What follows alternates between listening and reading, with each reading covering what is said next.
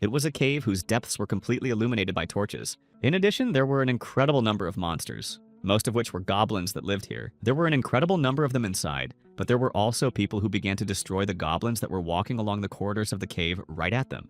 Right at that moment, someone started attacking the monsters and their entire group stopped in place after a few blows. It was some kind of creature whose face was almost hidden because it had a hood on its head. After a while, despite being attacked, the goblins ran straight towards the man, taking their weapons in hand. The very next moment, the monsters began to be destroyed by the one who was hiding under that hood. At some point, this person looked around, wondering if help would come soon, because he was not alone in this dungeon. However, the one behind him, also wearing armor, only got angry when his allies started to push him. In the end, they quickly managed to destroy the monsters they encountered, and the last goblin remained, and he didn't even fight them anymore. The second knight came even closer, swinging his weapon at the goblin and hitting it, so they managed to clear the area.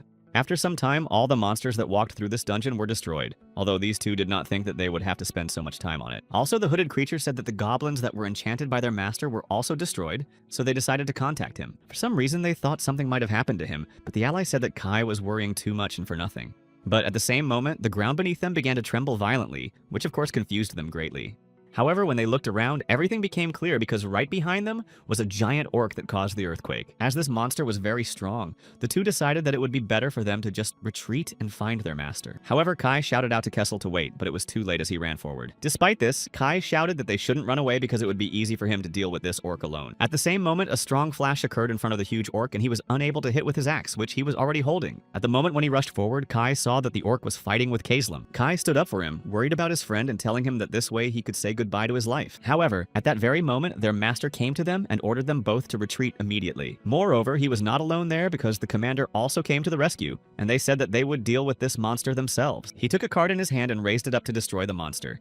Immediately after that, a sphere of fire appeared above them and grew bigger by the second. They all stood far enough away to be at a safe distance and continued to watch what was happening. The very next moment, this fire sphere exploded and scattered into many small flames that destroyed the orc in front of them. Kai and his ally were amazed by what they saw, but they did not expect anything else from their master, who was an unrivaled magician. Then the other man approached the boy asking if he was all right because he looked quite tired, and said that he had spent all his mana on that orc. The mage standing next to him said that the guy was still doing a great job with his mission and showing his best. It was strange for him to hear such words, even though in his past he could only dream of such a level because he did nothing at all. Once upon a time, he could just sit under his blanket in his apartment and hide from the world, watching everything. But 3 months ago, the door of his apartment turned into a portal to a dungeon, so the hero was locked inside his own home.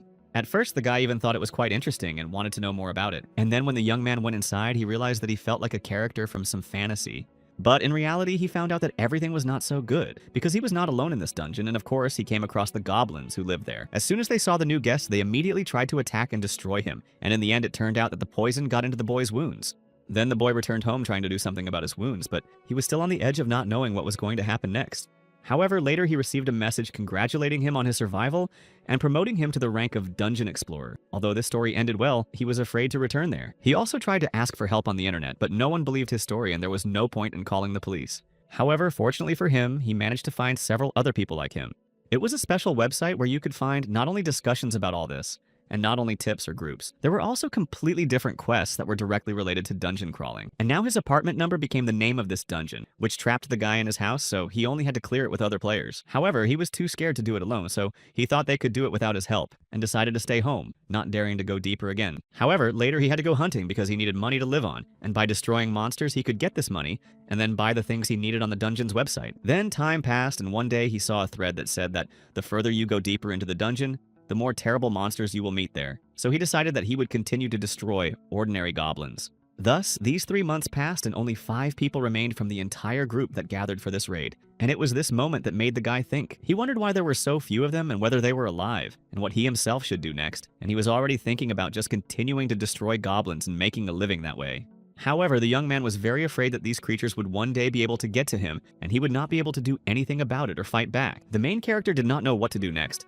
but a wave of panic completely covered him. So the young man began to realize that he needed to quickly decide what to do. Only later did he manage to find a person who received the same quest as himself. And this person with whom he managed to get in touch wanted to start the battle with the boss tomorrow, which is why he asked everyone who was left to gather for such an event so that there would be more of them. At that moment, the young man was very happy, realizing that he was not alone, and there were still those who could fight, so he would live. But then the next day came, and when he looked at the screen again, he was very scared and his body began to tremble. Out of 30 possible participants for this raid, there was only one, and there were 274 days left. left. But there were only more goblins throughout the dungeon, and no one could destroy them because there were no participants. They walked around their territories guarding the dungeon, but at that moment it turned out that someone was watching them closely. At the very moment when they were not expecting anything at all and were just standing guard, someone attacked them. It turned out that it was the protagonist who found the strength, and realizing that no one would save him, he went inside to destroy those creatures. In the end, he did quite well, and the guy destroyed everyone except the last one, so he rushed right at him. He quickly moved to the last one to finish them all off and began to hit him.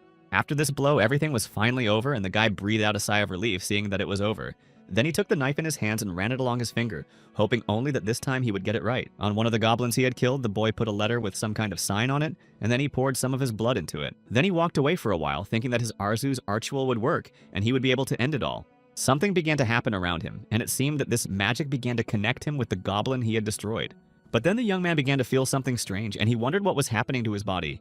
His head started to spin, and the goblins that had just been lying on the ground came to their senses and looked at the boy in front of them in amazement. In the end, he managed to somehow get back home and stay alive, but despite all this, he was left completely alone without any help. He really tried not to pay attention to what was happening around him, and searched for at least something on the dungeon site that could help him. But no matter how long he searched and how many products he looked through, he still couldn't find anything, so he simply had no choice. Now that he can't clear this dungeon alone and there's no help around, he'll just have to stay with it forever. However, before doing so, the guy decided that he needed to at least evaluate his own skills. Sitting in front of the screen and looking at his phone, he tried to do something and finally succeeded.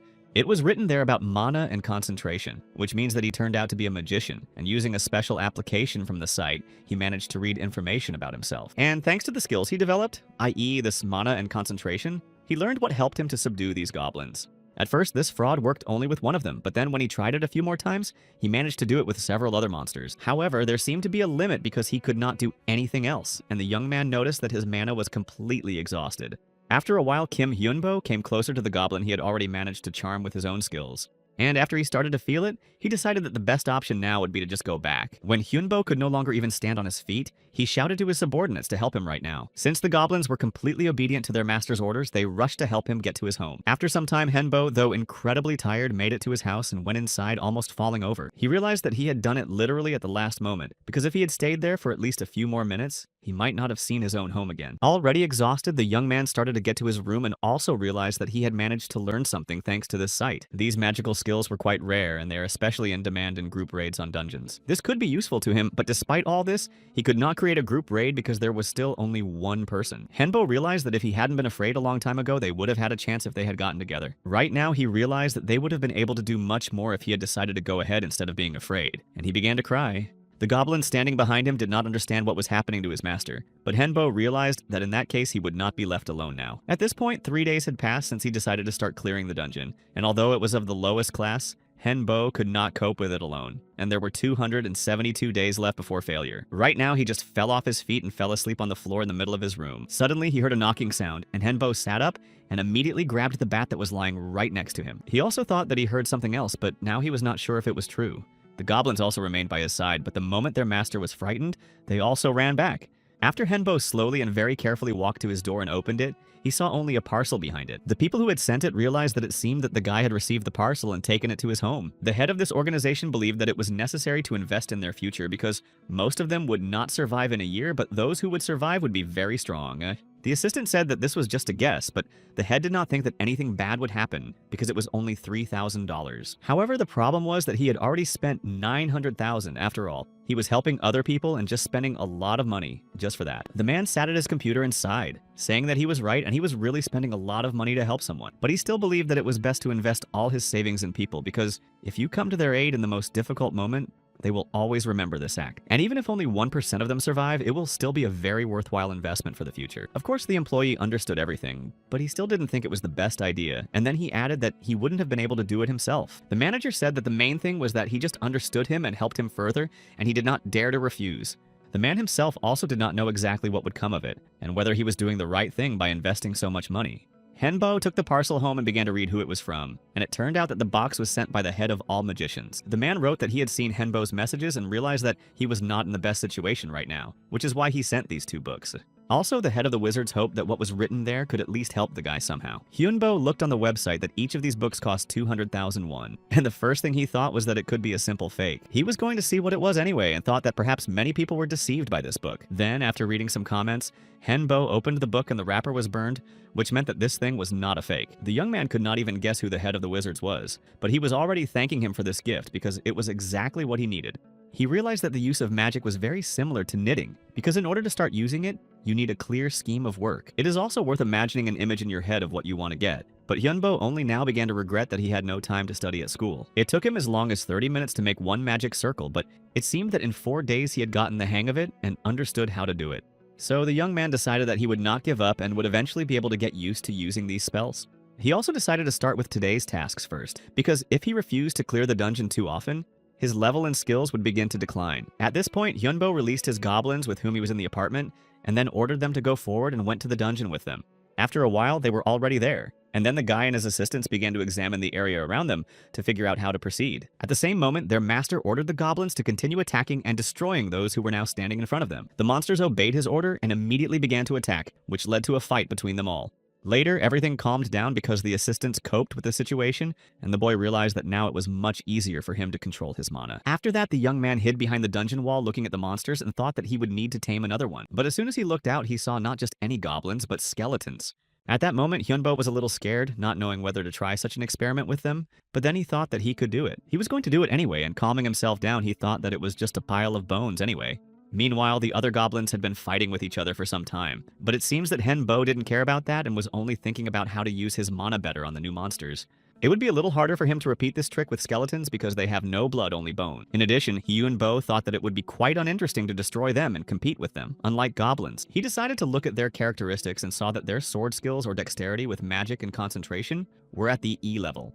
However, this actually surprised him a bit because of course these are bad and low skills, but they were still present. Despite this, Hyunbo ordered his goblins to rush at the skeletons, thinking that it would be better to catch them first. After a while, everything was ready and he sat down next to the monsters trying to figure out how to tame them. The protagonist tried to remember some information about it from the site, but he couldn't remember anything similar. That's why he forgot about this idea and put a letter with a drawing on the skeleton's face, and then said that he would trust his intuition and emotions. As was the case with the goblins, the process itself was not much different, so Hyunbo stopped worrying a bit. He knew that in order to tame someone, it was enough to just think about it and direct his mana to the target creature. And after a while, he did it all and then realized that he had succeeded, even though it was the first time he had dealt with skeletons. The guy was surprised that everything went well, but after a successful experiment, Hyunbo realized that he could trust and rely on himself. Of course, this would help him a lot in continuing to explore the dungeon, especially when he was alone. However, there was also a problem with this because, unlike taming goblins, skeletons took too much mana. That's why Hyunbo decided to postpone this dungeon exploration for another time, and ordered his goblins to return home with him. During that time, he managed to subdue a skeleton, but its level was very low, and the monster was not able to do much. Approaching her, Hyunbo also read that she was a girl. And then, standing next to the window of information about this monster, the young man decided that he could give her a name. After some thought, Hyunbo decided that he would call her Christina, although it was not clear that she was happy about it or protested. After all, he had only 268 days left before the dungeon raid failed, and it had been a week since he had started exploring the dungeon. For some time, he slept while the skeleton he had recently tamed sat beside him and guarded him from possible danger. Hyunbo, along with his other two subordinates and the mage, rushed into the fray at the same moment. But immediately after they tried to attack the monster together, they failed because it was easy to deal with, and the team lost. Only a few hours later, when it was already morning, Hyunbo pretended to look around and did not realize what time it was. After that, he turned his attention to the skeleton next to him, and for a moment he was even afraid and was about to start fighting the monster. But very soon the young man remembered what happened yesterday, namely the fact that he still managed to tame that skeleton, and now it is his subordinate. As the young man came closer, he saw that something was wrong with Chris because she was just sitting there waving her head in different directions, and Hyunbo asked if she was okay. But immediately after that, she smiled as much as she could and greeted the owner. But Hyunbo was even more frightened because he could not think that the skeleton would speak. But she kept smiling and telling him not to worry and not to be surprised because she could speak thanks to his mana. For a while, the young man did not understand, but Chris told him that it was because Hyunbo had cast mana on her that she could speak, and because she had a name, she could remember her past life. Since Hyunbo still didn't understand much of what she was saying, he tried to ask her more about it, saying that he wanted to know more details. He still couldn't accept that he was looking at not just a skeleton, but a creature that could speak and also had some feelings. Chris repeated that it was because he had given it a name, although Hyunbo admitted that he had just said something that came to mind first. The goblins also did not understand what was happening and sat behind their master, but Chris added that nothing in this life happens for nothing. She began to talk about how how a name is given for a reason, because it is something that distinguishes you as a person. And then Hyunbo began to apologize, saying that he was wrong. Chris herself admitted that she reacted sharply to this, but explained that it was really a very important topic for such beings without a name, like herself. The girl began to talk about how those who lose their identity and souls end up in the dungeon, and that's exactly what happened to her. After that, Hyunbo tried to find out if she knew who had taken her name, but Chris said that she did not remember when it happened and who did it. Even though Hyunbo's mana helped restore her memory, she could not remember why she was like this. However, she also said that she managed to remember some things from that moment. Chris said that the creature that did this to her was incredibly scary, and when she saw it in front of her, she was not comfortable. At this moment, when Chris was telling everything she remembered, Hyunbo realized that through his magic, he was also able to feel her emotions and sensations. His hands also began to tremble, and this made him realize how scared Chris was at the time. The goblins tried to reassure her that everything was fine, but at that moment, Hyunbo began to doubt whether he could defeat that monster at all. After that, the young man decided to ask her himself what he would have to do next, and whether he would have to compete with a terrible and strong creature. He also began to worry that if he didn't survive the battle with the creature, he might lose his soul and end up in that dungeon like a skeleton, so Hyunbo was scared. However, Chris immediately came to him and told him that she would not let her master end his life like that. She added that he shouldn't be afraid because she would protect him, and would always be there to inform him of any possible danger. Eventually, this helped a little, and the young man asked if she remembered anything else, because any little thing would be useful now. At that moment, Chris said that she remembered something, but then abruptly stopped talking as if she did not understand what she was talking about. Hyunbo could see that he was a little scared again, so she calmed him down, saying that she just needed to maintain her ability to speak with mana, and that he shouldn't worry. Her words made it clear that the mana Hyunbo had now was not enough for her. The young man apologized, saying that now he would have to wait until he recovered, but he did not know what to do next. Then Chris sat down at her laptop and put on her headphones and started to do something. And Hyunbo, who was watching, didn't even know how to comment on the picture because it looked so strange. He decided to look at the window with her characteristics and noticed that there was absolutely nothing about how and how much she could talk. However, despite this, the young man noticed that other indicators had improved and something new had appeared, which was called her gift. He also noticed that she had sea-level magic, so he decided that someday he would take some lessons from Chris. So if they develop magic, Paul will be able to just stand behind and make other skeletons fight. While she was trying to learn all this, Hyunbo already realized that they had a great plan to execute. Chris continued to try to learn at least something, and the young man decided that she would need to buy a computer to study.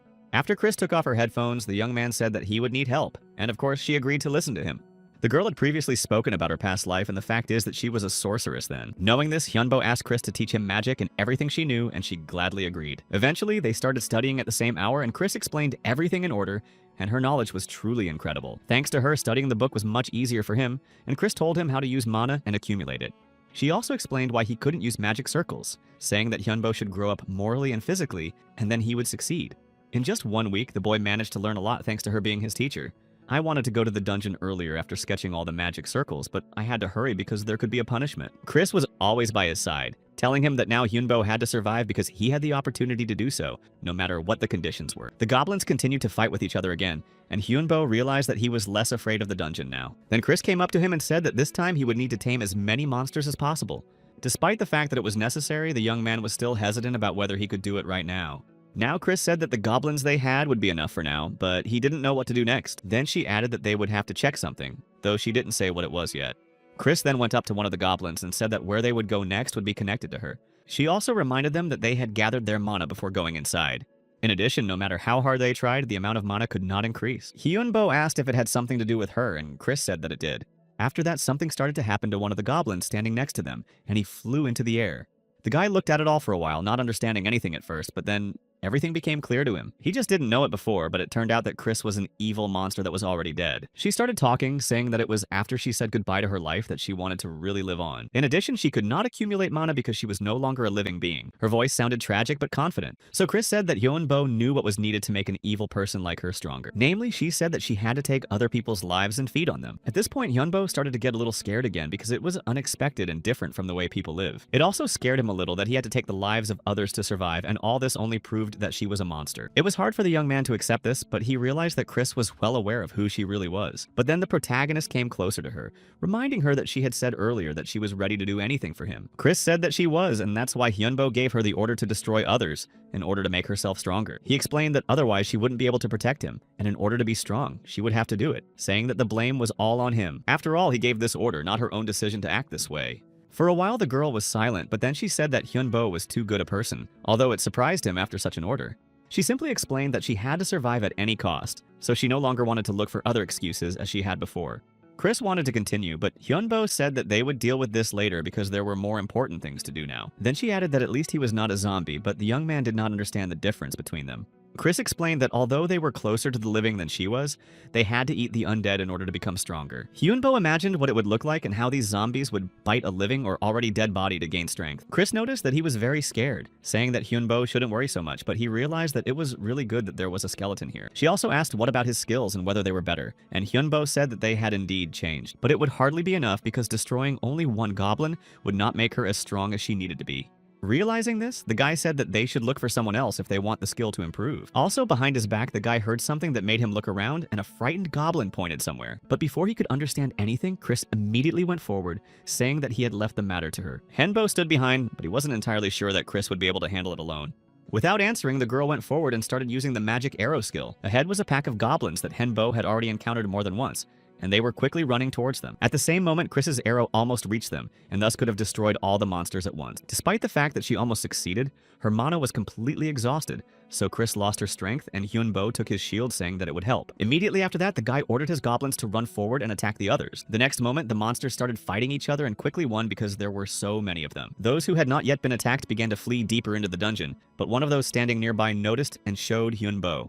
He ordered his goblins to immediately rush after them to catch those trying to escape. They immediately obeyed the order, and after a few minutes, all the goblins in the dungeon were lying defeated on the ground. Henbo also helped them, but he himself got a little bit of damage from them, and the clothes he was wearing were already torn by their claws. He stood there not understanding why he did it, and only then he took up his head, seeing that all his goblins were destroyed. At first, the young man thought that the enemies were running away, but there was their lair and more goblins. Hyunbo didn't even know what to do and whether to conquer the goblins again, because it could happen again. He really didn't know what to do, but then Chris came up to him and asked if he needed help. He continued to stand there calmly scarred, but Chris added that he shouldn't worry so much about it. The girl took off her hood, saying that these goblins were expendable and sooner or later it had to happen.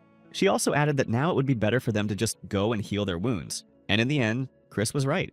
Everything had already happened and they couldn't change anything. So Hyunbo agreed to go back to recover his strength. After some time, they managed to get home, and Chris helped him to treat the wounds he had received during the battle with those goblins.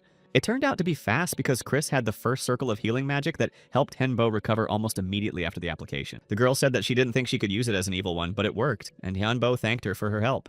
After that, Chris said that it would be worth buying some equipment, because the next time could be much harder and more dangerous. Henbo agreed, but he didn't have as much money as he would have liked, although he didn't have much money. Even the simplest kit would cost about 151, but Chris said that it would not be enough. And Hyunbo said not to worry about finding money because she can create a page with the topic on that site and give advice. The ones that get more views will be well paid, and she can post something useful about magic. Hyunbo didn't immediately believe that this knowledge could be exchanged for money, but Chris assured him that it wouldn't be too difficult. She wanted to write a beginner's guide to magic, and this topic could be a hot topic. So eventually, Hyunbo also thought that her extensive knowledge could be useful. After that, the young man said that he could start working on it, so Chris set to work. After a while, she called him saying that she had finished and had saved more than 50 million won, so now she could find some good equipment. She was also thinking about moving, and all she had to do was enter the address of the house where they live and where they will move to. Then they will stay in prison for about half a day and return to their new home. Tomorrow they were supposed to get extra money because her advice was useful. So if she stays in the top, she will get a lump sum payment of the same amount as she earned. Normally they would spread it over 5 months, but Chris convinced them to give it all at once. Hyunbo said it was a great opportunity because he had been wanting to move in with other people for a long time, so Chris agreed to do so. 4 days later, the apartment was bought and they could move in together. There were 4 rooms and a living room, and they paid a deposit and paid everything for the first year of living here. It was a really incredible apartment, but there was still one thing when they went inside. There were a lot of people downstairs who were living quietly as if nothing had happened. Besides, Hyunbo didn't know how the move had happened at all, and what the changes Chris had made earlier were. He thought that these might be the same people who helped with the money, and they might know how to get out of here. The guy continued to think about all this until he was called by Chris to stand behind him. She began to scream, saying that it was enough to fly in the clouds because to survive you need to go through the dungeon in any other way. Hyunbo was scared to think that she could read minds, but still said that there might be another way. However, Chris thought it was pointless because that way could be very dangerous, and then he would just run away again like before. Chris was already angry at what was happening because she was trying to tell him that running away would not solve any problems. Hyunbo didn't know what to do anymore, but seeing the world before his eyes, he realized that there was a way and hit the glass with his fist. But of course it didn't help. He only injured his hand on the glass, so he didn't get any freedom. The guy was angry and frustrated, saying that he just wanted to get out of here and not be trapped in those walls. He wanted to get out and survive, and at that moment, he told himself that he would accomplish this mission no matter what. Apart from these words and a strong desire and confidence, he had nothing else, but something started to happen. Chris could barely stand on her feet with her hands covering herself, but she felt that all this energy flow was mana, a huge amount of it.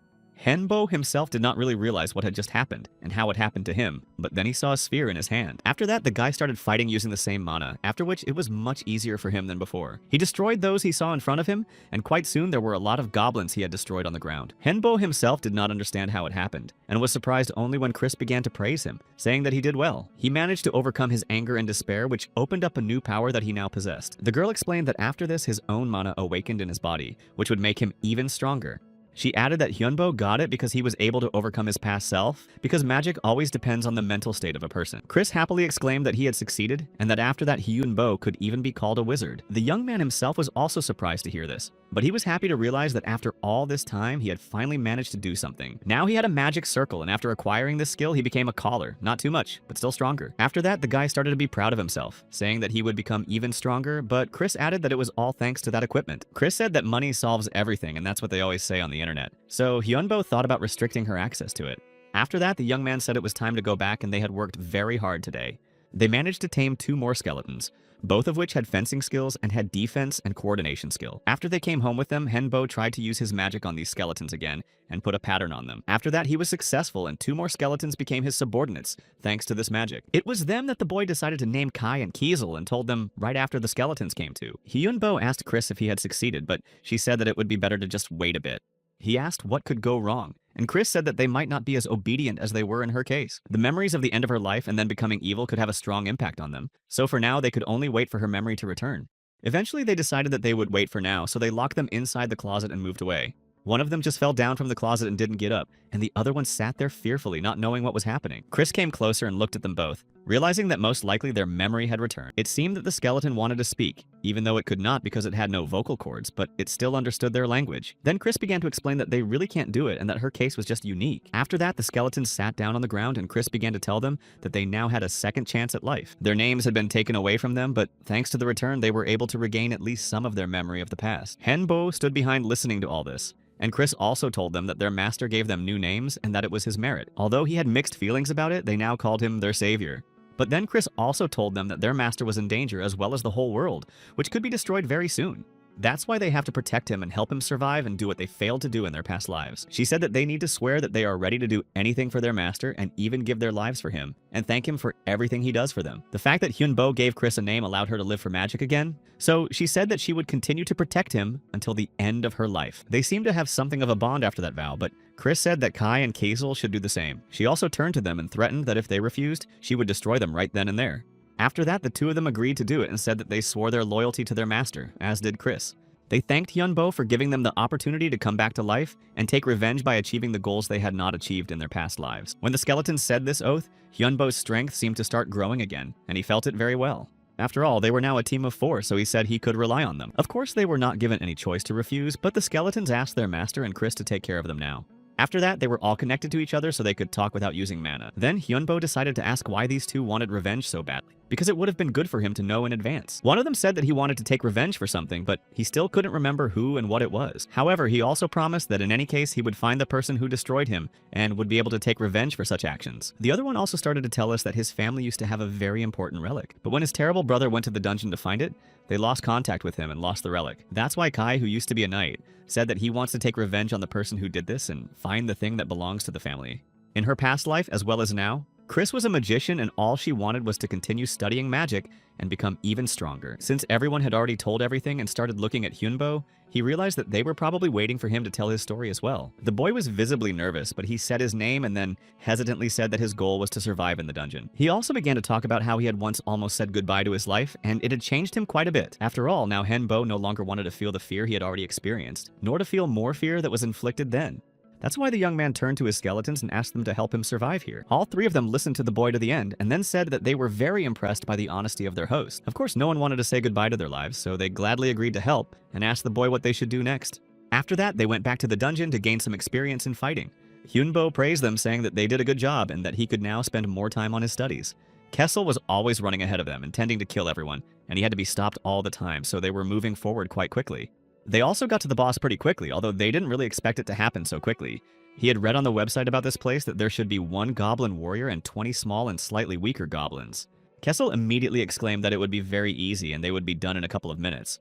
although Kai thought he was being overconfident. After all, there would be one boss, but they were much smarter and stronger than the monsters they had met before. Besides, Chris said that they shouldn't trust everything written on the website, and should just prepare for the battle and then come back here.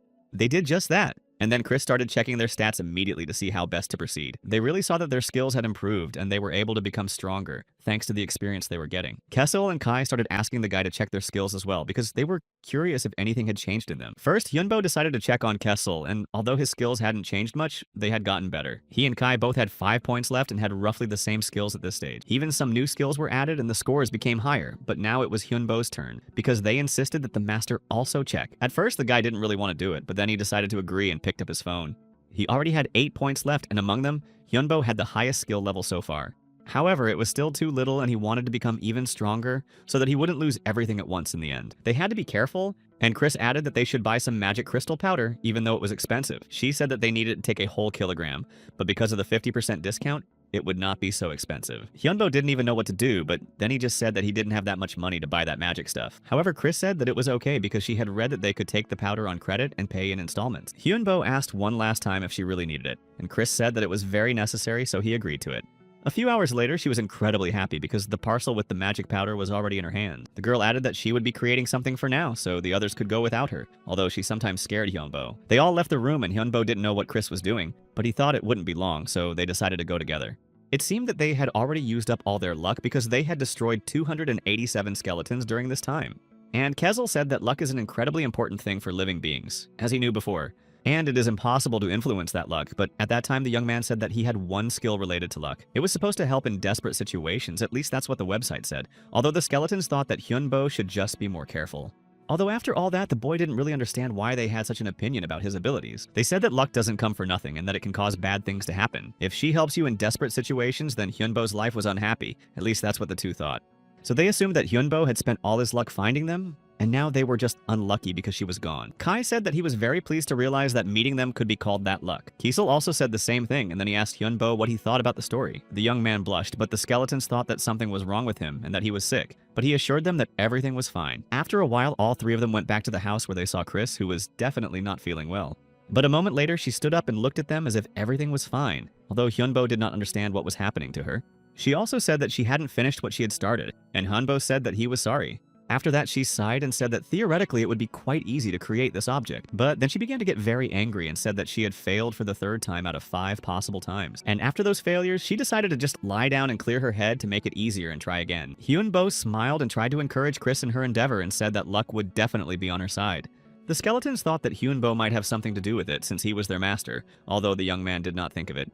Chris didn't understand what Hyunbo had to do with it, and the young man just hoped that the two wouldn't tell her anything.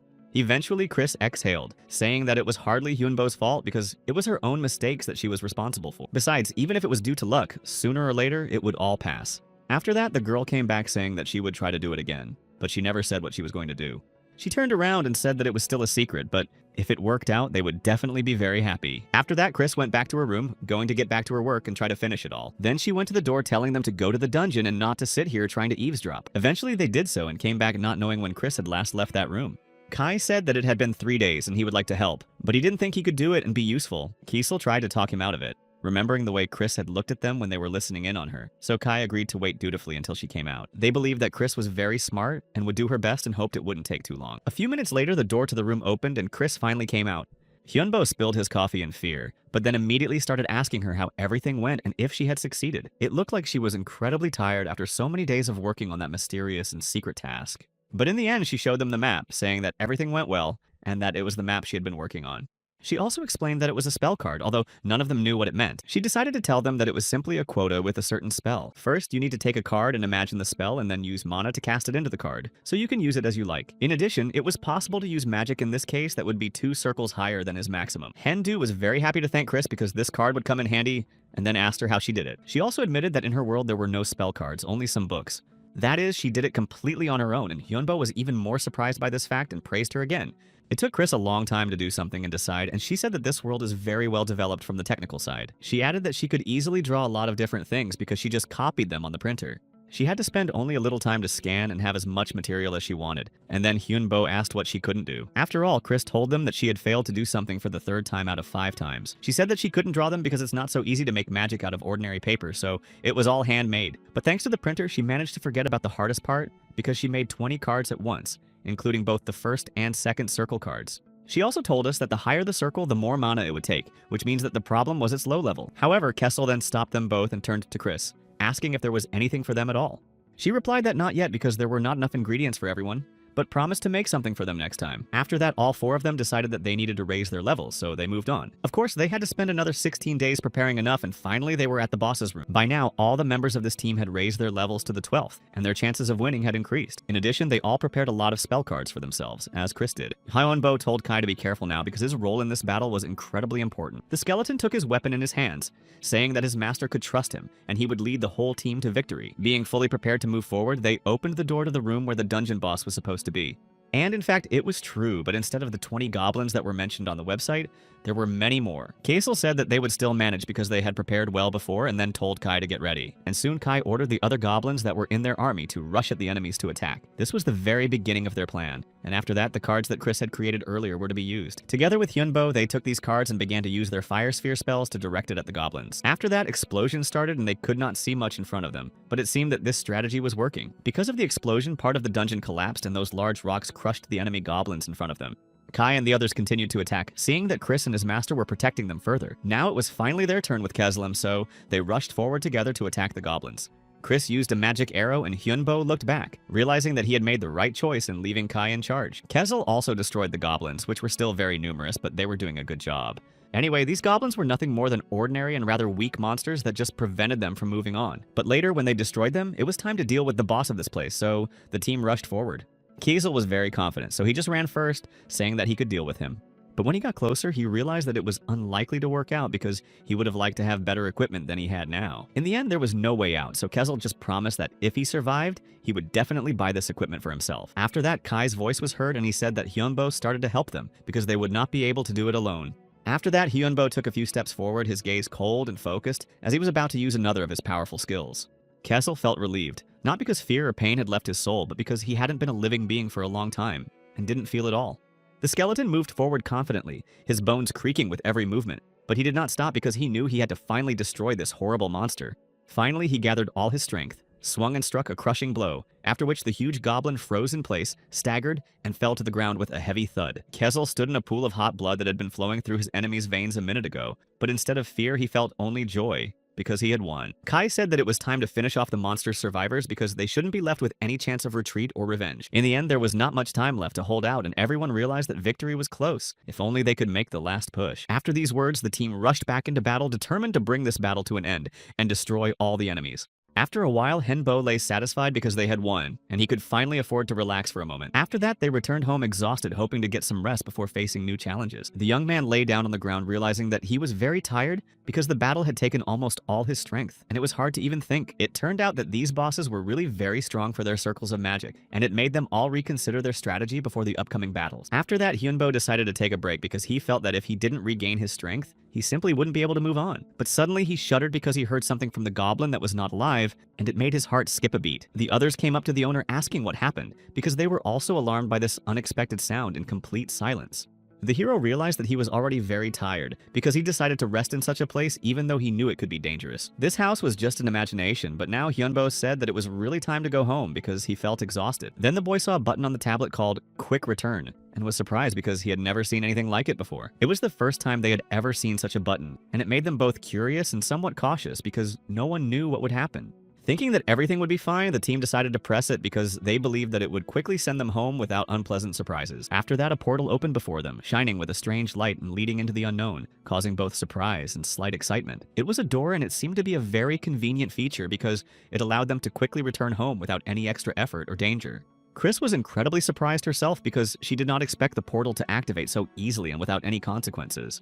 There was a connection of worlds and materialization all at once, which looked so strange. The other skeletons told Hyunbo to leave her alone because they did not understand wizards and did not want to interfere in magical matters. However, they all wanted to go home as soon as possible because they were tired after the battle and wanted only peace and rest. The hero only thought that Chris sometimes scares him with her unpredictability and how calmly she reacts to strange events. But they had no choice but to wait until she calmed down, because any objections would only complicate the situation. Then they heard the voices of others who asked if Chris had bought anything on the dungeon's website because it could explain the strange appearance of the parcel. But the girl said that she hadn't, and that she hadn't even visited the site recently because she didn't need to. Kai decided to check it out anyway because he didn't like the idea of unknown purchases that could be dangerous. It turned out that someone had sent them another package and it looked too big to be just a random gift. It was worth being careful because it was unknown who sent it and it was too big, which caused anxiety among everyone present. But Hyunbo knew not to worry because he saw that it was from the head of the magicians and he would hardly do anything suspicious. After that, they all looked inside and saw that the package contained something very valuable and unexpected. The team saw some things in a letter praising Hyunbo for his success and saying that he was happy about his progress. The head also saw that Hyunbo was successfully moving forward and wanted to support him on this difficult path. The magician was also sure that the young man could not have done it alone, so he sent some gifts to the others to help them all. There were magical items for skeletons with certain skills that could make them stronger and more effective in battle, and for Hyunbo as well, and the mage hoped to meet him in person someday to see his power with his own eyes. Chris pointed out that the head could have sent this before the boss battle, because then it would have been much easier for them to deal with the danger. But in the end, Hyunbo wanted to thank the magician for it because he realized that such gifts are not given for free without an important reason. The man definitely had enough money, so it was a problem, because it was hard to think of something to give to such a wealthy person. So Chris suggested giving him a spell card because it would be both useful and symbolic for a real magician. She wanted to sell a few anyway, and this was a good option because the head could definitely find a good use for them. Hyunbo agreed that such a gift would be great because it contained not only power, but also the symbolic meaning of their gratitude. She also added that it would benefit the master himself, because he could use it for his own development. After all, it was time to learn the magic of the first circle and take the first step towards real mastery of magic. That's why Chris said that Hyunbo created the card himself and gave it to the magician, because it would be much more important than just handing over a finished item. The young man was angry because he wanted to take a break after the battle and instead had to do something difficult again. But for a magician, rest is training because it is the only way to become stronger and ready for new challenges. So Chris ordered Hyunbo to follow her because she knew that without her, he would simply ignore this opportunity and not practice magic. Meanwhile, the assistant entered the office of the head of magicians and immediately sensed that something was wrong. He apologized when he noticed that something was wrong, and the tense atmosphere in the room only confirmed his guess. The leader said that it was true and he had good news that could change the course of events for everyone in the world. He mentioned Hyunbo and said that he was making good progress in the dungeon, so he sent a gift as a sign of support. The head believed that happiness is not in money and that true strength lies in the support of those who are close to you. Hyunbo was the owner of the #1 topic on the site, which proved once again that his actions were of great interest. The man said that the head had a great feeling if this happened, because he was rarely wrong in his predictions. And the old man added that he expects a lot from Hyunbo because he has the potential to change the history of the entire dungeon. After that, the guy said that they needed to go to the second floor because that's where the key to the next level of the dungeon was. As a team, they went there even though everyone realized that they would face even more dangerous challenges. In the end, it didn't even differ from the first one because the structure of the corridors and rooms was almost identical. However, Chris explained that the level of the monsters was higher, and now they would have to be even more careful than before. And eventually, these creatures did appear, coming out of the dark corners and preparing to attack the uninvited guests. It turned out that an orc was standing in front of them, a huge muscular monster with a weapon in his hands, and hatred in his eyes. Kai and Kezel immediately rushed to the attack, realizing that speed and the first blow could give them an advantage. But it turned out that the monsters were stronger than them, and their brute strength easily repelled even the strongest attacks. Kezel then got to the main one, realizing that he needed to try to deal a decisive blow. In addition, there was another orc behind him who came out of the darkness and prepared to attack from the back. The young man told them to retreat when he gave the signal because they had almost no chance in a frontal attack. But Chris pulled out her card and focused on using magic against the enemies. She said that she would borrow some of her host's mana because she needed more power for her spell. But then she took too much from him and he felt a sudden drop in energy. Chris immediately created a large fire sphere above them that glowed with bright flames and threatened to destroy everything around them. The other skeletons continued to fight the monsters, ignoring the impending magical attack. When everyone was at a distance, the sphere exploded, engulfing the entire arena in flames and destroying the enemies. The third circle's magic was indeed excellent, leaving only ashes behind. He looked at Chris, saying that she was just incredible because her power exceeded all expectation. But she herself was not well now as her body was trembling with exhaustion. He was scared, but she said that she had just used up all her mana and felt weak. But Kezel was still injured and lost his legs because of the orc's brutal blow. Hyunbo agreed that they should go back because it was dangerous here and they couldn't risk it anymore. Kai approached Chris saying that he would carry them both because they were not able to move on their own. Eventually they returned, and at least Chris regained her strength thanks to a short rest. And Kesley will soon be fine because the lost bones return with time thanks to magic. Kesley began to demand forgiveness from Chris, saying that she was to blame for everything that happened. However, when Chris apologized, it was not sincere enough, even though she said that she was not there because she did not feel guilty. Then Hyunbo asked what happened to the fire sphere because its power was really impressive. Chris added that magicians will always act rationally even if their actions seem risky. Although Hyunbo thought that rationality was not about her because she often acts on her own, But even that door in the dungeon did not behave particularly rationally because it opened by itself. Also on the second floor, the orcs and goblins will be stronger, and their power increases with each level. So the team decided to start with a magic attack, but Kezel demanded equipment for them because they were too weak. Although the skeleton refused before, he changed his mind now because he realized that they would not survive without the equipment. However, Kai said that there was another reason for this. The extra weight would give them more stability in battle. Skeletons are very light, so it's hard to fight, and the equipment will increase their weight and make their blows more powerful. This way they will quickly overcome the orcs, but there is an option with a core that can give them extra strength. But Hyunbo had no idea what the core was because he had never encountered the concept before. Chris had already explained it, but he was just confused because the information was too complicated for him. She explained once again that all evil spirits have a core, and if it is destroyed, the monster will fall instantly. This vulnerable point eventually made Chris realize that Henbo did not understand because his knowledge of monsters was limited. This was an evil creature that was very powerful. They do not feel pain, so they are strong opponents because they are not stopped even by fatal wounds. But they have a weakness, and this core is the only way to destroy them completely. It was located in the heart or head, and you should aim for it to guarantee a kill. Hyunbo had never seen it before, but Chris explained that low-level monsters don't have it because they are less developed. So it can't be created just like that, and Chris thought the same thing. But she found a new way to use the core. However, Hyunbo didn't understand why they needed the core because he didn't see any practical use for it. There were more advantages than disadvantages because with the core, you can use magic circles and aura to enhance your own power. However, the guy really had no idea how Chris could have used magic without the core before because it contradicted all the laws of magical energy.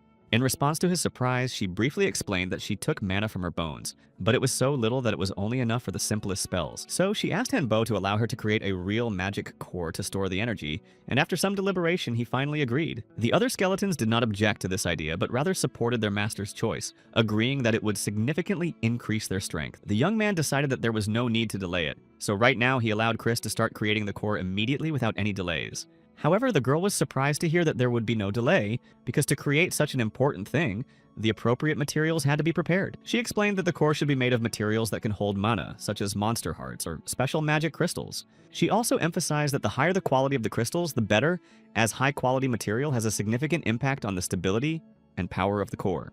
Hyunbo decided that before looking for materials, he should check his financial capabilities, so he asked how much money was left on his account. The system showed that he had about 30 million won on his balance, which in theory should be enough to purchase the necessary resources. The young man confidently thought that this amount would definitely be enough to purchase at least one high-quality magic crystal, sufficient to create a core.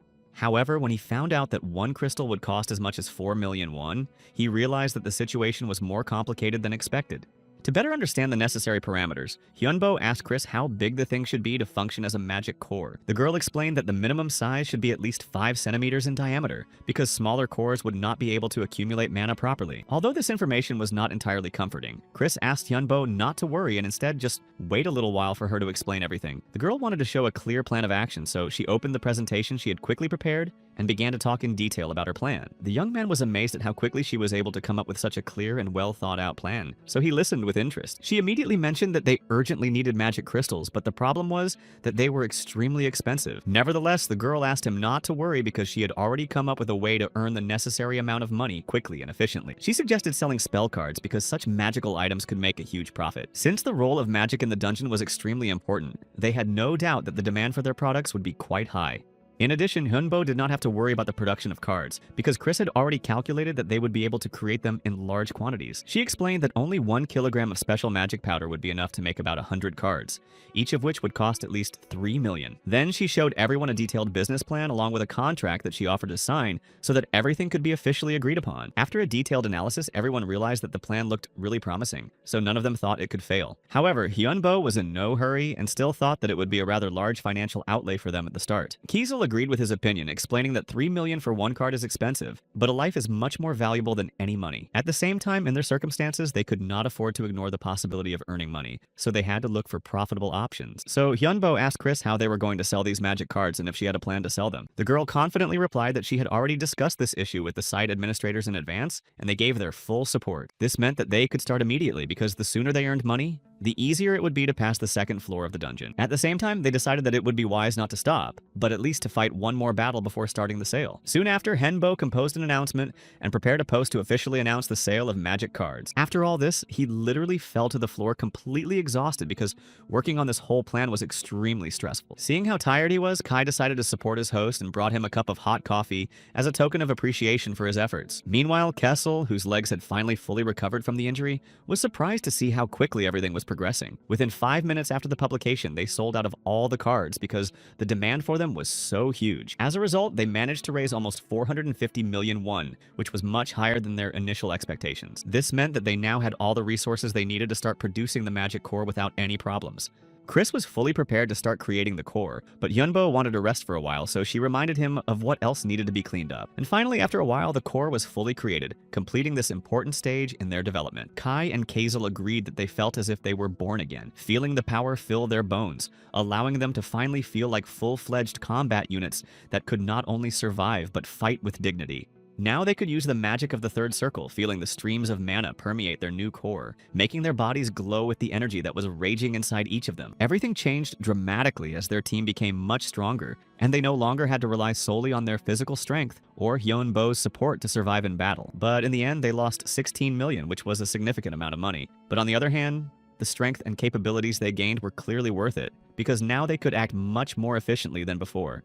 It's a good thing that the team used fake crystals even though their effectiveness was lost. They were still powerful mages able to control their power and use it on the battlefield. However, this was not a problem because sooner or later they could be replaced with better resources that would allow them to unleash the full potential of third circle magic without worrying about limiting their power. Henbo smiled, realizing that Chris had thought through everything in detail and foreseen every possible scenario, which proved how smart and far-sighted she was in matters of strategy. It was then that he decided to check the skeleton's stats to make sure that their strength had really increased and to understand how big the difference between what they were before and what they were now. The owner showed them the screen of his phone, telling them to look at the updated characteristics that showed a significant improvement in their abilities. Everything was shown separately, and that was good because it was possible to carefully examine every detail and understand how the kernels worked, which were completely new.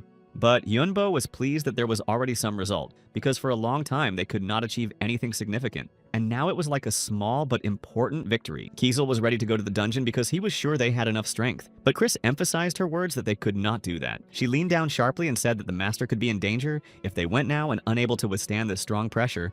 Chris Kessel agreed. In the end, they went to test their abilities because if they really want to become stronger, they have to train constantly and improve their skills. But Kai told the other that any knight could repeat his move, hinting that strength is not just about copying, but about the ability to create something of your own. So he decided to show something very special that could surprise everyone, because no one expected something really impressive and unusual from him. Hyunbo agreed that Kai was indeed powerful because his movements were extremely fast, and his attacks were so strong that it seemed as if he was invincible. However, Kessel exclaimed that he could do it himself and set out to prove it by proving that he was as good as Kai, although he felt doubtful about his abilities inside.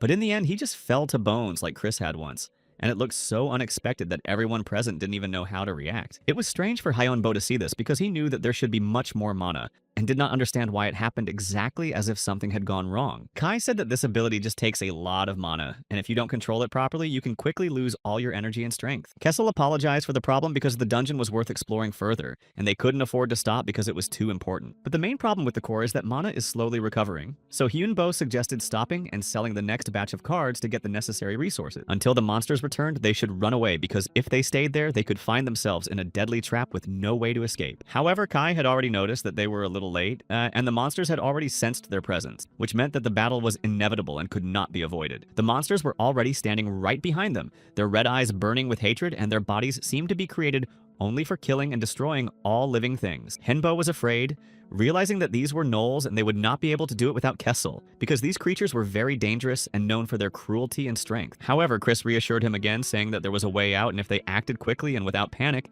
they could get out of this situation alive. She raised her staff up with a lightning strike, and in an instant the air was filled with an electric discharge that flashed with bright light.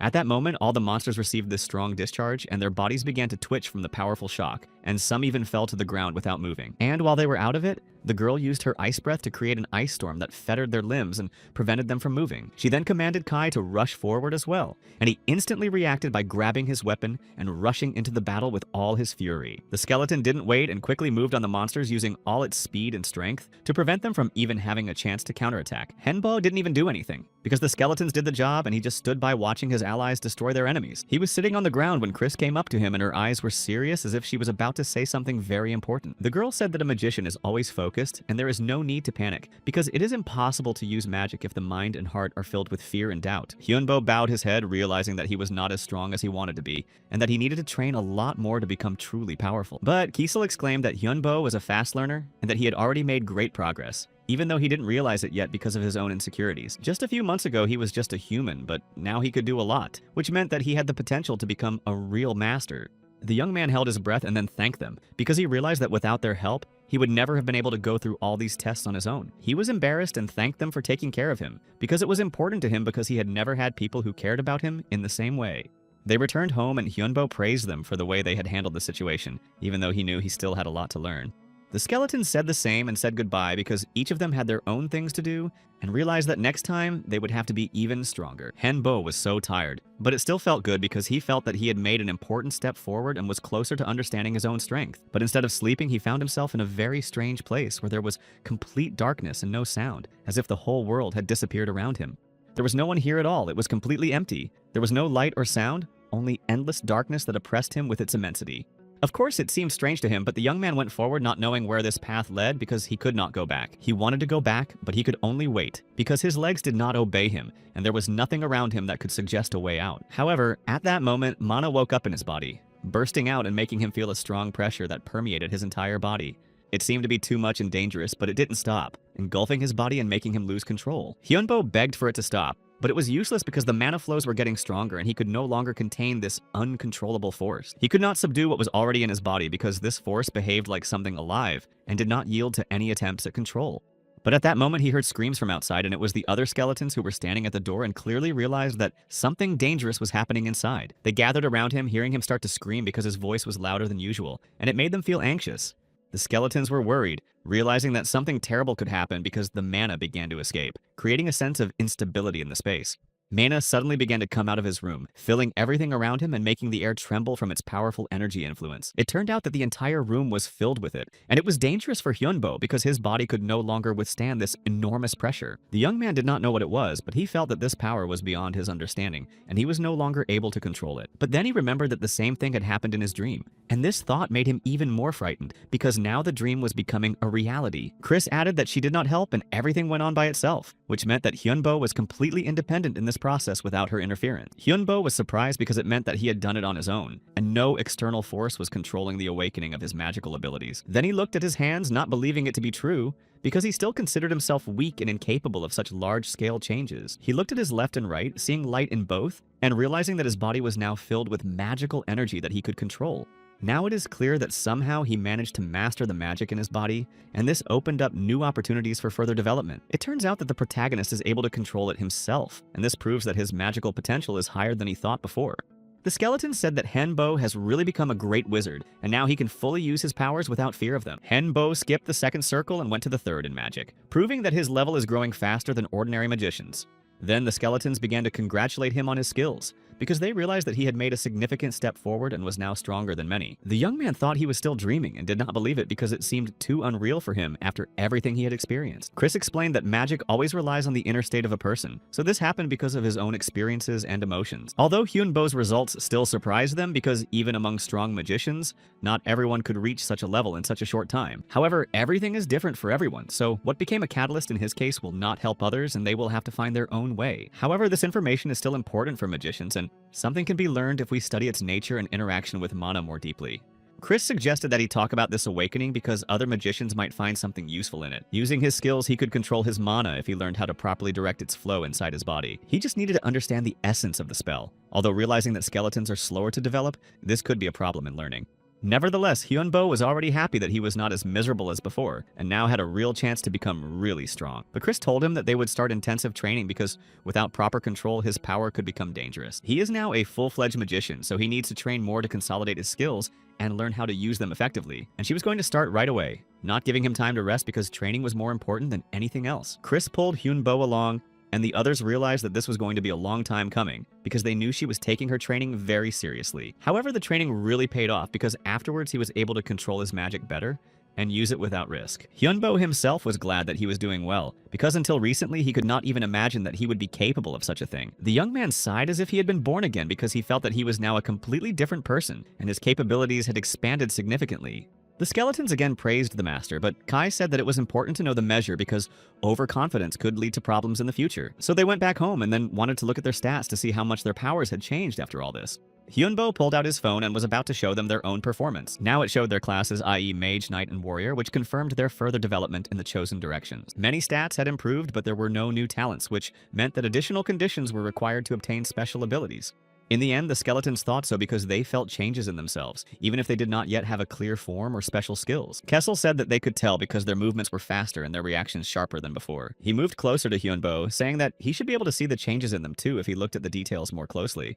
It turned out that after all those trials, they really did become stronger, even without an obvious leveling up or gaining new talents. Chris was also changing, but almost all of the changes were inside her, so they couldn't be seen with the naked eye or through her characteristics. So at least she wouldn't become taller than him, but Hyunbo still didn't know what the reason for such internal changes was in this case. She explained that Hyunbo has third circle magic and it affected them because their connection affects their overall development. It means that when Hyunbo gets stronger, they get stronger too, which gives him a significant advantage in future battles and trials. But Kai added that they do not know which skills will be improved, so they should carefully observe their abilities in battle. In the end, Hyunbo said that he was used to his powers and could continue to clear the second floor because he no longer had any fear of mana. But Chris forbade it because his powers were still not enough, and without proper control, he could lose control of her again. She could have said exactly that, but Hyunbo's strength was enough to confirm his right to continue on his way and move forward. However, the new equipment would not be ready until next week, so they would have to wait a bit before moving on.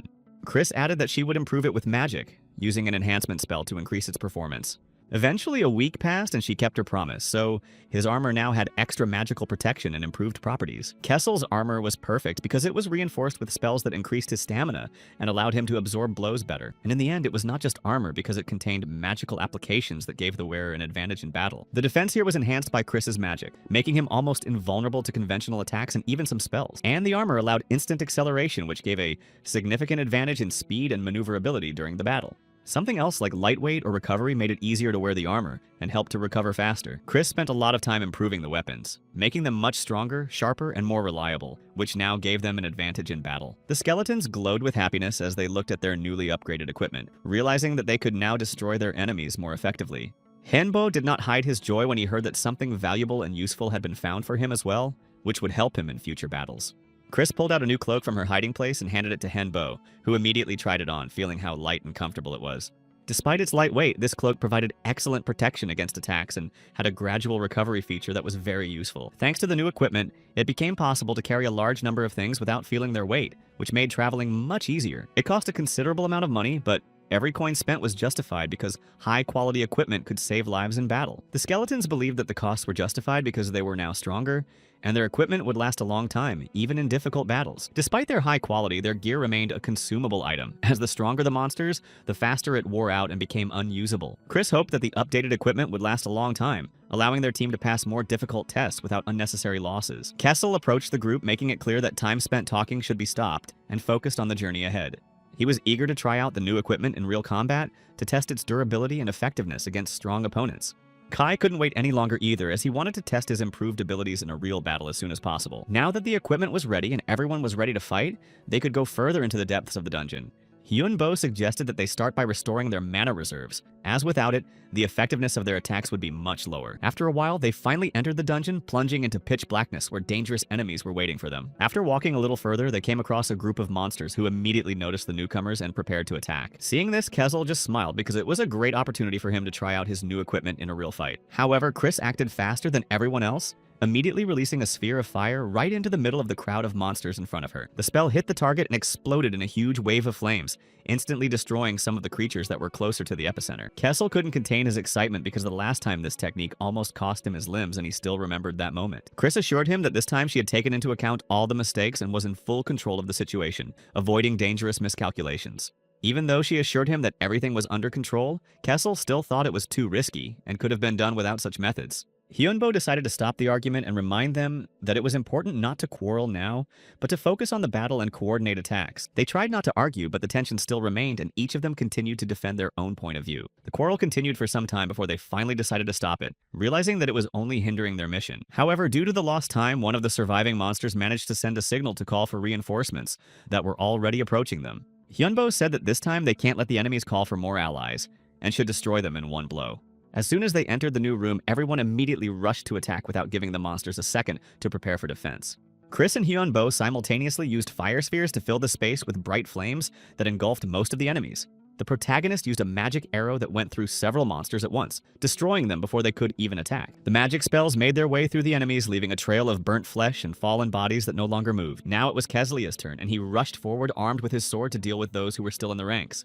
Together with Kai, they attacked simultaneously, cutting their way through the enemies, destroying them without mercy, and leaving chaos behind. When the planned signal was heard, Hyunbo instantly used earthen spikes to block the exit so that the enemies could not escape. Chris complemented the attack by using an ice bolt of lightning that instantly swept across the room, freezing those who were still alive. After that, most of the monsters were destroyed, and only a few of them were still shuddering on the ground, trying to get to their feet. Their bodies lay in heaps on the floor, covered with traces of magical attacks that left behind scorched marks and icy fragments. Kezel and Kai quickly finished off those who were still moving, leaving their enemies no chance of escape from this place. Chris decided to find out how her allies were doing and if they were satisfied with the effectiveness of their equipment after such a hard battle. Kezel immediately answered that he was completely satisfied because the new equipment allowed them to destroy enemies much easier. Today they killed a lot of goblins using only Chris's new equipment, which was a key factor in their success. The skeletons were pleased with their strength and the results they had achieved, because now they could act much more effectively in battle. However, there was one problem that still bothered Chris, and she intended to discuss it before continuing on their way.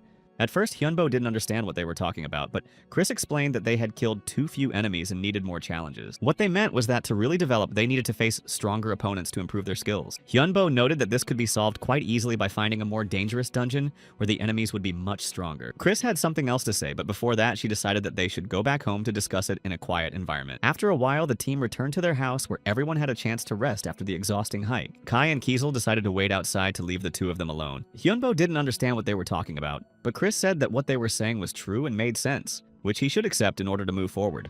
Since Hyunbo and Chris are both magicians, they decided that it would be better to go together because they would be able to cope better and support each other. Once in the room, Chris pointed to the bed and asked Hyunbo to sit down, as they were about to have an important conversation about his further training in magic. She asked what knowledge he found easiest to learn because she wanted to understand what he was good at and what he should focus on in his studies. Hyunbo asked her to wait because he felt very tired and was more concerned with rest than with discussing what would happen next with his magical path. He was exhausted, and the last thing he wanted to think about right now was studying, because he felt he needed to rest at least a little bit before the next stage. Chris told him that it was best for magicians to rest during training because it not only restores their strength, but also strengthens their control over their mana. She tried to cheer him up by emphasizing that he shouldn't postpone the lesson, because the sooner he continues, the easier it will be for him to learn new knowledge. Hyunbo realized that it was time to make a decision because he could no longer put off choosing the path he wanted to take in studying magic. Students usually chose a specialization according to the direction of their teacher, but in his case, Chris was not an official mentor, so the choice was up to him. Given his skills, it seemed that Hyunbo had already decided on a direction long ago because he was instinctively drawn to one particular magic. He hesitated for a long time, but finally weighed all the possible options and made a final decision that would determine his magical path in the future. Hyunbo decided that he wanted to study necromancy because he felt that this direction suited him best and would allow him to unleash his true potential. In order to cement his choice, he was ready to take the mana oath, as it was a necessary step to officially become a necromancer and begin serious training. The magic of necromancy was very complex and required not only knowledge but also absolute control over mana, because any mistake could have serious consequences. The basis of this magic was the summoning of evil spirits and the creation of various chimeras, but it also included many other dangerous aspects. Necromancy included not only spells to control the dead, but also work with poisons and curses that could significantly strengthen the magician. Although this school of magic was only the 5th most powerful of all the schools, it was considered very dangerous because it disturbed the natural balance of life and death. Chris believed that it was too early for Hyunbo to choose such a specific magic because it required great responsibility and a deep understanding of its principles. If he took an oath of mana, his magic level would immediately increase, but it would also mean that he would no longer be able to deviate from his chosen path. His magical power will increase and spells will be much easier to cast, but at the same time, other areas of magic will become almost inaccessible to him. If he becomes a necromancer, it will be difficult to learn spells of other directions, because it will be impossible to change specialization after taking the oath. Despite all the risks, Hyunbo did not doubt his choice because he realized that this path would allow him to make the most progress. He had 2 important reasons for choosing necromancy because he believed that it was his true calling, and that it would help those he valued. Firstly, he felt that this magic was a perfect fit for him, because every training he had had suggested that he had a natural aptitude for it. Secondly, he wanted to develop the skills to be useful to Chris, Kai, and Kezel because they were an important part of his life, and he wanted to help them. If he learned necromancy, he would be able to contribute to their cause and support them in their struggle, because this magic would give him new opportunities. In return, they would be able to help him fulfill his potential and become stronger, because the support of friends has always been a key factor in the development of a magician. However, his way of thinking and belief in premonitions differed from typical magicians because most of them relied on knowledge rather than intuition. However, even the most powerful magicians sometimes acted irrationally because magic has always been closely connected with emotions and sensations that cannot be fully controlled. Chris emphasized that necromancy is an extremely difficult field and requires great willpower because even experienced magicians often could not withstand its pressure. Despite this, Hyunbo reiterated that he was confident in his decision because he understood all the risks but was still ready to go this way. He also asked Chris to intervene if he failed because he trusted her and knew that she would not let him make a fatal mistake. Kai and Kessel fully supported Hyunbo, saying that they believed in his strength and were ready to help him in everything to achieve his goal. Chris also did not dissuade him from this choice because she realized that he was really serious and had already made the final choice. After all the thinking and discussions, Hyunbo decided that it was time to start the process of taking the mana oath and take the first step in necromancy. It was not a very long process, but it was extremely important because it consolidated the magician's choice and made him a part of the chosen magical direction. As he said the words of the oath, his mana seemed to go beyond his body, and now he officially became a necromancer, having discovered a new path. Chris hoped that he would succeed and that he would be able to become a great magician because this choice would determine his entire future in the world of magic. Soon after, Hyunbo asked where he could find books on necromancy because he realized that he needed the right materials for serious study. And then the young man asked where he could find books on necromancy because he realized that without the necessary knowledge, he would not be able to fully develop in this direction. Chris told him that all of them are available on the dungeon's website because it is there that all the necessary materials for magicians who practice the dark arts are collected. But in fact, they are very expensive because books on necromancy are rare and hard to find, even in specialized magic shops. A book of the third circle of magic will generally cost 20 million won because such artifacts contain powerful knowledge. But the second circle book would definitely be possible to buy, although Hyunbo didn't know if he would have the money left over because even it was expensive and required serious expenses. However, Chris had an answer for that too, because she always found ways to solve financial issues and help those who needed magical resources. They come to this world empty-handed and leave when they have gained a lot, so it is better to spend while you are alive because what you have accumulated does not matter after death. Eventually, after the conversation, they went to the dungeon because they realized that they couldn't delay and had to start training him as soon as possible. Hyunbo stepped forward to begin his spell because he felt it was time to put his knowledge into practice and test his strength. He then directed his magic at the skeletons lying on the ground. Eventually, he succeeded and all the skeletons began to rise from the ground, filled with dark energy and ready to fight.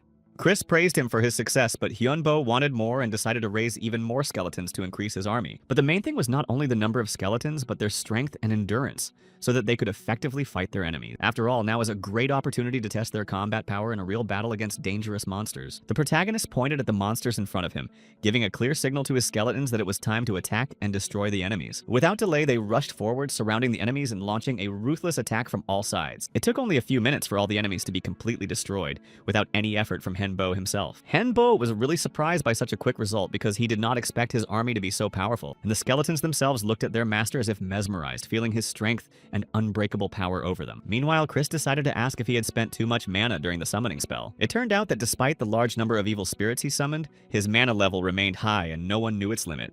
Meanwhile, the head of the magicians did not hide his disappointment, because the members of the guild could not cope with the task. Because of this, they would now have to buy the cards Chris was making because they had no other choice. Therefore, the head immediately ordered his assistant to bring a package to get those artifacts as soon as possible. When he opened it, it turned out that the package came from a guy he had once helped in a difficult moment. The head immediately decided that Mike should buy more of these cards, and he would personally take up their study. Mike didn't want to lose all the copies and asked him to keep at least a few in case he needed them urgently. The head agreed to try, but hinted that they should learn how to make them themselves so as not to depend on others. Meanwhile, Chris thought that they should create more maps to get ahead of potential competitors. Hengbo noted that they had just sold the previous batch, but the demand for them continued to grow. The problem was that gradually competitors began to appear who tried to take their place in the market. In addition, numerous counterfeits began to spread on the market, which were much worse than the original cards. But Chris was sure that eventually everyone would realize the difference and start buying only high-quality products. Therefore, the best solution was to produce even more cards and sell them as quickly as possible before the market became saturated. Soon, the whole team gathered again in front of the dungeon entrance to continue their adventures in the dark depths. A lot of ghouls and slimes were expected on this level, so it was worth being careful because of their poison. However, not everything can be trusted because much of what people write on websites can be just fiction. Although the boss of the second floor was really strong and confirmed the information they had previously learned. This was not surprising because the orc had third circle magic, which greatly increased his combat capabilities. These orcs also differed from others in their sharp minds, which made them much more dangerous opponents. But in the end, the team managed to defeat him after a fierce battle using their strength and strategy. However, Hyunbo and Chris felt a little sorry that he was not able to win this powerful orc over to his side. Kai felt that something was wrong because the monsters that were supposed to appear had not yet shown any activity in the dungeon. Their complete absence looked suspicious, so it was assumed that they were simply scared and hid. But Hyunbo was not going to wait and decided to send his monsters on a reconnaissance to find out the truth. He immediately called on several of his subjects to explore the area and report back to him. Kessel suspected that the monsters could have been ambushed and were waiting for the right moment to attack the team. The owner, meanwhile, decided to scan the dungeon himself to find traces of any activity, and eventually he managed to find a massive ancient door that hid something very important behind it. It was the boss room of this level that remained unexplored and was waiting for its first visitors.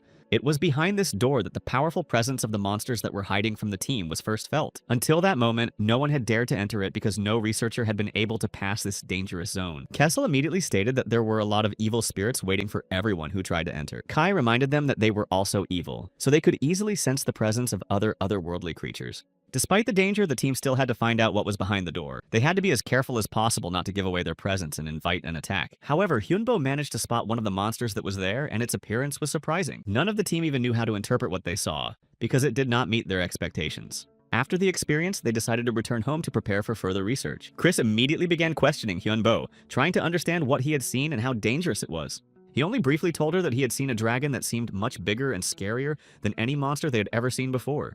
It was a dragon with white bones, or a bone dragon as they called it, and it looked like it was made from the remains of hundreds of other creatures that had died there. Although Chris said it was unlikely to be a bone dragon, because such creatures usually have a cold origin and there were no signs of low temperatures around. Dragons are connected to nature and each has its own characteristics that determine their strength, speed, magical abilities, and even the ability to repair damaged bodies. Only cold white dragons can have white bones because their bodies are adapted to extreme conditions, and they are often covered with ice armor to protect them from attacks. But the fact was that Hyunbo hadn't seen anything like cold or ice, and it went against everything they had learned about dragons in preparation for the dungeon. Chris then suggested that it could be another evil being that had assembled the monsters from the bones left behind, creating a new monstrous beast they had never seen before. Usually it takes a long time to fully form, so this dragon is not yet that strong. But if it is given more energy, it will quickly reach its peak and become invincible. Then Chris started talking about the levels of the dungeon and the monsters, explaining that they were all connected in some way and that each floor was more difficult than the last. She thought that their strength directly depends on their number because the more monsters there are, the easier it is for them to distribute their blows and the harder it is for the heroes to break through the crowd of enemies. That is, all the power of the third floor is on the boss and not on the monsters. And if so, he will be very strong because he will receive all the energy of the dungeon that should be distributed evenly. Hyunbo even doubted that they would be able to survive because they were facing a creature that clearly exceeded all their expectations and could destroy them in a matter of minutes. But Chris promised that Hyunbo would live because she always found a way out, even in the most critical situations, and believed that this time they would find a way to win too. They just can't not go back because if they retreat now, this monster will become even stronger. And then no one will be able to stop its destructive power. These words encouraged the team a bit, so they gathered their strength and prepared for the decisive battle, knowing that they might not have another chance. He also added that he relied on all the skeletons because they were not just servants, but a real army that could change the course of the battle if their capabilities were used correctly. From that day on, everything changed and the team began to train more because they realized that they needed to not just survive, but become much stronger to cope with the new threat. They trained very hard, and so 3 months passed during which each of them significantly improved their skills, and their tactics became even more thoughtful and effective. Finally, they were ready to go into the dungeon knowing that they were about to face the most dangerous battle of their lives, and that the entire future of this place depended on their victory. Now they all knew that they had only one chance, and if they lost it, they would never be able to come back here and finish what they had started. And it will be harder than any previous battle because this time, their opponent is not only strong but also has an unknown power that can get out of control at any moment. Therefore, they simply must win because if they fail, this monster can escape from the dungeon, and then there will be no place that can resist its power. Hyunbo left the other smaller monsters to Kai because he knew that his friend would handle them well and be able to hold them back while they fought the main threat. And in front of the team were other conquered skeletons that were supposed to help them hold off the boss's onslaught and create the perfect conditions for the final blow. But the dragon immediately tried to take them over himself because he felt that their power could become part of his own and make him even more dangerous. So Hyunbo intervened to stop him from doing so, knowing that if this monster gained control of their allies, their defeat would be inevitable. After that, Hyunbo ordered Kessler to prepare for the attack because they had to act quickly before the dragon regained its strength and became even more formidable. He and Kai threw the bombs they had been preparing for a long time at the monster because they knew that these explosive devices could cause serious damage and create the moment for a decisive blow. Kai added that they needed more skeletons to make a bigger impact because their combined attack could be the force that would equalize their chances against the powerful enemy. It was only a short time before they would win because the dragon was losing strength, but at the same time it meant that it would become even more unpredictable and dangerous. Now the team's mana defense was too weak, and if they didn't find a solution, they might not survive the battle. But Kai just said that complaining won't help, and if his friend doesn't want to die, he should try to do something useful. Despite their fatigue, the skeletons continued to attack the dragon without giving it a second to recover or counterattack. Then Henbo summoned the clay golems because they could withstand strong blows and protect the team, at least for a while. Others used explosions, and Chris created a huge fire sphere that rotated around her, gaining even more power. Finally, after continuous attacks, this mighty dragon was brought down to the ground. It seems they managed to destroy the core in its head. It seemed that victory was already in their hands, but at that moment, Kessel abruptly moved away and was very far away. At that moment, something went wrong and the skeletons quickly rushed to Hyunbo to bring him back to life after a strong blow. When he finally opened his eyes, he saw a huge dark figure radiating incredible power. A real monster stood before him, not even close to resembling an F-class dragon, because its strength was simply incredible. According to all the rules, the boss of the third floor was supposed to be an orc necromancer, but this monster clearly had nothing to do with him. The fact is that the orc was almost destroyed by other players and therefore had no chance of survival. And feeling that his end was near, he desperately used all his strength to create this dragon. However, due to the loss of his strength, he was unable to control his creation, and the dragon got out of his hands. Immediately after that, this monster became even stronger and began to consume everything it could find around it. Having freed himself, he instinctively tried to survive, so he took energy from both his creator and other creatures. But even so, it failed to reach its final form because it had no core of its own. That's why even after their strongest attack, this monster kept moving and rushed at them again. Hyunbo quickly said that they should buy some time, and in the meantime, Chris should prepare to attack. But Hyunbo and Chris's strength was almost zero, so they could barely move and had no way to strike or even defend themselves against the attack. Kessel said that Hyunbo could take his mana because he couldn't fight now anyway, and any attempt to resist the enemy would be a waste of energy. The young man thanked him and took almost all of the skeleton's mana, realizing that without it he had no chance of winning, and would not be able to leave here alive. But despite this, the mana was still not enough, and even after taking almost all the supplies, he realized that the situation remained critical, and he had to look for a way out. This means that they have only one way out, namely to take a risk and make a desperate move that can either save them, or lead to a complete collapse. However, now the guy felt as if he had lost something very important, and even though he had gained mana, his strength was not the same as before, leaving him empty. His life had been shortened, but he still had enough mana to try to fulfill his plans and take the last step towards survival, even if it cost him everything. Chris began to worry about him, but Hyunbo assured him that everything was fine, even though he knew that his condition left much to be desired and that time was running out. For him, there was no point in the future if there was no present, so he decided not to be afraid of the consequences and act here and now, regardless of the risks. Now, the main thing for them was just to survive and get out of here, because staying in this place meant certain death, and every second could be their last. It also turned out that they still had bombs that they could use as a last chance to change the situation and give themselves the opportunity to get out of here. But Hyunbo was very reckless and almost got attacked, which could have been fatal for him if he hadn't reacted at the last moment. Meanwhile, the clay golems almost managed to stop the dragon and kept it trapped, preventing it from attacking Hyunbo and his team, although it didn't last long. He ordered them to keep the monster at bay, and the team had to dodge, as a direct collision could end in disaster for everyone, and they couldn't take any unnecessary risks. However, this skeleton dragon was much stronger than they had anticipated, so even their joint efforts did not guarantee victory, but only delayed the inevitable. The very next moment, Henbo was lying next to his broken staff, realizing that he was now completely defenseless, and had only a few seconds to decide. He was afraid, but he knew he couldn't just give up, so he gathered all his strength to continue the fight, even though the odds were extremely slim. Although for a moment he really thought that it might be the end, he quickly dismissed these thoughts and decided to fight to the last because there was no other option. He had no mana or strength left, and his comrades in arms could not help him, so the only option was to do something unexpected that could change the situation. However, the young man still continued to fight and used psychokinesis to take control of the situation, even though he realized that this was his last chance, and he had no right to make a mistake. There was only one way to survive, and he had no room for error, so he had to act with maximum precision and not hesitate for a moment. Hyunbo knew that he had to do it, so he summoned all his will and decided to risk everything on the last chance that could change the course of the battle. Therefore, the protagonist tried to subdue this dragon using all his strength and will to make him recognize his superiority and submit. But the monster said that he would never recognize a human as his master because he considered it beneath his dignity and was ready to fight to the last to prove it. However, Hyunbo did not give up and tried to take control, making every effort to change the situation and force the dragon to accept his authority. He said that he was giving the dragon one last opportunity to obey him and would make it the strongest dragon, but if it refused, it would die with him. The dragon skeleton thought he was an idiot, even though Henbo said that he was able to challenge himself and change, to become stronger and overcome any obstacles. But he still couldn't become stronger without help, so he realized that he had to use all available opportunities, even if they seemed risky.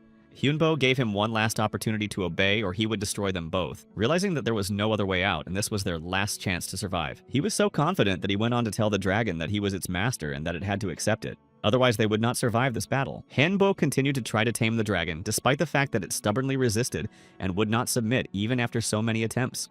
It had been 329 days since Henbo first tried to explore this dungeon, and he had faced many trials and dangers.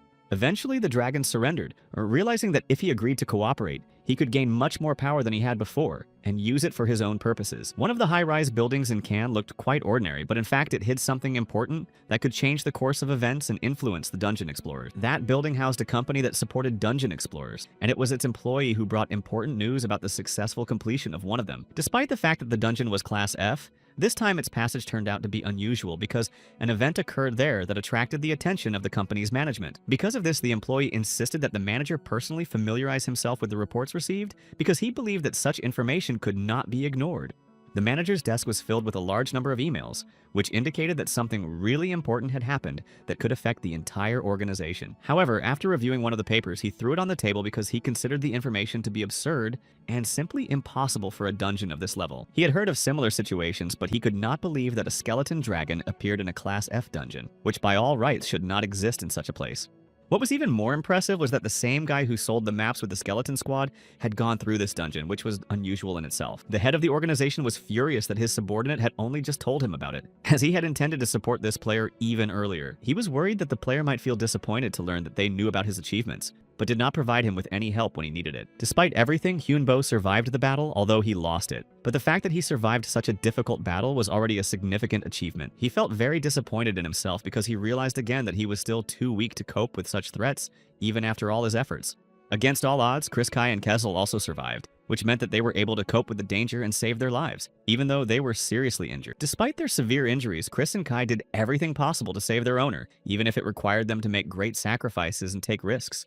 The girl explained that they managed to survive only because they moved their cores, which allowed them to avoid death and withstand the consequences of a difficult battle. She also added that, although it is necessary to work on mistakes, constantly thinking about them and dwelling on failures will only hinder further development. As a result, they not only survived but also managed to conquer the dragon Nidhogg, who, although he did not recognize it, had already become part of their team. The dragon himself claimed that no one had tamed him and that he had decided to join because he considered it beneficial for himself and his future. Chris pointed out that whether he would admit it or not, it was Hyunbo who gave him his power and name, which already made him indebted to his new master. Despite all of Nidhogg's denials, his soul still belonged to Hyunbo, and that was an indisputable fact that even the dragon himself could not deny. Of course, he didn't like it, but he couldn't deny the obvious, because he realized that his fate was now tied to someone he had recently considered weak. He also warned that if Hyunbo did not fulfill his promise of great power, he would not hesitate to destroy him, even if it required betrayal. When the dragon disappeared, Hyunbo thought only about how much he wanted to go outside after the long sweep and finally feel the freedom outside the dungeon. Chris said he could go, but warned him that he would need at least another half a month to fully recover before he could return to training. Kai and Kessel were glad that their master was on the mend, because if he wanted to walk, it meant that his condition had improved significantly and was no longer a cause for concern. Kiesel decided to go with Kai because he was to replace Chris and take over all her duties so that she could do other things. She was going to go to work on creating cards for sale, as this was her main task, which required concentration and a lot of stamina. Kiesel also got ready to go help her, and Kai asked if Hyunbo was okay, who looked pensive as if something important was bothering him. Soon, the young man decided to go outside to get some air and maybe find answers to the questions that were bothering him. Since the skeletons could also see the street, they also wanted to go there to learn more about this world and expand their understanding of human life. Hyunbo decided not to object and let them go with him because he realized that they were also curious to see everything with their own eyes. They had fun observing city life and interacting with people, but it was time to go back home and continue their work. Of course, Henbo also thought about staying here forever because it was calmer here than in the dungeons filled with danger, but everyone has a place to go back to, and he wanted to go home after his walk. In addition, Hyunbo was thinking about finding a new home for them because the old one no longer met their needs and was not spacious enough. The taxi driver noticed that Hyunbo seemed to be in Seoul for a short time, and he nodded, confirming that he was not used to this city and its many features. There were many interesting things to see here, but the man said that it was better to be at home after sunset because there have been many disturbing events recently, Recently, people often disappear, and in Korea alone there are 50 missing persons, and it may be because of monsters that could enter the city unnoticed. But Chris said that it can't be monsters for sure because people can destroy their own kind without any magic or supernatural intervention. They can't know for sure what's behind the disappearance, and Hyunbo is an ordinary person who can't help because he has no influence on such events. Besides, it is beyond his power, so Hyunbo did not want to interfere because he had enough of his own worries that required his attention and efforts. People always disappear, but the main thing is that it's not Hyunbo, so he decided not to delve into this problem and continue to do his own thing. He should just focus on his promise and not get involved in other people's business that has nothing to do with him and can only cause trouble. The skeletons also said that despite all this, they would support any decision he made, so he shouldn't hesitate in choosing his own path. Also, free time is running out very quickly, so he needs to get back to business as soon as possible and not waste precious hours on useless thoughts. Chris told him that he should get down to business because it would take a lot of time and require maximum concentration and endurance. They also managed to move to a new house, which was much more spacious and comfortable than their previous place of residence. It is quiet and spacious, and even Nidhogg can fit in, which was a great advantage for them because they don't have to worry about lack of space. There's also a river of mana flowing under this house that can greatly enhance their magical energy and make them even stronger than before. This is an ideal place for mages. So this house is a godsend that opens up many opportunities for them to develop and improve their skills. The skeletons also asked what was wrong with the dungeon because they had been resting all week and not doing any serious tasks that required effort. And then Hyunbo mentioned that there was a new quest that could be a great opportunity for them to test their strength and gain new experience. Although Kai didn't think they would stay in F class, it was only a plus for them because they didn't attract too much attention and could act quietly. However, Hyunbo thought that the skeletons were too safe and might underestimate the challenges ahead, which would require more preparation and caution. The bosses will only get more powerful and they don't know what to expect, so it's better to stay alert and always be ready for any surprises. They may be confident in their own abilities, but they should always be cautious because overconfidence can be the cause of their defeat. Chris agreed, saying that it is indeed worth acting carefully and not underestimating possible opponents who may be stronger than they seem. Kai and Kezel started apologizing for saying such a stupid thing because they realized that their overconfidence could turn into big problems for them. But in the end, they realized what they had said, and Hyunbo breathed a sigh of relief as his allies finally realized the importance of caution in future battles. Once upon a time, it all started when the door of the boy's apartment became the entrance to a dungeon, and he was scared because he did not know what was waiting for him. But he was never alone. He was always surrounded by many players, although they gradually disappeared and eventually there were fewer and fewer of them. After completing the dungeon, they decided to meet somewhere else, and it brought a lot of joy because everyone wanted to share their experiences. And then they wanted to become the best guild in Korea, and then the whole world, because they realized that they had all the necessary skills and capabilities. The guy really dreamed about it and was ready to do everything possible to make their guild the strongest and to be recognized among others. But then something very terrible happened in front of his eyes that changed his views and made him reevaluate everything he had done up to that point. It was this moment that broke him and several others, so they just tried to survive by promising to tell the monsters everything to save their lives. It was a wandering boss about whom little was said on the site, although at first the players still thought they would be able to cope and overcome him. Despite this, the monsters were also defeated, though not all of them, and now they could focus on the last enemies. One of the most powerful was able to break away from the hero because he had great speed and strength, which allowed him to create a distance between them. And then he was behind him quickly and sharply, using incredible agility, so the hero barely had time to react to the attack. Despite the fact that the monster was moving quickly, the hero was able to easily dodge it because he had predicted its trajectory in advance and retreated. In addition, they saw a bone dragon in front of them that seemed extremely threatening, even though it had not yet gained its full strength. But this character objected, saying that it was only a skeleton because it was still too weak and unable to show its full power in battle. Then he added that later this dragon would become stronger, and then no one would be able to defeat it, even under the most favorable conditions. After that, Nidhogg began to enjoy his meal, not paying attention to the events around him, because they did not matter to him. The young man sat down next to the victim, seeing that he needed help, and decided not to leave him alone in such a difficult situation. The hero also needed it, so he asked if he was ready to help as well because together they had a better chance of success. The young man offered a deal but asked what he could give him in return as he was not going to act without benefit to himself. The victim said that he would give anything because he realized that he had no other choice in this situation. Hyunbo then said that the guy's soul would be enough, and this contract would be more than enough to fulfill the agreement. Meanwhile, the cards began to sell well and the demand for them grew, bringing profit to those who had bought them earlier. Although Chris was angry that it took so long, even though she had sent the instructions, she realized that it was inevitable. But the hero assured that those people were new to magic, so it was not easy for them to quickly get used to it and fulfill all the requirements. In the dungeon, the masked guy said that he would return the victim's hand if he signed a contract and agreed to the terms. But another participant thought that it was impossible to return the limb at all, because he considered such magic to be something too complicated and unattainable. The guy agreed, saying it was really hard to believe, but he was willing to take the risk because he had no other choice. That's why he decided to do things a little differently and find a way to realize his plan without excessive losses and risks. Applying his skills, the young man used the magic of restoration to begin the process of regenerating the lost body parts. And a miracle happened, because the guy's lost arm returned, which was an indisputable proof of the power of his magical abilities. They didn't know who he was, but the masked young man called himself Wonyo and introduced himself to them as a new ally or potential enemy. Then he asked about the contract because he needed to know if the boy was ready to fulfill his promise. After that, all the survivors raised their hands, saying that they agreed to the terms offered because they realized that there was no other choice. That day, Wonyo signed 21 soul contracts, and the first condition was not to tell anyone about it to avoid problems. The second was to give him all the mana crystals during the raid, which was to provide him with a constant source of magical energy. He then gave them a book with information about spell cards so that they could better understand their properties and applications. As a result, he began to receive a percentage of the sale of each one without doing anything because he controlled the entire process through contracts. The selectors were surprised that Hyunbo signed the contracts because he said he didn't want to use his power in this way and wouldn't betray himself. But now everything was different because he needed to increase his power in order not to be left behind and maintain his advantage. The contract of souls is stronger than the contract of mana, and the non-disclosure clause would give them a secret connection and ensure their safety. Then Kai thought about this clause of the contract because he realized that it could have hidden consequences and certain risks. He even called the owner a gray cardinal of this world, believing that he was directing events from the shadows and controlling the situation. But Hyunbo said that this was not the case, although it seemed that the young man himself believed so because his actions only confirmed this assumption. Meanwhile, they had a new quest that could change the situation and give them the opportunity to achieve more in a short time. The guy looked at the screen, realizing how much time had already passed and that they needed to act faster to complete the task on time. So he thought that this time the quest would be strange and might have unusual conditions or an unexpected ending. However, Kezel and the others began to assure him that even in this case they would cope and be able to complete the task without any problems. Meanwhile, they moved forward and Kezel was very bored because he wanted to get into the battle and test his strength. They had been running around for 30 minutes and he wanted to try out the equipment, but they hadn't encountered any enemies yet.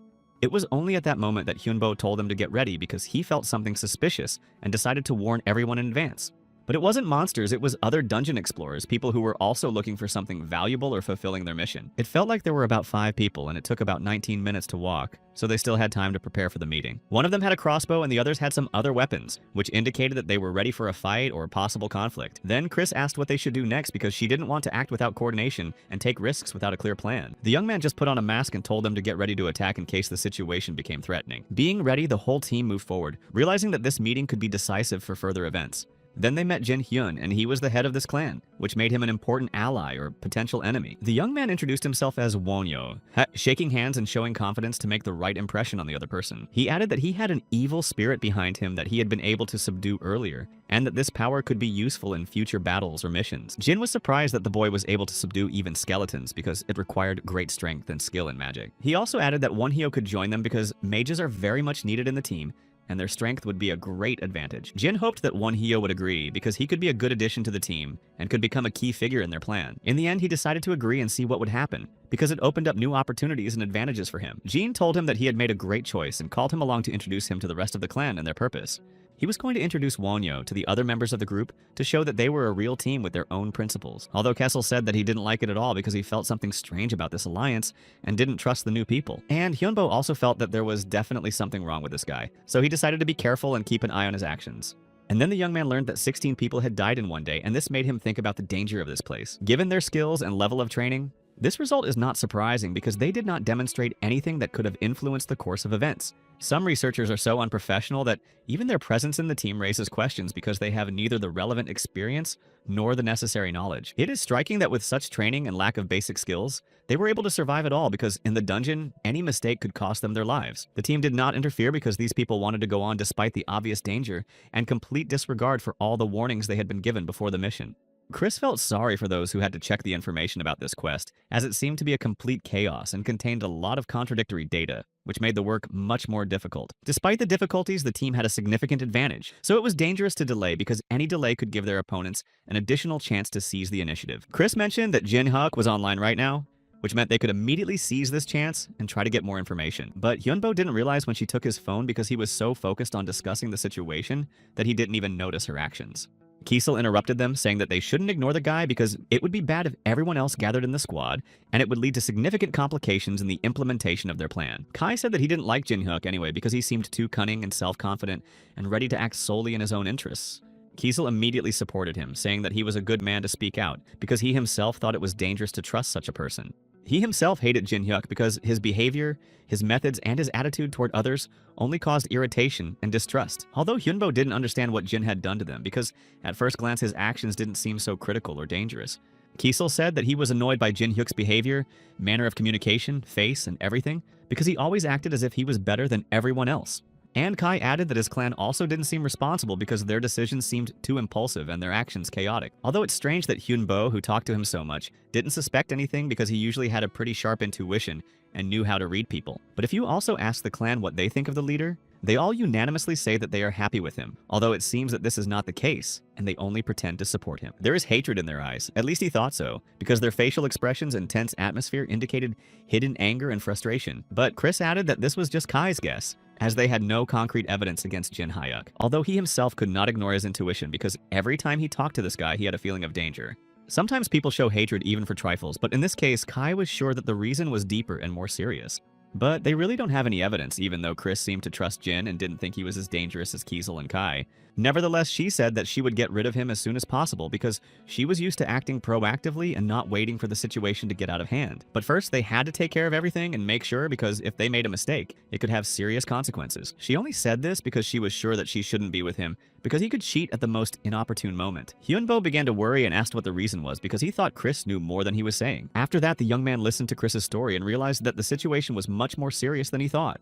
And he had no choice but to agree with her because all her arguments were logical and convincing. Now, they definitely have to get rid of Jin Hyuk before it's too late, because every minute of delay gave him the opportunity to act first. And it seems that soon they will have a great opportunity because events have begun to develop faster than they expected. He had just posted one ad on the website and it could be the perfect moment to realize their plan. Jean believed that they needed to work together and unite because they were in danger, and the meeting was to take place in 3 days, which gave them time to prepare. So they still had time to prepare, but they couldn't afford to waste a second. Chris stood up and said that they needed to think this through very carefully because any mistake could cost them too much. In the end, she acted as she usually does in a focused, cool manner and without any hesitation. Hyunbo could even sense her wild desire to deal with the problem because she could not tolerate situations in which she did not have full control. Eventually, 3 days passed and they all gathered in the dungeon together, each ready for the decisive moment. At that moment, Jin started to speak and asked if anyone could hear him because he wanted to make sure that everyone was listening. It seemed that everyone was there, so he was ready to start and not waste time on unnecessary formalities. He first thanked them for coming and then got to the point because he realized that everyone wanted to hear the main thing as soon as possible. Jin began to tell us that even his clan, which had been preparing for the battle for a long time, was now in a state of shock because of the unexpectedly high level of monsters. This place is extremely dangerous because if you let your guard down for a few seconds, you can say goodbye to your life without any chance of escape. However, even in such a dungeon, there were those who were able to pass it and left comments on the site with tips and impressions. Therefore, Jean decided to encourage others by saying that they were no worse and could also pass this test despite the difference in skills.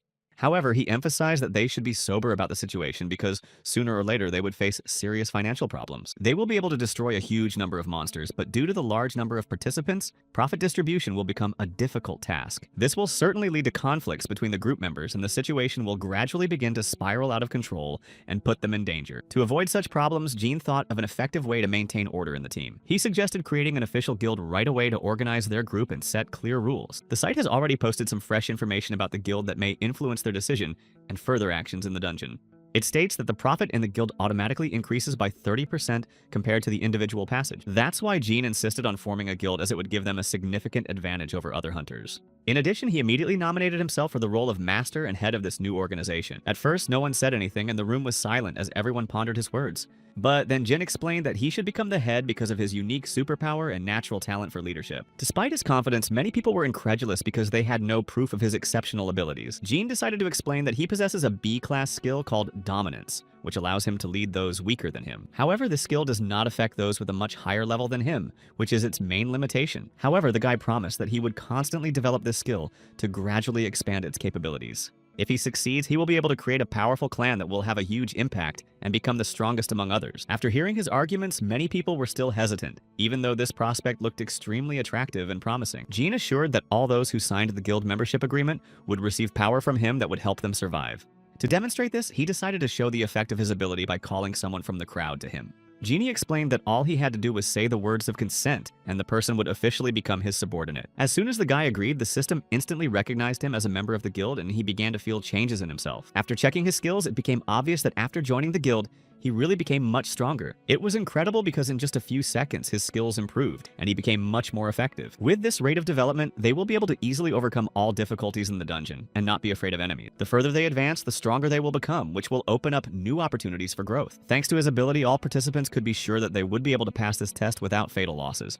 And everyone who signs a contract with Jean will become stronger and receive a significant increase in abilities, which will make them more dangerous in battle and give them an advantage over their enemies. That's why the boy was ready to take an oath of mana to prove his commitment to his ideals, and show that his intentions are sincere and unwavering. This is an oath that cannot be broken because it will end very badly for this person, and will have terrible consequences that could lead to his death, or even worse. So he vowed that he would not give his trainees meaningless tasks and would not force them to do something that was contrary to logic or put their lives at unnecessary risk. This won over the others, and they thought that Jean was truly worthy of the title of leader, because he had shown himself to be a leader who was not only strong, but also fair in his decisions.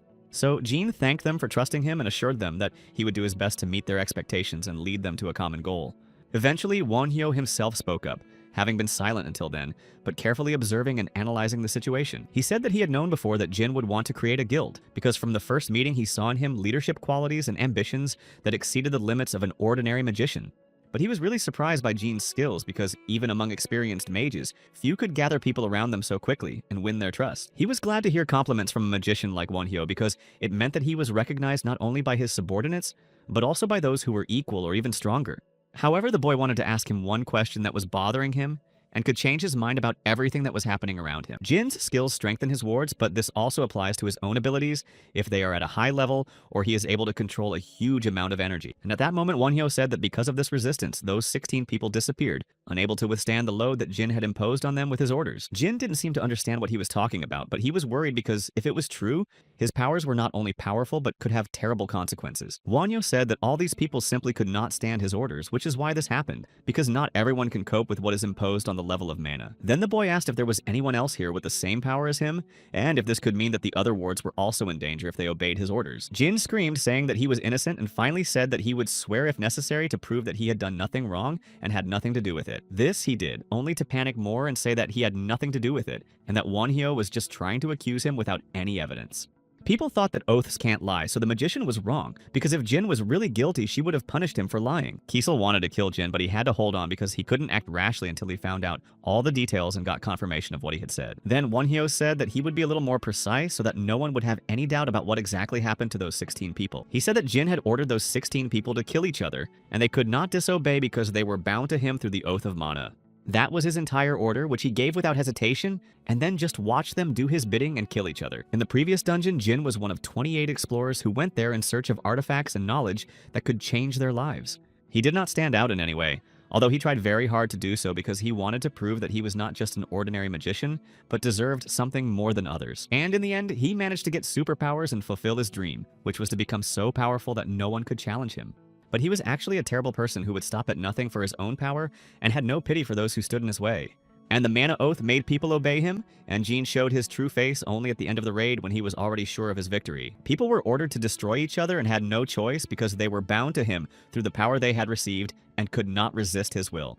In the end, he did not destroy anyone himself, but gave the order and watched everything from the outside as if it were just an experiment that did not concern him personally. However, Jin himself denied everything, saying that Wonhyo had no evidence, and that he was just trying to destroy his reputation out of envy or distrust. He also added that the magician was even afraid to show his face because he knew he was wrong and his accusations were just unfounded speculation. Then the young man said that he had evidence, although it would be hard for Jin to believe it because it would change everything he thought about himself and his power. The researcher thought it was nonsense because all the bodies disappeared in the dungeon and there was nothing left that could confirm his guilt or expose his true intentions. And he still successfully controlled the survivors, not even giving them a chance to escape from his influence and tell anyone the truth about what happened. That's why his wards began to say that Jin was innocent and was being accused unfairly because he had done nothing wrong, and it was all just slander.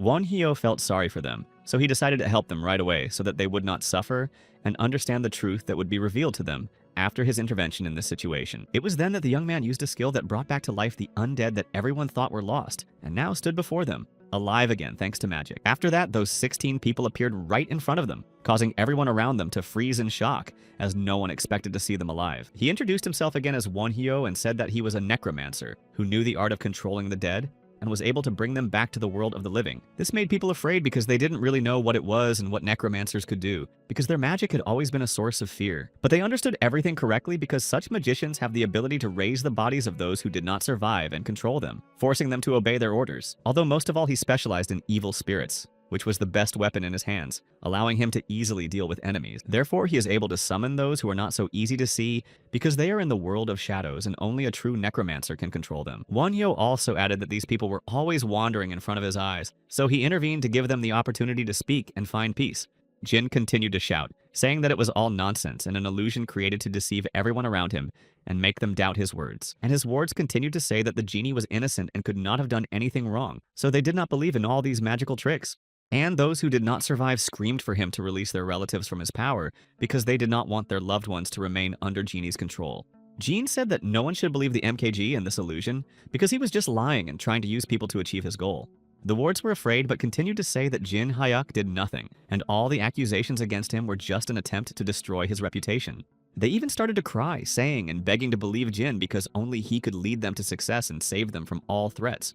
But after that, most people chose Wonhyo's side, realizing that his words sounded more convincing than Jin's excuses. They began to say that Jin would never become the head of the guild, because they would not allow it because his methods were no longer trustworthy. Jin had almost succeeded, and only this Wonhyo prevented him from doing so by ruining all his plans and putting him in a hopeless situation. Because of this, he became very angry and rushed right at the guy, hoping to quickly deal with him and regain the advantage. However, Kessel intervened in time and protected his host from the blow, preventing Jin from achieving his goal and forcing him to retreat. Jin went on to say that people would become toys in Wonhyo's hands and that he could not be trusted because he was just using them for his own purposes.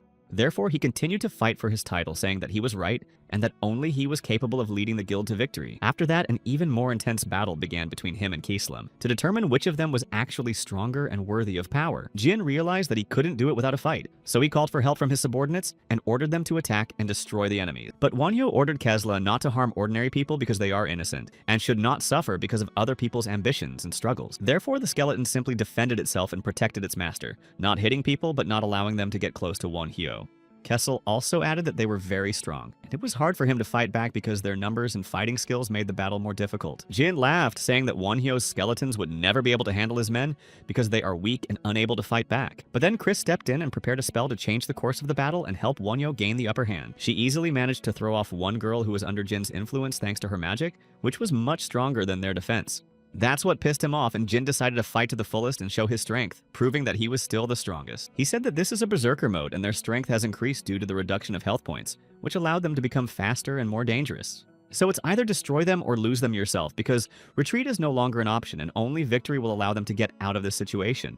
Eventually, Kai and Kaisel began to fight with two of Jin's subordinates, showing all their skills and trying to defeat their opponents. But at that moment, Chris used the ice arrow skill which flew forward and hit her target, making her shiver from the cold. She hit the girl in front of her, but she immediately reacted by activating her abilities to fight back. Henbo realized that these people had incredible strength, and their endurance far exceeded his expectations, making him tense. Jin himself did not hesitate to rush forward with the intention of destroying the guy, and leaving him no chance of escape in this battle. He decided to make even the skeletons betray their master and take his side, creating a serious problem for the young man. However, the young man calmly stated that Jin had made a fatal mistake by choosing him as his enemy because this decision would be his last. After these words, Hyunbo called on his dragon, and it instantly reacted by pinning Jin to the ground with its powerful paw. The boy could not even move from the strength of the beast because the grip was so powerful that he could feel his bones crunching. However, Henbo's army of skeletons still could not withstand the onslaught of the researchers' wards, who attacked incessantly, forcing them to retreat. Despite this, Chris, Kai, and Kessel successfully dealt with the enemies without giving them a single chance to escape in this fierce battle. Henbo came forward saying that the genie was very close to his victory, and if not for his mistake, everything could have turned out differently. Therefore, if he had guessed about his plan in time and implemented it properly, it is likely that victory would have been on his side. The young man was ready to finish him off, but Jin suddenly started screaming loudly, begging for mercy and trying to save his life. He shouted that he would never do anything like that again,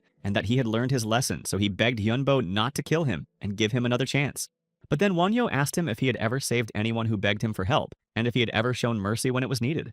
And then the genie shouted even louder, claiming that he had indeed saved people and that he was not like they thought he deserved to live. But Wonhyo knew that this was a lie and it made him even angrier. So he said that he hated people like that who made hypocritical excuses. After that, he immediately struck at him without any hesitation, using all his strength and destroying his opponent without leaving him a chance.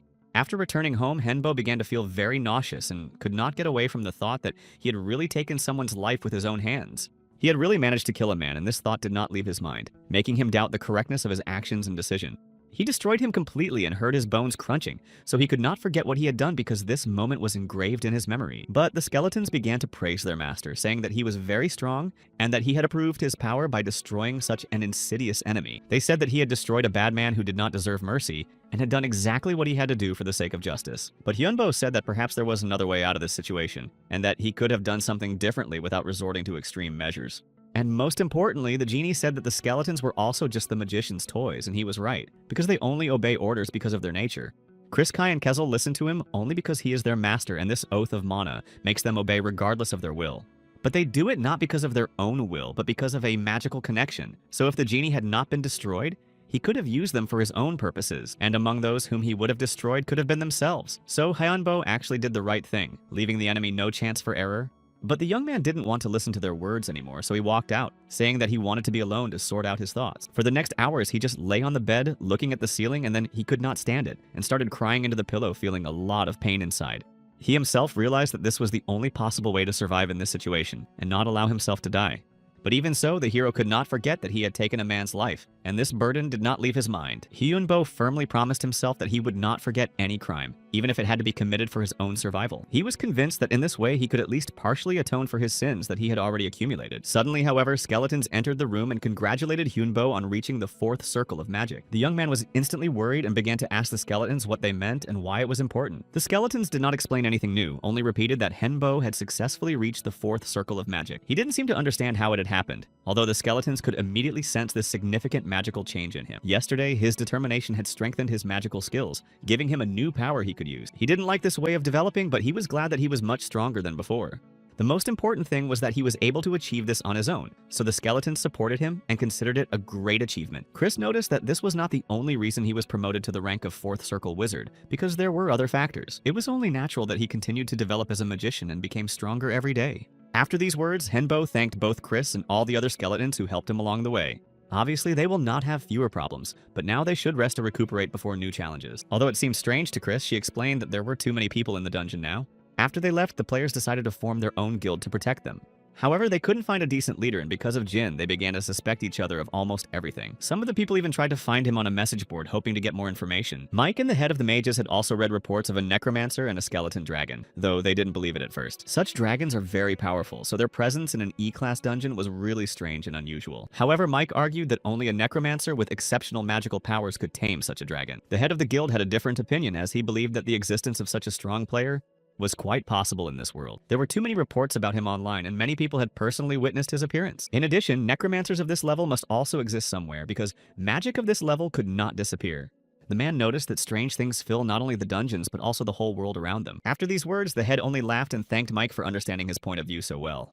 After a short conversation, Mike said that he should get back to his main business and tasks. At the same time, Kiesel was actively training with Hyunbo, honing his skills in joint combat. The skeleton emphasized that the young man could not just dodge blows all the time, because it would not make him stronger. However, after he became a 4th circle mage, his memory and speed improved significantly. Now he could even predict Kessel's movements, which gave him a great advantage during training. He felt as if he had become a completely different person with new abilities. Kazel was also surprised that Hyunbo had become so strong in just a few days, even though Chris had said that muscles were not the most important thing for a magician. She believed that muscles and physical strength alone were not enough to defeat a really strong opponent. Kazel once again asked Kai if he had a brain, but he did not change his mind and replied that a skeleton has only bones and nothing else. The skeleton took these words very sharply and challenged Kai to a battle, even though he told the truth and did not intend to offend or provoke him. Hyunbo looked at Kai in surprise and asked why he kept provoking Kazel instead of just ending the conversation peacefully. Kai did not pay attention to his words and only calmly replied that 13 more people who were not strong enough said goodbye to their lives in the dungeon. The survivors decided not to take any more risks and created their own guild, calling it the Normal Guild, but they were unable to choose a leader. The young man coldly stated that he was not going to waste his time on these people because they did not matter, and Kezel fully supported him. However, Hyunbo had a different opinion and admitted that he would like to get through this dungeon as soon as possible and not come back here in the future. But at that moment, Chris suddenly approached him and coldly said that this would not happen, so they would have to change their plans. She reminded them that she had already told them that it was much more important to focus on developing their own skills than on trying to complete the dungeon. Hyunbo didn't want to go there right now, but he still didn't know what to do with his training and how to properly distribute his energy. Then Chris smiled and said that now was the time to create a new plan that would help them develop properly and become stronger. Meanwhile, the girl under Jean's influence fell asleep again, but this time her dreams were nightmarish and filled with fear. She could not forget the terrible battle that took place in the dungeon a few days ago and left a terrible mark on her memory. The girl woke up abruptly and realized, breathing heavily, that she had once again dreamed a nightmare from which she could not escape even in her dreams. But she didn't understand why she was still having these nightmares, because Jin Hyuk had died long ago and didn't exist in this world. Then suddenly she heard the voice of a magician apologizing to her for what he had done to Jin Hyuk and ruined his life. However, it was from this moment that the real suffering of the researcher, who did not yet realize his fate, was to begin. Those who had died in the dungeon began to abuse Jin Hyuk's body as if to take revenge on him for their lost lives. Hyunbo did not forbid them anything and only indifferently allowed them to do whatever they wanted with him without interfering in the process. Jin Hyuk could not find peace because all these people whom he had underestimated were now taking revenge on him for losing their lives.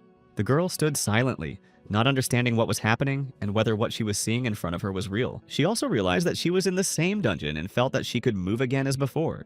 She looked frightened but gradually came to her senses, realizing that it was all over and the past would not return. Another girl came up to Hana with tears in her eyes and was happy to see that Hana was free. Hana also could not hold back her tears when she saw her sister, whom she thought was dead. She rushed to her begging for forgiveness because she was convinced that she was the reason her sister could not survive. But the girl denied it and said that Hana was not to blame because she was strong and did everything she could. Her sister only asked her to live and survive for the sake of both of them, as this was her last and most important wish. After these words, the girl simply disappeared into thin air, leaving Hana alone in the dark with her own thoughts. It was then that Hana realized that she could not just sit at home and cry because she had to move on. She decided that she would become stronger to prevent such a tragedy from happening again and not to lose anyone else. So she went back to the dungeon and started training to fight goblins to improve her skills. Meanwhile, Hyunbo was thinking and trying to understand why Chris needed this base and what role it played. The girl calmly explained that there are many dungeons in this world, but it is almost impossible to explore each of them. She emphasized that if you make even one mistake, other researchers will turn into an evil person with no name, and all the other monsters will be able to enter their homes through the gates, so they need to immediately strengthen the defense to avoid a disaster. In the end, Chris was right because there was no hurry and every step should be carefully thought out so as not to make a fatal mistake. And those people the taxi driver was talking about could also have become victims of monsters, so their fate remained unknown and caused concern. These bases are needed to increase the number of survivors because they will become a safe place where people can hide and recuperate. Therefore, Hangbo asked when they would start construction because the sooner it happens, the more people can be saved. But Chris mentioned another problem that needs to be addressed because without it, everything else may be useless. The construction requires money, but the cards are not selling well now, so we need to find an alternative way to get funding. The number of fakes is starting to grow, so Hyunbo thought that they need to increase the quantity of goods to reduce the demand for fakes. But Chris suggested selling magic artifacts because it could become a stable source of income and solve financial problems. Of course, Hyunbo was surprised because others might learn how to make them, but Chris assured him that it would not be a threat to them. But Chris added that she was doing it to make money and her talent was hardly needed, so the losses would be minimal. And in this situation, she wanted to do her best because no one could compare to her, and she would be able to create unique artifacts. Then Hyunbo agreed, saying that they could start their business and if everything went according to plan, they would quickly make a profit. Although when Chris said that Hyunbo would also be busy with her, he was not particularly happy because he did not expect such a development. But the sooner they start, the sooner they will finish, so there is no point in delaying because time is playing against them and the situation is getting more complicated. So the next day they began lessons on creating artifacts and Chris taught him very carefully so that he could learn the basics faster. Thanks to her, he managed to learn quickly because Chris pointed out the slightest mistakes and explained how to avoid them in the future. The punishment was a magic body potion and it tasted terrible, but it made him be more careful about his actions. It tasted sweet, bitter, salty, and sharp at the same time, but he drank it because he didn't want to fall behind and wanted to finish his studies as soon as possible. This went on for 3 months, but eventually the young man did it and was able to create a full-fledged artifact on his own without any help. But Chris came to him and told him that the master had forgotten something, and without it, his work would not be considered complete. Because of this, tears came out of Hyunbo's eyes and he begged to take it away from him because he could not bear another punishment. But then he met Kai, who said that the time had finally come, and now they had an important task to complete that required full concentration. Now the boss of the E-Class dungeon appeared, and it became a great threat to everyone inside because he was extremely strong. Many people had already gathered in the dungeon to defeat him together because they realized that they had no chance of winning alone. Hana was also one of those who arrived there, and she was ready to do everything possible to help her comrades in the battle. She said that they would handle everything themselves because they were not going to rely on anyone else and wanted to prove their strength. She became a master and the head of the guild and told everyone to get ready to enter because the outcome of the battle would depend on their preparation. The guild was large and Hana encouraged them before they went forward so that they would not lose confidence and act as a unit. However, suddenly someone else came into the dungeon, and it was surprising because no one expected outsiders to appear at that moment. Wonhyo stood before them, along with a crowd of skeletons that obediently followed him as if he were his personal army waiting for a command. There were 392 days left before complete failure, and he had also come to help them in this important battle that lay ahead. Walking a little further forward, the young man finally greeted everyone, as he hadn't had the opportunity to see them and talk to them as before.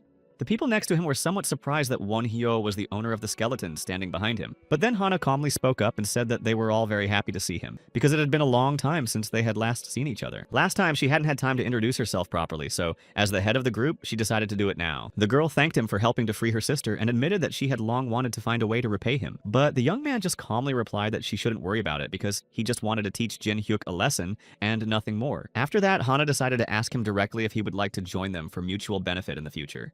She said that his team was undoubtedly very strong, but even for them, this dungeon was too difficult and could be a problem. However, Wonhyo interrupted her and assured her that in this situation, it was not him who needed help, but someone else, and he understood that. Then Hana decided to offer him a special reward for his cooperation to convince him that it was a really good deal. She took out a huge amount of cash from her bag and also showed him some mana crystals that could be very useful.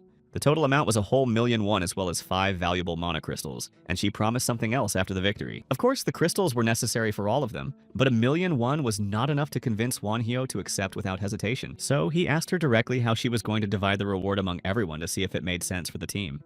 Hana immediately explained that they would simply divide it equally among each team member, without exception or additional conditions. In addition, she said that 5 members of her guild, including herself, were ready to take an oath of mana and fulfill his wishes. After listening to all her suggestions, the young man finally decided to agree to cooperate, not only now, but also in the future if necessary. They shook hands, and after that, Hana promised that she would tell him a detailed plan of their further actions in this dungeon. According to her strategy, the melee fighters were to become a shield for everyone, while the archers and mages would act from a long distance. Since they didn't know what kind of abilities the boss had, she decided to use the simplest but most reliable method of combat. However, very soon they had to completely forget about this plan, because the situation turned out to be much more complicated than they thought. The boss of the dungeon was a werewolf, and there were about 100 smaller monsters in the room ready to fight.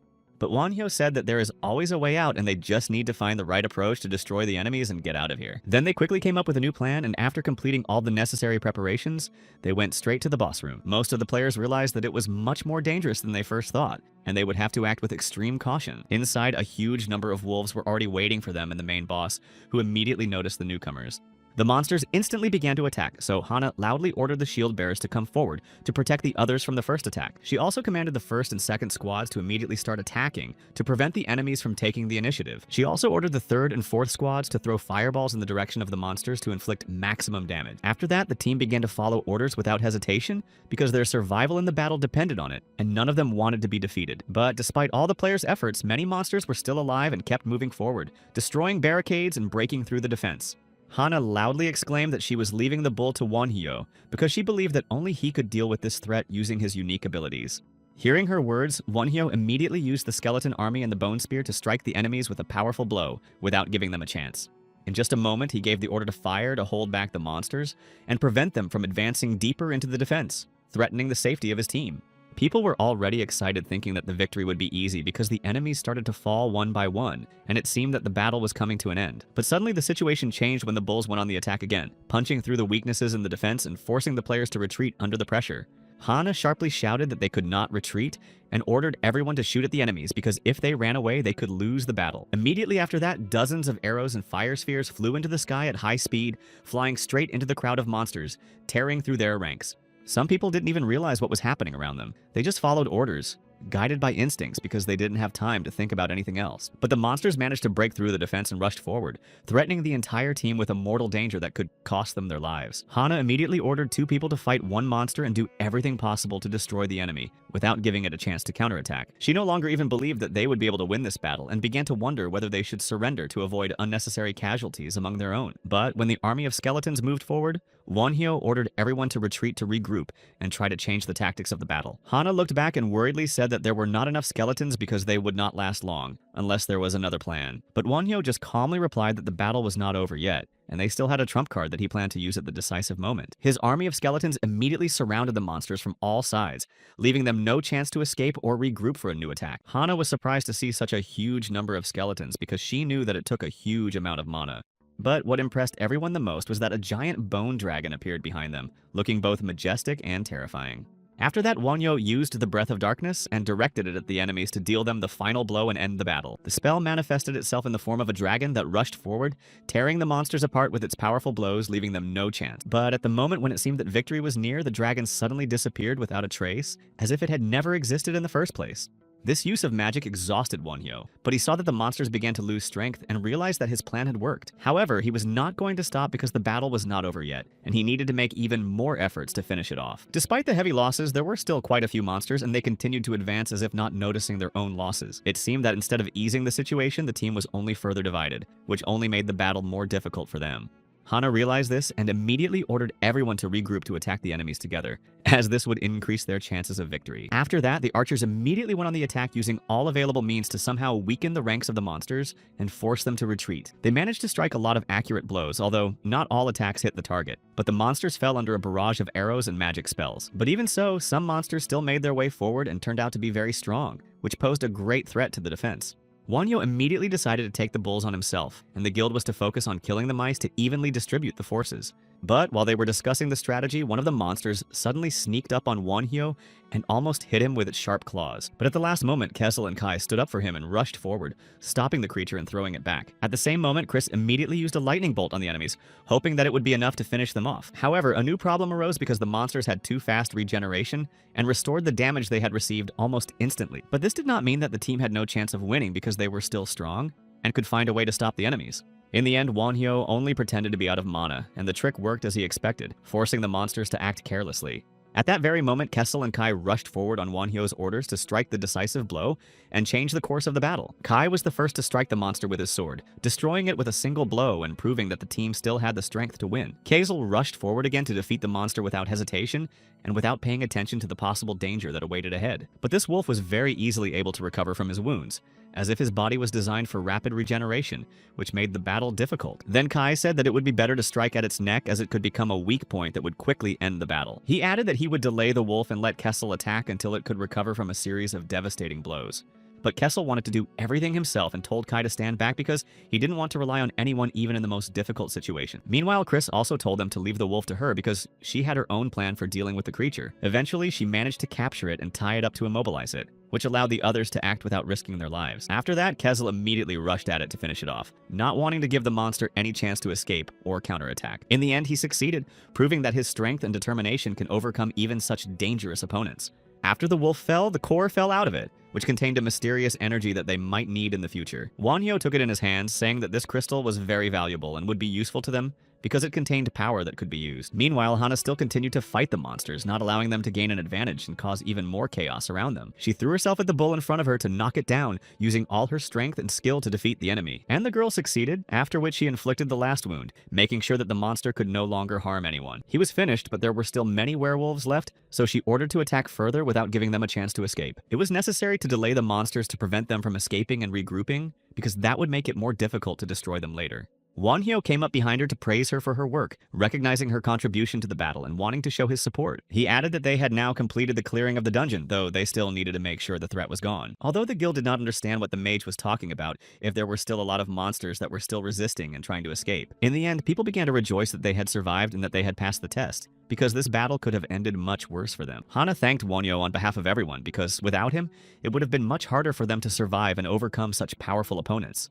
But the young man said that he had only fulfilled his part of the bargain, not considering himself a hero and not wanting to receive special gratitude. After that, Hana asked Wonhyo what he would do next, wondering if he would stay with them or go his own way.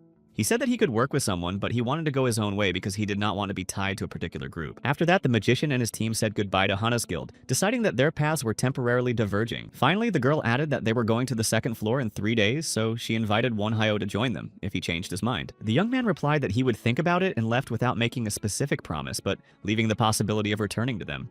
Then one of the guild members approached Hana and said that Wonhyo was a really strong magician because he had proved himself in battle as a real warrior. He even had a dragon skeleton and an evil spirit that was really strong and could turn the tide of any battle in favor of his team. All of them dreamed of continuing to go through the dungeon with him, because with such an ally, their chances of success increased significantly. And if Jin Hyuk were alive, they would all become Wonhyo's enemies, and they didn't even want to think about the consequences of such a feud. At that moment, Hana shouted out to gather the guild around her because she wanted to address everyone and inform them about further actions. The head happily said that they could now return home because the main goal of their journey to the dungeon had been achieved. Meanwhile, Chris was carrying the crystal they had gotten, which was very valuable to them because it could be useful in the upcoming trials. She also told us that in her world, the moon was called the eye that lightens the darkness because it was a symbol of hope in the darkest of times. When the moon turned red, all the monsters of the continent turned into evil creatures that attacked everyone who came across them. If the moon was blue, all these terrible creatures behaved surprisingly calmly, as if they had completely lost their aggressiveness. Due to this, the moon crystal could be used for various purposes, changing its properties depending on the conditions around. For example, with the help of this crystal, it was possible to obtain accelerated regeneration, similar to that of the legendary wolf. This meant that the chance of survival increased significantly, and when Kezel approached Hyundo, he immediately praised him for his work. However, even after that, the young man did not understand how Chris was going to use this mysterious crystal. The girl then calmly replied that the best solution would be to use this artifact as a core for one of them. Hearing this, Hyundo wondered which of the three of them would be the best choice to get the most out of it.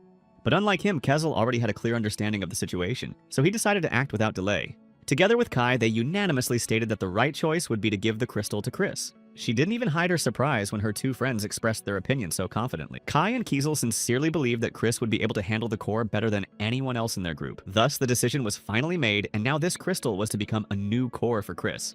The girl just thanked them for their trust because it was important for her to know that they believed in her. She also assured them that she would do her best to live up to their expectations. After that, Chris quickly headed to her room as she was going to start installing the kernel immediately. This meant that they would not see her for quite some time, as the process required considerable time and effort. Meanwhile, Hana's guild went to explore the second floor of the dungeon 3 days later. They immediately noticed that they could not see the end of this mysterious place even from the corner of their eyes. It was already clear to everyone that the second floor of the dungeon was much more dangerous than the previous one. So Hana ordered her people to stay alert and focused to protect each other. She emphasized that their main goal was to survive in these harsh conditions and return home safely. Following the order, they began to move on, moving into the very depths of this dangerous floor. Although there was very little left, they still had no idea what could be waiting for them ahead. However, after what they saw, they even doubted for a moment whether it was still reality or just a dream. Their group found themselves in a dense forest with a suddenly clear blue sky. Hana immediately decided to report this strange phenomenon because there could not be a sky in the dungeon. She knew that open spaces could only happen in dungeons above E-class. The only person who could explain it to them was Chris, but they were hesitant to bother her. However, the three of them finally decided to go to her, and Hyundo showed her all the messages. The girl replied that it was not something special because it does happen sometimes. She explained that monsters in such places are usually twice as strong as in standard dungeons. In addition, such dungeons have a complete ecosystem and are characterized by their open structure. This meant that the entire dungeon consisted of just one giant horizontal floor. Kiesel concluded that now they must adapt to the new structure because the floors are arranged differently. Kessel was right, and this area really unites the entire dungeon. There are no separate boss rooms, and they wander aimlessly around the area waiting for players to appear to summon them. It's an unknown area surrounded by bosses, which makes it very difficult for any player to move and survive. Immediately after that, they all decided to go to the specified location to check the situation. Chris added that nothing has changed because their task is still to simply destroy all the bosses. And eventually, when they arrived there, it became obvious that there was nothing too special or dangerous. Chris just said that she was going back to her room because the situation was still the same for her. And Kiesel decided to contact the owner to clarify the details of their plan and determine the next steps. And he should have acted as usual because Chris clearly stated that there had been no change in the situation. Hyunbo was going to start training to be ready for new challenges at any time. The master was so confident in his victory that even the skeletons felt this confidence and became more determined. Kai decided to continue reading to deepen his knowledge and better understand the situation around him. And Kezel went to see the haunted house because that was where all the most interesting and mysterious things began. A few days later, they got together again to discuss a plan of action and contact the guild. Hana received a message from Wonhyo and immediately picked up the phone to check what he had written. Wonhyo was not offering to join, but only warning them of the dangers in the dungeon. At the same time, another message came in that contained certain conditions related to this place. These words alone caused fear in one of the guild members, indicating the seriousness of the threat. Kezel, meanwhile, was shouting loudly, demanding that everyone else dig faster and not stop. After all, if the wall falls, these people will be the first to suffer the greatest losses. He also added that if they didn't want to become evil like him, they should keep working. Some considered this exploitation, but in fact they needed all the protection they could get. But even hearing them talk, Kezel did not hide his dissatisfaction and continued to be angry. Hyunbo came to him explaining that thanks to the guild, their work was now moving much faster. He came to check on the progress and also to restore his mana, as it was faster in the dungeon. There he was met by Hana, who immediately called him to her, noting that Kai was also here. So the young man left all his affairs at Kessler and followed Hana without hesitation. Wonhyo offered to teach the guild magic in exchange for help in building their new base. They didn't hesitate to accept the offer as they considered it extremely lucrative. Kai and Kiesel were responsible for overseeing the process, And Kiesel also took care of matters within the camp. Kai was in control of everything because he was a knight in life and knew from his experience how to teach people to defend themselves in different situations and act strategically. Wonhyo praised Kai, saying that he did a great job with all the tasks and demonstrated excellent skills and understanding of the situation, making him an indispensable member of the team. He then asked if he had learned anything else about new threats or important details that could help them avoid danger and achieve their goal. They already knew about the Great Ape Monster, which was one of the biggest threats, and now they learned about another creature, the Red Ape, which was no less dangerous. There were also rhinoceros beetles, which are as big as a man's head and can fly, and they are not only aggressive but also very difficult to destroy because of their tough skin and speed. Then Henbo asked whether these beetles were poisonous and whether they should be handled with special care, because if they were toxic, it could be a big problem for the group. Kai said that most likely these creatures are poisonous, but due to limited information, he could not say for sure and advised to be careful every time they meet them in the future. Finally, the host said that he would be waiting for the next news from Kai about new threats and possible changes in the situation, as this mission was extremely important for their survival. Meanwhile, the other players trained under the supervision of skeletons trained in ancient magic, who helped the players improve their fighting skills and tactics for the upcoming battles. Wonhyo said that their stance should be confident and clear, because it is a key element in fighting strong opponents and can determine the outcome of any battle. This continued for some time, with everyone practicing under the watchful eye of Wonhyo, who controlled every movement and action to make them as effective as possible on the battlefield. Wonhyo taught them magic, which was an important part of the training, and always recalled Chris's words that a magician should give as much as he receives from natural sources of energy. And during the training, he was able to learn new information that would strengthen his circle of magic and give him new opportunities to use power in future battles. And when they got used to the camp, many of them stayed overnight in the dungeon to restore their mana, as it was the safest and most effective place to recuperate. Of course, they were worried about the monsters they might meet on the way, but they still slept well, thinking that Wonhyo would always be there to protect them from danger. Of course, he was strong and experienced, but they were also ready to fight because they had trained with him and believed that they could handle any difficulties. However, they still believed that this place was still beyond their reach, and something extraordinary could happen at any moment that would put them on the brink of survival and test their strength. There were also many people who talked about some strange creature that appeared in the vicinity of the camp, but Henbo just kept accumulating mana and did not pay attention to these rumors. And so 80 days went by, during which they all continued to train and complete missions, without stopping and preparing for the challenges ahead. At that moment, Kai came up to them and said that everyone was running away as fast as possible because the situation had become critical and they had to get out of this dangerous situation as soon as possible. A landslide started next to them and many large stones fell from above, blocking all exits and threatening their survival if they delayed or hesitated. These stones blocked their way and made escape almost impossible because there were huge boulders that created a wall that could not be overcome. And then the monsters came and surrounded the team from all sides and blocked their way, forcing them to act immediately and choose a strategy for defense. No one knew how the monsters had spotted them, but now they could only fight for their lives because it was impossible to avoid the battle due to the number of enemies. Then Kai told Hana and the boy to report back to the master and inform him of new threats that could be even more serious than they could have foreseen. This was what was needed from the scouts, and he himself rushed into the battle to give the monsters no chance and stop them as soon as possible while there was still a chance. Kai quickly ran to the monster to strike it down and prevent it from destroying the team, but the enemy was strong and fast, so the fight promised to be hard and bloody. But he was quickly wounded and the creature itself attacked the skeleton that was nearby, becoming even more aggressive after seeing Kai fighting other enemies. At the last moment, Hana rushed to him and saved Kai from a fatal blow, showing her courage and determination in a critical situation. She and the boy were able to overcome the monster and it fell to the ground, preventing it from threatening their lives and opening the way to victory. After that, an arrow flew at the big monkey, which was accurate and strong, piercing its defense and leaving the enemy unable to continue the fight. Kai thanked them because thanks to them he stayed alive and could continue fighting other monsters to protect his team and fulfill his mission. But Kai had been training them all along, so they had to win and prove their strength in a fight against any enemy, even when the situation seemed hopeless. Despite the fact that there were a lot of different monsters around, they united and were ready to fight because they believed in their strength, and that together they would overcome any difficulties. The players gathered together to attack the crowd, uniting their forces and moving forward to destroy the enemies and win the battlefield. After that, the team started shooting at the monsters, trying to stop their advance and neutralize each of their attacking waves. A very serious and difficult struggle began between them, where each team member is actively fighting for their lives and the opportunity to move on. Kai said that they should be careful because they began to fire on them from all sides, which makes the team really pay attention to every movement. The creatures acted differently. They divided the team and attacked very spontaneously, which greatly complicated the strategy and forced everyone to act blindly. But this did not stop Kai and did not scare him, so he boldly rushed forward, hoping to quickly defeat the enemies and continue the fight. He managed to overcome this big monkey very quickly and went on without stopping to quickly find an opportunity to destroy the rest of the enemies. He looked around to see if all the targets were safe after the monkey's attack because the situation was very tense and every team member was important for victory. But the battle was not over yet because a white monkey appeared in front of them, much stronger than the previous one and threatening even more danger. In the end, Kai had to stand in front of it and start another battle, gathering all his strength to stop it and save the team. Kai apologized to his master, saying that they would have to cope without him because the next battles were becoming more difficult and dangerous. And after that, a fourth round stone golem appeared behind them, which became a new threat to the team and required immediate attention to neutralize. Henbo reminded them that they never give up and always go to the end, even when the situation becomes hopeless and it seems that there will be no victory. After that, the two monsters fought each other, which allowed the team to gather for a while and regain strength for further struggle. Kessel rushed to defend him because no one knew how this monster would behave, and his strength could affect the outcome of the battle and threaten the whole team. And the next moment, the monkey that was standing still began to scream loudly,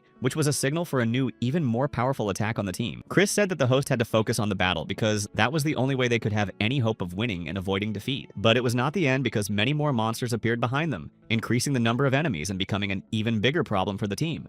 There were two-headed wolves and all the monsters were attacking them at the same time, forcing the team to defend on all fronts with no room for error. Chris approached the other players and then began to heal them, as this was the only way to keep them in a fighting condition and prevent their defeat. Later, she managed to heal Hana and she got up ready to take part in the battle again, where every battle was critical for the team. Chris then asked how Hana was feeling and if she was okay, because it was important to know if she was able to continue the battle and not break down. Wonhyo apologized for loading her up like that because they had to get home alive and without casualties, and the battle was getting more and more dangerous. Now the team stood next to each other in front of a crowd of monsters, preparing for a decisive battle where there was no room for error. And in just a few minutes, complete chaos and a fight broke out where each of the participants in the battle had to rely only on their own strength. But Kessel rushed forward, saying that he would do it himself because he was confident in his abilities and tried to avoid excessive danger to others. He destroyed the monsters, saying that they were like slices for him and did not pose any threat even in such a difficult situation. And only afterwards the creature was destroyed, giving the team a short break and a chance to recuperate a bit for the next battles. Wonhyo was able to call for new help and then took the core of the creature, which was an important element for destroying the remaining enemies. But now he had little mana, so it would last for about 20 minutes. Which forced the team to act even faster and with more caution. At this point, Hana began to shout at the guy to watch his step because new threats began to appear around him, and he could not let his guard down. At that moment, something began to approach them, and it was unknown what exactly, but with every second, the threat was becoming more obvious and more dangerous. Most likely, it was the remnants of the monster that began to unite, and because of this, the situation became even more unpredictable and difficult for the team. Chris immediately got to work, intending to show the power of her core to take out the new enemies and force them to retreat. She used the call of Meiji's angry skeletons, which was a powerful move to shift the balance of the fight in her favor. Although she was not a necromancer, she was able to summon them, which allowed the team to gain a temporary advantage in the battle. Kaju Wonhyo left the command of the skeletons to focus on other tasks in the battle and control the situation on the battlefield. The army became much bigger after the call, so the chances of winning increased, but at the same time the complexity of management increased. Kai ordered the skeletons to start repelling the monsters' attacks so that they would not penetrate the depths of their defense and disrupt the plan. The white gorilla that attacked their ranks turned out to be extremely strong and able to easily break through their defense. Picking up a large stone, the gorilla threw it with force, causing the stone to shatter, further complicating the situation. When the other players started attacking, they thought they had won, but it was only a temporary victory and the battle continued. Hana started to get very angry at the guy, even though he was scared and didn't understand why she was reacting so aggressively. At that time, their team was suddenly attacked by a two-headed wolf, which greatly increased the level of danger and complicated the strategy. Wonhyo rushed forward to use his bone prison in hopes of holding the wolf back and preventing it from breaking through the line of defense. He ordered Chris and Kessler to cover him so they could provide protection and not let the enemies break through their front. The boy was very angry that the wolf started attacking his dragon, which he perceived as a personal insult and a threat to their strength. Wonhyo ordered Nidhogg to wait for the command because the monsters were unusual and each of them required a special approach and strategy. They were being pushed back, but Hyunbo's mana was running low, which put them in a difficult position and increased the likelihood of defeat. Nidhogg got angry, saying that he was a dragon and never lost, and then tried to regain control of the situation. Hyunbo felt the same way, not believing that his opponent was able to push Nidhogg away, and this caused him great shock and disappointment. However, now he had to accept the situation and continued the battle because victory was still possible with the right approach. Wonhyo decided to take a risky move and transfer all his mana to the dragon, hoping that it would give him the strength he needed. After receiving the power, Nidhogg instantly used his breath to direct it at the enemy, which became a powerful counterattack. After that, they continued the battle, but it quickly ended as Nidhogg's power proved too much for the enemies. Hungbo was lying on the ground exhausted next to his staff, indicating that he was completely exhausted after the fierce battle. Other skeletons stood near him trying to bring him back to life because they were very concerned about his condition and health. They were very worried about about Henbo and were very happy when he regained consciousness and was able to start acting again after a hard battle. The young man himself did not understand what had happened and asked the skeletons what had happened because he did not remember the events during the battle. The skeletons replied that he had lost all his mana and needed to rest to regain strength for the next battle. Then the boy asked what happened to Hana's guild and if they were safe because the battle was too intense for everyone. Kai said that Hana's guild was safe and had already gone home, which meant that the main threats were over.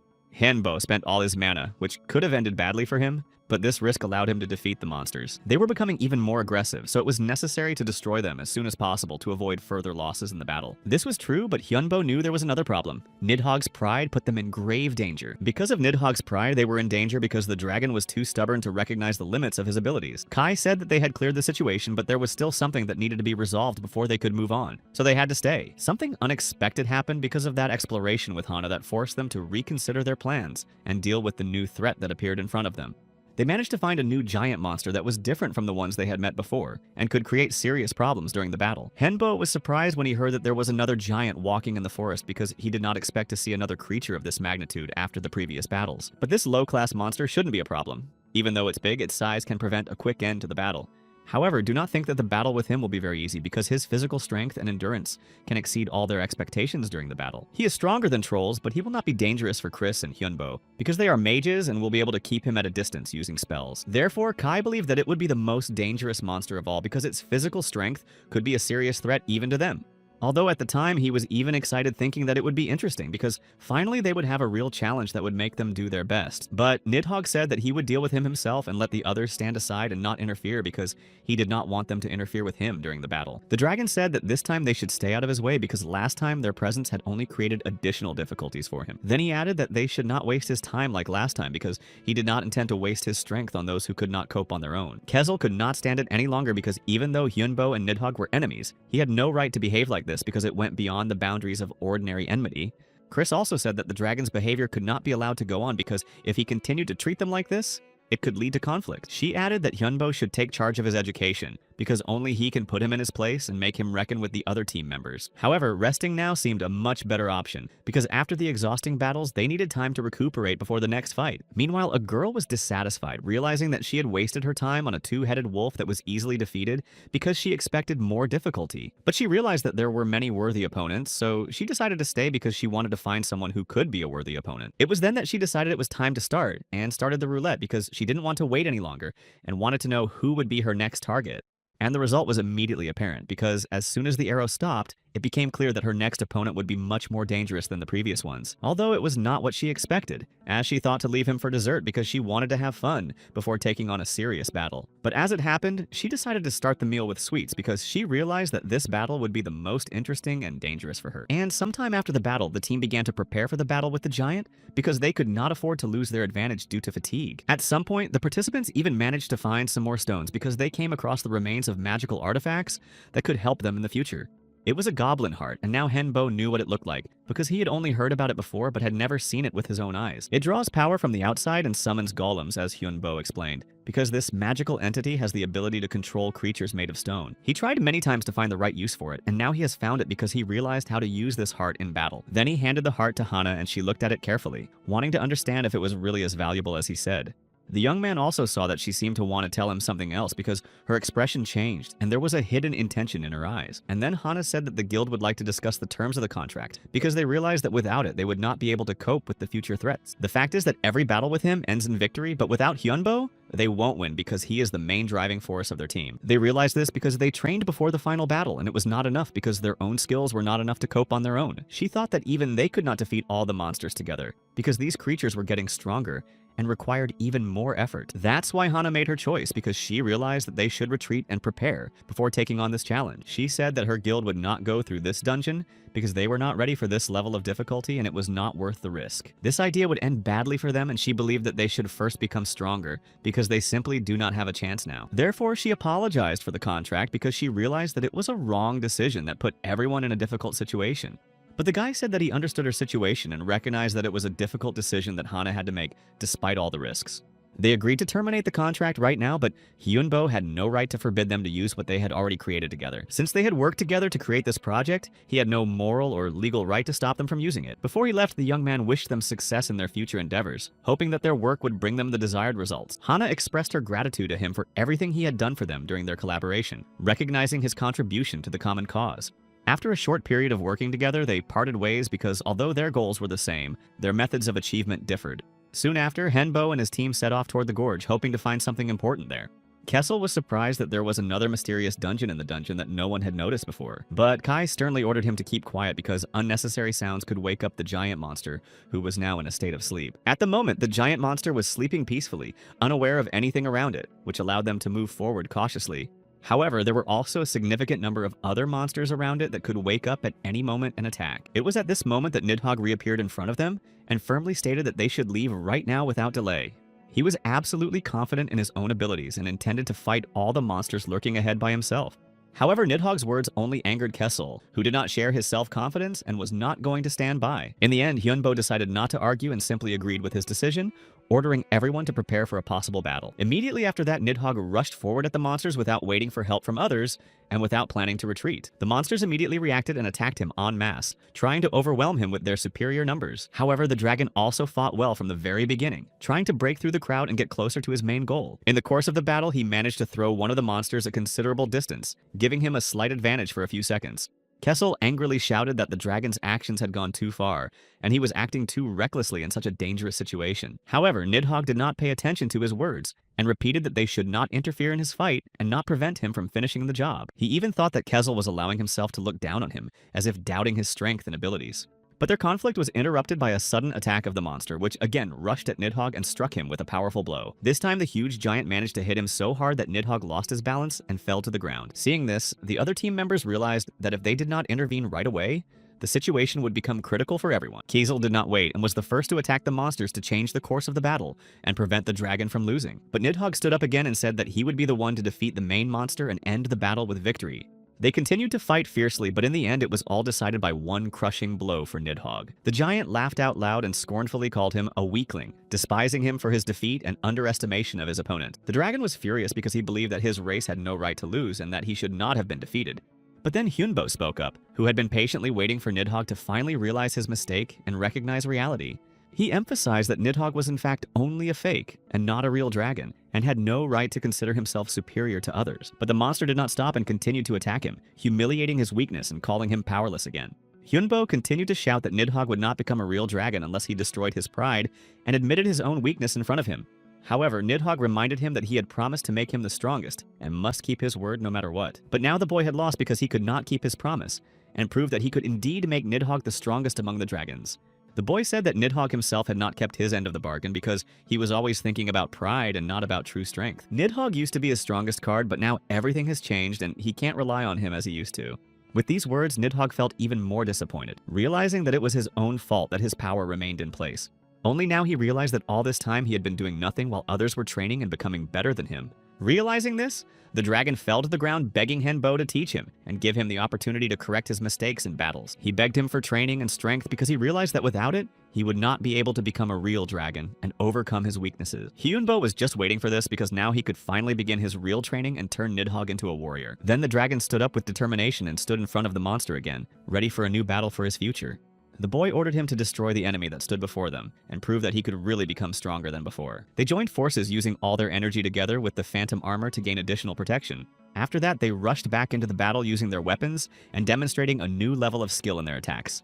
Hyunbo said that the dragon itself should use his magic to increase its chances of winning this battle. Nidhogg agreed with him, saying that he would take this advice into consideration and start working on using magic. Now they became a real team, and Hyunbo said that together they would definitely be able to destroy this giant enemy. The dragon flew into the air with him and dealt a crushing blow to the giant, using all its strength to attack. At this point, they used the bone spear to release a powerful energy punch right into the center of the monster's body.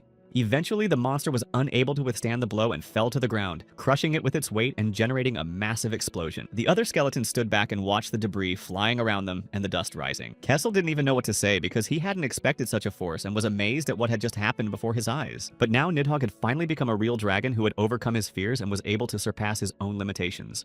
However, at that moment, a new danger reappeared and made them realize that the battle was not yet completely over. It was only after Kessel's words that Hyunbo looked back, realizing that they might be in even greater danger. They could not stay in the air because of the powerful explosion, and fell to the ground while the team rushed to their aid. The entire space was filled with dust and debris, but the skeletons were still able to see something among the chaos. It was the same monster, but now it had a strange aura around it that radiated powerful energy. The skeletons could not understand what was happening because they had already destroyed the giant, but now it was standing in front of them again. Hyunbo himself was fine, but he warned them to be careful because he did not like this atmosphere at all. But he had a feeling that someone was watching them, and this presence seemed to be something otherworldly that caused anxiety. Then he heard a voice saying that she recognized Hyunbo's victory and that she no longer intended to continue the previous battle. But the girl also said that this battle disappointed her because she expected something much more from the enemy. Therefore, she wanted to start it anew because she did not feel satisfied enough with the previous fight. Hyunbo told all the telepaths not to move so as not to provoke her and create a new threat. But she was just waiting for Hyunbo to at least talk to her because it was more important to her than the fight itself. Only then did he ask if she would answer his questions and if she could explain the reasons for her actions. But the girl immediately said no because she did not consider it necessary to explain her motives to him. Then Hyunbo said that there was no point in it for him because he would not benefit himself and did not want to waste his energy. Now the girl smiled, saying that she realized who Hyunbo really was and what his true nature was. Earlier, she was going to destroy him, but now she changed her mind because she was interested in his attitude to the situation. And she liked Hyunbo's confidence, even though he didn't yet understand what was happening and the danger he was in. She also didn't like people who had insight because they could predict her next steps, and she was talking about Nidhogg. And then the young man began to guess that her target might be connected to him. The girl added that it would be boring for her to just leave if she had already come here and wanted to finish the job. And the guy's body seemed to recover from the flow of mana again, as if his strength was returning to its pre-battle state. She did this so that she could start fighting again and see if Hyunbo could stand up to her once more. She wanted the two of them to fight each other because she felt that Hyunbo was worthy. She said she would restrain herself and stop if he survived for 5 minutes because it was her test. And it seemed to Chris that the girl's words and actions were at odds, although Hyunbo decided to do as she said in order not to take any risks. If anything, Hyunbo was going to give mana to Nidhogg to strike, because he realized that he couldn't handle it himself. And the whole team gathered to fulfill the master's orders because they knew that without it there would be no chance of winning. The girl said that she didn't want to wait so long and therefore decided to speed up the development of events in order not to lose interest. And it was at this moment that Hyunbo ordered Nidhogg to start the attack, because he realized that delaying would lead to defeat. Then he told Chris to give the mana to the dragon because it was the only chance to deal a powerful blow. And after that, Nidhogg used the dragon's breath to destroy the enemy with a magical strike. But for this girl, this attack was too simple and easy, and she did not feel threatened, even by this blow. Then she said that she was too bored because she expected something much more difficult in return. Hyunbo did not know how this demon could strike with one hand and not show even a hint of weakness.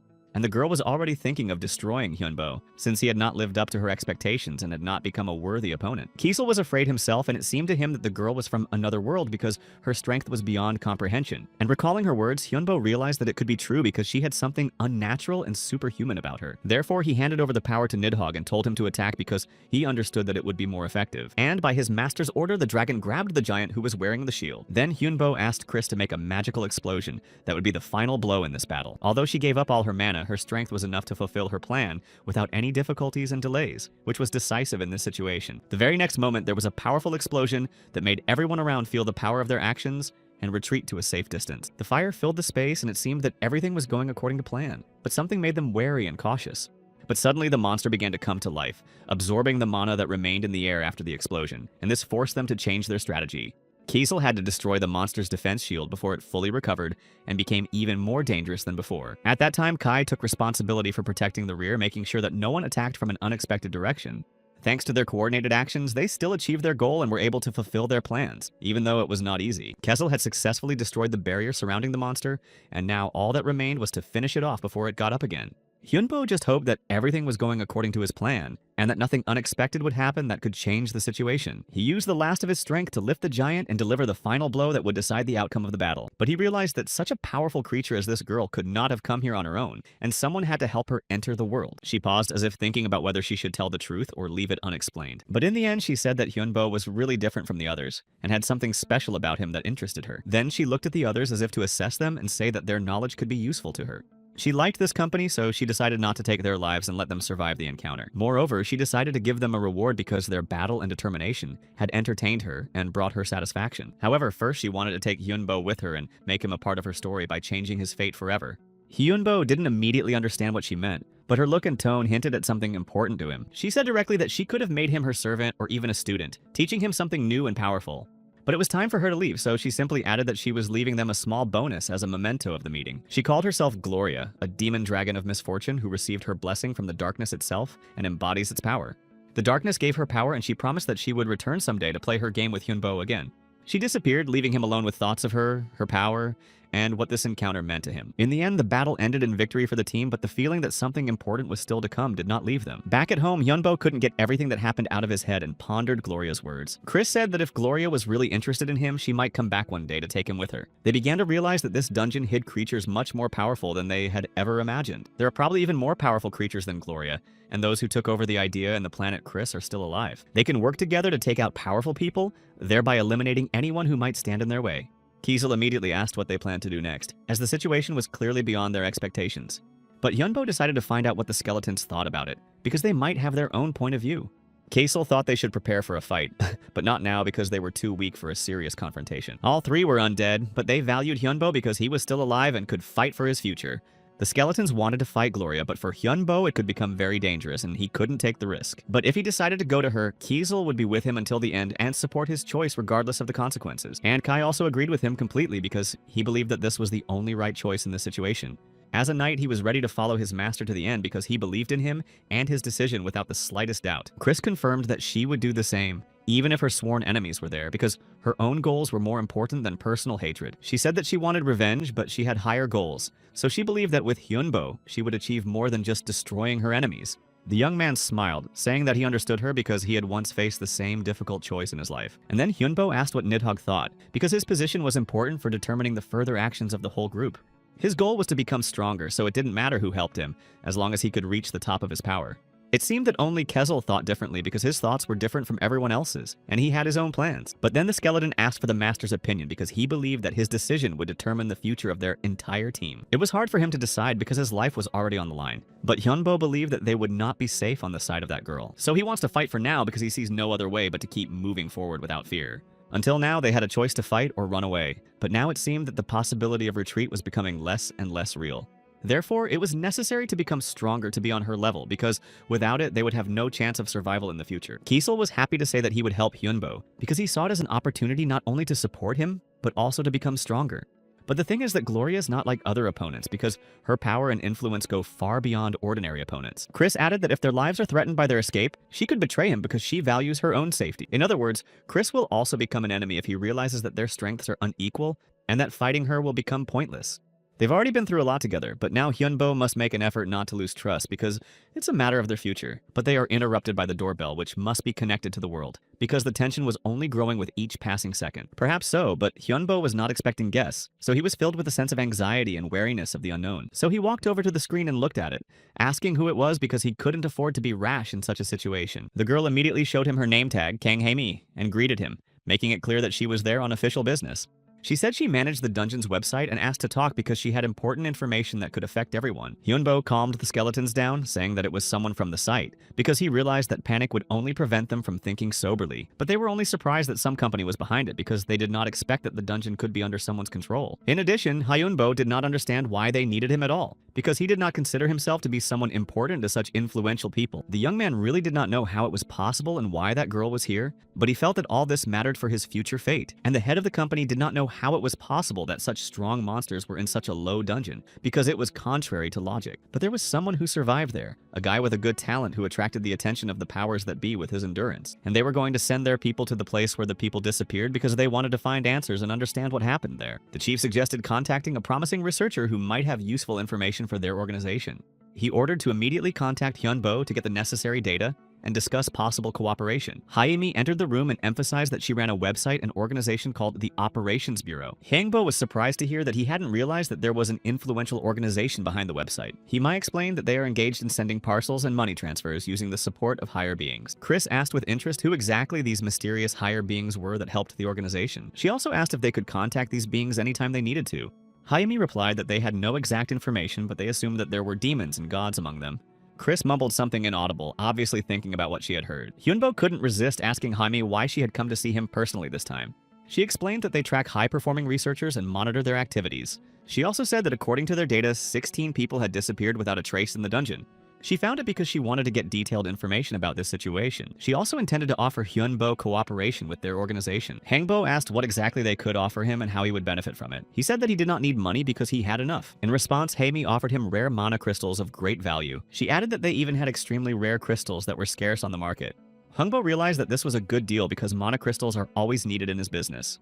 Chris suggested that Hayami might have things that are not even available on specialized websites. Therefore, Hyunbo replied that the crystals alone would not be enough for him to make a deal. This meant that he was confident in the high value of his information and demanded more. He firmly stated that he was even willing to bet his own life on it if necessary. However, after he said that, Hayami just stood up silently and looked at her phone.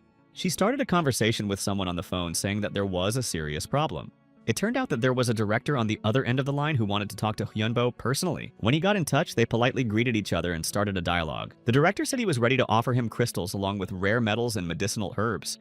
Hangbo agreed to the deal on the condition that the price would be cut in half. However, the manager said that he could not lower the price below 90% of the original price. The maximum concession he could make was to reduce the price to 85, but Hyunbo did not agree. Eventually, they settled on 75, but Hyunbo still demanded a 3-year contract. The boss exclaimed irritably that this was too much, and his demands were excessive. But Hyunbo promised that he would not leave the country during these 3 years. When the researchers finished exploring all the dungeons, they could finally join the organization. Therefore, they needed information about these people to make the right decision and prepare appropriate measures. Henbo was not worried because he knew that he could always find better working conditions elsewhere without any problems.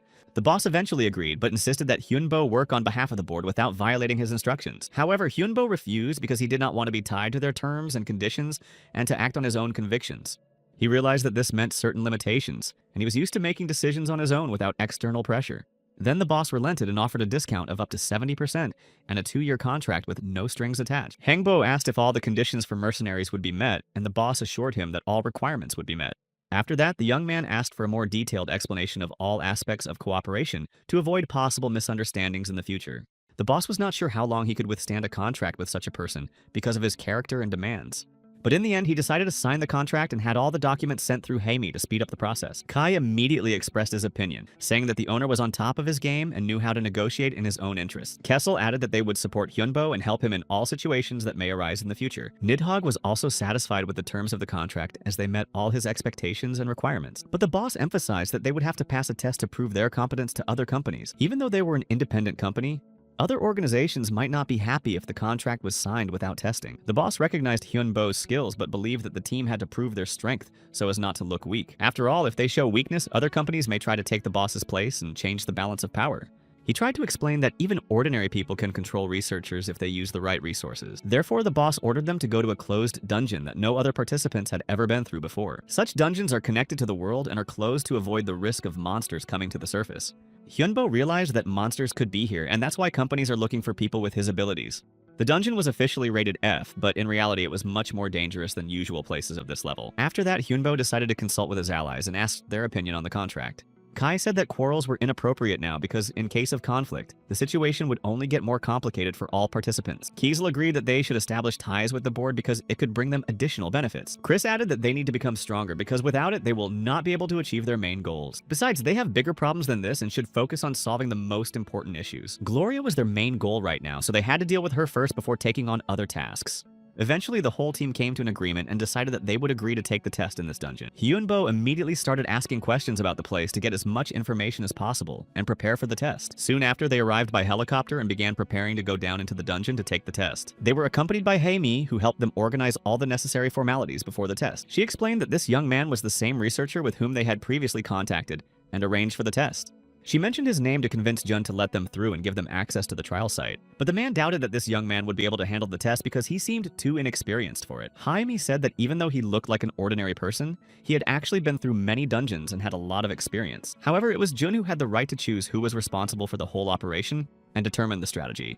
Haimi added that this order was given by the boss and he had no right to refuse or ignore it. Jun just said that he had no intention of taking responsibility for the failure of Hyunbo and his team. Kiesel was already getting angry that this idiot couldn't even do such a simple task as letting them into the dungeon.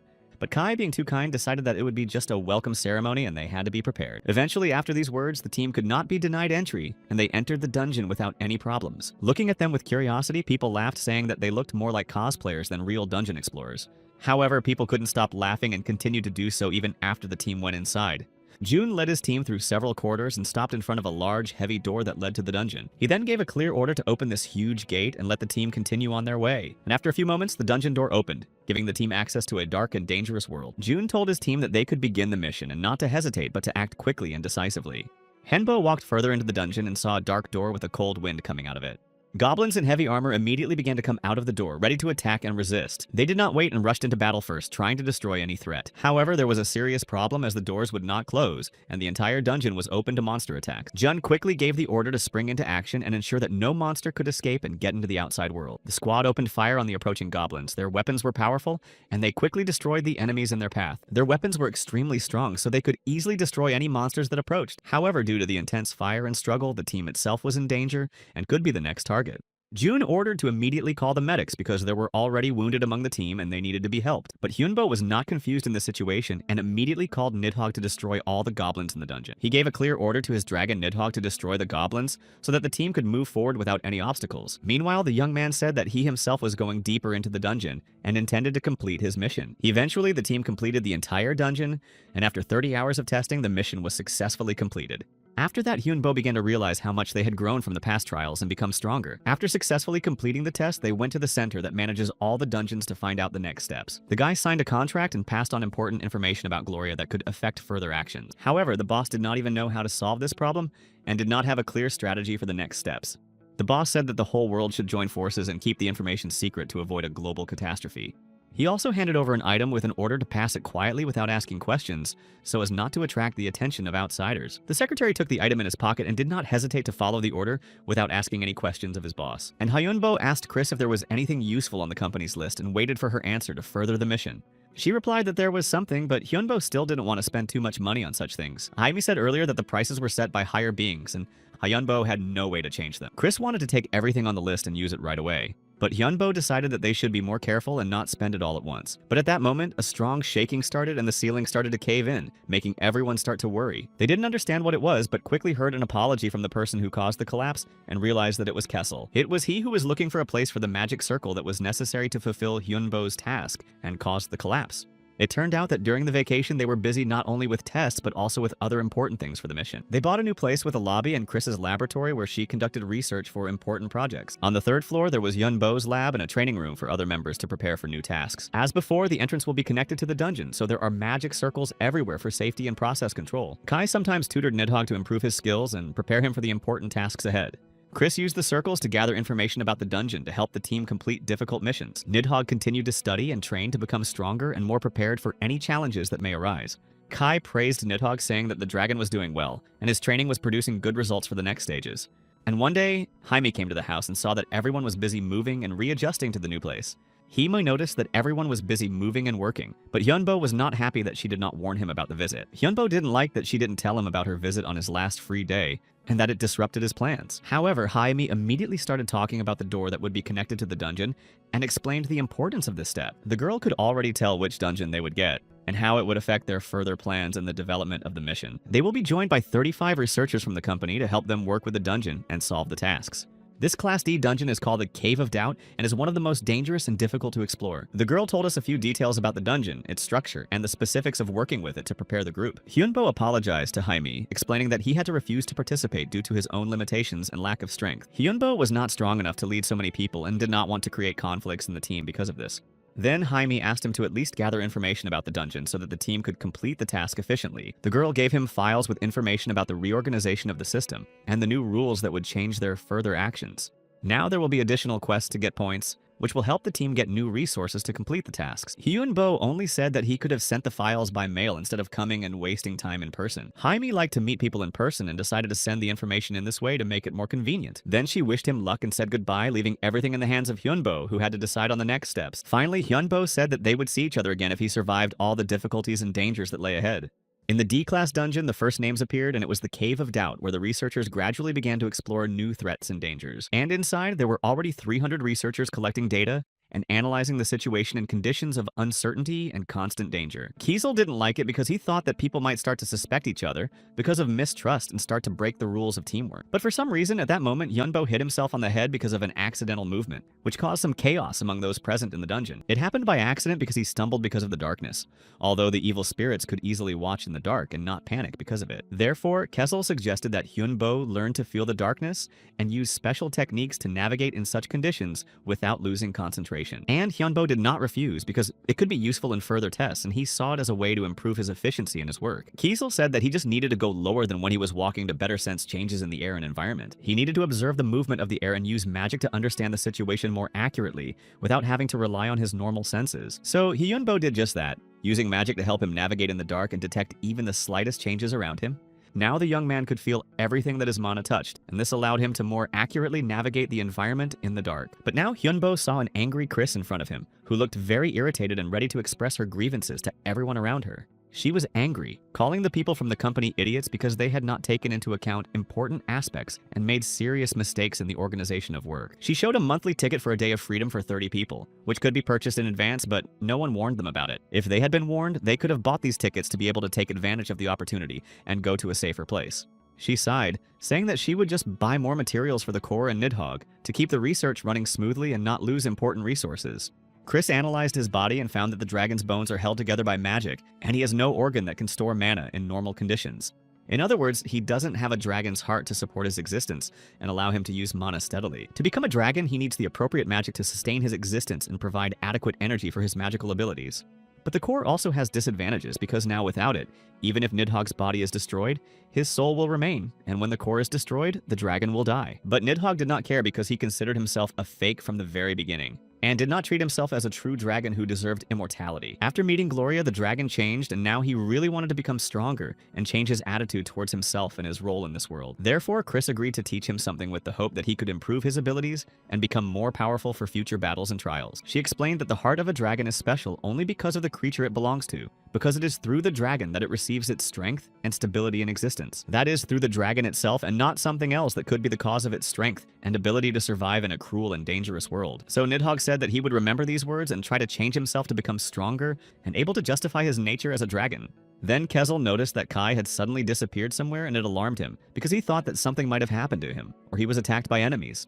He began to worry, thinking that his friend had already been attacked and he needed to know immediately what happened to Kai and whether he was in danger. But then Kai appeared from behind Kessel's back, hearing his name, and reassured his friend that he was fine and that there was no threat. This scared his friend very much, and he asked where Kai was because he was worried that he might be in danger after being gone for a few minutes. And he replied that he managed to find the traces of the ambush as he had done before, which allowed him to avoid the trap and to keep himself safe this time. And apparently this time they are in for something much more serious than before, because the traces of the ambush indicate an organized attack by monsters or enemies. It seemed as if the monsters were waging a guerrilla war against the researchers, using cunning and insidious tactics to destroy the research teams. Therefore, the team decided to move forward more cautiously and not panic, but to act with the utmost caution and take into account every possible danger. Meanwhile, these researchers had already set up their camp in a safe place and prepared for the next tests with possible dangers. The space was large and allowed the participants to move freely and train without obstacles, providing a comfortable atmosphere for everyone. Initially, the participants trained together, but later a fight broke out between them due to a misunderstanding that arose during training. Taehan was a guildmaster and engaged in a fight with the one who started attacking them, which caused a misunderstanding among the other participants.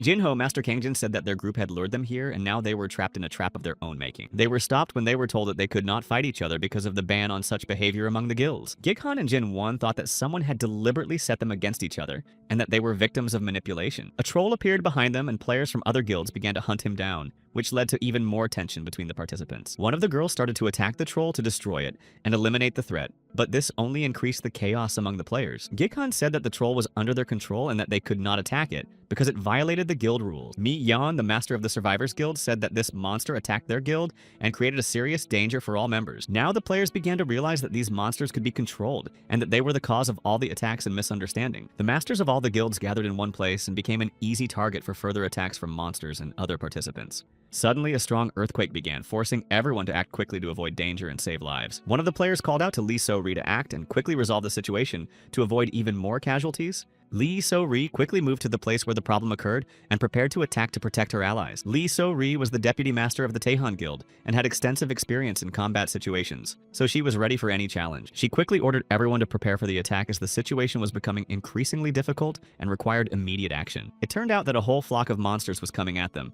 which became an even greater challenge for all participants in this battle. Each of the players took up arms and began to actively attack the enemies in an attempt to stop the monsters and save their guild. They noticed that the swords melted on contact with the monsters' bodies due to the acid, which made their attacks much more difficult. Because of this, several players were seriously injured and needed urgent help to avoid dying during the battle. The blood of the slimes turned out to be acid and it was dangerous to cut it, so the players realized that it should only be burned. The guild quickly decided how to deal with the enemies and developed a strategy to fight the monsters. The guild leader ordered everyone to quickly flee the battlefield, as the situation was becoming more and more dangerous for all participants. Suddenly, several explosions occurred, forcing all participants to quickly evacuate and avoid the debris and destruction. The debris from the explosions was falling everywhere, so the participants had to dodge it to avoid being injured. The players began to ask the soul of Noes to give them the strength to overcome the monsters, and she quickly responded to their request.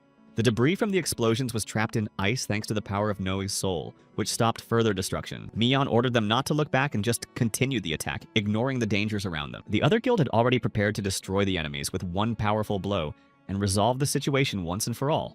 Therefore, the players tried to gather all the monsters in one place, hoping to keep them there and reduce the chaos they created around the camp. But there was still an incredible number of them all over the camp, and it seemed that their number was only increasing every minute. The orc was also helping them, but the skeletons started to run away when he attacked them, forcing the players to change their tactics.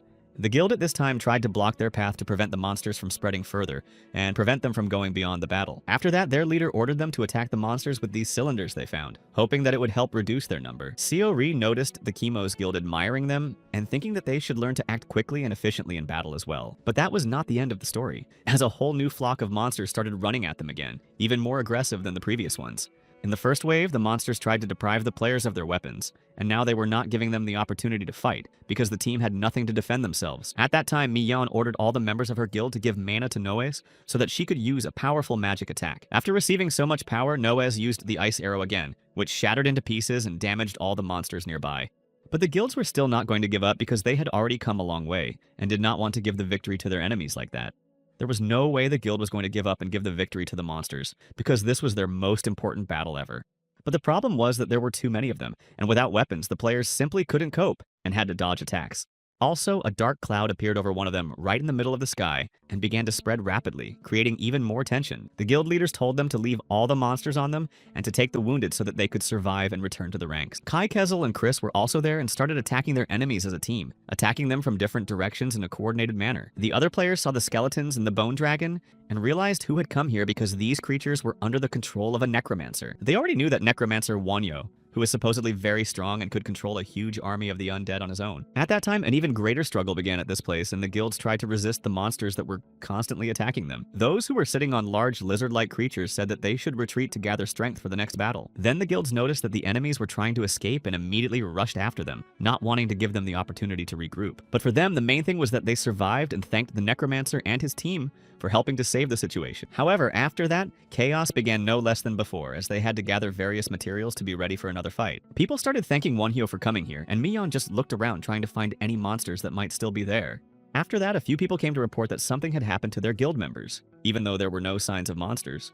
They thought that it was worth increasing the number of guards at the post because waiting any longer was not an option, because the enemy could attack again at any moment. Hyundo suggested that monsters might be among them, and that's why they couldn't return home because they disguised themselves and couldn't be distinguished. Then they started asking him if they could tell the difference between a human and a monster, and Hyundo didn't know because there wasn't even a body to examine. But suddenly Jinwan said that he knew how to proceed now, because he had an idea how to detect monsters in disguise among people. The return home function does not work only when fighting or when there is a monster nearby, so you can send people home in groups and narrow the search circle. But it turns out that in the end there will be a bunch of monsters and a few explorers, so this group will be in danger. One of them suggested leaving at least a few trusted people to protect them, and then they could use this place as a base, and everyone agreed.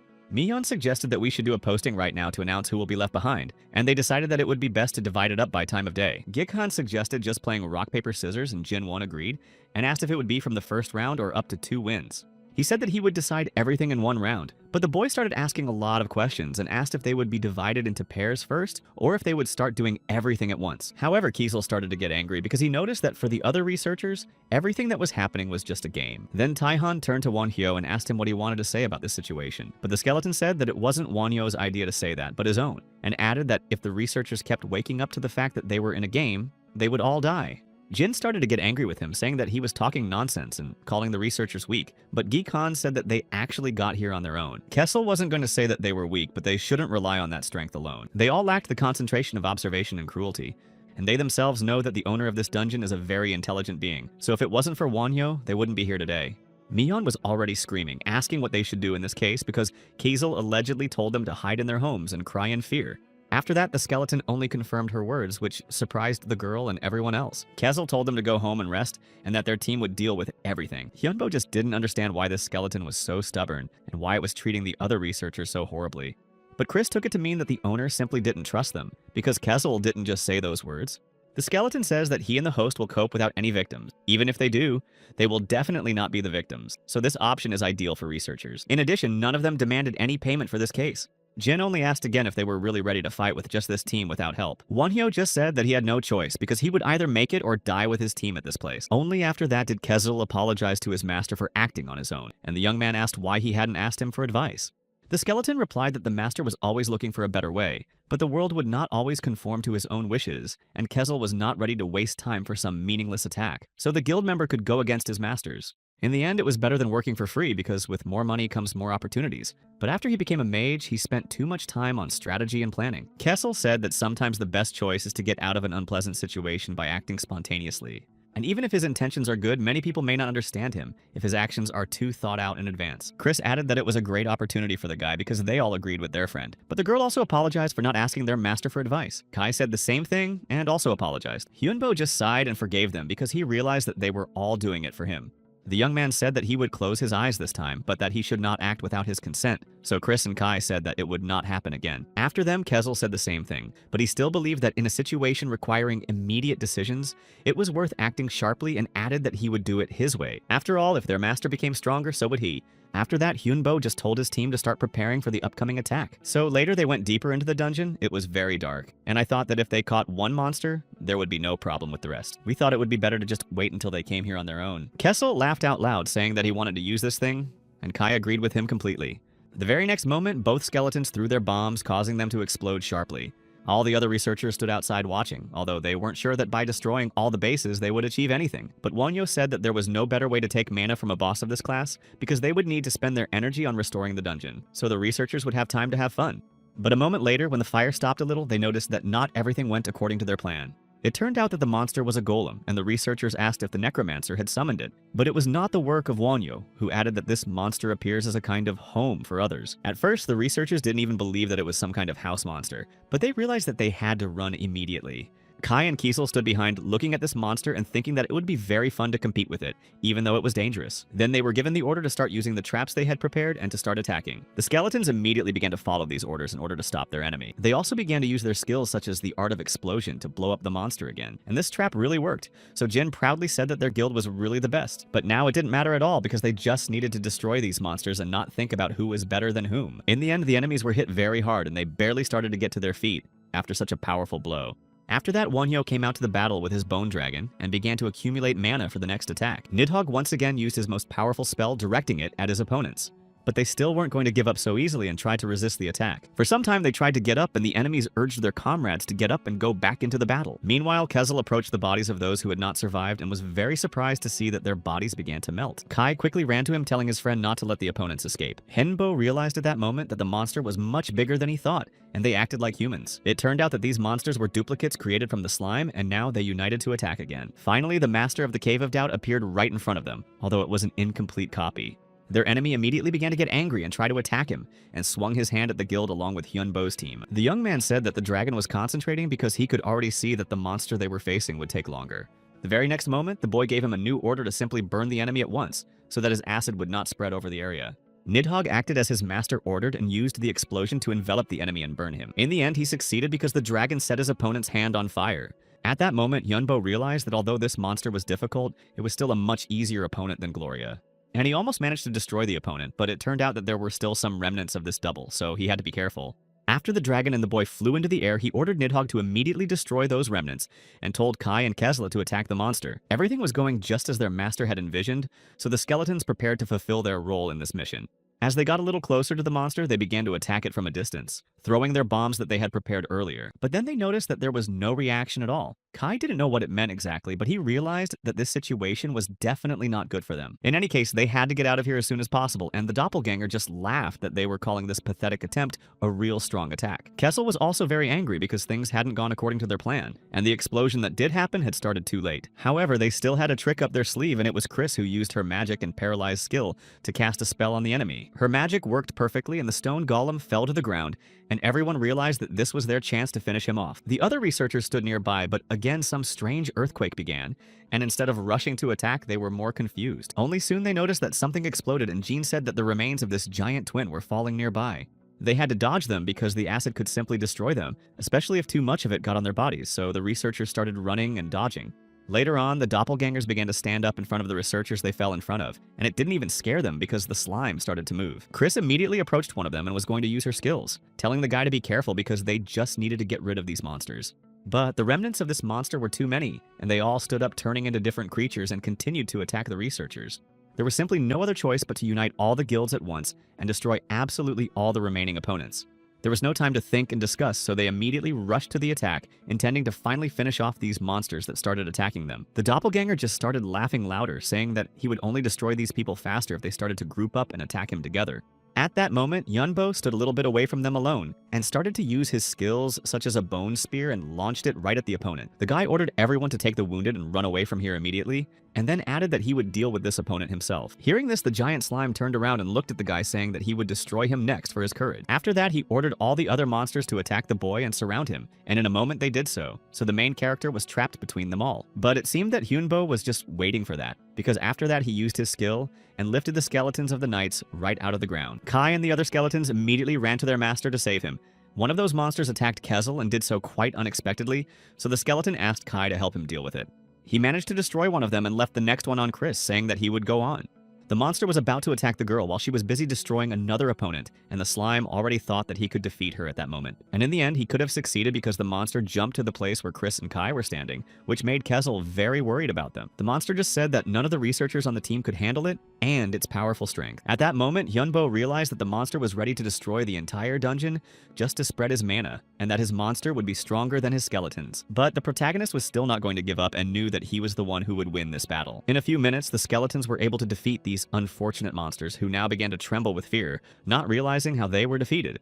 And when Hyunbo himself started asking them if they wanted to know why they played, they started to get angry because it humiliated them. The young man did not pay attention to this and immediately said that people's mana is a limited thing, and this monster knew this very well and was going to attack. But Henbo had specially created a so-called mana safe, and of course the process of its creation and the endurance of its repeated use made it not very effective, but it still helped in this situation. However, after that there was a shout from behind, and the monster said that Henbo had recognized his victory too soon. The monster had almost reached its goal and almost attacked the boy, but at that moment Kezel came to the rescue and instantly destroyed the creature. The doppelganger wanted to absorb him and become a real doppelganger, not a copy, and in fact this plan was quite good. However, sometimes you need to act without much thought for the best result, and as a result, the magician was able to win, unlike the doppelganger. Because of these words, the monster only got angrier and stood up again to attack, saying that this time the team would definitely be finished. The doppelganger added that if the young man destroyed the dungeon, his mana would still be released, but Hyunbo had a great plan for that. Immediately after the monster's words, he began to use his spells, directing them at the opponent. He said that part of his mana was in the spear he used to wound the doppelganger, and Hyunbo did it to completely destroy the monster's body. And it was after that that the young man realized that the real body of this monster was not the one he was in now. He had simply divided his soul and given it to the doppelgangers. This was true, but the monster was not going to admit it, so he simply shouted that Yunbo should give him everything because it belonged to him. It seemed that he had already become completely insane and stopped controlling himself because he was acting absolutely chaotic in order to get his soul back. And at that moment, Hyunbo ordered his dragon to attack and destroy absolutely all the duplicates of this creature. Immediately after his master's order, the dragon flew into the air above the other skeletons and then set about destroying the opponents. He again used the same skill to simply burn them to ashes in one blow. At this point, the monster simply did not believe that this was possible because he realized that he could have become much stronger if he had done a little more. At that moment, Taehan just stood there, not knowing what to do, and only now he heard an explosion next to him. He seemed to be trying to defend himself somehow, but because he was not the best researcher, he did not even notice that the giant monster had reappeared behind him. Only at the last moment did he look back and see this giant with more than one head in front of him, and the boy did not understand what was happening to this creature. More recently, these monsters were ready to attack, but at that moment, each of them simply melted before their eyes, while the researchers did absolutely nothing. Henbo collapsed next to the skeleton, realizing that it was over. It was incredibly terrifying and his mana was almost gone. But Chris told her master that it was not over yet, and Kai added that they still had to destroy the monster's remaining associates. Hyunbo had no more strength left, but he still tried to tune into the fact that they still had an incredible amount of work to do. Then Kezel, who was standing next to him, extended his hand to the boy and briefly told him that he had done well. He was proud of his master and said that Hyunbo had done a great job with his mission. This even embarrassed the boy a little bit and made him feel awkward, so he just thanked him briefly as well. Then he grabbed the skeleton's hand and they were going to destroy the monsters that were still left, and the young man had started exploring this dungeon only 5 days ago, but it had already been cleared. Then they returned home and it was the 3rd day after the dungeon was cleared. He ate nothing, slept terribly, and even lost interest in novels or comics that he used to love to read. Perhaps it was because the main character clearly understood what it means when you were on the verge of your life and trying to survive, clinging to that very life with your last strength. In the end, he just got up thinking about going for a walk, although he didn't have much free time but wanted to do something else. But as soon as Hyunbo got up, Kiesel burst into his room without even knocking and immediately said that he had a big request. He begged to be allowed to go out because he wanted to meet his playmates. But Hyunbo was hesitant because he didn't have much free time, and he was a skeleton, but that's why he came to the master to help him. After a while, Hyunbo was able to do something, and the skeleton could even change its expression if he wanted to. Of course, Chris helped him with this, and Hyunbo explained that his face was connected to thoughts and mana, although Kezel did not like that he could not do this with his whole body. However, the young man believed that the skeleton with the Yahtzee should be grateful, so Kessel immediately said sorry and asked him not to move his ear because he was also in pain. Of course, Chris helped a little, but Hyunbo did most of the work, which surprised her because she didn't think the boy could do it. He really managed to do something like that, although it wasn't really a real head, but he still took the girl's words as a compliment. After that, Kiesel said that he and his playmates wanted to go out for a bite to eat, and asked if that would be okay. Hyunbo wasn't going to refuse him, but he wasn't sure what the doppelgangers ate, and it was unlikely that there would be much choice, but Kezel could still taste it. These words struck a chord with all the skeletons, and the first thing Kezel thought was that he would finally be able to taste alcohol. And at that moment, Chris had a great idea. She said that they could start mass production of lookalikes and she would help him. It seemed to him that Chris just smelled money because such things would definitely be incredibly expensive and could be profitable. Eventually, after a while, Kezel left the house, and at that moment, they learned some interesting things, although they were worried that Kezel would not quarrel with anyone and would not get into danger. However, only after some time he returned, although he looked quite terrible, but she was happy with what they learned, namely that when Hyunbo himself did not leave the house, their free time did not decrease and his friends could safely leave the house. So he came up with an idea, because until they run out of free time, they won't be able to get to the next dungeon, which means they won't have to clear it. And using the image of the doppelgangers, they can dump all the remaining work on the agents. And while they're doing all this, a new patch has been released on the dungeon website, namely the mercenary system. Apparently, this service was introduced because it's all connected with dungeon clearing, so there are big problems there. And Kessel added that he had never heard the word mercenaries. Kai, in turn, said that clearing dungeons as mercenaries was a good idea, and the owner agreed. The mercenary system is an innovation on the dungeon site and can be applied for by those explorers whose dungeon clearing time reaches 2/3 of the average time. And this method is great for those explorers who want to help others and earn money in their free time. There is even a payment from the client who submits this application and a reward that is given when exploring the dungeon. And after clearing the dungeon, free time also remains. But such a system is suitable for large guilds or very skilled explorers, but Henbo did not understand why the site added such an option. Chris assumed that it was because mana from the dungeon was starting to leak into the outside world, but Hen didn't know that there was a difference between mana in real life and in the dungeon, to which the girl replied that it was still unknown. However, as the number of researchers increases, so does the density of mana, and in a year or so, the density of the dungeon and the real world will be exactly the same. Kessel said that before the density of mana became the same, they should develop their talents and clear as many dungeons as possible. Kai said that everything was going well for them, and Hyunbo agreed that it was really good for them. But it's hard to turn a blind eye to such large-scale changes in the outside world, because if monsters from the dungeon appear in their dimension, it won't end well. Other researchers will be forced to immediately enter the fray, and the world in turn will never return to its previous form. And most importantly, the Demon of Disaster Gloria may not be their final boss, and there will be someone else who is many times stronger than her. But even if someone as strong as Gloria appeared in this world, it would also be a great disaster, and Hyunbo was well aware of this. He knew that thousands of people would be in danger because of this, and he didn't want to let that happen. At that moment, Chris put her hand on his shoulder, saying that the situation could be incredibly useful for them. But the most important thing was to become stronger before something irreversible happened for the whole world. As hard as it was for the boy to realize and admit, he agreed with her saying that Chris was right. That's why the owner told his skeletons that they would start working as mercenaries for that company from now on. Period. Kazel added that they'd better be prepared for situations like the one with Jin Hyuk recently, but Hyunbo didn't understand what the skeleton was getting at. Then Kezel added that most likely with this system, someone would want to destroy those players who are weaker. And in the end, Hyunbo made a decision. He said that they themselves would destroy such unnecessary enemies among their own people. And he was supported by those who said that wolves in sheep's clothing are the most dangerous, and there is no need to feel sorry for traitors. So they decided to start on such a happy note. The protagonist decided to find a suitable query to start with, so he went to the site and clicked on the screen. Although they realized that there would be an incredible number of these queries, they did not think that it would be so much. America, England, and China were also there, and it turned out that they could respond to requests from all over the world. But Hyunbo was afraid that they wouldn't find good offers from Korea because he didn't know any foreign languages. But Chris said they could use the magic of translation, even though it was the first time Hyunbo had heard of it. She explained that it was telepathy, which allows you to understand each other regardless of language, and although it's hard to get used to, it's cool. That's why she decided to make items for translation magic, and after that, Hyunbo thanked her for it. Kessel then said that since it happened, they could take as many requests and offers from others as possible because it wouldn't hurt to earn more. And Kai offered one of the requests that he had found, although the reward was not particularly large, but they were really needed there. And Hyunbo agreed that those people really needed the help of professionals. Chris added that they needed slime liquid, so she would accept the request from the F-ranked dungeon, and it turned out that she and Kezla had the same opinion on the matter. That's why Hyunbo decided that in this case they would accept the request that Kai offered. All the skeletons agreed with the master to do some good deed. But he said that there was another reason for this task, although it surprised the skeletons who heard it. This customer said that he would do anything if they helped, and Hyunbo was only too happy to increase the number of allies of the team. He also wrote that most likely people had heard of the necromancer Wonhyo, who had already completed more than one dungeon and was equal in strength to the entire guild, and that he might even be stronger, which is why this player wondered how this person could be so strong, and believed that Hyunbo had signed a contract with the devil to gain this power after that, and the person wrote many more different assumptions about this necromancer. The head of the magicians said that he didn't care what rank this guy had, whether he was a thief or a hero. They needed to meet immediately before he became too strong to be lured to his side. That's why the man called the administrator to him, but after waiting for a while, he didn't hear any response, so he called him again. Realizing that it was too quiet, the man began to worry a little, realizing that there was usually a lot of noise here. But soon the head of the magicians looked at the open door, and behind it was as dark as it could be, so it also confused him. He was very alarmed when Wonhyo, whom he wanted to meet so badly, came out of the same dark door and began to ask him how he got here. The boy only said that he had come to warn him about something, although the chairman had no idea what he was talking about. Wonhyo only said briefly that the man himself should realize that the time had finally come. At first, the head of the magicians did not understand what the boy was talking about, but in the meantime, incredibly fierce battles continued in the dungeons. All these disasters were terrible, and despite the fact that they wanted so badly to prevent what was happening, many people have already suffered. These catastrophes are incredibly global and require the intervention of many hunters who have a higher rank.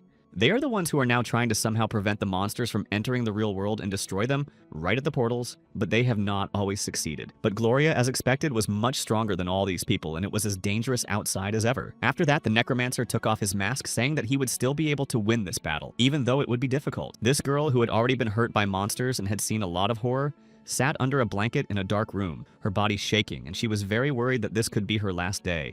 From the very beginning, everything went according to plan, but only until the explorers met the monsters on the 3rd floor. Because of the goblin commander, most of his squad did not survive, and everyone else just started hiding in their homes out of fear, afraid that they might suffer the same fate as their allies. Eventually, they reached the point where there was only 1 month left to clear this difficult dungeon, and there was still a lot to do, but they were scared. The girl continued to sit in the empty room under the blanket, but at that moment her phone vibrated and gave a signal because she received a new notification. She immediately grabbed it and opened the message to read that the dungeon had been cleared thanks to the mercenary system, although at first she didn't even believe it.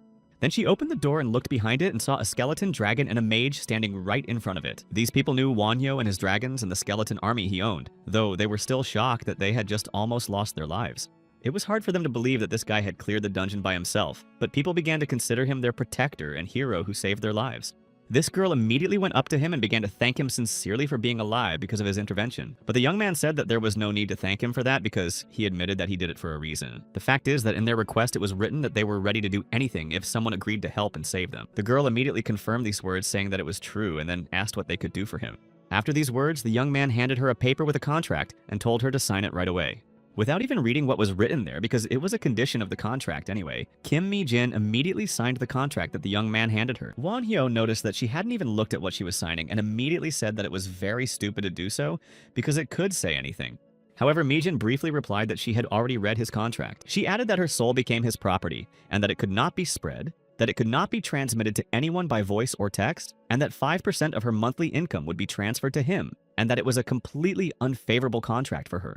But in the end, this girl signed the paper anyway, and to some extent, it even surprised him. Mi-jin only replied that she had said, like everyone else, that she would do anything, so she was not going to go back on her word. Hyunbo liked this approach because he appreciated that in people, so he smiled, glad that everything went smoothly. But then the girl immediately exclaimed, coming even closer to him so that Won-hyo would give her power in exchange for signing the contract. She wanted to become even stronger so that she would be able to do no more, and this would be done for her sake and for his sake as well. This is the only chance in her life that she will never pass up again. To get this crazy power is literally a chance to change her own life forever, to improve it and not to be afraid anymore like she was recently. Won-hyo just said that he likes it because this girl has a talent for magic, so she can become stronger with his help. Won-hyo also said that he treats those who belong to him very well, and she has already become one of his army. After a while, the boy sat at his desk in complete silence in front of a piece of paper and thought about something for a long time. He was already well aware of the fact that apart from this girl, all the others in the dungeon were useless to him, because they were nothing. But Hyunbo thought he was lucky anyway, because Mi-jin's skills were really good, and she had a great potential to become strong, as he wanted. She could master the curse magic that is related to his field of necromancy, and she is the leader of her squad, so in any case, these people will follow her. Later, Kai and Kezel came into the room and said that they had finally completed their training. Hyunbo asked how their students were doing, and Kezel said that they were obeying, and that was the main thing, and Kai added that even the atmosphere was good. A dungeon doesn't disappear even after it's been cleared if there's at least one person in it, and it turned out to be a great place to train. Then Kezel approached the guy, seeing that he was learning Mi-jin's skills, and Hyunbo said that it would be something of an investment. After that, he met with the girl herself, who once again thanked him for saving her and for agreeing to train her. On the last day of training, the young man gave her books about necromancy and magic, and also gave her a way to create spell cards that Chris made. The girl and her troops continued to stay in the dungeon, and it finally said that it would definitely survive, of course, and Hyunbo hoped so, and then said goodbye. Those in whom he had invested so much trusted him completely, and eventually these people became his followers. And if they are his followers, they must support him in any decisions. Kessel said that it was time to move on to the next dungeon because he was bored with the low-ranked dungeons and wanted something bigger and more interesting. Kai also completely agreed with him, and Hyunbo also supported this idea of skeletons, so he asked what Chris thought about it. The girl showed him the letter saying that she had already chosen several of their targets, but she liked the last option the most. They needed mages above the 3rd circle, and they were looking for 5, and the reward for help was also high. They wouldn't give away lower-class magic crystals, but they would give 5 of them and 5% of all the items that would fall from the monsters. And they were willing to pay for all the damage, but Hyunbo thought that was too generous. But Chris could only conclude that those people really needed an experienced magician and were in trouble. It is even possible that they want to find such a magician and then invite him to their clan, because this option was quite popular. That's why the main character agreed to accept this request, but they should have been well prepared. Only then did the guy notice that this was a request sent by a guild and asked Chris what it was called. The girl replied that the name of this guild is Golden Black Hole, and they are among the top 10 guilds in America. Having chosen this offer, they continued to train and prepare for their next mission. Kiesel asked if the master was happy to work with this slime, because it seemed strange to him to make this slime his assistant. But Hyunbo said that she was warm and quite pleasant, and added that her name was Tia, which made the skeleton laugh even more. Only later did Kai come up to them and say that they all needed to hurry, so the team was going to move on. But soon after, right in front of them, they saw an incredibly strong light as if it were explosions. Wonyo was not confused and started to speak, saying his name and their request, so in turn he asked to take away this bright light. After that, the group of people immediately apologized to him and said that they always do this, and it is for their own safety. When they finally took away the bright light, the team saw many people in front of them who were fully prepared to attack, and several tanks were standing in front of them to protect them.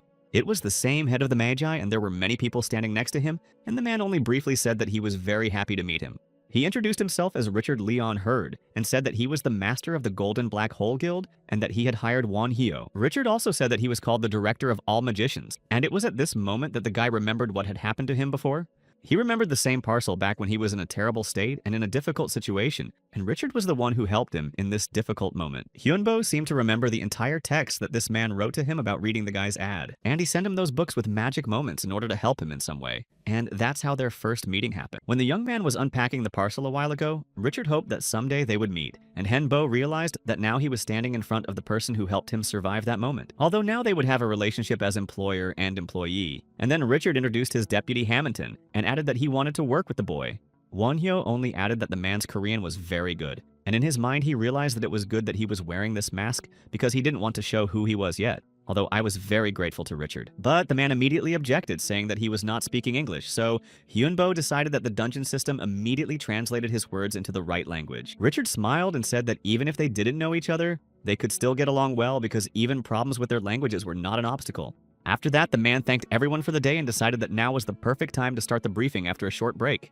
After a while, they all went to a room where a table was already set up, and then they all sat down to discuss all the issues. While already there, Hyunbo realized that he would have to take off his mask because he could not eat or drink with it on, so he did so immediately. Richard immediately said that he thought that this mask had another purpose besides hiding his face, but the young man only replied that he should respect the food on the table. Since everyone was already there, he said that the briefing could begin and then introduced himself again, saying that he was their employer at the moment. Richard said that he wanted to clarify a point right away and said that Wonhyo would be his subordinate for the duration of the assignment. Hyunbo just said that it was already clear before he hired them. But the other researchers were actually surprised and disappointed when they heard these words, but reluctantly accepted these conditions. Then Richard said that their guild was engaged in a very thorough and complete clearing of the dungeon, which meant they also needed to stay. The other explorers and Hyunbo did not understand what Richard was talking about and how long they would have to stay. The head said that it would take a month or 3 weeks. Of course, if someone was injured, they would be allowed to go home, but the rest of them had to stay until the end. Kessel was happy to hear about the complete sweep, realizing that he liked it, so Hyunbo said that it was good that they had chosen Richard's request. Skeleton agreed and said that they still had to do it right in the future. Then Kiesel called those researchers fools and asked Hyunbo if it was okay to say that, even though he had already started so it couldn't be changed. Kessel just didn't see the point of going to the dungeon and back all the time, and he said that they had once had to sleep in a D-class dungeon. Although when the other researchers heard this, they didn't even believe him at first because it sounded so strange. Richard himself was surprised by what he had just heard, but asked how they survived and what they felt. Kessel said that it was not quite the right class, so everything ended well, Chris, and they were fully prepared for the battle with the boss monsters. The head added that he would like to hear the whole story someday, but for now, they need to continue the briefing. He also immediately added that he was very glad to have such an experienced necromancer with them, and the assistant agreed. Of course, it was only 2 circles of difference, but in fact, Wonhyo seemed much more powerful than the others. Hamilton even said that he would like this guy to join their guild because it would be very profitable for them and safer and easier. However, Richard actually thought that Wonhyo was not the kind of person who would want to join any guild, regardless of their prestige and power. The man also thought that it was better not to even talk about it with him, because it would only spoil the relationship with the necromancer. Hamilton agreed and said he wouldn't do that, but then he thought about Wonhyo's dragon and wanted to see him. Of course, he didn't want to have to summon him, but he still wanted to see Nidhogg's powers with his own eyes, and Richard agreed that it would be cool. Eventually, they found themselves in the right place with a lot of sand, and although it was strange for a dungeon of this class, they thought that there would not be many dangerous moments. Of course, everyone knew what could happen, but they hoped for the best, realizing that the priority was to protect the master. Hyunbo himself hated something like this, because he knew there could be danger, but he didn't know exactly what it was, what it sounded like, or when it would appear. At that moment, Kai suggested that he gather as much information as possible because that way they would have at least more advantages over the monsters. Kiesel agreed completely, saying that if they meet someone like Gloria again, this time it could end badly, so they need to be prepared. Chris said that they all need to join forces to survive and it will be much safer. Richard then asked if the team had finished their conversation and if they had anything to tell them. Henbo, who had put his mask back on, said they were ready. The young man said that he had encountered dungeons of this type before, and that there are usually many monsters in such areas. Richard had already realized that the location was terrible and that they would have to fight bosses. He didn't even know what to do because there were no traces, although the battle should be completed as soon as possible. But then Wonhyo reappeared and said he had some more bad news. Richard thought that he didn't want to be heard, but the young man immediately told him that he had encountered a creature in a dungeon. Gloria then said that she was a demon dragon of disaster, and Richard said that it was an interesting name. The young man added that it was definitely higher than E-class and also fed on the power of other bosses to survive and gain more power. And although he did not know exactly how many there were, he believed that there were at least 3. Richard was really surprised that Gloria had absorbed 3 monsters in order to survive, and Hyunbo confirmed it. The head believed that it was a miracle that Hyunbo survived, but the young man said that it was just luck because Gloria did not want to take his life. She was just testing him. That is, she just wanted to compete with him and check how strong the opponent was. Richard was surprised by Gloria's conditions, and Hyunbo said that she only gave him 5 minutes to hold out against her and gave him 3 more opportunities to attack her, promising not to hurt him. The head was curious to hear what Gloria was doing during those 5 minutes, and he already thought that she was absorbing monsters. And Hyunbo answered that it was hard for him to hold out even for a minute, not to mention 5. So they decided to attack her bosses. And as a result, the girl recognized his strength and regretted not destroying him, saying that he passed that test. Richard assumed that Gloria was just traveling through different dungeons and entering them to find someone strong to make servants, or just associates. So the man realized that in the worst case, she would just appear again, and asked how many people Hyunbo needed. But the young man replied that it would be easier for him alone. Eventually, Richard handed him a bracelet that was a magical way of communication, and there were only 8 of them, so he asked him to return it later. The young man took the bracelet in his hands and examined it, and he was really surprised that such an object for communication existed. Hyunbo finally promised to contact them, and Richard just hoped they would survive. Kessel was waiting for this moment to finally launch an attack in this dungeon. Immediately after they said goodbye to the guild, Hyunbo threw the crystal somewhere in front of him. A car immediately appeared in front of them, and Hyunbo said that Kessel was driving, and he was only too happy to say that he would do a great job. Earlier, when they were thinking about how to improve their team, Kiesel had mentioned that they definitely needed some kind of transportation. He meant that they were spending too much time just getting to the dungeon. Chris also completely agreed with him and suggested that they summon a dragon and move faster to the dungeon with it. Hyunbo also added that this was a good option, but there was also a problem because the mana cost for Nidhogg would be too high and would only make the situation worse. After that, Chris asked why they were talking about the machine and not something else. Hyunbo replied that it would be the most familiar option for him, and that their entire group would be much more comfortable in a car. Eventually, they got into their new vehicle, and Kiesel was going to show them that he would make a great driver. Richard started discussing it with Mike because neither of them thought they would see a car in the dungeon while on a mission. But he believed that the principle of operation was similar to Golem's, and the main thing was to simply set up the engine and then drive it. At that moment, the man decided that he could learn a lot from Hyunbo, and told Mike that they should get into position themselves. Soon after, they took their places, waiting to see what would happen next and waiting for the moment when the monsters might appear. Somewhere in the back, there was a girl hugging her teddy bear and sighed heavily when she realized that people had reached the second floor. She seemed to start looking for someone among the crowd of people, and then realized that this fool was not with the group of people, and realized that this was her chance. Meanwhile, the team continued to drive forward, and everyone agreed that it was strange for them to drive this car here, especially with Kessel at the wheel. Then they tried to figure out how many minutes it would take to get there, and it turned out that they would have to drive for about half an hour. Meanwhile, Chris was looking around, but she couldn't see or feel any monsters. Hyundo didn't notice anything either, but it only made him more worried, so he told his team to be careful with these places. Then the young man looked at his magic communication bracelet and realized that for some reason it was not working. It was after this moment, when the bracelet began to glitch and make strange noises, that Hyunbo told Kessel to go back. Of course, the skeleton listened to him, but they were no longer sure that he was going in the right direction.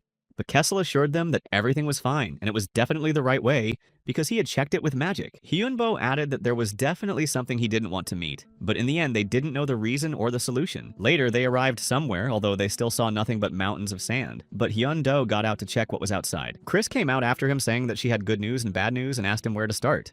Hyunbo said that he wanted to hear the bad news first because it was better to solve the problem right away. Chris immediately told him that they were stuck in these mountains, but that he could not solve the problem with his magic. Hyunbo didn't understand how they could get stuck because of magic, but Chris explained that she sent her mana in different sides to understand where the danger would be. And as a result, the mana very spontaneously stopped in one place, as if it had run into a barrier. Of course, it was not easy for Chris to control it before, but it turned out that her mana just moved to a completely different place at that moment. And she was sure that it was no accident and that someone had decided so she said that it could happen to all of them. The lowest circle of magic for teleportation is the 5th for the group, but if you move away from each other, it will be the 8th, which means that they were closed here by a creature of the 8th circle. And as for the good news that Hyunbo also asked about, Chris said that the same creature had trapped himself in this place as well. At first, the guy realized that they were in a terrible situation, but then he added that everything could be much worse. The fact is that if such a creature is nearby and does not destroy anyone, it means that it can even save them. They said that they needed to find a way out of here and get out because no one wanted to miss this chance. But it was at this moment that the guild began to attack the dolls from all sides, although at first people thought that they were not their rivals despite the fact that there were many of them. The group began to fight back, and it turned out that they were not such weak opponents, and there were actually more and more of them. Eventually, the guild was able to deal with them, but they had spent almost all their energy and were worried that this was not the last attack and that they would not be able to recover. Richard looked around and then said that this attack was incredibly unexpected for him. The man realized that they were in danger, but said that they should start with helping the wounded and then rebuild the defense, and Mike decided that he wanted to set up a camp. Richard immediately agreed with him, saying that they needed this camp here and now, because otherwise they might not survive.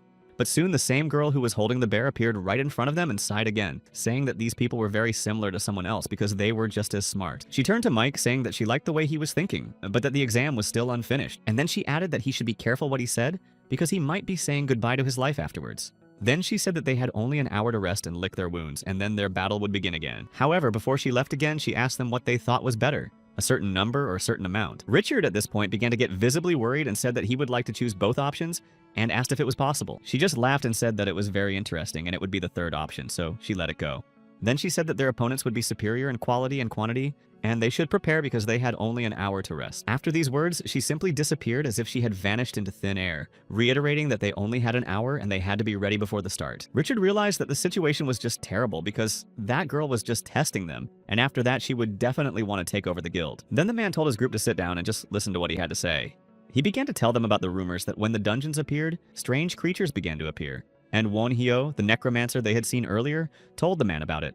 Earlier, when the boy had been in one of the dungeons, he had met a similar creature, but it was supposedly a dragon. And most likely this girl is also a dragon, although it may be a low-class one. But Richard added that he has good news for the team. Since she is testing them, she will not attack them on her own, but they still need to prepare. Richard added that it will be a very hard fight, and he doesn't know how many people they can lose in this battle. However, Richard also wanted to tell them about one thing and turned back to the team. If they lose someone, these people will not be forgotten. And he asked that if he does not survive, he should not be forgotten either. So he asked all the survivors to remember their comrades. And on this day, they should fight for them all with all their might so that as many people as possible could survive.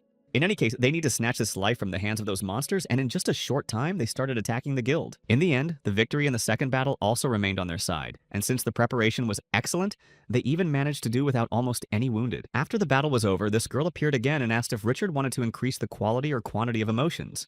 Richard asked if he could increase the defense instead, and she just smiled and said that the next battle would start in 2 hours. And exactly 2 hours later, the next battle began, and the unit that was able to rest won this competition without any wounded. In the 4th, 5th, and 6th battles, Richard also mentioned other things to improve, and it seemed that he understood the rules of the game well. Since they had already asked to increase the rest time earlier, they decided that it would be better to increase the difficulty now. But after the 9th battle, they had no choice, so this girl wiped the rest of the dolls herself. Those dolls only became stronger as their equipment improved, and they even became smarter. But this time, the guild managed to survive, so the girl appeared and asked what they wanted to improve now, and added that in honor of the 20th time, they could increase the rest time again. But he only said that he wanted to reduce his squad, which surprised almost everyone here. Richard said that he wanted to take half of the people, that is, send them home, so he asked if it was possible. And even here, the girl agreed to do as he wanted and save half of the people. But Richard would now have to choose who to leave alive. She said nothing more, only that the next battle would take place in 21 days and 8 hours and then disappeared. Richard said right after she disappeared that he was staying here and Mike was leaving. However, this was not discussed because Richard was the one who was in charge and responsible, so he was not going to run away. Even if the head himself does not survive, Mike will be able to manage the guild himself because the whole golden black hole and the whole world is relying on them now. The man added that everything is ready in case he does not survive, and Mike knows this. The main thing is to take care of it all. Richard then turned to the others saying that he would have to make an important and difficult choice and apologized to his participants in advance. Some of them had already started to say that they were staying voluntarily because they had important positions here, but some of them were sent home by Richard because they had recently had a baby or something like that. He also approached the researchers with whom they had signed a contract, saying that they all had to leave. He added that Mike would take care of everything and everything would be fine, although the man himself did not want to leave the chapter here and run away.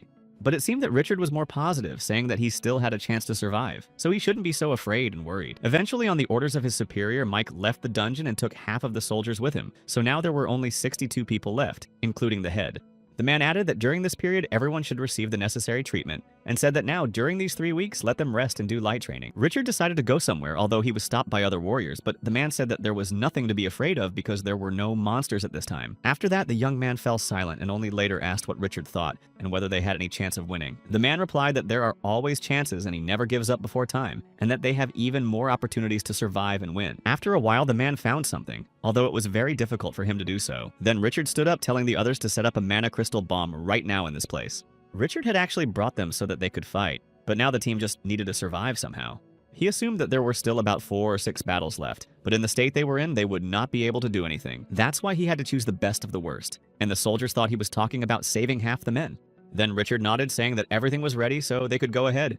After some time, the 3 weeks passed and the battle was about to begin, so all the soldiers were very worried and excited. Richard only encouraged her to go forward with her head held high and not to give up until they were completely defeated. He immediately apologized to those around him, but also thanked them for staying and going to this dungeon in the first place. In addition, Richard said that he would hope to the last and that he himself would believe in each of them. Later, when the rest period was finally over, the first monsters appeared and the 20th battle between them and the guild began. The warriors stood up to prepare to fight back, and Richard said that right now they needed to do everything possible to survive. However, seeing how many different monsters were there, Richard was already upset that he was encouraging the team, realizing that it was in vain. In addition, despite the fact that they had already set up their explosives and they worked, Richard noticed that there was not a single enemy destroyed. But the man still tried not to give up, telling the second group to move forward because after all, it was their last hope now. He told the researchers not to stop and just move forward to destroy their opponents, otherwise they would all die at once without a chance to win. It turned out that there were much more of these monsters than Richard expected, but the team still continued to hold on, trying not to give up ground. Therefore, the man realized that they at least needed to hold out as long as possible, and then when they gained some strength, they would immediately attack the enemy. The participants themselves began to thank their master, saying that he had done a lot for them and encouraged him not to give up now, because he himself said that they could still win. After these words, the man began to act himself and turned to those creatures, drawing all the attention to himself, and shouted that if they wanted to destroy someone, let him be the first. However, while the other monsters were approaching him, they managed to destroy many more participants who were just saying goodbye to the master and asking him to take care of their loved ones. Richard was shouting for them to hold on and not give up right now, adding that they all had to survive and return home together. But the fact is that there were too many enemies, and they were already strong enough to kill more and more people on their way, driving those who remained into a dead end and not giving them a chance to get out. Of course, they already knew what to expect after the appearance of that girl and realized that it would be difficult, but it was already too much. The participants began to panic more and more, and instead of gathering and attacking, they did not know how to act in such a situation. Richard continued to stand next to them, realizing that this could not go on, because if he did nothing right now, there would be even more victims and no one would be left alive. Later, instead of another monster, the same girl came forward, but she did not start attacking them on her own. She said that Richard had made the best choice he could, because in the end, as the leader and responsible one, he was at least able to save many lives.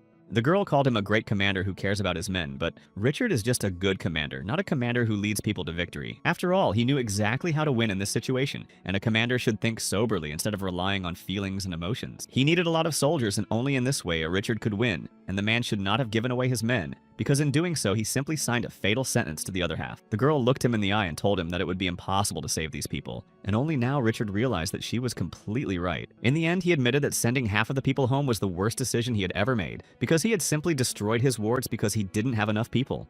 And right now he is witnessing the terrible consequences of his actions, and the girl said that he can empathize as a good commander, because he had to do it because he just wanted to save someone's life. But now Richard just had to watch the remaining half of his soldiers say goodbye to their lives, and then the girl disappeared. The man was desperate. He did not even know how to react to this, but still told his soldiers to prepare for another attack. But then he realized that this was the wrong choice. He thought to himself that attacking at such a moment would be madness, and they would only increase the number of casualties in their team without achieving anything. In the end, the soldiers simply obeyed their superior's order and went to attack. But as expected, they did not survive, and many were already wounded so badly that their wounds were not compatible with life. Richard was angry with himself, realizing that it was his fault, but his subordinates still respected the master, saying that the man must survive and let the master avenge them all. The girl began to laugh, saying that he was not so bad and could get a good grade in the subject, but this only made Richard more angry. Only then did he hear the words that he could take someone's power, and then he realized that this was the right path for him now. If he takes this power, he will have a lot of opportunities. He would be able to win this battle against the monsters, and even if he became a monster, he would still win. Richard was already in despair, so he just wanted to win, and he was still trying to think soberly, to act deliberately, and not to take irresponsible actions that would only endanger others. He had already realized that there would be a lot of casualties and the soldiers were just running out. But at that moment, someone grabbed his arm to stop Richard.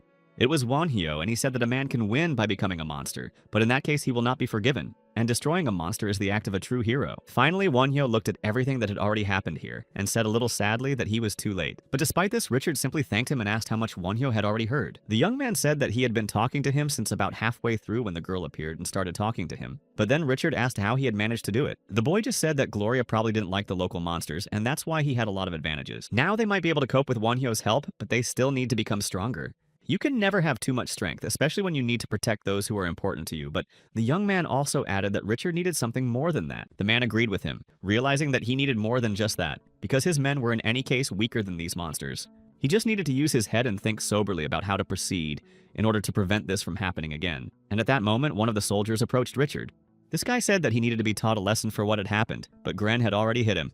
However, it didn't stop there, and they took turns beating Richard, not going to stop. Gren said that they wanted to follow a man who knew what he was doing and would get them out of there even if it was difficult. But now they were following the Monsignor. And then they said that he didn't have to become the same monster because his strength is his army. These words made Richard feel worse, but he thanked each of them and then went forward and apologized one last time. Then Kezel appeared and told his master that they had already finished and managed to quickly deal with everything. The young man just sighed heavily and closed his eyes, saying that he was done here as well. At that moment, Hyunbo realized that like Richard and his entire squad, he also had someone to rely on and trust. The girl who had summoned all the monsters was very angry because she had almost succeeded in defeating them, and it was Wanhyo's fault for not succeeding. So she started to get even angrier at him, calling him all kinds of bad names. But Hyunbo replied that it was just his job, which he was able to do successfully. After such words, she not only started to get angrier, saying that we should destroy him now, because the guy has not yet been able to win, and the previous situation where he was able to overcome the opponent will not happen again. But Hyunbo said that he wasn't going to choose anything. He didn't need this choice because he would do as he saw fit. Then this girl began to get even angrier at him, saying that after such words he would only be able to say goodbye to his life here and now. The boy was not going to end his life right there, and the girl began to say that because she was afraid of that lizard, she was not going to feel sorry for him. But Hyunbo replied again just as defiantly that she simply could not destroy it or even hurt it in any way or cause any other harm. She was only more enraged that Hyunbo dared to look down on her, so she said the same thing as before, that she would simply destroy him. After saying that, she finally rushed at him to destroy him and used all her skills to do so. Hanbo just kept saying that she was too strong, but the thing is that somewhere in the dungeon there must be a source of such excessive power. He remembered that Gloria had an incredibly hard time supporting herself and spent an incredible amount of energy on her own soldiers. Henbo said that it was quite simple, this girl simply did not have enough strength to attack the next time. He also began to realize that this girl is weaker than Gloria, but is still an incredibly strong monster who is able to summon her comrades in arms. However, the guy still managed to understand the secret of her power, and she was lucky only because of 3 accidents that he noticed during all this time. Firstly, he managed to become stronger right after he overcame this barrier, and after he did so, all the power remained with him. The second reason was that he was a necromancer, and the third was that Hyunbo could control the monsters that she did. This girl divided her soul into many parts in order to be able to control so many monsters at the same time, which is why everything turned out this way. And this ability to subdue the soul and give it a physical shell is the very work of a necromancer. So he easily managed to defeat all the monsters of this girl. And if he doesn't want to collect her soul, he can simply destroy it, which is also part of his abilities, which is part of the sphere in which he works. The magic of the 5th circle is a soul explosion, and he could use these souls to create those explosions with their help. This is how he managed to defeat all those soldiers, and it means that her soul was significantly weakened, because most of it was simply destroyed. So the guy thought that he would have to recover from such losses for a long time, but the girl still kept screaming and saying that sooner or later she would come back and destroy him. She allegedly started to curse him, but the young man only replied that he hoped he would still continue to live. In the end, she just couldn't stay here any longer because of the insane loss of her strength, and then finally said that this was not the last time they would meet. After all those words, the girl simply disappeared with her soldiers, and Richard and the rest of the guild stood behind him. The guildmaster was still in shock and did not even realize what had just happened, but at that very moment someone approached him. It was one of the warriors, and he quickly hugged him, saying that he was very happy that Richard was alive. But the man was even surprised to see such a reaction, although it was very pleasant. In the end, although there were many casualties, some of the team managed to survive, and it was finally over. As there were many wounded, they quickly went to the field hospital to treat their wounds and help the injured. Henbo took off his mask again to have a snack because he was already hungry during the battle, and Richard just noticed that he had a great appetite. The man himself had also been hit pretty badly and now had to walk around with an intravenous drip, but in general, he was not feeling too bad. And the young man immediately asked how the man was feeling to make sure, and Richard said that he was fine, but that recovery would take a long time. But the main thing for him was that he had survived, because he had saved his life, and then he added that the dungeon was now gone. On the one hand, it was terrible news because now they would not be able to return, and the only way to get out of here again was to take on the next dungeon and go through it and get out. Richard sat down on his bed, telling him that he shouldn't worry and that he would pay for everything anyway, and then asked if Hyunbo wanted to stay in America. He added that it would be a great honor for them to have this young man join their guild in America, if not the world. Hyunbo smiled and thanked him, but said that he would not accept the offer because he did not want to be part of a guild unless he could start his own business someday. Richard did not insist, and he had already realized that he was likely to receive such an answer, but then he asked if the young man wanted to stay in America and added that they could cooperate in that case. Hyunbo said that this was a good idea, but he did not want to leave Korea in the near future and then asked if it was because he was Korean. But that was not the case. The young man said that he already had everything ready and did not want to part with what he had already achieved. In the end, Richard just agreed and said that they would move on to the next thing, but finally wanted to say it all again. The old man sincerely thanked the boy for surviving thanks to him and added that he would definitely repay him for all of this. And Hyunbo said that he would not forget about it and that he hoped for an additional reward because he had done much more than they had originally agreed. Of course, Richard said that everything would be fine, but now the guy just needs to have a good rest. Meanwhile, the skirmishers realized that the young man was fine, and that if it wasn't for their master, the people in this guild would not have survived, even if they had been late for a minute. And Nidhogg added that these people definitely need to become much stronger. Then Hunbo started talking about that monster, the girl who summoned all the monsters, and he said that she was most likely connected to the Legion in some way. Kai said that he was thinking about the Legion as well, but Kiesel said that he didn't even know what it was. Kai was actually very surprised by this, but he explained that a Legion is a top-class monster that is similar in characteristics to a ghost and is almost impossible to destroy. We can say that the Legion is a ghost that controls other monsters, although in fact there are many monsters of a similar type. But the Legion is different because it has the ability to control its dolls, and it also divided its soul to do so. But that girl didn't look like an evil person, she also had a physical shell. And Hyunbo, although he showed his confidence in front of her, realized that he did not want to see her again. But at that very moment, Nidhogg appeared right next to him, and Hyunbo asked what he wanted to tell him. The dragon said that it would be great to absorb that girl's soul and become stronger. And Hyunbo liked it because he is not a full-fledged dragon, which means he has to do everything to become stronger, and the more strength he has, the better for the whole team. The dragon thanked him for the advice, and Hyunbo decided that while they were in America, they should collect as many souls as possible, thinking that there would be more tasks than they had in Korea. Then the young man turned to Richard and he said that he would solve all the issues with the visa. The man was even excited to hear that Hyunbo wanted to travel to America, and he was actually just waiting for such a question. Richard started to get up, but the doctor said that he should still be careful because his body was weak, and Hyunbo added that the man should have a good rest. And while he was resting, he allowed Hyunbo and his team to use the gym, where it was quiet and spacious, and now in America they also had a great place to train. Hyunbo also began to say that they should get the most out of it. The hero was also able to master the concept of coordinates on the 5th circle of magic, and believed that this skill was directly related to his specialization. But he was not sure that he was developing his self correctly, so he just wanted to go beyond his own capabilities. Hyundo was sure that the path he was following was exactly right, so he began to give his all. Even though he had been on the verge of death several times, he thought that these were logical mistakes, and now he was on the 5th circle, but he still hadn't reached his peak. He began to realize all this at the very moment when Gloria was saying that Hyunbo was just an idiot who could not achieve anything alone. Gloria was the one who helped him escape, and if she had wanted to, she would have never let him go, and they wouldn't be here anymore. She told him that Hyunbo had to improve his ability to use coordinates, and then he had to go beyond his abilities and use the magic of 7th circle teleportation, and Nidhogg also used such skills. As a result, they were able to escape, but the dragon was already on the verge of death and could barely survive due to such strong magic and exhaustion. Gloria praised them, saying that she would help them heal, and it was thanks to her that they were able to regain their strength and continue on. Chris had said it before, but reiterated that they needed to get stronger because they were surrounded by very powerful opponents. Hyunbo completely agreed with her because otherwise they would just say goodbye to life altogether. And the girl who faced the team this time began to hate Gloria like crazy. She came closer to the blonde, saying that she really liked the way she was being treated now in front of her without being able to do anything. The girl shouted that Gloria had already crossed all the boundaries and she would not forgive her for that. But Gloria said that she was able to do what she wanted to do, but that she was even sorry to destroy the girl now. And then she laughed at her for calling herself a demon after what happened. Although Gloria believed that she had absolutely nothing to do with a demon because she was not worthy of calling herself that.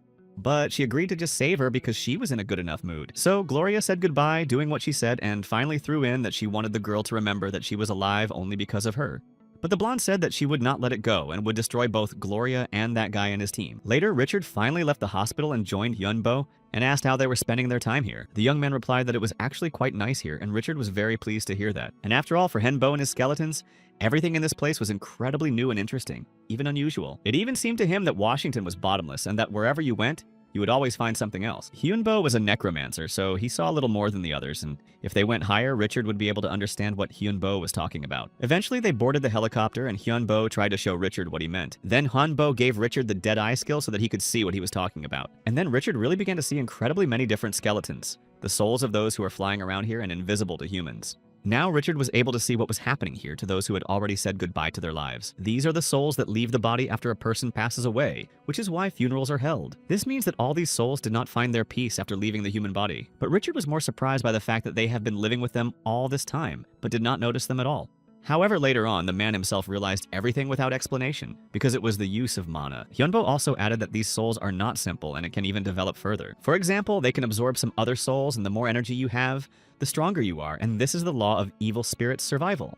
However, all this only disappointed Richard more, and he did not know what to do. But Hyunbo said that there was one way. Meanwhile, in the White House, in the office of the US president, he read that the ghosts would start attacking people within 1 year. They took it as a joke and just laughed at it, thinking that nothing serious would happen. Continuing to joke, the president told the vice president to call the exorcist when it happened. But while they were laughing, something got into the office and they immediately stopped laughing. The glass immediately broke and the president barely dodged it, and then ordered his aide to deal with it immediately. But despite the fact that they were laughing so hard at the fact that there would be ghosts, these souls entered their office. At the same moment, someone came inside and said that they had to evacuate immediately because it was getting dangerous. But it was too late because more and more ghosts were getting inside, so they couldn't even get to the door.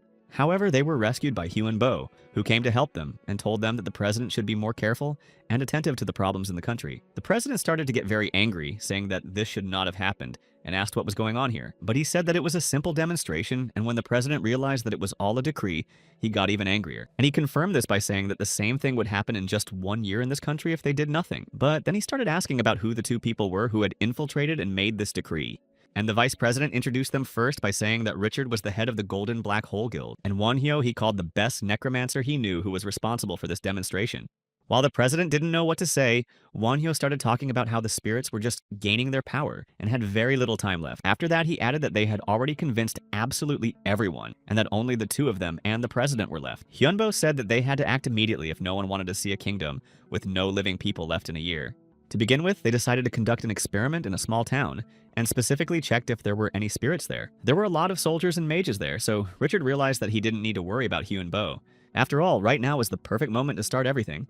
They had everything prepared, so Hyunbo just gave the order to his dragon to start using magic. After that, a voice was heard, and not just one of these creatures was screaming to let go of their bodies that belonged to them. Henbo already knew that for a necromancer, mana is the most important thing, and he will never have it in abundance. So he invented a ritual for its quick restoration. He simply took the mana that belonged to the evil one for himself, but it is actually quite bad for living beings.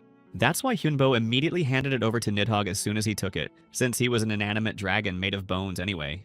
But then the boy turned to the dragon and told him to wait because it was not just the amount of mana that was important. It was incredibly important that this mana was of high quality, and only then could Hyunbo continue to use it. Later, they completed their ritual, and then the boy asked about his condition. It turned out that Nidhogg's characteristics had increased, and he still had 133 points left. The boy also realized that the dragon really changes, which means that it can become completely different and much stronger, and then Nidhogg thanked the master. The stronger the dragon is, the stronger Hyunbo will become, and the young man said that he could not continue to create the heart with only one energy. It would be better to use something tangible as a basis, so he had already asked Richard to get the dragon a good crystal. Now he just had to wait, and the dragon thanked his master again. Then they asked him how the ritual went, and he said that everything was actually successful. But instead of doing his job properly, Richard decided to bring a nun and a priest here and introduce them to Wonhyo. The priest's name was Romeo, and he greeted Wonhyo. The nun also greeted him, but no one said why they were brought here in the first place. That is why the dragon decided to ask why they came here. Romeo said that they just wanted to make sure that Wonhyo and the dragon were okay, and he was glad that they were. Then the priest started to say something about not seeing any evil energy in their souls, while Wonhyo stood there silently. The young man then said that he was only taking the energy of the spirits that were bothering people and absorbing it to become stronger. Now they realized that Wonhyo wanted to do this for the betterment of the whole situation, and he added that he wanted to take over the city. Romeo said that some of his colleagues also wanted to test the effectiveness of Wonhyo's methods, because not everyone trusted him. Although Wonhyo was not happy about this, at least he knew why these two had come here. There were much more people on their side, so they were supposedly stronger, and that's why they came first so they wouldn't destroy each other later. But the young man said that if his life was threatened, he would defend himself, and he just agreed and thanked him. So Wonhyo was going to try to make sure that people stayed safe as well. The president himself sent those two here, and Richard said that they are also exorcists. Wonhyo just laughed but added that the ritual had just gone well. He hoped that all the next rituals would be the same and everything would end well for them. Richard also said that he had good news because, as he promised, he managed to get one crystal for the dragon. The man said that it was a diamond of hope and also called the diamond of bad luck, and he believed that it would be perfect for this dragon. The two exorcists thought that the boy would become even stronger and were going to destroy him before it was too late. Romeo agreed, but said that they would have to wait for the right moment to do it. They believed that Wonhyo was well-intentioned, but they didn't like the methods he was using, so they decided that they should first observe him and then think about how to proceed. But still, he did not like the fact that they had to have at least some kind of connection with such a person. But then he said that it was their job and they had no choice, so the two of them decided to show how terrifying and dangerous this guy's power was. Meanwhile, Hyunbo had already returned home and was sitting at his desk continuing to write something. But at some point, he was distracted. It was Richard, and the boy told him that he needed to create an evil creature that could regenerate its mana and compete for 3 hours and use at least 3 weapons. But the young man said that it was actually quite a difficult task, so the man asked what was so difficult, and Henbo explained to him that he needed to find a skeleton that could throw a spear and was good at fencing, and it had to be one face. Richard asked what the problem was, and the young man replied that it was too long and complicated to produce, and he did not know how to get all these qualities right in a skeleton. That's why Richard advised him to study robotics, because this thing could really help him with this task. The man explained that in fact these are similar processes because they create the body's choice of behavior and so on, so he thought it could help. The protagonist thanked him and said that he would take it into account and think about how to use it in his business. Richard also asked if he should give him something back, although the protagonist did not understand what you were talking about. The man replied that he would just wait for the next rituals, and then he smiled. Then they performed 2 more rituals and took absolutely all the negative magic from about 1,000 evil spirits to give it to the dragon. They also began to conduct rituals in the mega cities they wanted to visit earlier, and the first city for them was Las Vegas. This place always hosts conferences and things like that, so they were able to disguise the ritual as one of them.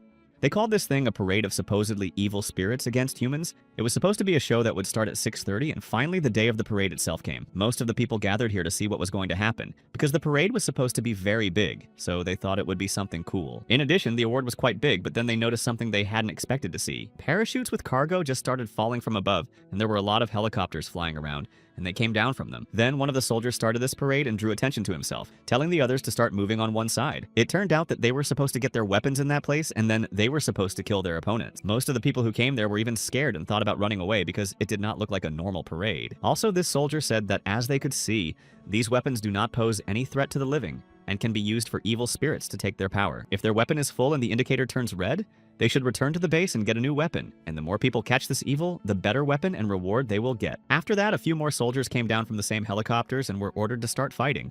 Henbu stood on top of the helicopter watching and realizing that this was an incredibly smart move. Richard added that there was no other way to handle such a large city.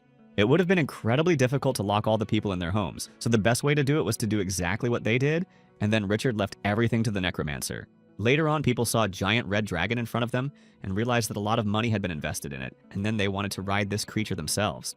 The wizard who was flying on the dragon said that it was time to start destroying the spirits that harmed others, so he asked people to fight with all their might. He said that this should be done for the sake of all of them, because in this way they would even be able to save their lives in the future when a disaster would come. Then one of the spirits said that he was not going to disappear from here, and of course he did not want to be destroyed here. The soldiers noticed another evil spirit, and one of them had already destroyed 15 of them in the meantime. The thing is that this whole situation was also a competition. That is, whoever destroys the most has a chance to take the first place.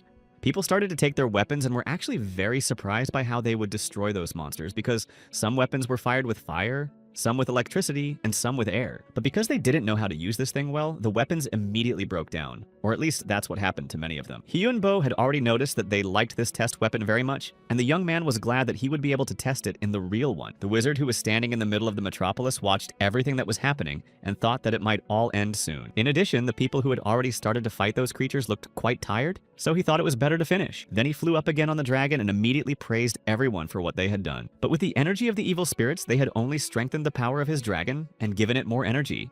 Then the wizard said that all these people had become completely useless, which meant that they had to do something to survive. Then the wizard said that today he was very kind, and they were very lucky because this time he would just turn a blind eye to the situation. However, the next time they will not be able to fight him off so easily, so he added that they just need to wait until he takes over the world. In the end, it was all over now, so he didn't realize that he could move on to the next task. This particular task seemed very boring to him, but one of the knights standing there said that this man would not be able to fly away from here so easily. Then the wizard noticed a real knight in front of him who had silver armor and also noticed crosses and holy signs. Then the wizard realized that it could be a knight from some Catholic church. At that moment, Richard did not understand what was happening, because earlier the church had said that it would support them to the end. The man immediately turned to Romeo, asking why they were not breaking their contract, but he said that he did not even understand what was going on.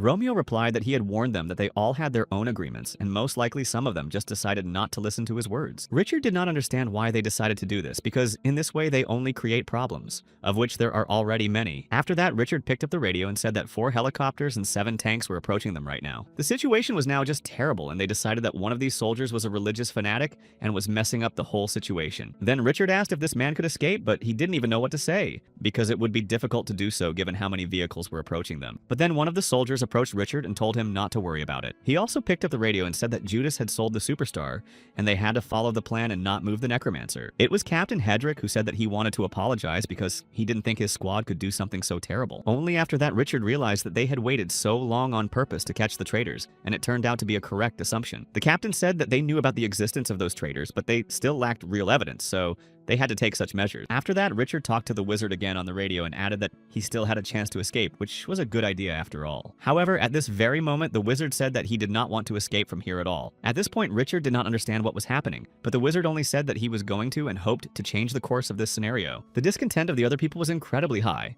and it was understandable because they had decided to go so far in their endeavors. However, the same fanatic began to lose it and said that today was the last day of this wizard's life. He said that he would do this because his church wanted him to, so he was not going to break the rules. But the wizard said that they could only talk, although he recognized that these people could act according to what they had thought up earlier. He said that they were not gods in their universe, but just fools, weak from the very birth and always trying to become stronger. And even if they do it in different ways, the goal is still the same. They need to be able to take responsibility for their actions and words.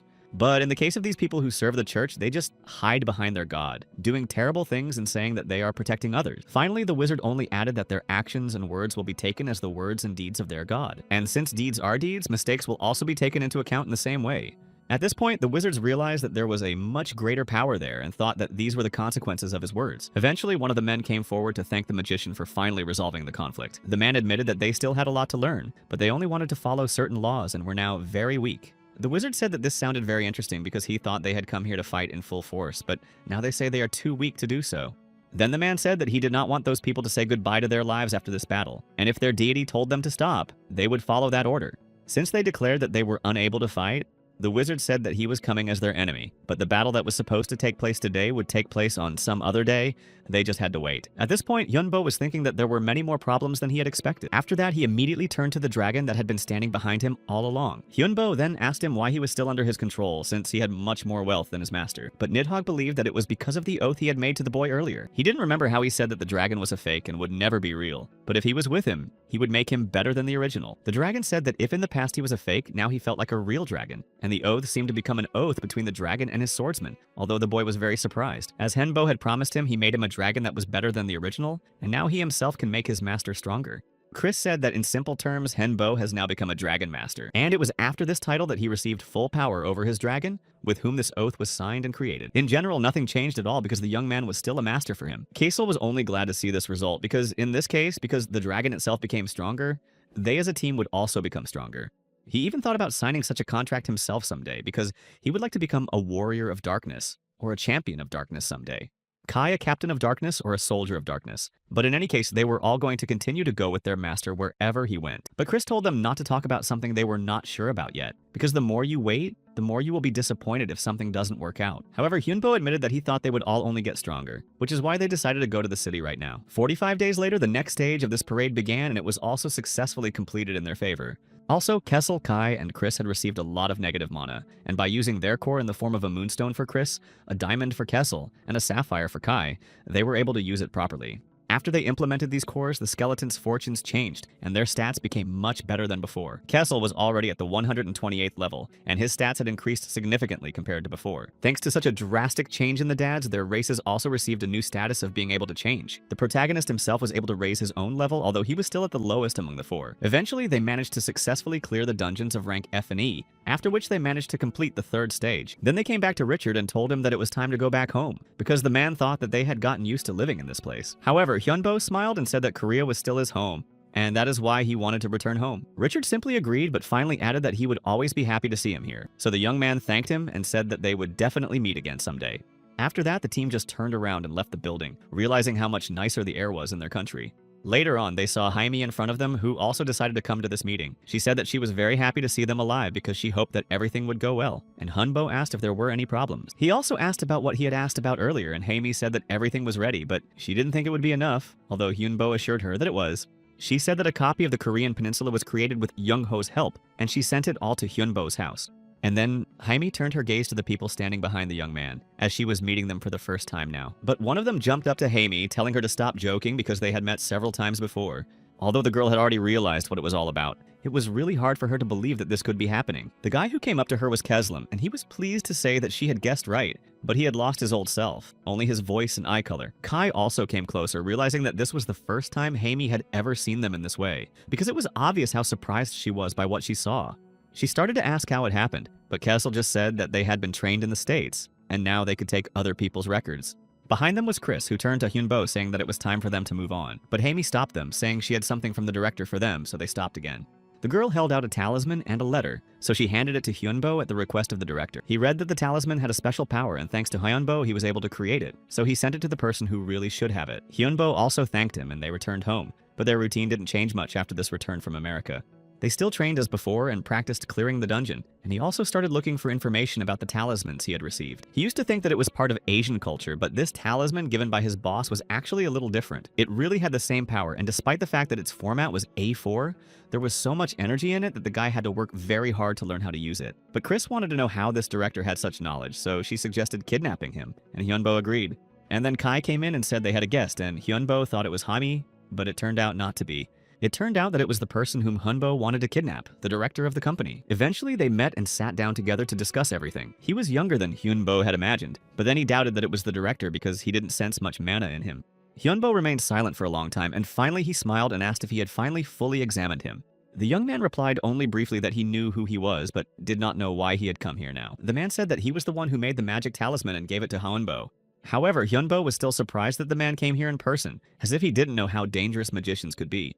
But the boss knew this very well because he had even competed with several of them, and some of them were really crazy, and he said all this while looking directly at Chris. Then he added that the magicians had even learned to increase the amount of mana, which made things even worse, and he was now talking about wizards in general. After hearing him speak, Hyunbo was finally convinced that wizards existed in the real world as well. But in fact, he was not surprised at all because he had long assumed this option and added that magic exists on Earth, so he could not be surprised. And although there is not much of it, magicians have learned to use it in the right way. The boss asked if he was interested, and the guy replied that of course he was interested in this topic. Then the man said that he could tell him everything he had learned from the magicians he had personally destroyed if Hyungdo asked him to. But the young man replied that he did not think he needed to ask for anything. There were many of them here and he was the only one, so Hyunbo said to just tell him everything he knew about the mages. The man laughed, saying that all the magicians always tried to deal with him right away, and he was only trying to teach the new generation. At that moment, Hyunbo felt that he could not move and panicked, realizing that he was controlling them. The thing is that the guy didn't even feel any external pressure from him. Then the man just stood up, saying that this experience would be great for Hyunbo and his team. And then he just walked away asking if he could smoke here, but Hyunbo said it was forbidden. But as he said, he needed payment for the information, and the guy would have to do everything he said within 10 days. And if he did it, the boss was even ready to give him a bonus, and it might even be a better place than this. He also handed him the same talisman and said that with its help, they would be able to communicate with each other because the phones would not necessarily work. After that, the boss just walked to the door and said goodbye to them, saying that they would meet again soon. They were completely defeated, and Chris didn't understand how he was using magic at that level. So Hyunbo said that he and his team would most likely have to prepare, because the tasks could be difficult. Kessel and Kai felt incredibly terrible, and they began to apologize to their master, saying that they had lost in an incredibly terrible way. The protagonist himself did not even understand what it was, whether it was pressure or some kind of paralysis or something worse like time stopping. Chris also couldn't answer the question of what exactly it was, but she agreed with the others that it was definitely just awful. In the end, they tried to forget about what had happened recently, and the next day they met Haimi again, who had something to give them. It turned out that it was a payment, and she added that she hoped they would make it, all of which were the director's words. Hyunbo and Chris were now standing in front of the trucks, and Haimi continued to show them something and tell them. The young man wondered why there were so many trucks because there were 5 trucks that weighed about 10 tons. The girl also handed him 3 books, saying that her boss had asked her to give them to him as well. There was an entry-level book for modern magicians, a beginner's book of darkness, and a book on talismans for beginners, which was exactly what Hyunbo wanted. A few days later, they began their mission, and Richard called him to say that he had delivered what he needed, although he had to contact the Vatican.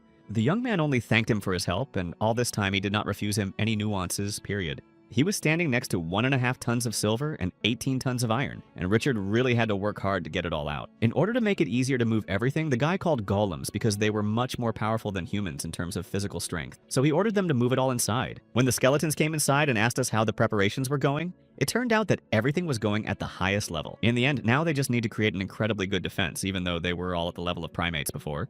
Thanks to the development that the protagonist could provide, they developed their talents and they also managed to improve their brains. 2820. So Hyunbo ordered them to be very careful with the new materials anyway. These creatures were so advanced that they even became in demand and had to be satisfied, so he was glad that the American authorities did it and not him. In any case, he didn't want to work too hard because of this, but the soldiers were still completely under his control. Also under his full control was the weapons warehouse in the basement, where America sponsored him with weapons of various formats and even bombs and missiles. All of this would help him equip his army and also serve as a defense from the outside. After that, they started developing new weapons. Chris came up with sketches for them, and the Americans turned them into reality. After a while, the young man went to the basement where Chris was sitting and asked her how she was doing. The girl replied that there was no big difference yet because energy efficiency, increased capacity, and production costs were difficult to improve at the same time. So Hyunbo simply told her to keep working, and he would help her later. They were also able to start mass production of spell cards, which Chris was also working on at the time. Eventually, they even managed to get crystals from America, and it was like a payment for the cards they supplied them. Of course, over time, the Americans also learned how to make them, and it happened quite quickly, which is why their business ended at this stage. A lot of people felt the crazy changes in this world, but they did not know exactly how these changes would affect them. In fact, this full-scale invasion was still ahead, but Hyunbo knew that he and his team were doing absolutely everything in their power, and they were prepared to the maximum. He could only hope that the worst-case scenario would be avoided, and they would at least survive. Later on, the dungeon explorers could not go inside because after a certain period of time, not all bases and houses were connected to them. New quests and tasks stopped appearing, but the experience and skills did not decrease, so we can say that the most global changes began from that moment. A few more months passed and the 1st of January came. A man was standing at a bus stop waiting for a taxi, and he was very angry because he was expected to work on the first day of the new year. It was already 9 o'clock in the morning, but it was still not very bright outside, but in the end he had no choice and just got into the car, not wanting to work anymore. Sitting inside, he looked up at the sky and found it very strange that even though it was winter, there was no sign of the sun. After some time, they should have started driving, but the car in front of them did not move, so the driver got out to find out what was wrong. When the man was about to stop driving, he was horrified to see that the driver of the car in front of him was dead. In addition, a huge monster appeared behind them and began to destroy all the cars that came under his hands, so chaos began. All the people were afraid. They were in a panic and did not even know what to do. And eventually, those 4 days began that they would remember for the rest of their lives. It was only 4 days, but they were able to completely change humanity before and after. There were more and more of these monsters in the city, and people were panicking, trying to save themselves and begging someone to save them because they still wanted to live. Of course, the news immediately reported this, but people were surprised by how close the people were able to get to the car to shoot such footage. Later, the protagonist received a call from his boss, and he said that it was time to leave. So the young man asked where exactly he was going. He immediately replied that their meeting would be held in Seoul and said that Hyunbo should try to destroy all the monsters he encounters on the way there. And of course, he expected the boy to be able to destroy absolutely all of them, and the man added that he shouldn't worry if he hit something else. Hyunbo said that he understood and asked how much time he had, to which the boss said that he had until lunch and asked if the young man could do it. But when Hyunbo reset, he realized that not everyone was happy with this ridiculous task. After that, they could go and destroy monsters because they were allowed to do so. Some people were still trying to escape and were scared, but they tried not to look back and go as fast as possible. However, they almost fell into the monster's clutches because they were much faster than some motorcycles. This guy didn't understand what was happening because they were just living their lives calmly and carefree, but at some point all these monsters appeared literally out of nowhere. They did not want to leave this world, but they realized that it would be difficult to escape, so they just ran away and hoped that someone would save them. However, at that moment, someone did appear and threw them off the motorcycle somewhere. They just sat on the ground for a while, not realizing what was happening. But at that moment, someone came up to them, and those 2 frightened people asked who the knight was. But he didn't tell them anything about it. He just said that when the fog cleared, soldiers would appear, so he called them to follow him. The grizzly that was there also had a hard time with that and almost got hurt at that moment. Later on, the same armies of soldiers came here, and the couple was happy that they managed to survive. Many people gathered in the bunker that was built on the outskirts of Seoul. Kim Dae-chul was the president of South Korea, and he asked what the situation was outside. Han Kyung-chul was the minister of defense and said that the military was trying to clear the city of those creatures. The reasons for their appearance were unknown, but it was expected that about 60% of the population would not survive such a wave, and that was at best. Park Man-hyo was the youngest son of the CEO and asked the president what he was going to do in such a situation. But another man came up to him, allegedly saying that he could not ask such questions just like that. But in a moment, that man was destroyed and only a red spot on the ground remained. Man-hyo was only happy, saying that finally this idiot would not say that nonsense and they would not have to listen to it. The man standing next to him was incredibly angry that a son could do such a cruel thing to his own father. But Man-hyo lifted him up by the neck, saying that he was listening carefully, and then began to threaten that he would do the same to him. Other people began to realize that Man-hyo had superhuman strength and thought he was a traitor. So he let the man down on the ground and said that he might be a traitor to them, but he just wanted to choose the right side. Man-hyo simply chose the side of power and no one had the right to blame him for that, and now he became special among them. Then he laughed and said that the humans couldn't win this war anyway, so there was no point in fighting them. And then Man-hyo added that his current strength is only a small part of the power of those creatures. Humans don't even have to try to join the battle, but Man-hyo added that they are ready to show them mercy. He said that if they join them, the creatures will destroy everyone else but them. And then he added that of course they could refuse, but then they would be destroyed along with everyone else here. But starting to be afraid, almost all the people fell to the ground, saying that they would immediately join him. Daechul said that Man-hyo was making a huge mistake and that he would not fix it. However, the guy said that he shouldn't care if that's all he had to say. After the president remained silent for a few seconds, Man-hyo rushed at him to hit him. However, Daechul took a sharp step back and a soldier stood in front of him and stopped Man-hyo. He said that Man-hyo was quite strong because his hand was shaking. It was Sergeant Hyun, and he immediately told them to leave Man-hyo to him. However, the president himself did not know who this man was who had appeared so spontaneously in the bunker. But Hyun said that he was a regular sergeant who had a lot of experience in dungeons, and it was as a soldier that he was going to destroy the one who betrayed humanity. The other soldier said only that he should at least keep his head still, and Hyun laughed, saying that he had almost forgotten that. But he still wasn't going to let the traitor go so easily and said that he would have to pay for his choice. At that very time, it was the first of the 4 days that were called the Black Days on Earth. By this time, almost all people had realized that the worst monsters were hiding among them. Meanwhile, the soldiers continued to shoot at other creatures, saying that they could not spare the bullets because if they were slow, the number of victims would increase. The next monster that came under their attack was incredibly large, so they decided that it was better to aim for the heart to make it easier to destroy. Then this giant creature grabbed onto a car with people in it, and they started begging for help. Of course, the military could not ignore this and immediately decided to report that a person had fallen into the hands of this monster. One of the soldiers said that they needed the help of tanks immediately, and he himself took full responsibility for this. Despite the fact that they tried to talk Roger out of it because it was too dangerous, he insisted on doing it. The guy immediately gave the order to shoot and to do it immediately, but at the same moment, a voice stopped him and told him to wait. It was one of the skeletons who stepped forward and ordered them to stop. Kazel immediately rushed to the rescue and jumped to the monster to hit it, which he successfully did. After that, he grabbed the car that was falling down the mountain and although it was really quite difficult for him, he still held it with his last strength. When they realized that the skeleton was holding the car, Roger ordered to shoot right now. Kessel literally managed to jump away at the last moment with the car and the people inside, after which everything exploded and caught fire below. Later, the skeleton landed on the ground again to let go of the car, and added that the toys of these soldiers were very interesting and dangerous, but they did not know who he was. Kessel was not going to explain anything at all and briefly said that he was just reinforcements. The skeleton put the car on the ground and the soldier was surprised that he was the only one who came here, but Kessel told him that there were others. He also added that reinforcements were still on the way, but he told them not to shoot under any circumstances. However, as soon as he said these words, a lot of giant monsters appeared behind them. Kessel said that these were the reinforcements, and they could use them as human shields. And then the soldier asked if reinforcements of this kind were sent to other parts of the city. The skeleton replied that they had, and that they had sent them to several places. That's why the soldier ordered to use these monsters as a barrier to defend ourselves, and told everyone to get into position. It was interesting to watch those monsters because it was as if they were all gathering in one pack. Hyunbo and Chris saw that most of them started to take away people's bodies, and they realized that most likely someone was controlling these creatures with magic. But then they saw a circle drawn on the ground, and it turned out that it was a sign that could be used to summon someone. Right now, someone could appear in place of this sign, but they didn't know exactly who it would be. And Hyunbo realized that this circle was so strong that he could hardly destroy it alone. Chris tried to reassure his master, but now the two of them really didn't know what to do about it. The young man said that it would be better for them to leave right now because, in the worst case scenario, some creature or a higher circle magician would be summoned here. Meanwhile, the battles continued and more monsters appeared on the streets. Someone tried to hide in the quietest places, hoping that these creatures would not come even there. Some girl was one of them, and she hid in garbage bags thinking that no one would notice her there. Yesterday, everything was as usual. She just went to work and lived her everyday life, but now everything has changed. At some point, even though she tried not to make any sound, she heard someone's footsteps and was very scared, thinking that she was still noticed. This girl was very frightened when one of these monsters came very close to her, and she screamed in surprise. Then it turned out that there was more than one monster, and she held her breath as she looked at how many of them surrounded her and cornered her. But then a voice came out of nowhere and asked if she needed help because he could help.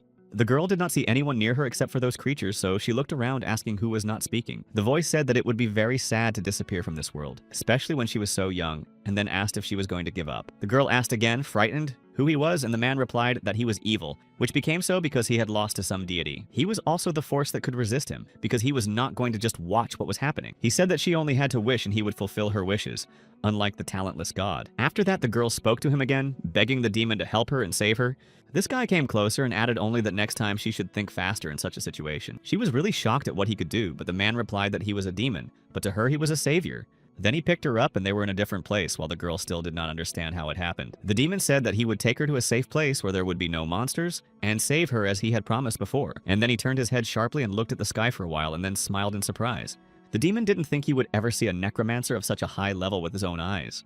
Henbo said that they had already been able to destroy many monsters and collected quite a lot of necessary material. After that, the demon with the girl in his arms walked closer to the boy, looking at him with a calm look. Hyunbo also stood silently, but Nidhogg suddenly said that he was sure that it was not a human approaching them. The demon then came very close and said that he had never seen a necromancer of this level before and offered to talk to them. The young man did not know what he wanted and did not know if he was an enemy, so he agreed, saying that if there was no enmity between them, and the demon said that he was not his enemy. Then he stepped even closer and said that he was glad to meet him, and also gave his name, Andromalius. At this point, Hyunbo began to really worry because he knew that this was the Demon of Solomon, the 72nd defeated god and the Count of Justice.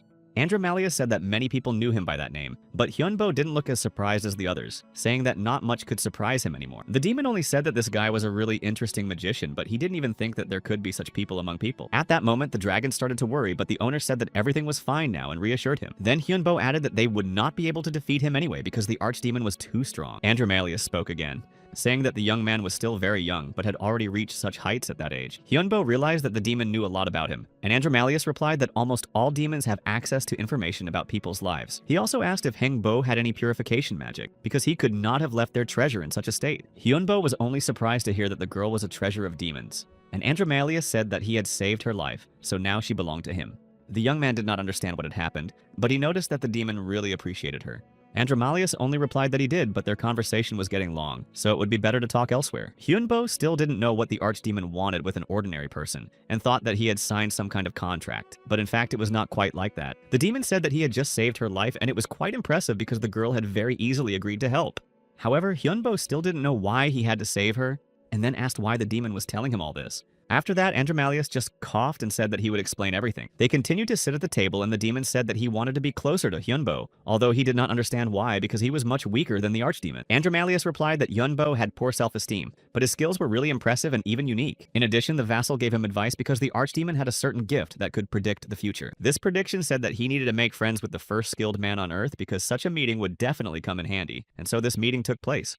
Hyunbo said that he was honored and exhaled calmly, realizing that in the future the demons saw he was still alive. Then the boy asked what the demons were planning, but Andromalius replied that they were only working for each other. For Hyunbo, this was a rather obvious answer, but the demon said that this is exactly how things work. However, in reality, Hyunbo had already faced other demons and knew two of their strongest enemies, so he did not understand why they would do anything for the sake of people. But Andromalius believed that the advice was correct because he was very curious about who Hyunbo had fought before. So the young man told him about Gloria and the creature he met in the desert. And the demon said that the story was interesting and that those enemies were really strong, and that she was even a representative of dragons. Andromalius then smiled and thanked him for the story. Then he handed the boy a monocle that could help him make his wishes come true, and Hyunbo could use it 3 times. Andromalius also added that the boy could directly ask for his personal help. For some time, Hyunbo looked at the artifact, but then handed it back saying that it was too much. But Andromalius insisted that he keep it because it was supposedly a gift in honor of their friendship. Hyunbo did not object further, but simply thanked him and said he would remember it. After that, they continued to talk and exchange information, and he told him a lot about dark magic and the world of demons.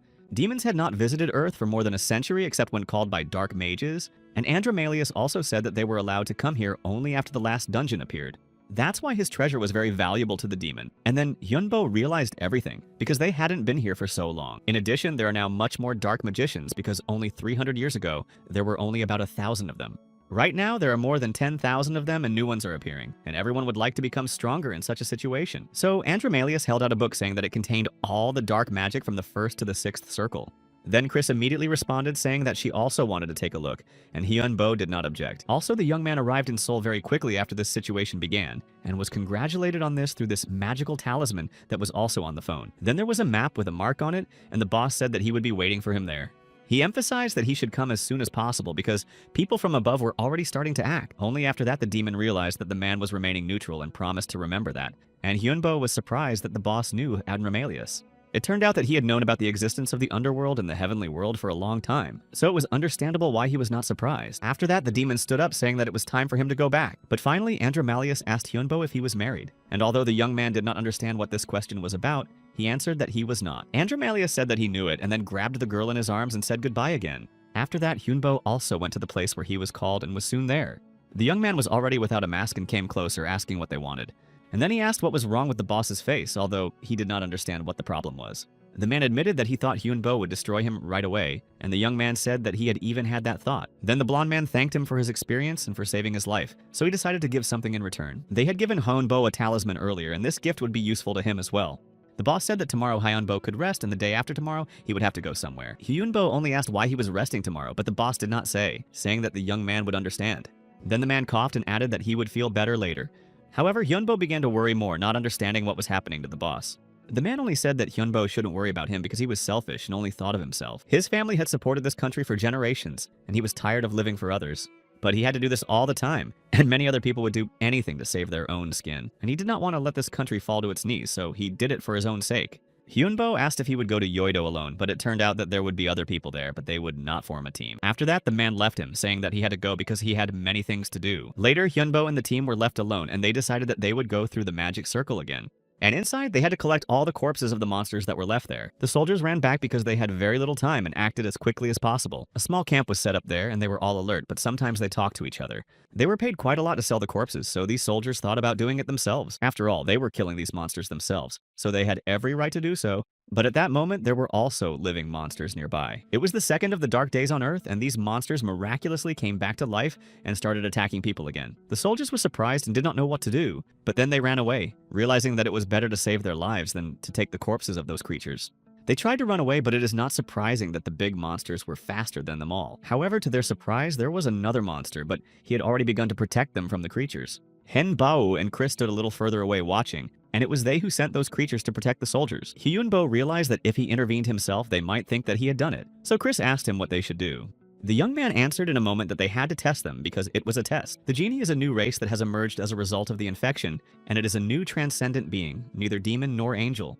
And in a moment, this being appeared right in front of him, very happy that Hyunbo had finally called him. It was Agni, a genie of fire who could live in a lamp, and he asked what Hyunbo wanted from him. The young man ordered him to burn everyone except humans, and those creatures who were connected to him at all. Agni was happy to hear this because he had wanted to do something for a long time, so he said that he was happy to have such a master. He was also going to add that Agni should try to bring the living to a safe zone, but the genie had already flown away from him. The creature had already begun to use its fire magic to burn everything and let the world see a fire of this magnitude. Chris wasn't sure if it was a good idea because Agni could have burned the entire city, but Hyunbo said that Seoul would not have returned to its previous state anyway. However, she thought it was better to tell everyone else about it so that they wouldn't literally get caught in the middle of it. Hyunbo agreed, saying that it was the right thing to do and added that they needed to get people out of there and that tomorrow, as the military said, they would go to Uido. Eventually that day came and the team was in the right place, seeing that all the evil spirits and monsters were united. Hyunbo was waiting for the day when it would all be over, and in such a world he was happy to be a necromancer. And Kim Min-jin was working on her task, so Hyunbo wanted to see what would happen.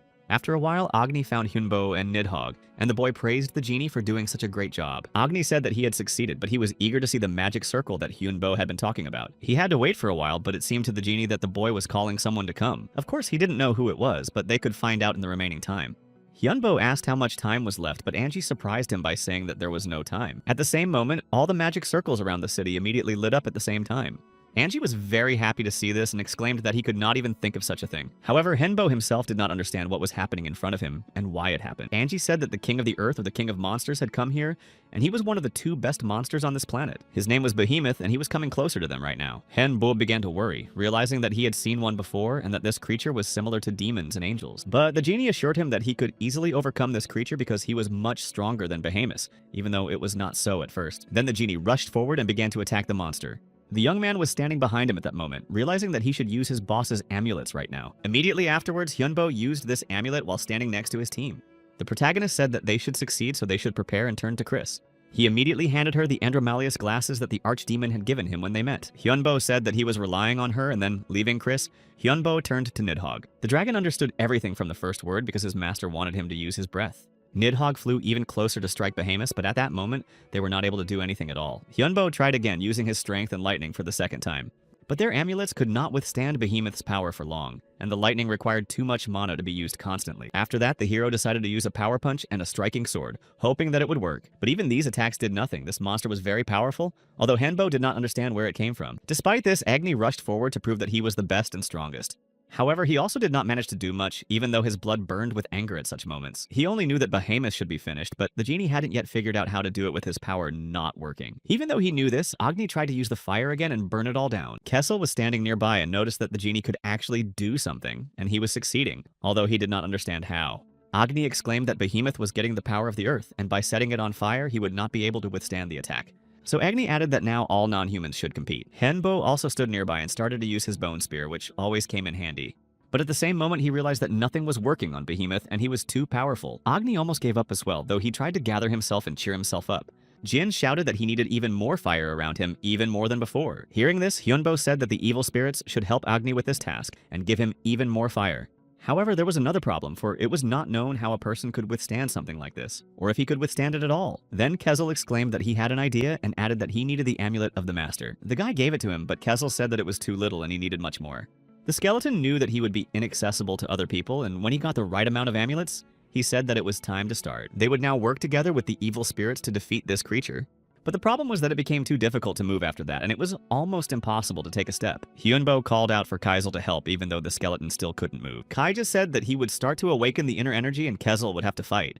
They decided to go ahead with the plan, but Kessel said that Kai should also help him now. Eventually, they started to move around and follow the plan, and it really became easier to move. Agni looked happy, saying that this is how the battle was supposed to look like from the beginning, but Hyunbo added that the genie should help Kessel. At this point, Nidhogg began to use his skill again to destroy the creature with a dark blast, and after waiting for Hyunbo's signal, he used reverse gravity.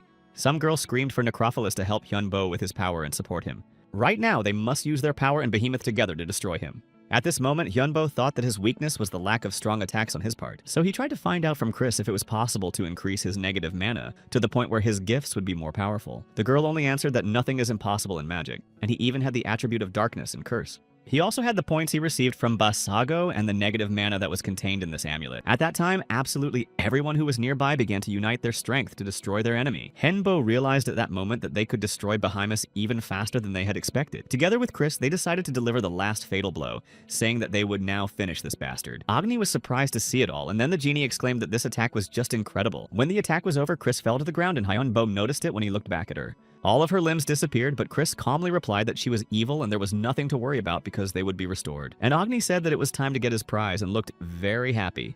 It turned out that the level had risen and the fire resistance and recovery had been increased. At that moment, Hyunbo felt a kind of vitality overflowing from within him. Agni shouted for everyone to follow him because he wanted to show others the blessings of the great Allah. The genie had already risen very high, but Hyunbo himself did not even know what blessing he was talking about. Hyunbo said that they should rest now, but he still hadn't recovered Chris, as if he had forgotten about her. While he was fighting Behemoth, the others were also fighting him and other monsters. But finally, the fourth of the dark days of the Earth came, and it was at that moment that something changed. People who had previously thought that all this madness would stop finally realized, even if they manage to overcome these monsters, their enemy will be the sum of nature. And because of the fear of losing their lives, people found angels and demons. They didn't know why all this happened and where they were guilty that they had to go through this. And while the gods ignored their prayers, people began to beg for help from demons. They decided to take advantage of this opportunity and came to the rescue, saying that they would save them if people gave them their souls. The demon said that he agreed to such a deal and that he could save them all right now. And then he added that he might not even take the soul and they would just sign a certain contract. The demons gave their subordinates dark power and more dark magicians began to appear among people. However, the gods finally remembered their pleas for help, and after the fourth day they came to people. They helped to clean up the chaos and restore the cities to their former appearance. They also said that these nightmares came from other worlds, and that in order to survive, they needed to unite everything around them. And they promised to help them, so that's how the holy people appeared among this crowd. The skills of the dungeon explorers also increased significantly, and thanks to the help from the outside, people were able to avoid nightmarish consequences. And this day was called a miracle, as if it could be the beginning of a new world. 6 months have passed since then, and Henbo came to a meeting with someone to talk about his past promise. The young man repeatedly told him that he was not going to become a defender because he was not interested in it at all. This group was called the Protectors, and they were created to protect people from what happened. After that, he was only told to let them know if he changed his mind about it. But Hyunbo didn't want to participate in such associations at all, but for some reason, this man was asking him to do so right now. And after the head of the department taught him how to use the amulets, he left and the unit was completely disbanded. Instead, the Big Market was created, a group of beings from another world that existed only for commercial purposes and was neutral.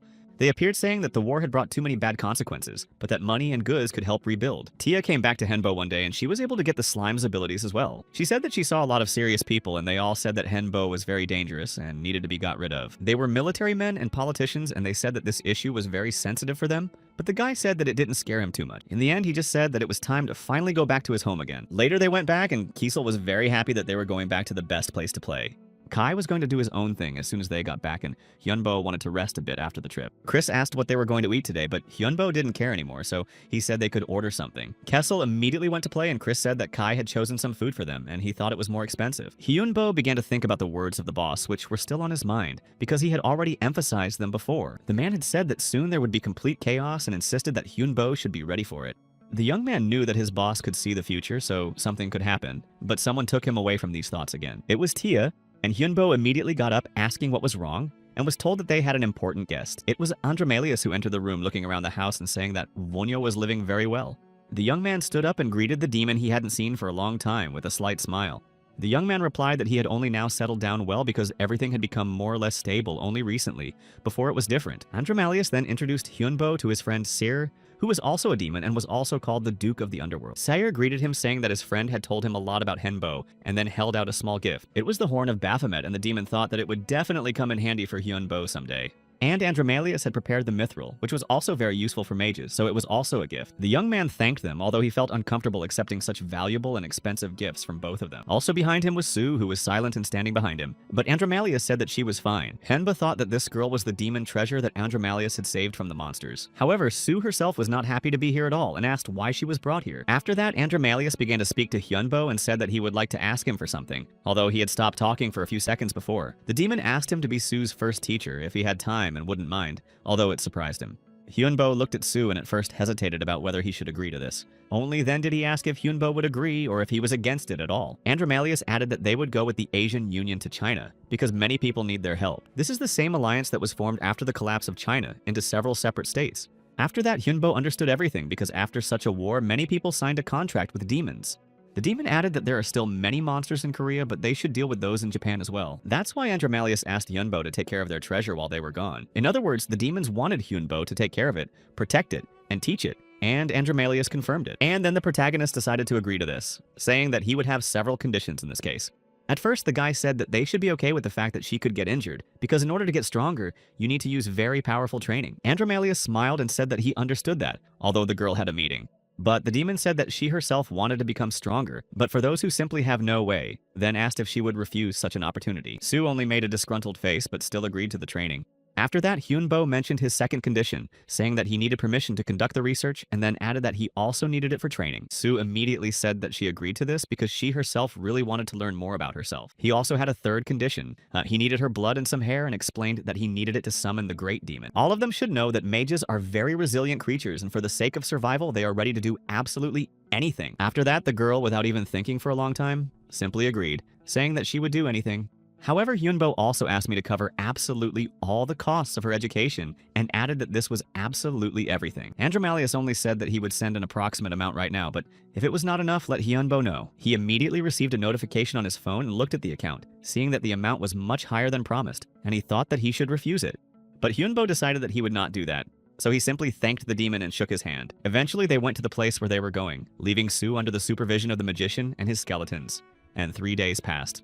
Hyunbo was a little surprised to see what he saw because Sue seemed to have come here to rest, put a bunch of food and drinks in front of her, and watched everything instead of studying. The guy didn't even know where to start and approached her saying that she was too relaxed, but Sue only replied that he shouldn't care at all, although in fact Hyunbo really didn't care at all. The girl sighed, remembering that he had been gone for 3 days, and asked if he had completed all the preparations, and Hyunbo said that everything was really over and now they needed to talk. They need to find out how to develop her magic, and in general, we can say that she is immortal. Most likely, if you drink her blood or absorb her flesh, you can also become stronger, although Sue was already worried at this point that they wanted to eat her. Hyunbo was referring to the moment when they took Behemoth's life force in that battle. And indeed, if you absorb its power, you can become almost invincible. By this, he wanted to say that she could become a target for many people and they would have many more enemies. But Hyunbo also assured her that she shouldn't worry about it so much because he and the skeletons would protect her. But it was obvious how scared she was. Hyunbo could see that Susu would now be ready to just run away as far as possible from here to avoid seeing and knowing all this so that she would not be caught. But at this point, he just went back saying that she needed to become stronger, and then she would stop wasting time on fears so the girl started to take it more seriously. Literally in a moment, they moved to another room where there was only Chris, Hyunbo, and Sue, and it was something like a training room. In general, we can say that this girl has 10 times more mana than their master. Hyunbo was very surprised himself because he was sure that he was the one who was getting stronger very quickly. Chris explained that with mana or black magic, she could hold the coins in the air for 30 seconds, but if Sue combined them, it would take 30 minutes.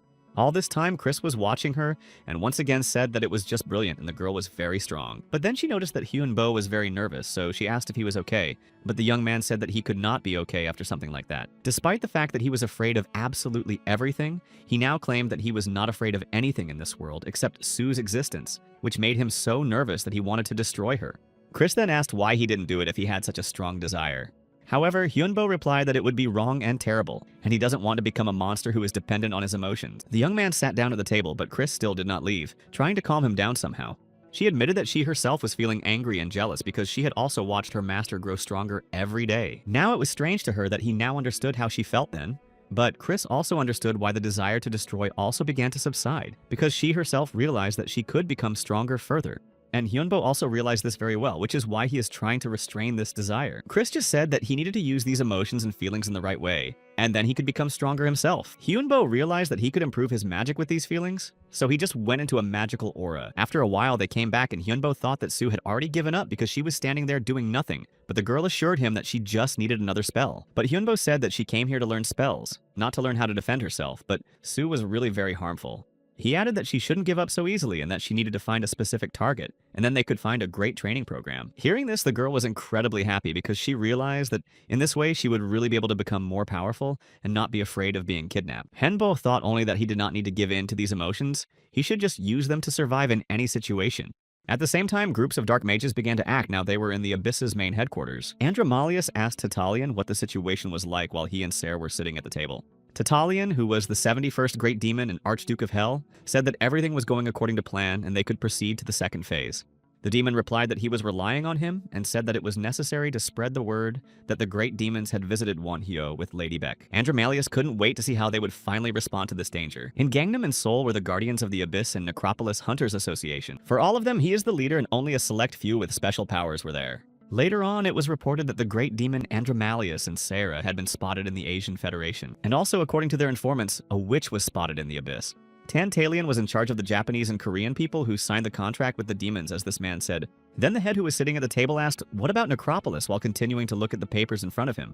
But the man replied that they had no information about it yet. The man just sighed, saying that he would hope that when the news came out, it would be good, really. And then he smiled, saying that he was sure that this was a great way to get rid of the great demons and their followers. This guy said he supported him, adding that they should destroy all those who follow the path of evil. Then the man asked about the necromancer, but it turned out that no trace of him had been found anywhere yet either. The man added that they also needed to find him, because Wonhyo was not the last one in this game, and they were going to destroy him as well. Meanwhile, the guy continued training with Sue to find the right technique and exercises for her. She herself enjoyed the training, but sometimes she thought that Hyunbo was playing unfairly, and began to use her magic against him again. While on top of her, Hyunbo said that he would give her one piece of advice about this. He said that she needed to use the maximum of her magic, and at that moment Sue tried a new spell, directing it at Hyunbo. Although he didn't say it out loud, he realized how strong she was, even though it was only the 9th day of their training. During this time, the girl had become much stronger than she had been, and he realized that she would soon become almost invincible. After a while, she said that she should stop and rest for a while and then continue, and then she would definitely be able to win. But Hyunbo said that he was sorry, but now they would start special training. Sue, who was already very tired, began to feel a little worried about what he said. Although she wanted to rest at first, they created a goblin in front of her that was tied to a piece of wood, and for a while there was silence. Hyunbo only said that now she had to destroy this monster by herself, and the goblin looked very scared. The young man added that Sue shouldn't use black magic and mana only with her own hands, and thus defeat this monster. Kessel added that this monster had already suffered a lot because it had been brought here by them, and the young man echoed his words, saying that the girl needed to finish him off right now, as they had talked about before. After these words, Sue approached the goblin, looking at it and thinking where to start to destroy it.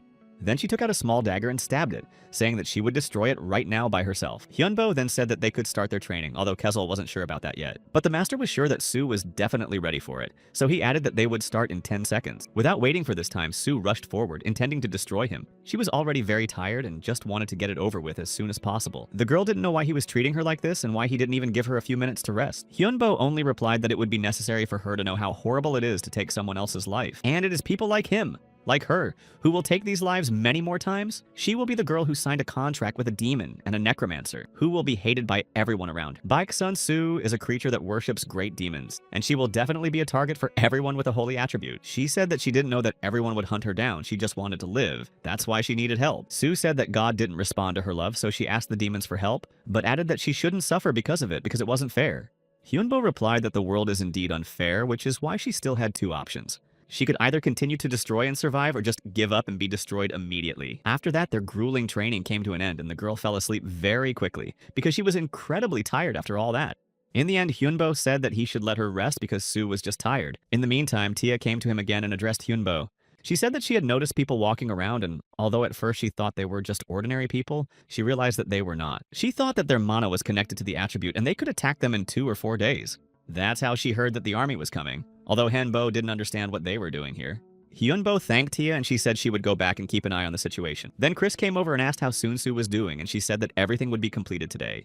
Now Hyunbo was curious to believe her again, but in a real battle that would take place soon. When the young man walked over to her, Sue immediately said that she needed ramen and 3 pieces at once. She also wanted rice with vegetables, a hamburger, spaghetti chicken, and pizza, but Hyunbo thought it was stress. But Sun-Soo said that she had finally decided that she wanted to live and would do anything for it, so she was ready to destroy.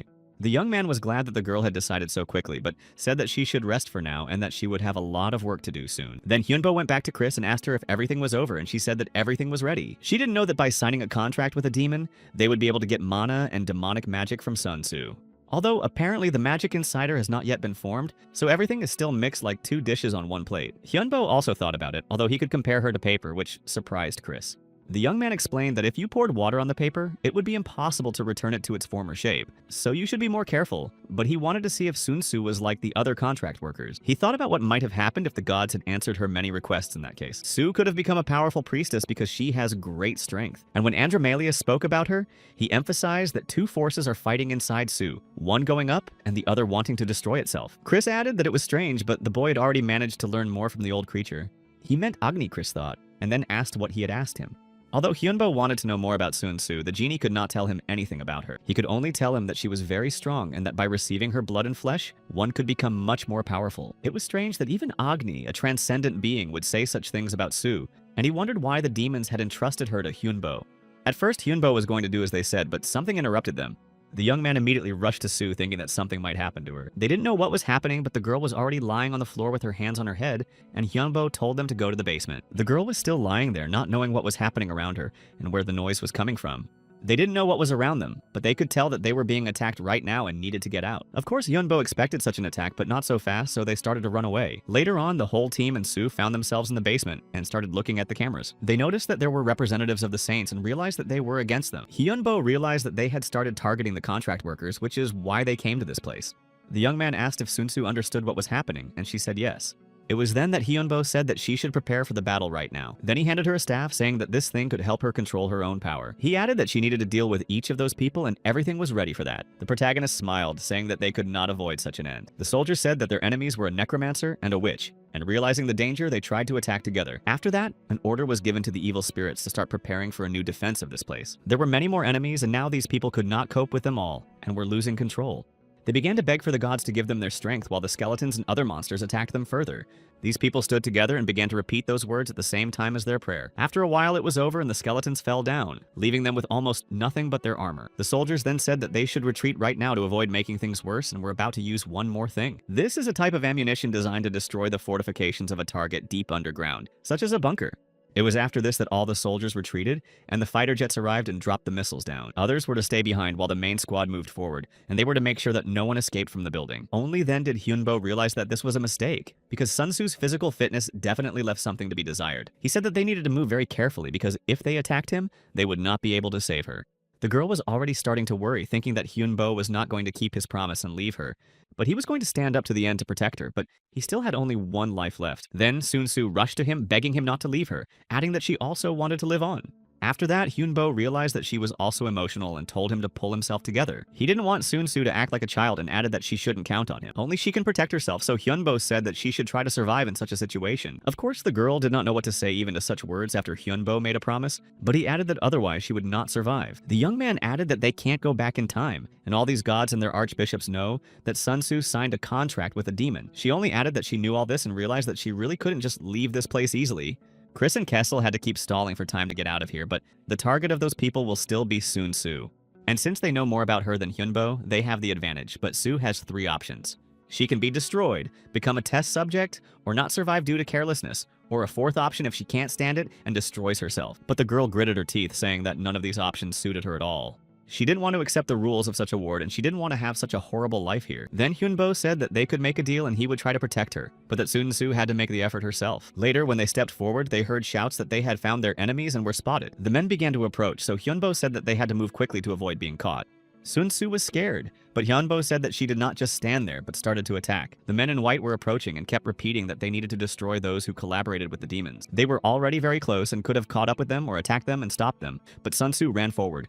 She was already feeling uneasy because of the strong desire to destroy her that all these people had. As they ran forward, Hyunbo began to use his spells as a bone shield and a wall to create obstacles. But then these people finally caught up with them, saying that Hyunbo and the girl who followed the demons to this place would be destroyed.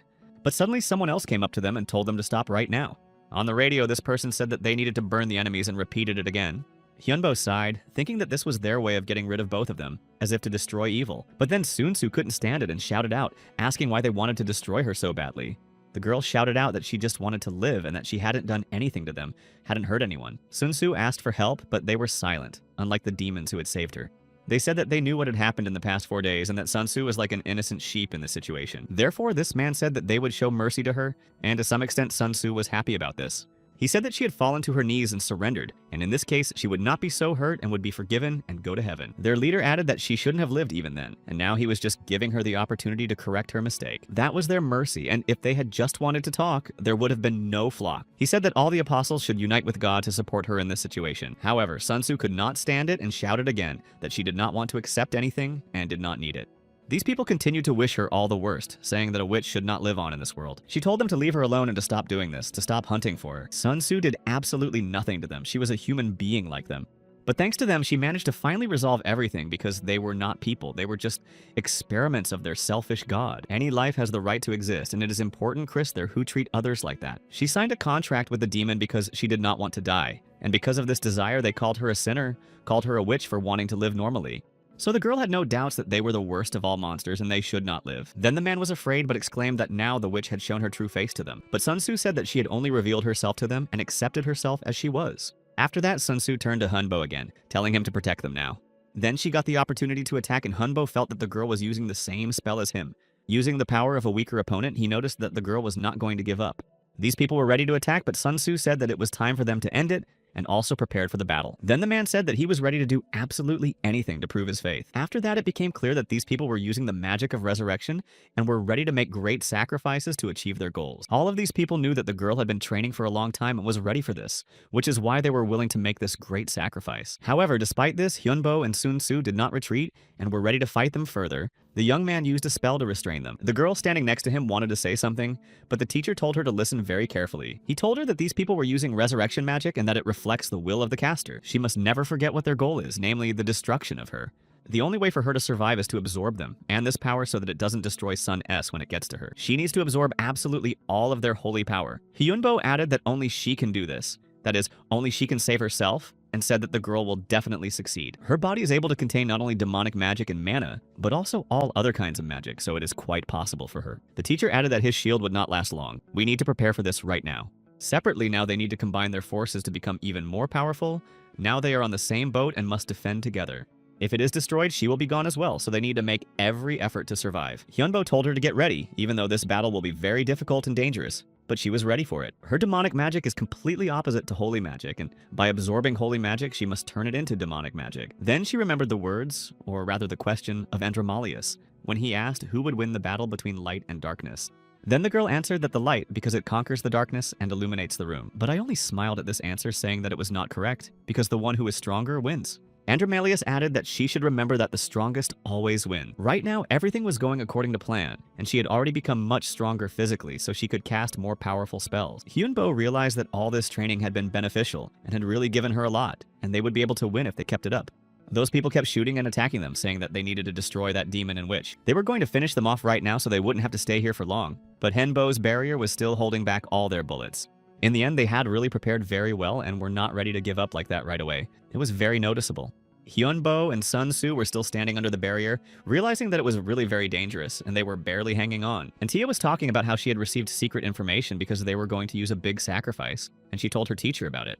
Of course, the young man did not think that 200 people would agree to this if they were ready to make a sacrifice just to destroy this girl. But thanks to the ability to recycle their mana, Sung Soo can go through the measurement phase and become much stronger. And thanks to the two of them teaming up, the young man himself benefits greatly from this. Of course, it was a risk, but it turned out to be a success for them. However, after a while, they heard a voice from behind them saying that they were a little late. It was Andromalius, Ser, and Tantalion, who praised them both and told them that they could leave those people to them. The demon thanked the boy for protecting Lady Sue all this time, and his friends also confirmed it and thanked him. Andromalius realized that they had suffered losses, but the reward would also be high, so the demon asked if the young man would mind going with them. But Henbo said that he had his own way and thought that it would be too dangerous to go with the demons now. Andromalius was not going to object and somehow convince him. He just said that they would see it later and took the girl. After that, the young man was left alone and decided to call his dragon, who immediately appeared behind him. He just looked around and said that he was leaving everything to him to deal with their enemies. Sire asked Tantalion if they should really let this guy go, because he was worried despite the fact that they had signed a treaty. He suggested that they should just kill the guy as well, because they didn't know if he would betray them at some point. But Andromalius said that thanks to him, Lady Sue received a lot of holy energy, and it was really a great development for her. This guy can be very useful to him, so the demon said that if they don't touch him, they can even develop their relationship and lure Hyunbo to their side later. And in the end, the mission to destroy Sun Tzu ended in failure for this group of saints. Almost all the followers of the god were destroyed themselves, and only a few soldiers and apostles survived. Also, the video of the young man's massacre began to spread absolutely everywhere. There was a lot of talk about it, and it became almost the #1 topic of discussion throughout Korea and beyond. It was sent to many different authorities for investigation, and even the survivors tried to find the arched. But at that moment, Chris went back to those prisoners, and she simply passed on Wonhyo's words that his main goal was survival. That's why he was ready to do absolutely anything to achieve this goal, no matter who tried to attack and stop him. After that, the media began reporting on the strange behavior of the god's followers, and the board of the Military Association of Hunters and Keepers also decided to take action. They began to hunt these people down, and an operation was launched that would end with the destruction of these saints.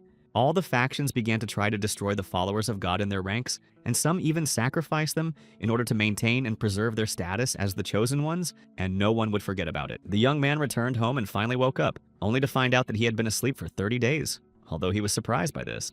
Chris handed him the phone and Henbo could not believe his eyes. It turned out that they were using the gray market to imprison as many as 1,000 followers. Tia also added that they use special equipment to extract precious metals and other rare elements from monsters. All this money on their Earth had no value anymore, unlike the idea that introduced currency as soon as it appeared, which meant that the Earth was very weak. Chris said that the idea was very strong in its time because there was magic and magical beings lived in this world.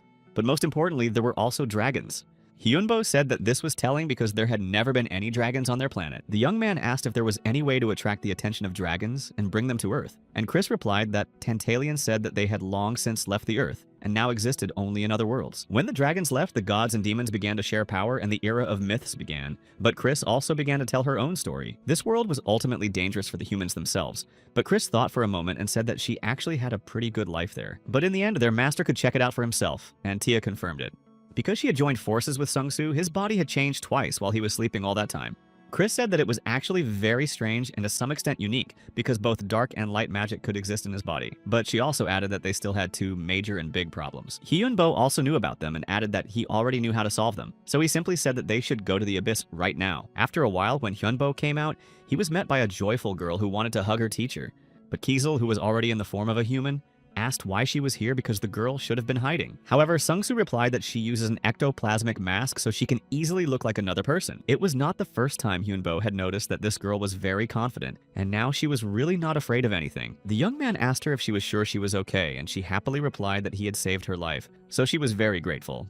Then Hyunbo said that he would not dissuade her from doing so, but Kezel added that their master needed a lot of money. Sung-soo just laughed and said that it was not her money, so let them take as much as they need, and if Kezel wants something too, let her order it. After a while, they finally arrived at the gray market, and in fact it looked like a completely ordinary building. However, once inside, it was not like that at all. There were many different races inside, and she was very impressed. It seemed to the girl that they were in another world, and she liked it incredibly much. After a while, a girl who looked like an elf came up to them and immediately greeted them, although she did not look particularly confident. However, Hyunbo realized why, because she had already realized that he was a necromancer, and grew up with the fact that elves hated evil spirits. But then another elf came up and apologized for her, saying that she was their new employee and didn't know much. He told Anna to apologize, so she did, because she felt bad for treating him like that. Hyunbo said that in this case, nothing bad happened, but other customers may not be so patient, so you should be more careful. Then this elf said that they would give them a discount coupon for the gray market, and he could personally help them with their purchases. Bellaran was the manager of the Korean branch of Gray Market and introduced himself and said that he was pleased to meet them.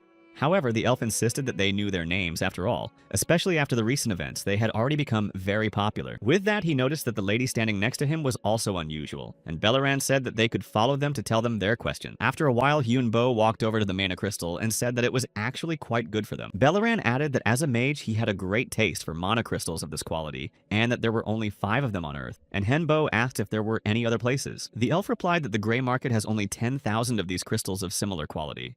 Chris then said that even on her planet, crystals are very highly valued, and usually only empires or guilds of magicians can have such a large number of such crystals. Hyunbo asked how much they cost, and Bellaran said that they sell them by the 5, and can also sell them 50 kilograms of mafril. The young man asked if Hyunam would mind. Now he was calling her by her first name so that no one would find out, and she said that she would not mind buying it. But in fact, the elves were very surprised that someone in the region could buy more than 10 kilograms, but instead he just thanked her for the order.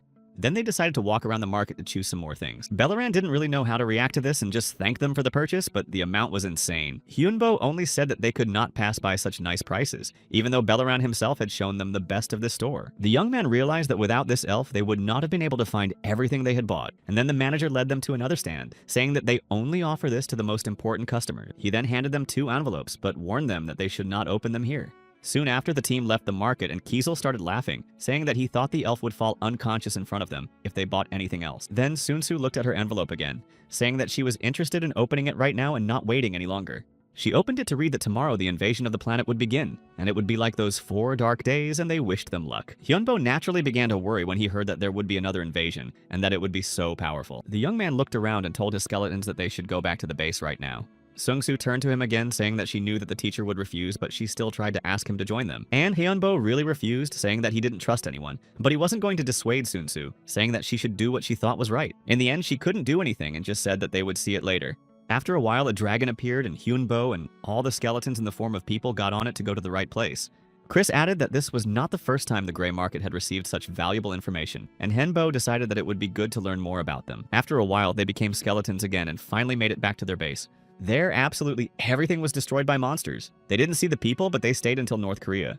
The boy decided to check how mana behaves and feel its sources and paths in the stream and veins, hoping that he would succeed. The young man hoped that he would be able to learn how to control them because it would help him a lot in fulfilling his mission. In this case, he would be able to become much stronger, and of course, this thought appealed to him. But finally, after completing his inspection, Henbo stood up saying that there seemed to be nothing under the base. The dragon replied that it was, and that apart from its terrible condition, everything was actually fine. The owner asked what was wrong with Nidhogg, seeing that he was really getting worse. But the dragon only said that Hyunbo would be surprised to see what he was seeing now. Nidhogg came closer, saying that he had scales, although Hyunbo thought that the galactic flux could affect him. And in the end it did, which helped the dragon start to look like the original. However, it was strange because he was no longer alive, so he didn't know where it could have come from. But Nidhogg also said that his powers had increased significantly. The protagonist did not expect this, so he was really surprised to hear this from the dragon. But he decided to check its characteristics, and indeed, all the indicators became much higher than the last time. Hyunbo said that he was really surprised, and then decided to ask if anything else had changed. The dragon replied that he could now sleep, which was also strange because evil never sleeps. In addition, during sleep, something can appear in his head, but when he wakes up, he does not understand or remember anything at all. This is really unusual, especially considering that tomorrow the war will start again, and it may have something to do with the dungeons. Henbo said that he would like to examine his dragon's changes, but he didn't really have time, so he suggested that we at least examine the scales. He was really excited and said that Chris would take a sample for their study, and she did just that. Then, when everything was ready, the guy started to apply his magic, starting with the circle magic. After some time, although they had no free minutes for it, they began to investigate what was happening to the dragon. In fact, all this checking took quite a bit of this time and exhausted them both quite a bit. However, in fact, the guy was pleased because this is a real treasure. Thanks to this elixir, you can restore mana and increase its maximum supply. Therefore, it would be worth preparing even more of this preparation for the next time. But Nidhogg, who was still standing nearby, still couldn't understand why he kept changing. After some time, the team entered the abyss of the Fallen of Class C, plus they had to subdue the leader of the group who was a human A. If they failed to do this in the allotted time, the abyss would open on the ground and cause erosion, and they had only 150 days left. The boy was ready with his group, and now he realized who their current enemy was. It was the past humans who betrayed the human race, and Henbo added that this time the battle would be quite different from the past. This battle will be really very serious, so he said that they should try to gather as quickly as possible and use it as the biggest strength. All these doors are connected to the dungeons, but actually a lot has changed since those days. Now, not just ordinary people connected to dungeons have many exits and various indulgences to escape from danger. Also, there was no punishment if you did not start exploring the dungeons. That is, you were not forced to do so as it was before. All this happened precisely because the monsters could leave the dungeon themselves, and no one had to let them out. He realized that this war could be unleashed quickly, remembering those dark 4 days on Earth that were quite recent. After a while, the whole team entered the valley, but Chris said that this valley was actually very bad. Henbo added that there is no shelter here, and it is unlikely that there will be absolutely ordinary monsters. Most likely they may have a subconscious and a good intelligence. But then Kessel came up to him and said that there was one more piece of bad news for them. The door they came in through hadn't disappeared yet, and the owner agreed that it was really terrible. Usually these doors disappear so that the monsters can't get out of this place, but if the door is still there, it means they can follow the researchers outside and get to the planet. If the door is too close to the monsters, their team may not be able to get there because the monsters will destroy them on the way to the exit. But Hyunbo said that they should just get ready and not waste time on all this thinking. According to the gray market statistics, there are about 50,000 F-class dungeons around the world, and more than 8,000 E-class dungeons, 800 D-rank dungeons, and 36 are E-rank. Each country began preparing to explore the higher-ranked dungeons. About 2 weeks later, the coalition forces began their first expedition. Researchers and military personnel began to gather near the expeditionary corps, and their number grew. Of course, it was all very dangerous, and they risked their lives knowing that they might not come back, but they went ahead.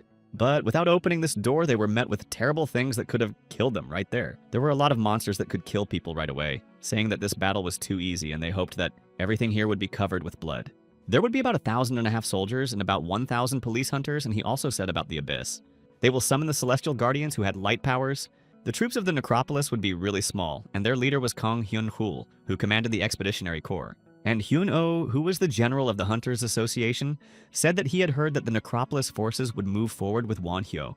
It was then that the commander-in-chief of the corps said that they would be the first to move forward. They were the elite of this country, and very little was known about the enemy, except that they were fighting on its territory. But they were going to fight and win. They had to be ready to sacrifice themselves for the sake of this country, but still try to survive. Hyun-chul said that they should take a lot of weapons and food. They should live for the sake of returning to the battlefield and winning. The commander-in-chief said that they must do this for the sake of their country and for their own future. But later on, despite all these motivational words, they were destroyed as soon as the door opened, and the monster became stronger. Hyun-chul was one of the survivors, and he realized that no one was prepared for the fact that there would be so many monsters here. They were really incredibly powerful, and there were more than they expected. Now all these soldiers were no longer attacking because they could only defend themselves to save their own lives. All these creatures began to laugh at the people who could not resist them. They were too weak compared to them. That's why the monsters started attacking more actively, intending to deal with these people as quickly as possible right now. But there was a dead dragon and one of the soldiers who knew that the head of Necropolis had arrived. They were not there alone, and the girl standing in front said that they were still a little late. But still, the evil mind with other people who were in this organization arrived for the rescue. Henbu and the skeletons also jumped down from the dragon about to start fighting. Meanwhile, the young man began to use mass healing to save those who were still alive but badly injured. He told them to move faster while this magic worked, and to get those who were too badly wounded as far away as possible. The battle in this abyss continued, and there were already 135 days left before the erosion. And despite the fact that more than 4,000 people were involved in cleaning up this abyss, they could not cope. In just 10 minutes, 463 people were killed, and no one was able to save them, though. There were twice as many seriously wounded, and they continued to try to save them. Hyun-chul said that he, as commander-in-chief, would talk to Mi-jin and Won-hyo. The man thanked them, saying that they had survived because of them. The girl said that they did what they had to do and then apologized for being too late. Then the commander-in-chief asked if he could find out the reason why they were so late. Mi-jin was about to say something, but the guy interrupted her, saying that he was the one who told her to be late. Hyun-chul was unhappy to hear that they hadn't come here right away on purpose, but the necromancer confirmed it. It was then that it turned out that they knew who their enemies would be, but Hyunbo denied it, saying that he just realized that these enemies would be surrounding the door. Hyun-chul asked why they didn't warn them, because they could have tried to stop these monsters. However, Hyunbo said that it was not that important to them, which made the commander-in-chief very angry. The man was very annoyed that they hid such important information for their own benefit, and began to say that it was too important, and that such an act made Hyunbo a traitor to the whole country. But the young man said that someone has to take responsibility, and he did it all for the sake of their victory in the war. Then the protagonist said that he had two questions and asked if any of them had tried to find a place to sleep and just rest for 4 days with the dungeon master, and whether anyone has already tried to eat monsters or these plants because of the small provisions. Because of this war, they have to do things they would never normally do, and it's time for everyone to realize what a terrible situation they are in. They are going to similar places to stop the invasion of their world, and the sooner people realize this, the better they can use this situation to their advantage. At this point, it seemed that Hyunbo was trying to convince them, but the magician said that it would be pointless because they would probably not understand him. The military has always spat on the opinions of others, and for them this war that started again was a normal thing. However, the commander-in-chief said that because of all these words of Hyunbo's, they lost almost 500 people. But the necromancer said that there is no war without victims, and if there are many more survivors as a result, he sees no problem with that. Mi-jin reacted differently, telling the guy that it was completely wrong to say that.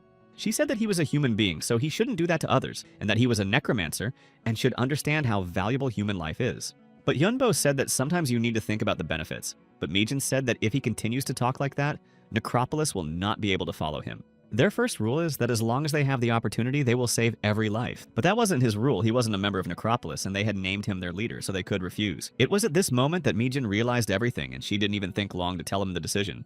And then she told him that they would no longer consider him their leader and follow him. Han-chul said at that moment that he was giving Hyunbo his freedom and letting him do as he saw fit. Of course he was sorry, but what they were talking about was still out there, and many people know about their agreement. Therefore, not everyone is now ready to follow Hyunbo, and some have even become his enemy. But he said that he did not need associates and followers from the very beginning, but he was ready to destroy anyone who wanted to take his life. The commander-in-chief said he would remember that, and that tomorrow new soldiers would come, almost all of them from Necropolis.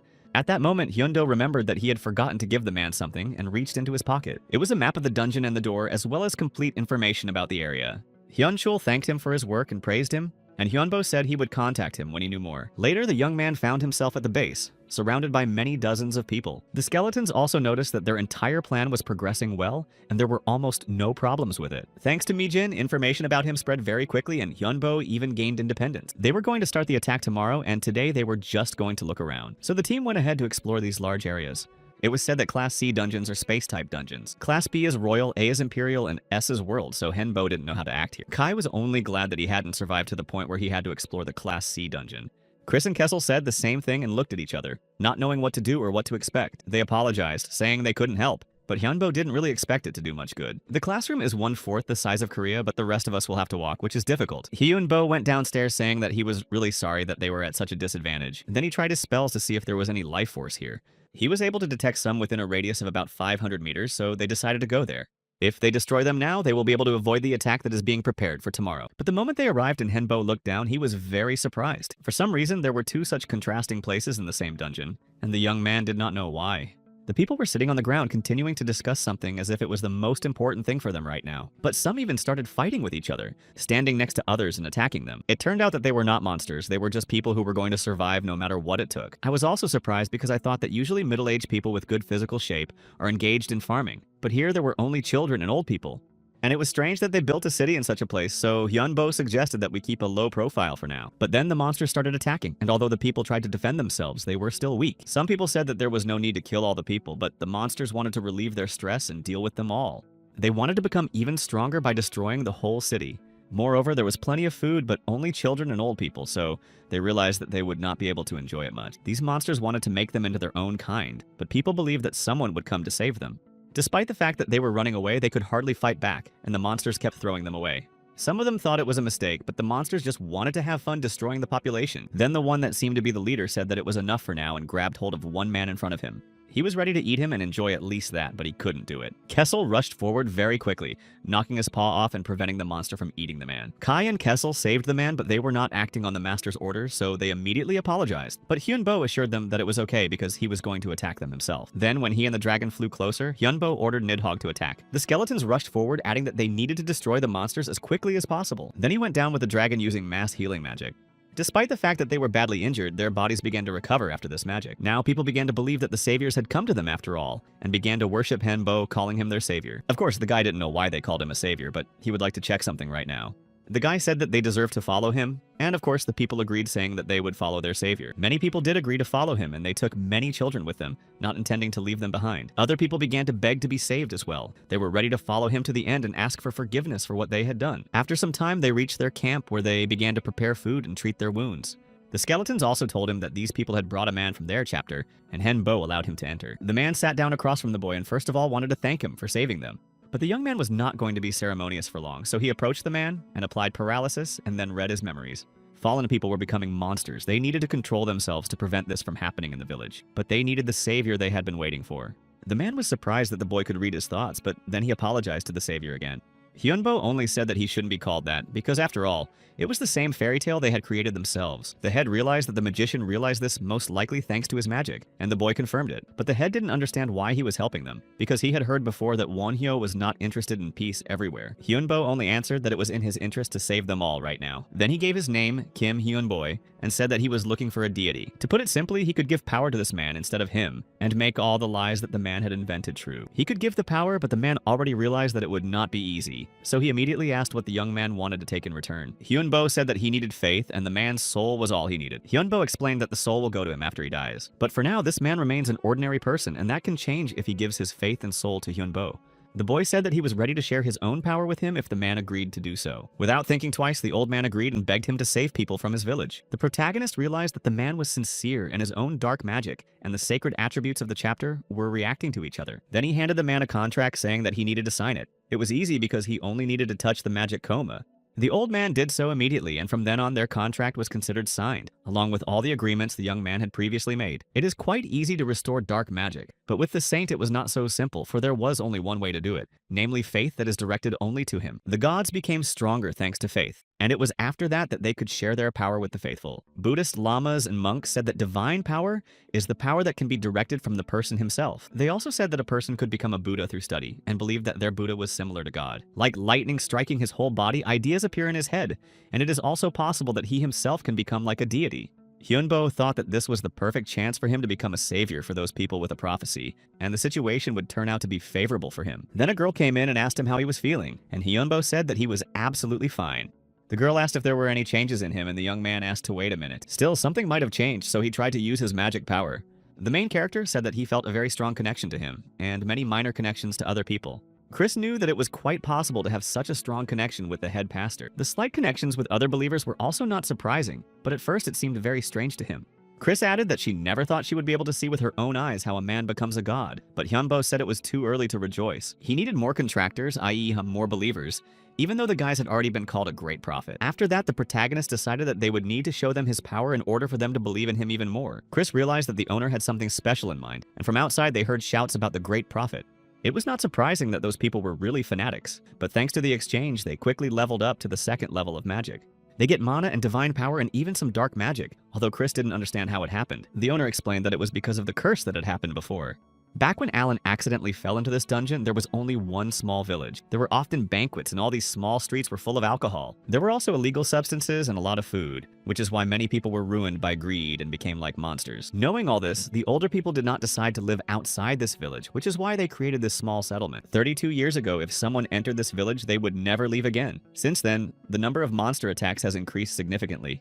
And the number of villagers who also began to look like monsters has also increased. It is incredibly difficult to destroy this curse given that the village has ideal conditions for mutation. The location is in a dungeon, people have to eat at least something to live, the possibility of their own choice, the weakening of mental power, changes in character, and no more than 6 months for these changes. It was strange that no one knew how to use mana properly because they might want to become stronger to overcome these monsters, but if you realize this curse, everything becomes clear. They were spending this mana to maintain their own lives, but thanks to Hyunbo, they could destroy and get rid of the curse and spend this mana wisely. Then the guy turned to Chris and asked her to bring that old man back here. He needed some old person, and the older it was, the easier it would be to get rid of the curse. It was after this that the girl went to look for someone who could fit the role. Hyunchul, meanwhile, said that he was happy that they could at least fight the enemy and have a chance. The commander-in-chief asked the others at the table if they had any more reports. One of those present said that the situation was under control, but he was very concerned about the issue of water and food, which were running out. Hyunchul said that they were thinking of taking them out of the dungeon in case of a shortage, because from the beginning they had absolutely nothing but weeds growing there. Then another soldier asked if the commander-in-chief had contacted the magician, but Hyunchul said he hadn't. As soon as he said those words, a man quickly came to the tent looking for the colonel. He started shouting that they had finally found a small village with people. Chris in turn told the owner that the military had found the village, and it took them 4 weeks, not as long as he thought. Of course, he wanted to make at least half of the inhabitants as apostles, but he has not succeeded yet. Many of them quarreled with each other, so it was not possible for now. They did not even care about the monster attack and the fact that their friends and family could be killed. Right now, Hyunbo has 215 apostles to fight with, and more than 1,000 have chosen the peaceful way. The young man put on his mask again and said that they had to go because they could not give their enemies even a hope of victory. Later, people found water and food. They could take as much as they wanted, and if they became a monster like them, they would see a profit. This man met the soldiers with these words, although they did not fully understand what he was talking about. One of the assistants assumed that he was talking about Wonhyo, and Hyunchul thought that the magician had already arrived here a long time ago. Now they were about to go inside, but the commander-in-chief ordered them to eat the food only after he had carefully checked it. After some time they finished, so he ordered everyone else to follow him can move on. It was after this order that their large team began to move on following their commander-in-chief. However, they were still a little confused, and this aide looked back with some fear. Behind him, he saw several people who looked incredibly angry, standing still but ready to attack. These people didn't know what the military had forgotten in their small village because they were locked in here forever. People started to turn into monsters, saying that they were going to kill all these soldiers right now. They were going to destroy all the followers and the prophet himself, who had left them to their fate in such a situation. That's how new monsters have been appearing over the years, and this is what happened to them again. The soldiers noticed this, and they were actually a little scared when they saw it with their own eyes, realizing that they were facing the same monsters. But then Yi Won-hai appeared behind them with all his apostles and assistants. Hyun-chul looked back, recognizing his voice, and although he already knew the answer, he decided to make sure that he was the local prophet. Hyunbo said that he was, but that he could explain his words later when the monsters were dealt with. These creatures had already begun to attack them, so the commander-in-chief ordered all his troops to prepare for the attack. Hyun-chul looked around, wondering if the boy himself had made these people fight on his side. But Hyunbo didn't want to say too much about it. He just said that the commander-in-chief and his men could see for themselves now. Looking back and looking at these people, he began to feel the dark magic coming from them. Later on, fire demons appeared next to these people. They were called imps, and they also began to fight. In fact, this is a tremendous power. For a dark magician to obtain such a power is a great merit indeed. However, it could only be obtained with the help of other people's souls, so the commander-in-chief began to understand. The other people standing next to him began to use holy ground and their own spells to fight as well. But Hyun-chul's men were very surprised because these people could use both dark and light magic at the same time, which seemed impossible to them. Then Hyunbo spoke again, saying that he would show them all his new powers. He had the power of the god of death and the god of life. After that, he began to use his own spells to show others his own power. After a while, there was an explosion, and then everything was quiet, leaving only traces of this great struggle. Hyun-chul approached the wizard again, thanking him for saving him once again, but he was still curious to know what the young man had just used. Hyunbo just handed him a new map. Of course it was incomplete, but at least it showed the village and its surroundings, and it also marked the monster's lair. The commander-in-chief accepted the map, but asked how the boy managed to use light and dark magic at the same time. He was also very interested in what Wonhyo had said earlier, namely about the god of death and the god of life. He said that this is true because there are deities who control the first and the second, and they chose Hyunbo, who has dark power, and gave him light power as well. As for what happened just now and how the boy got 2 powers, it was all because of the faith of those people. Hyunbo was sure that they would believe him because they had seen his powers. It means that Hyunbo is a seer, and he had all the qualities to become one. After that, Hyun-chul asked if something like that could happen to him. He did not know what would happen next, but he was glad that at least now he was wearing a mask. Otherwise, they would have all seen his surprised face after hearing such words. Hyunbo realized that this was the chance he could only dream of. So after a short pause, Hyunbo said more confidently that he could, but under certain conditions. The guy said that Hyunchul has to make these people believe in themselves, and then he can become the same. He will need to get the souls of these people, and they should be ready to do anything for him. He also has to be ready to give his strength to these people who will become his followers. The man only asked if gods do this and not demons, but Hyunbo said that it is easier for gods to gain followers. Hyunchul said that it was not so difficult, so he asked if Hyunbo could make him a god too. And the guy agreed, saying that the man would only have to sign their contract. But Hyunbo said that it was only to confirm his faith and nothing more, so the commander-in-chief agreed. Thus, Hyuncheol became a seer who would do anything for his god, even give his life. His followers received the man's powers, but Hyunbo did not know if anyone was ready to swear his faith. Then the man swore, saying that he was ready to give up everything for the sake of power, even his soul, and asked God to give him power. Hyunbo said that the contract was now valid and should last forever. Others began to worry about the commander-in-chief, but he said that he was fine, just tired. Hyundo was pleased with this because he realized that he had benefited from the contract. Now he could feel Hyunchul's blessing in front of his god, and the man was surprised to realize the power he had received from him. Hyunbo realized that in this way, more people would be convinced of his power, and this is the best skill for a follower of the deity. After that, the young man called for Nidhogg, who immediately arrived and stood behind him. Hyunchul was frightened to see the dragon in front of him, and Hyunbo said that now he was just going to leave despite the request to wait. Hyunbo said that they would see each other again later and jumped on the dragon. They began to ride away, and the man and his soldiers continued to look up as they rode away. Chris picked up a tired Henbo, saying that he did well but was really exhausted. The skeletons just said that he shouldn't try so hard, and Henbo apologized, saying that he would be more careful. So they continued to fly while the soldiers continued to look up. Meanwhile, a monster appeared from the ground and was surprised to see so many people and realized that it was about a necromancer. In fact, it was a big problem for him, so he just hid back. Meanwhile, Hyunbo and his team had already arrived and descended Nidhogg. The young man said that they could rest for a week or so. He would just hide the team from prying eyes. So, speaking about this, the guy said that they should all have a good rest for a day and then return to training. There were only 105 days left, but the main character still couldn't figure out this dungeon. Then the guy got up to check on Chris, who was back in the basement. She continued to work on the robots and the girl was doing well. These robots are great because they have great skills, they are large and have great defense, so they will definitely be useful in the workplace. The young man hoped that their development would be good, but Chris added that she was surprised by Richard's knowledge in this area. Chris then asked if the young man had checked his current income, and he said no. He had done some good magic and some dark magic and noticed that the numbers had changed a lot. Chris said that this case was really interesting, because such characteristics could be worthy of a prophet. Therefore, Hyunbo decided to develop in this area, and most likely the weaker the prophet, the weaker the followers. And the more followers, the more chances to become someone who will be called a god. Meanwhile, the other players were practicing, seeing many more monsters in front of them that were not ending. This guy attacked them again and again, and said that the attacks of these monsters could not work against him. They were only wasting his time, and he was very annoyed by the fact that nothing had changed so far. He still had to hold out for 100 days, but he hoped that he would at least be able to complete all the tasks. He just hoped that the time spent here would start moving a little faster. But these monsters started following him, but he added that he was definitely ready to meet guests. Henbo, meanwhile, went back and met Tia, who hugged him tightly. She handed him a new map that showed the basement of the fortress because bosses like to build their lairs in dark places. Then he asked if Tia knew more about the basement, but she said that there were too many monsters and it was hard to see.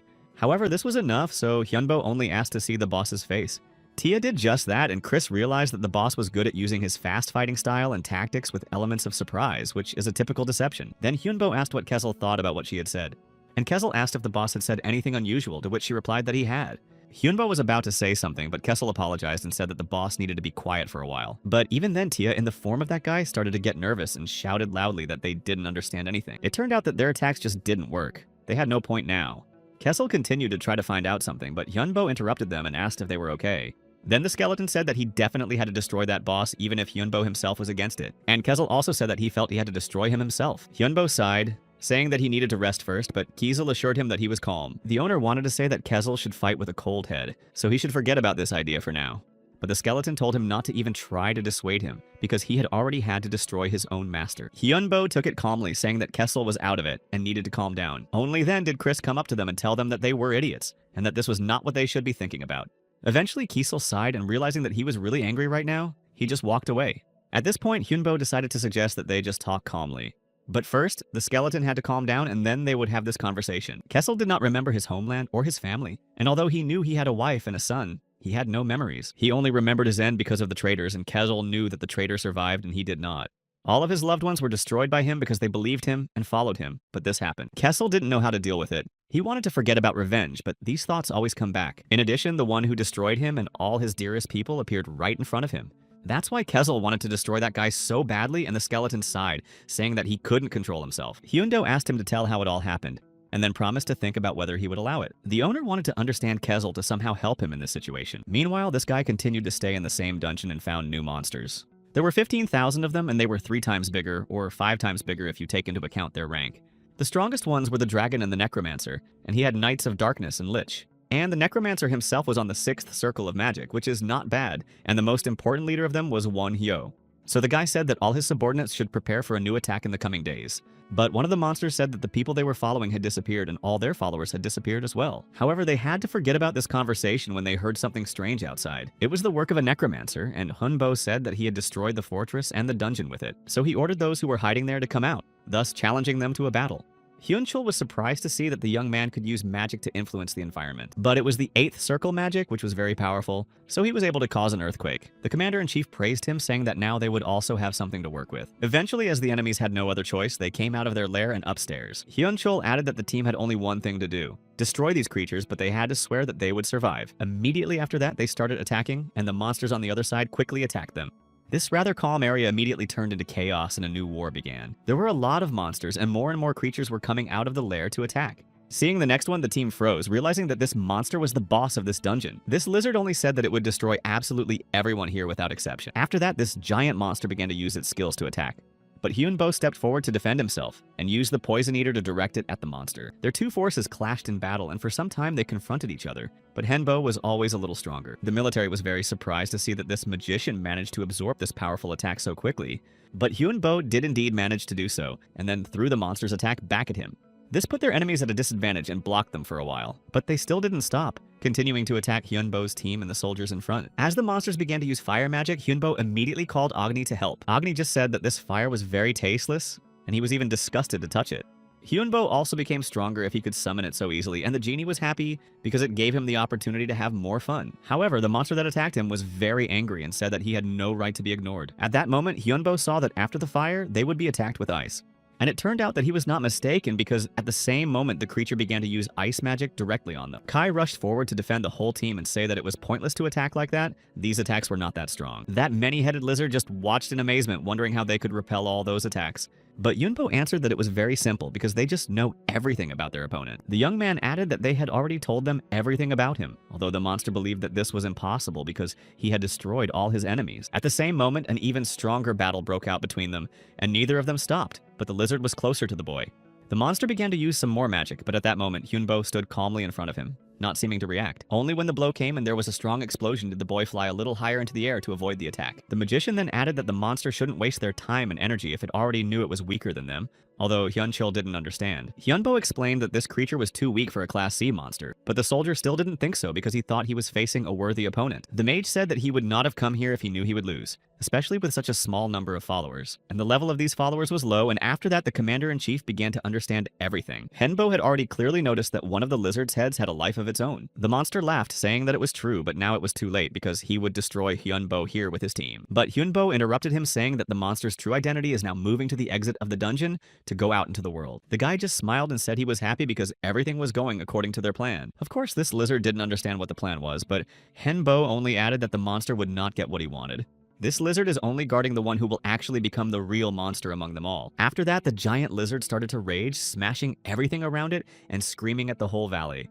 Hyunbo said that this was enough and that he was leaving the rest to his allies to prove themselves. He allowed Kessel to cope further alone, and the man thanked him, realizing that this was a test of his strength. Now this man realized that Hyunbo himself had brought back the memories after Kessel's disappearance, and the meeting was fully planned. And now the skeleton is taking revenge on him, and of course Kessel is glad that this idiot is still alive because now he can finish everything. After that, many more monsters appeared from the portal, recruited by Hyunbo to use in the battle. But the enemy was amused that they were going to defend themselves with those toys because they thought their weapons were weak. But Kessel only said that he had misunderstood because his true power had not yet been revealed. The same monsters began to attack the enemy, attacking from all sides and tearing his defense to pieces. Kessel said that he had come here to destroy the boy and nothing would change his mind or convictions. The fire started and it was too hot, so the enemies gathered to retreat to avoid dying in the flames. But the boy was angry that Kessel dared to treat his servants like that and decided to punish him immediately. However, Kessel had an example that you can do anything to win, and he did not hesitate to take the step. After that, the man recognized Glanz by his voice. That was Kessel's name in life, and the memories came flooding back. The skeleton began to recall the name. his memories and the past that had long been hidden in his clouded mind. In fact, it was a terrifying feeling because along with the memories came the pain he had forgotten.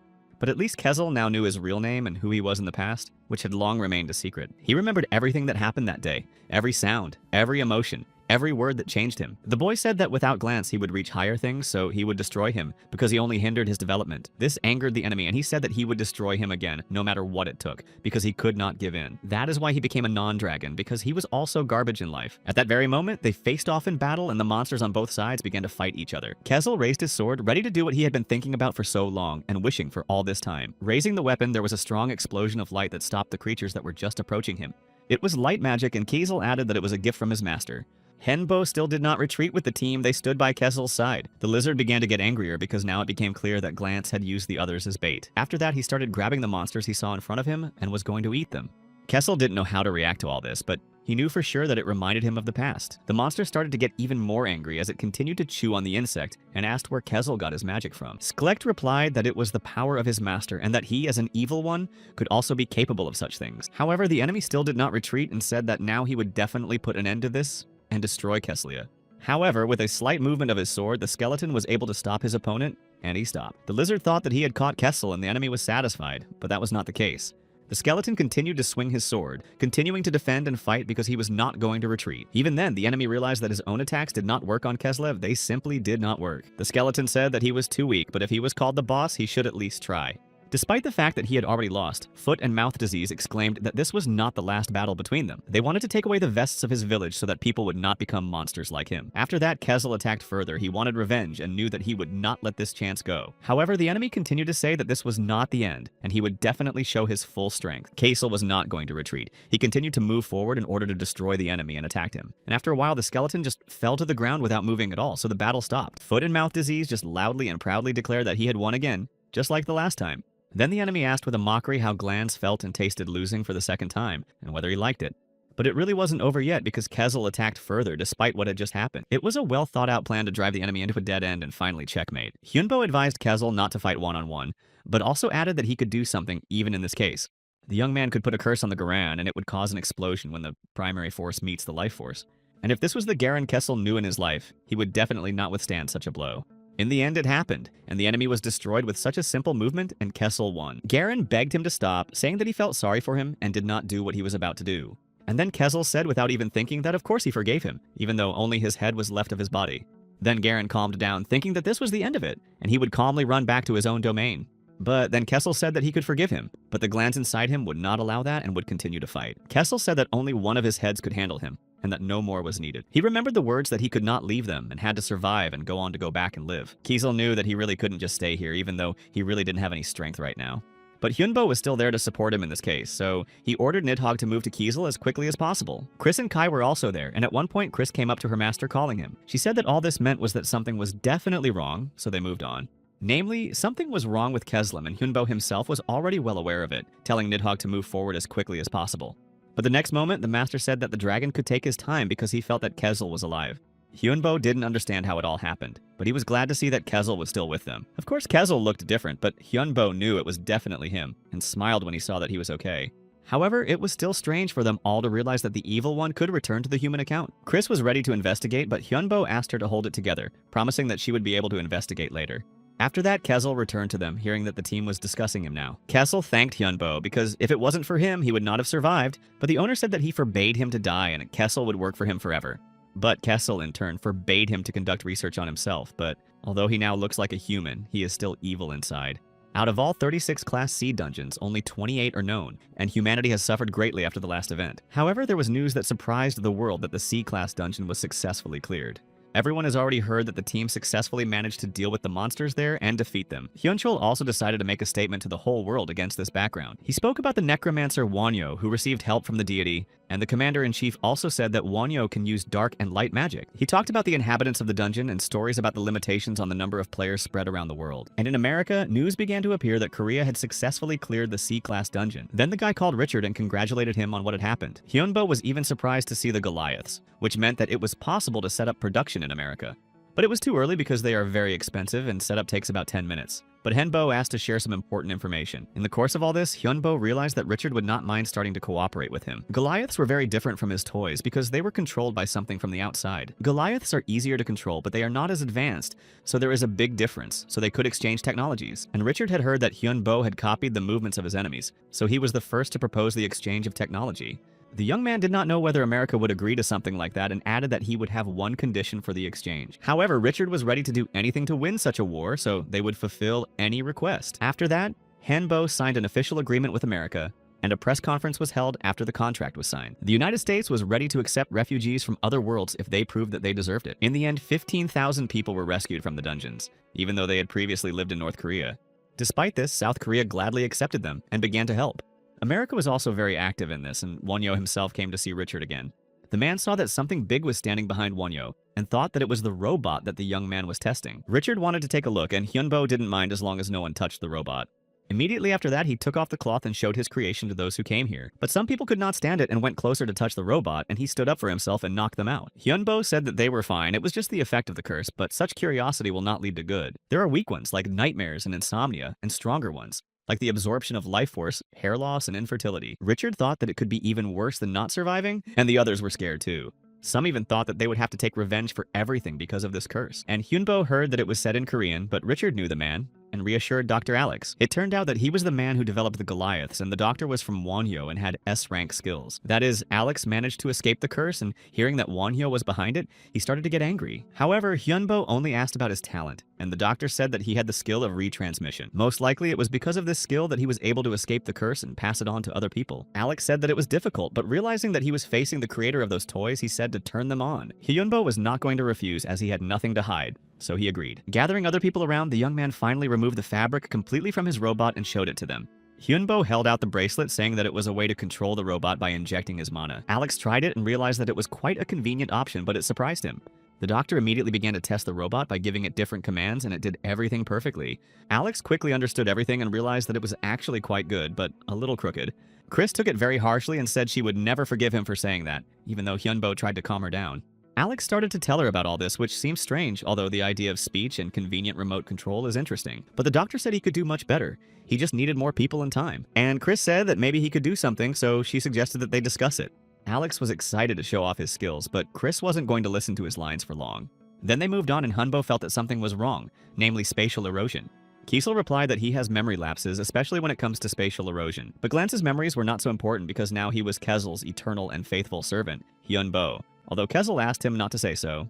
However, while they were laughing behind them, something started to happen to the portal again. They stopped laughing and looked back in surprise, but the portal was still glowing with a bright light. The others also gathered around, not realizing what was happening. And after all, nothing happened. Therefore, Hyunbo looked at the update that came as soon as it turned out that a C-rank raid was starting, which would take 300 days. The guy stood there for a while because he could not even think that it would happen so quickly. Then an exhausted assistant came running to Richard and Hyunbo, who had been looking for them everywhere. Richard asked him what was wrong, but he could tell by the look on his face that something was wrong. Then the man said that they had received a new map of the landscape in Nevada and looked very excited. It turned out that in the places where spatial erosion had begun, these portals stopped functioning normally, and the power of superpowers weakened by about 5% after that. In the erosion zone, there are dungeon entrances, but they are equal to the number of previously failed raids. So apparently the erosion begins where the dungeon clearing failed. The Lord of the Wastelands dungeon they will attack has evil golems and werewolves, and it was here that the American Heavenly Guard was destroyed twice. Hyunbo believed that there must be something else there, so he set out to explore this dungeon. Richard, although very excited and nervous, agreed with Hyunbo's opinion and let him go.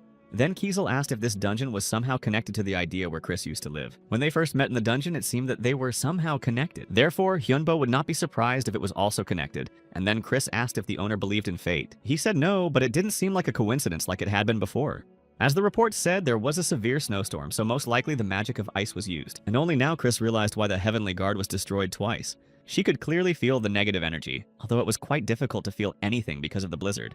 But Hyunbo said that he was a necromancer, and such circumstances were quite good for him. The young man said that he could go back, but Kai immediately came up to him and stopped him. Hyunbo asked what happened, and the skeleton showed him that there was something on the map. He didn't know why, but Kai found the map very familiar, as if he had been here a long time ago. Kiesel said that it was Kai's turn, and Hyunbo asked if the skeleton remembered anything from the past. Kai said that he had no memories at all, but he felt that this place was very special and important. Richard said that dungeons can be copied from another world or created based on its foundation. It turned out that Kai was really somehow connected with this place, and they still still had time, so it was worth trying. After that, Richard decided to gather the people again and tell them some important new news. This raid would not be easy because they had already lost more than 10,000 people, but they had to go through with it.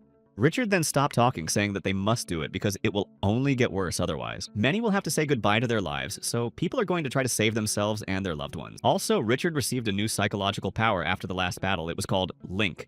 This ability connects Richard and his allies nearby, and on the battlefield, it is a great opportunity. But Henbo hadn't teamed up yet, so Richard asked him why he wasn't going with them. The young man said that he was closely connected with evil spirits and dark magic, so he should not do it, and Richard did not try to convince him. Then the man said that they were ready to leave, so they shouldn't stay here any longer. Immediately after that, their entire team went forward preparing for battle and raising their weapons. Inside, they were immediately met by monsters, many of them and big. Richard said they had been well greeted and should return the favor. Then he told the others to use their special juggernaut weapons. After that, people started shooting and hit the monsters directly, killing several of them. Richard added that this was a special warm welcome and smiled while the others continued to shoot. After that, Hyunbo also started to act and raised his staff up to use magic. Immediately after, another explosion occurred and more monsters inside were destroyed OTG after such attacks. The soldiers and other helpers stood there shocked, not knowing what to do because they were surprised by this power. This was 7th circle magic, and Henbo was like a weapon by himself and did not need any additional help. Chris then also joined the battle using the devouring storm and wind and directed the spell at the enemies. After that, she also used a tornado to destroy even more monsters. The soldiers were even more surprised to see what the evil spirits were capable of, but Richard said that they should not stand still but attack. They continued their attack and together with the dragon flew closer to the enemies again. It turned out that they were stronger than they thought and the enemies really did not know what to do. This was a necromancer of the 7th circle of magic and he uses dark and light magic. His personality, body, and soul were all completely unique, but Kiesel was glad that finally this incredibly long wait was over. Then they started asking if they recognized the right place and Hyunbo said that Kai was talking about a place he knew. Richard said that this could be Kai's homeland, and Hyunbo agreed with this idea. However, after these words, Hyunbo was very surprised for some reason, which made Richard feel uncomfortable. The young man did not know what to do next because he suddenly stopped feeling connected to Kai. The skeleton finally remembered who he used to be. Kai was a high-ranking nobleman who had his own lands in his own manor. His family had a lot of land, but for some reason, his homeland became a C-class dungeon. Apparently, the boss of this dungeon was a traitor, and Kai began to think about how this could have happened. Kai didn't know if it was true, but he thought it wasn't a member of his family, so he decided to check it out. After some time and complete solitude, Kai got to a certain place, and it was also covered with a layer of snow. He didn't know how anyone could betray a family member and even thought it was impossible, convincing himself that it was simply impossible. But then this gate with snow opened in front of him and Kai saw mountains of gold and precious things. After a while, Hyunbo, Kiesel, and Chris reached the skeleton and he noticed them coming back out. But Hyunbo interrupted him, saying that if he was still Kai's master, he should return. Later, the other creatures began to ask angrily who allowed outsiders to come here in the first place, and they said that Kai was a traitor for daring to go against his own family, so they prepared to attack him. Then Kai rushed forward to destroy his enemies and put his sword forward. At the same moment, they started to fight each other while the other subordinates stood by. The masked guy was very surprised by what he saw because it was their special family technique. Kai couldn't stand it anymore and started shouting why his brother was treating him so horribly. He immediately backed away, not understanding how this was possible and not really believing what he was hearing. He took off his mask and looked forward, remembering his younger brother named Kairos. Kai said it was true and then added that they used to be called the secret sword of the royal family. Kairos was the 3rd son of Count Kiona and then finally took off his mask and showed his face. The older brother was very surprised because he was sure that Kairos could not survive that day. Kai said that it was true, but he was lucky and now he has a new name and some memories. And then he added that he thought about his older brother too, that he was no longer alive. But Kai still could not understand how it happened that the older one became the owner of the whole dungeon. However, Kai did not wait for an answer because the elder simply ordered his servants to catch Kairos. He himself rushed back on his horse and left Kai to his servants. Kessel had already noticed that the Kai's relationship with his brother must not have been the best if he was doing this now. But Henbo, although they were already surrounded, did not hesitate to use light magic to fight back. When the enemies rushed at them, the boy directed this spell at them to protect himself and the team. Kai was still upset and angry about it because he didn't think his brother would turn out like this, and still didn't understand why he was doing this to him. But the older man reappeared suddenly, saying that Kairos shouldn't worry because he would definitely not destroy him now. And the very next moment, Kai was tied up by his older brother's wards and trapped. Hyunbo didn't even have time to react, but immediately rushed forward, saying that he would rescue Kai. The elder only turned to Kai, adding that perhaps he would understand his position. Chris, Kiesel, and Hyunbo ran forward and sent a mass teleportation spell at the Kai. Then they stopped abruptly, and Chris said that she could feel the Kai move clearly. She was sure where her friend was now and said that Kai was at the Lord's Manor. They sat down on the ground and then Kessel asked the owner what they should do next and how to save their friend. Hyunbo was not sure of his answer, but he said that he wanted to believe in Kai and that everything was fine. Kessel thought about it because he didn't even know if such faith was a good thing, because he didn't survive himself because of such faith. Chris added that she understood the owner and his feelings, but said that they should be on the lookout. The young man agreed, but Hyunbo hoped in his mind that Kaya would be okay and begged him not to give up his faith. Hyunbo thought that he didn't want to lose him, but Kai had already arrived at the Lord's manor. His older brother was still with him, and Kai noticed a familiar sword from his childhood. The Lord told him that it was indeed their family's sword and then allowed Kai to take it to his own. Kai still didn't understand what was happening, but the older man told him that he was a criminal who was not worthy of it. So he told him to take it even if he wasn't going to use it, although Kai still didn't understand why. He pulled out his sword and asked why his brother could not use it, and thought that it was because the elder was the owner of this dungeon. It turned out that the boy was really interested to know how he became the master of the dungeon and why he became a traitor. With a sigh, the older brother got up from the throne and told Kai to follow him. After a while, they came to a door that was closed with a magic seal. Kai stood behind, but his older brother opened the door in front of him, and they found themselves in a very strange place where many people were imprisoned. The boy was really very surprised to see all this, to see his brother in such a form, because he really did not expect that this could happen. Kai began to ask his older brother why he was here in the dungeon, but the elder answered only that all the members of their family were still alive. Each of them managed to survive. He said that he had decided to put them all to sleep for the sake of his wife, and Kai still couldn't realize what was really going on down there. His friend's name was Beatrice, and at that time she was pregnant with their third unborn child. The elder could use the life force of their family to save his wife and son. When he himself was on the verge of death because of a failed raid, he was miraculously spotted and saved by a vampire. He was just a foot soldier in the battles, but she was always there for him. They fell in love and were going to escape, but there was no chance of that escape. That's why the older man decided to make the dungeon his own, but before the battle with the former owner was over, he did something. The owner of this dungeon said that they would never return to normal life again, and thus cursed them. And in order to destroy this curse, they needed blood. After that, Kai began to understand more about what was happening here. But his brother confirmed his guesses, saying that a single blood sacrifice was needed, and for this purpose, he gathered all the members of their family here. The brother said that he did it for their sake as well, because if he didn't go underground yet, the Keon family would be destroyed as well. Those who attacked the idea attacked not only the families of the survivors, there were rumors that the survivors had gone over to the side of the occupiers and became traitors. It was only a rumor, but many turned against their family. And even his existence could be a danger to the family, so when the eldest secretly met with his brother Rhinos after learning about what was happening, he used to think that he hadn't survived, but it turned out that it was the other way around, and Rhinos was also good to the boy. Kai continued to look at his brother, who was frozen in this ice, and now he remembered what he was like when he was alive. After that, his brother left him, but then he found out that he and their whole family had fallen. The older man did not care what condition he was in. The main thing was that he was alive, so he slept through it and began to transfer his life force. Therefore, if he sacrificed the others, his brother would be able to wake up, and not only him, but Beatrice and their child as well. That's why the elder believed that Kairos, as a member of their family, was obliged to help them since he was already here. The older man began to talk about how they didn't need a team to complete all this, but it seemed that Kai could not hear him well anymore. Kai didn't know what to do because he realized that if he agreed to it, he would betray his master. But on the other hand, if he did, then all the people who were dear to him would be able to return to normal life. Later on, Kai finally returned to Hyunbo, but he was accompanied by several servants. Kai said with a very strange tone that he was surprised that his master was able to find him here so quickly. Hyunbo was very worried about him, so he couldn't sit still, but he noticed right away that Kai looked very angry and disappointed. The young man was not going to wait long and immediately asked if Kai had made his choice while sitting still. It was hard for Kai to say. He said that he had to obey his master at all times, but at that moment he was just a little confused. Then Hyunbo put his mask back on and said he could give him some good advice. The guy said that any choice he made would bring him pain and loneliness, so he should choose something that would be more profitable. It was obvious how difficult it was for Kai to accept this reality, and Hyunbo said again that the pain and loneliness should not be so much pressure on him, so he should choose the best option. Kai just sighed, saying that this was very valuable advice and added that he would be greedy. Hyunbo wasn't going to dissuade him because he knew it would do no good, but he reminded him that he never showed mercy to his enemies. In the end, Kai made his choice, and he and the people who came with him prepared for the attack inside the tent. As soon as she rushed forward, they heard the words that the enemies were attacking, but it seemed that the main character was ready for it. He immediately flew up, using his lightning skills and directing them at the enemies, and then everything exploded. Behind him appeared a dragon and a rather large army that was fully armed. Hanbo asked if Kai had done this on his own, but he replied that his older brother had helped him a lot. The young man sighed, saying that he could imagine how happy he was because their side was really well prepared. However, the boy immediately began to notice many shadows behind him and thought that there was a vampire. At the same moment, Hyunbo couldn't even see where he was running and ran into Kai, who grabbed him and then apologized to his master. The next hour, the boy fell to the ground while the other servants dealt with the monsters he had recruited. But Hyunbo didn't arrive there alone. Kiesel and Chris were there too, and they dispersed the others, ordering everyone to stand back. Kezel walked a little further and saw Kai holding his master's body and about to run away. He was very surprised to see this and for a moment did not even believe it was true, but Kai just looked back and apologized to him. Kessel approached the dragon being very angry and asking him why he didn't protect their master. But Chris said that Nidhogg does not do what he is not asked to do, so it is better to be angry at their enemies, and it was obvious how worried and angry he was. Against the girl, she said that they should think about what will happen next, how they will save their master. Kessel was incredibly angry, and he said that they all needed to be destroyed as soon as possible, and that was the only right way out. Meanwhile, Kai, carrying his master, went to his brother, who was waiting for him inside this small castle. The elder brother apologized to the younger one, saying that it was a really hard choice, and he was sorry that Kai had to make it. After that, the younger one was surrounded by servants, and the owner of the dungeon ordered to take the necromancer from his hands. But as soon as these people came closer, Kai drew his sword and ordered them all to stop where they were.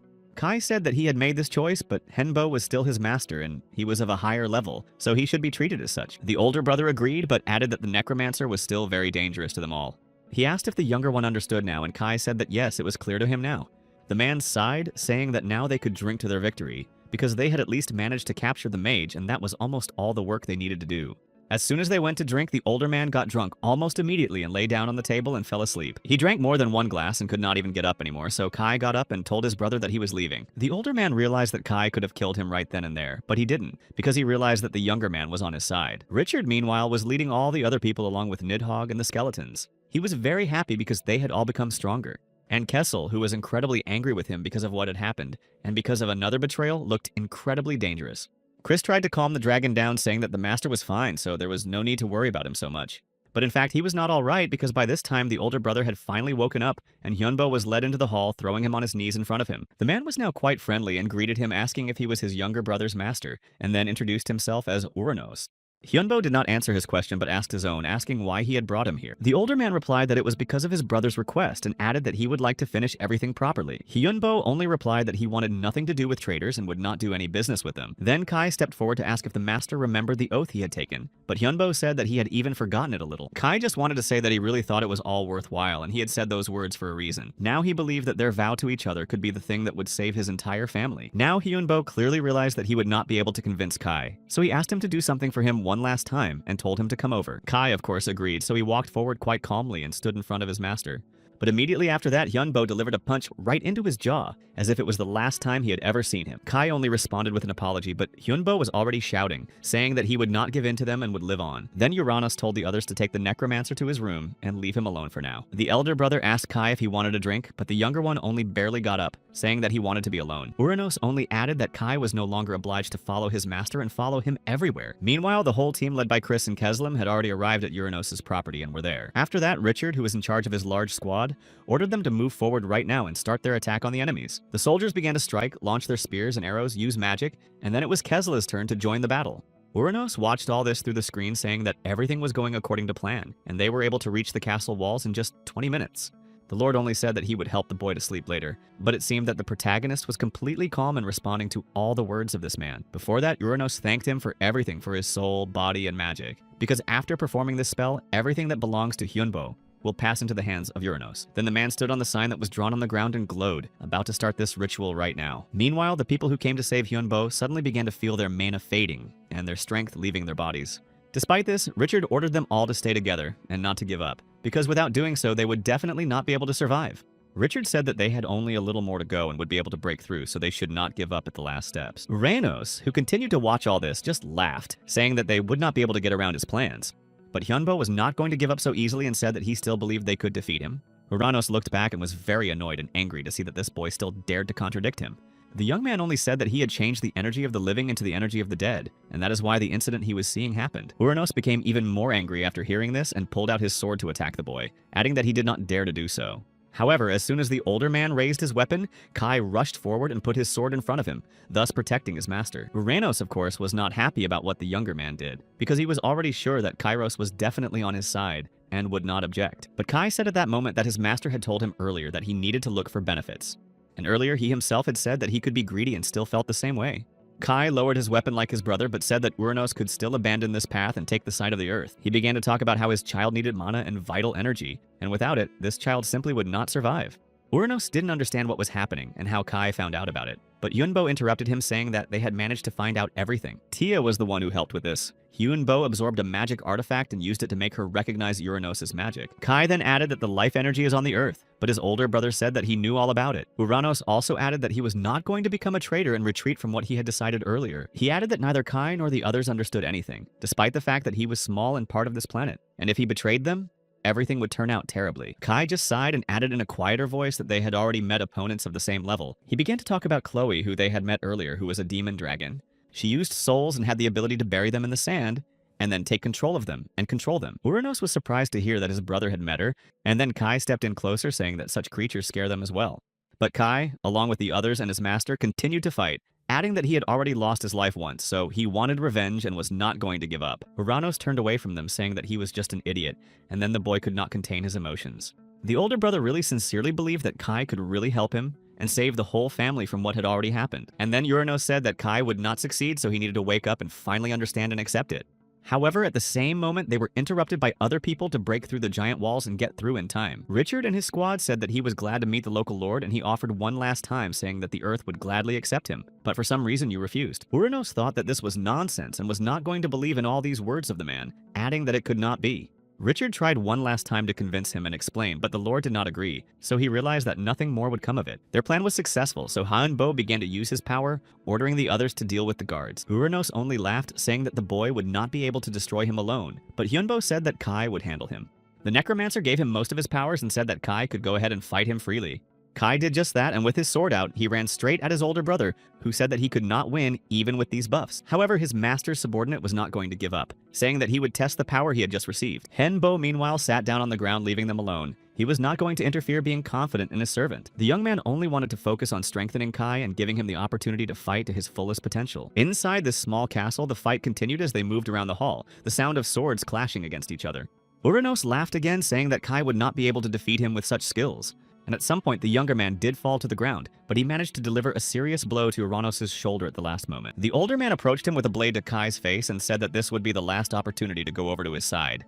But Kai, although he was lying in front of him in a disadvantageous situation, said that he was not going to give up and he had to defeat his opponent. Uranos threw off his armor and moved on, and Kai said that this time he would definitely become a hero and his brother would definitely not interfere.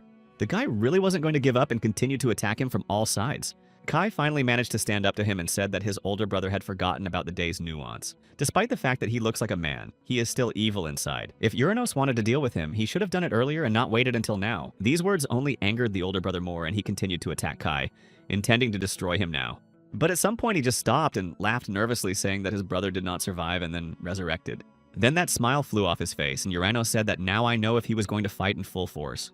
It seemed he was ready for absolutely anything, and did not want to stop at anything, wanting to show his brother his full power. Then he pointed his sword at himself, saying that this was the true power of these monsters, and finally added that he was sorry that he had not been able to destroy his brother earlier. The very next moment, Uranos turned into a giant creature that barely resembled a human being. Kai looked more nervous, realizing that what had happened before was only a part of the power of those monsters, and that it would be many times harder for him to defeat this creature. To his right, the great wave of blood began to mess with Uranos, and he did not retreat. Kai realized that his opponent was stronger and that he would have to try harder to defeat him, but he knew that it couldn't end like this, and he couldn't end his second life like this.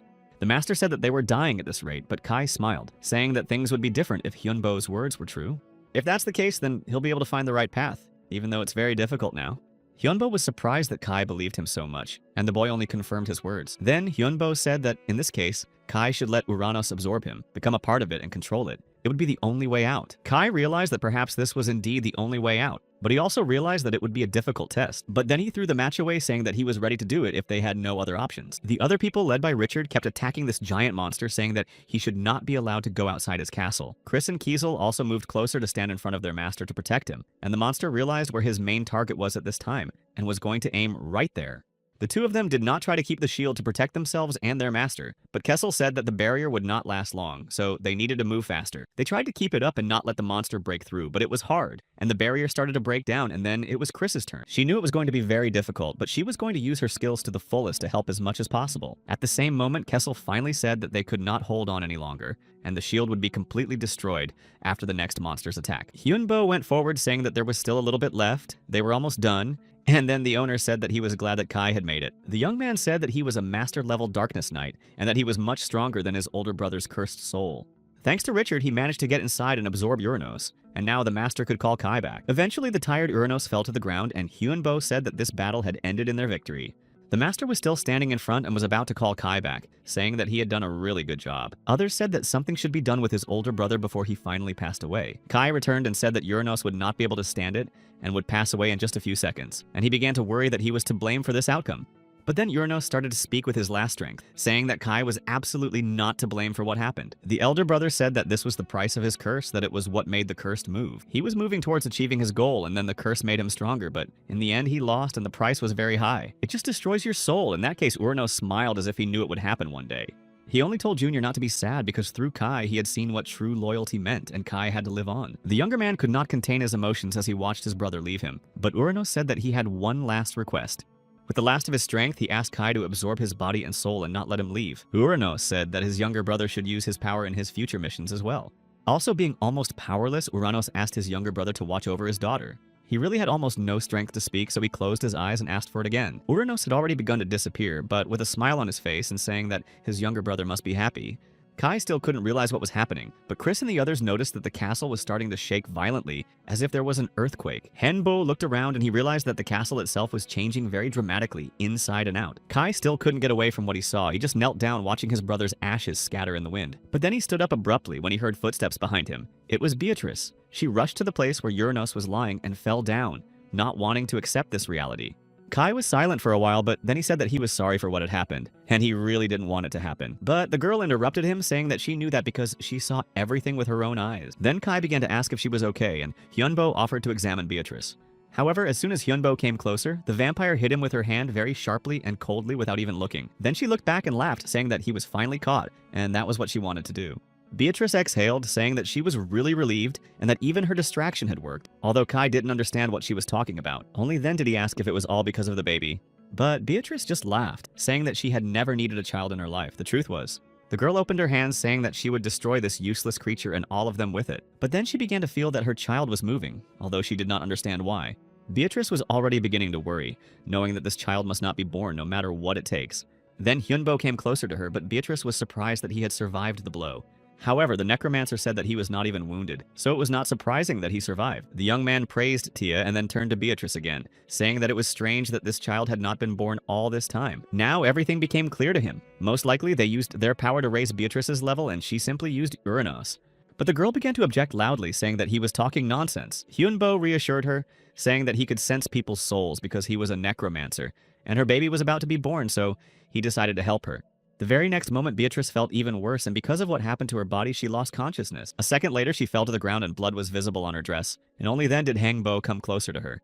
He then took the child in his arms, who immediately began to scream loudly. However, only when the young man did so, did they notice that the castle was not just transforming into something else, but was being destroyed, and large pieces of it began to fall. So one thing was clear. They had to run away. Hyunbo called Nidhogg to him and they boarded him, after which they successfully left the place that was rapidly being destroyed. After some time, they managed to successfully evacuate, but looking back, they saw another dragon. It was hostile to them all and said that it would destroy each of them here and now. Henbo realized that this was most likely the second stage. Although he didn't know what to do, Kai immediately stepped forward, saying that he would deal with him like this. The owner finally managed to shout out that it would be hard for him alone, but Kai didn't seem to listen to him and went downstairs. Only then did he say that he agreed that it would be really hard for him, which is why dozens of assistants appeared behind him. Kiesel didn't realize what they were doing next to Kai, but Chris explained that he was starting to gather ghosts around him. Hyunbo himself was surprised to see what it was. It was evil squads and loners, and there were also spirits present. Kai finally landed on the ground and more of these ghosts appeared behind him, and the knight began to form the legion. He said that he would not be able to destroy this thief quickly. They would have to fight each other for some time. But Beatrice didn't listen to anything anymore, saying that they would all be finished and began to use her magic. After that, they started a fierce fight and fought with each other for some time. Beatrice knew that she could not leave her life like that. She did not want to end it like that. But Kai approached her and said that he was not going to destroy her completely. He had other plans. After that, the knight did what he thought he was going to do, while the other ghosts and souls began to work their magic on her as well. Kai said that her last moments of life would be spent in agony, and this should be a lesson for everyone, and of course for her as well. Later on, it was announced that the clearing of the third dungeon was completed, and at that moment, everything was quiet. The team went back, and so the next 2 weeks passed until Richard came into the room and asked how the boy was feeling. He was covered in bandages and casts, but he said he was fine and would recover. Richard smiled and said that he would have to wait because the wounds were serious, and then asked what he was going to do next. Hangbo replied that he was going to go back home, where there was also a lot of work to do. The old man smiled again, saying that they had a lot of work to do as well, so he again invited Henbo to make this place his home. Hyunbo said that he did not mind, but he did not want to leave his home there either.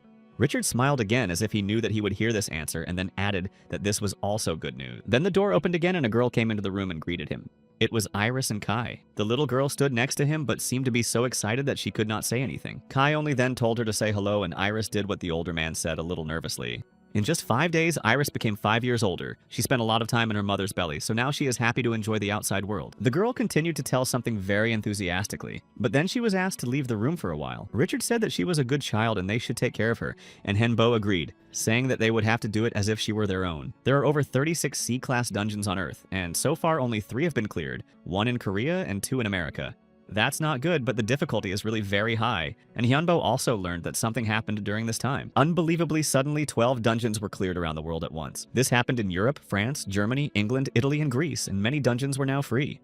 The young man read that in Asia, dungeons were cleared in China, Japan, and Indonesia. In America too, so now it became clear that someone was not involved in the clearing and supported not only them but also the Golden Black Hole, and they had the same sponsor, so this was good news. Henbo then asked Richard what he had on those people, and the old man replied that their identities were a strict secret, so he did not know anything. He only said that they were those who had existed since the beginning of time, and this surprised and impressed Hyunbo.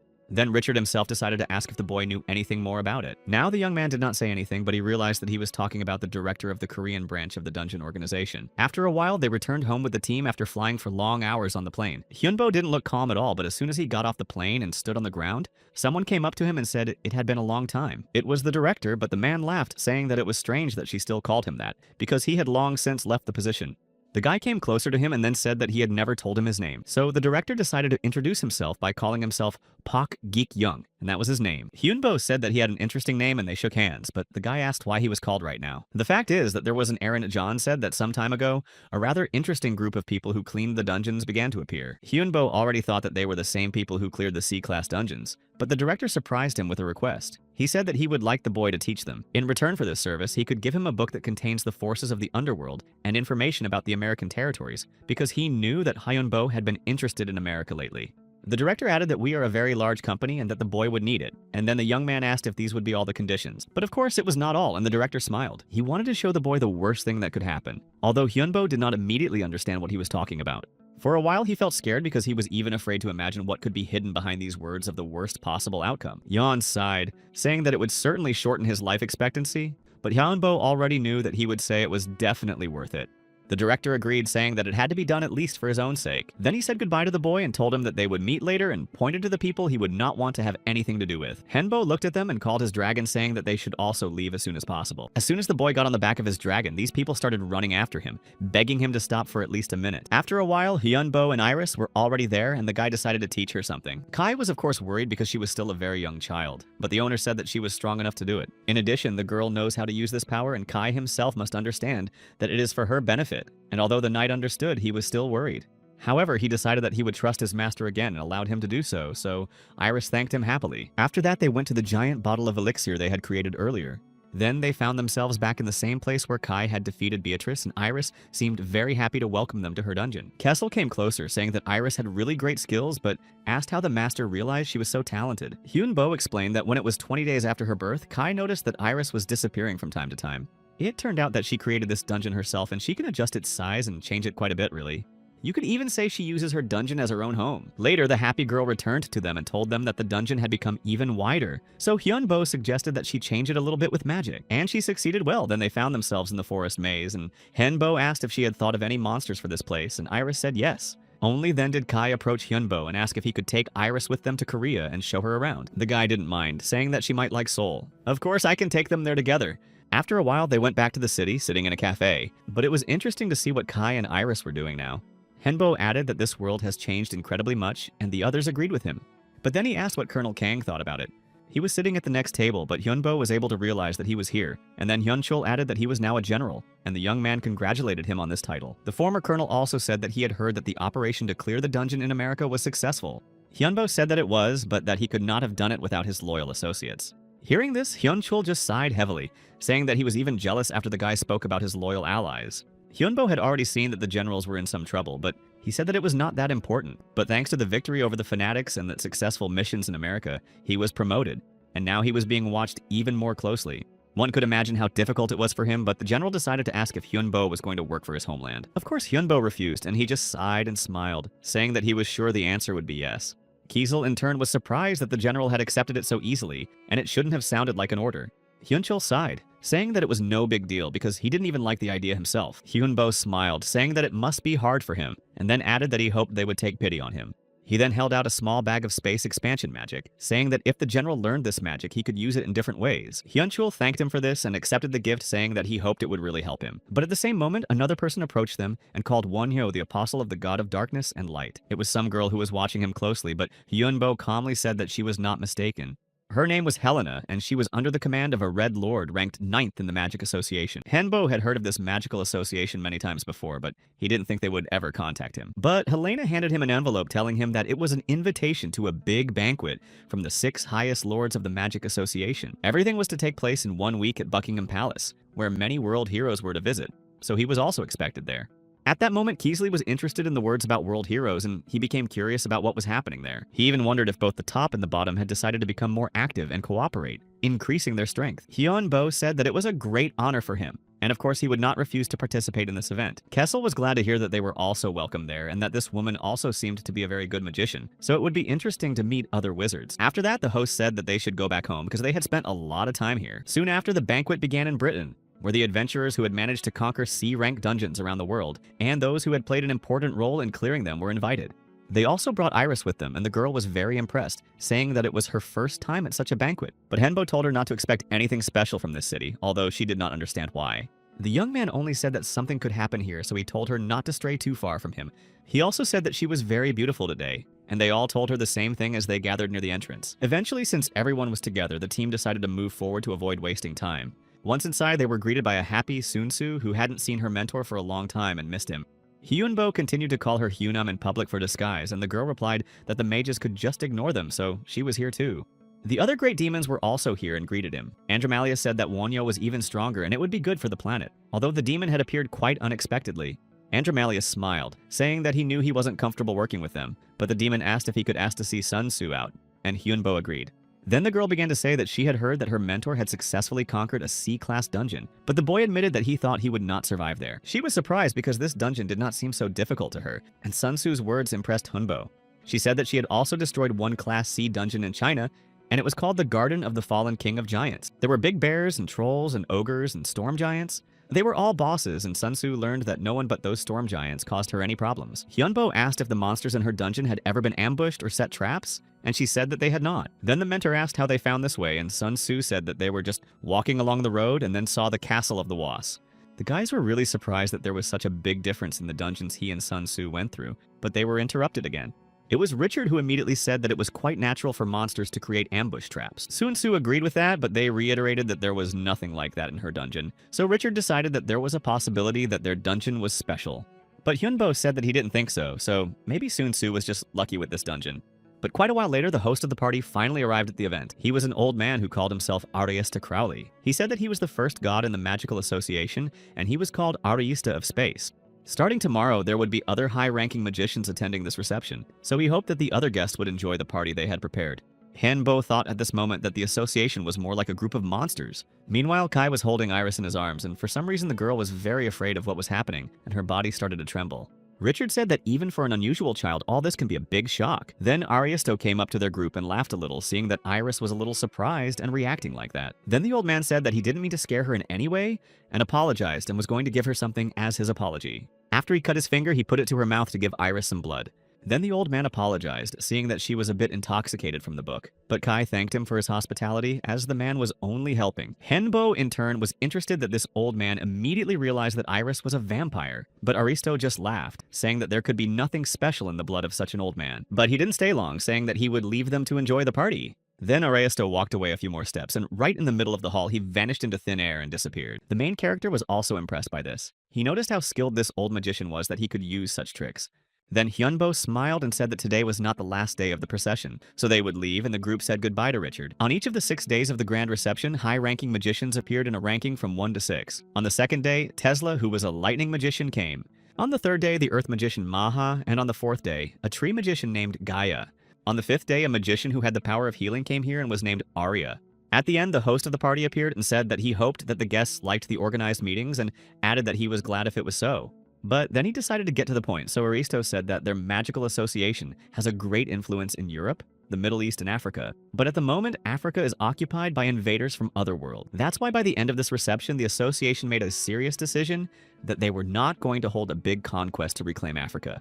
Of course it sounds easy, but in reality it will be more difficult because there are still many dungeons that remain the vanguard of their rival. That's why their association came to the conclusion that they needed to conquer the dungeons that were created for humans before conquering the whole of Africa. And they were ready to work closely with other factions. Aristo said that they were not going to just watch the strongmen flourish in their territories, which is why the associations decided to prepare gifts for the strongest people in the world. They would like to give absolutely everyone the latest magical weapons for free, because such a decision would be good and beneficial for them. Of course, they were all excited to hear this news because it would be just a free high-end weapon, but Aristo said that they would have one condition. He said that these people had to prove that they were worthy of these weapons, worthy of using them. Therefore, in exactly 15 days, a special test would be prepared and everyone would be able to participate. So Aristo wanted to share this event with the whole world. He was sure that when people see their defenders of all mankind, they will feel much easier and calmer. Therefore, in 15 days, he asked them to show their best side and was going to give them gifts tonight. These were objects that held the magic of subspace, they were stable and light, so he hoped that it would be useful to him. Kessel just laughed, saying that there was no need to cause trouble now, but Hyunbo hadn't expected something like this to be prepared for them. Then he asked if the owner was going to participate, and the young man said that he would, because he had received an invitation and it would be a good experience. Therefore, Hyunbo turned to his team and said that they should go prepare for the test. The information about the reception became known quickly all over the world, and magicians, alchemists, shamans, psychics, and everyone else became aware of these competitions. As a result of the existence of beings with superpowers was a shock to everyone. The whole world began to discuss it, and the battle of such people with powers beyond any limits became the #1 news. When it was announced that only 100,000 people could apply, a second wave of panic began. But for people with superpowers, it was a good opportunity to show their strength. So 1 month passed. Transportation to the venue was organized by the Association of Magicians, but if it was possible to arrive separately, they simply gave out the coordinates. Many people were still at sea, the ships were sailing, but they saw absolutely nothing here. However, after going a little further, people began to notice something that impressed them incredibly much. They saw a city in front of them that interested them with its unique beauty. These people could not even imagine that something like this would happen, so they watched with delight as the boats and ships approached. Later, Aristo appeared in front of them and thanked them all for coming to this event. He welcomed them all to Atlantis, this place of magic and science, and proudly continued his speech. Hyunbo also said that it looked like a good place, but it didn't look like a place where they could hold competitions. But Kessel said that it would be too obvious. There would probably be some epic appearance like in the movies. And quite a while later, something similar happened. The city began to move like a curtain, and behind it appeared a real arena where the competition would take place. The arena was really very big, and the main character was breathless when he saw it in front of him. It was a shield controlled by gravity magic that protected the city, so Henbo wanted to go over and have a look if he didn't need to get permission first. Kai made sure that the master calmed down because if he got too excited, it could affect the outcome. Later, they went to the VIP room in the Atlantis Hotel, wondering if they could get permission to explore the building. But while Hyunbo was thinking about it, Kai said that a man from Aristo had just passed by. The young man looked up asking why, and Kai said that he had invited them to dinner tonight. Henbo had already noticed that this old man was being very nice to Iris, so in the worst case scenario, he would just try to kidnap her. A few hours later, the team arrived at the place where Aristo had called them. Henbo said that his room looked more like a huge garden, but the old man's answer was simple. He said that when you get older, you want to be closer to nature, period. But he had to try to create this room, so he told the guests to sit down at the table. The man said he didn't know what they liked to eat, so he prepared his favorite dishes. The team started eating right away, and they all said that it was incredibly tasty and were ready to eat absolutely everything, and additional portions. Aristo then apologized for interrupting them while they were eating, but he wanted to ask them directly about everything. The old man looked at Hyunbo and asked him if he wanted to become his disciple, and that was the question that knocked the boy out of his tracks. Aristo repeated himself, telling Wonhyo to become his disciple, and then told him his real name, Kim Hyunbo. The young man was alarmed that he knew his real name, but it could mean that Aristo was specifically looking for information about him. He only answered that it was not difficult to find this information, but apologized if it was uncomfortable, and then added that Hyunbo could only be considered a confirmation of how much he was interested in him. Hyunbo wondered why his old man chose him because he was sure that there were definitely more talented candidates. But Aristo's answer was again short and simple, saying that it was because of the boy's talent for magic. With each answer, Hyunbo was only more surprised and at some points didn't even know how to react or what to say.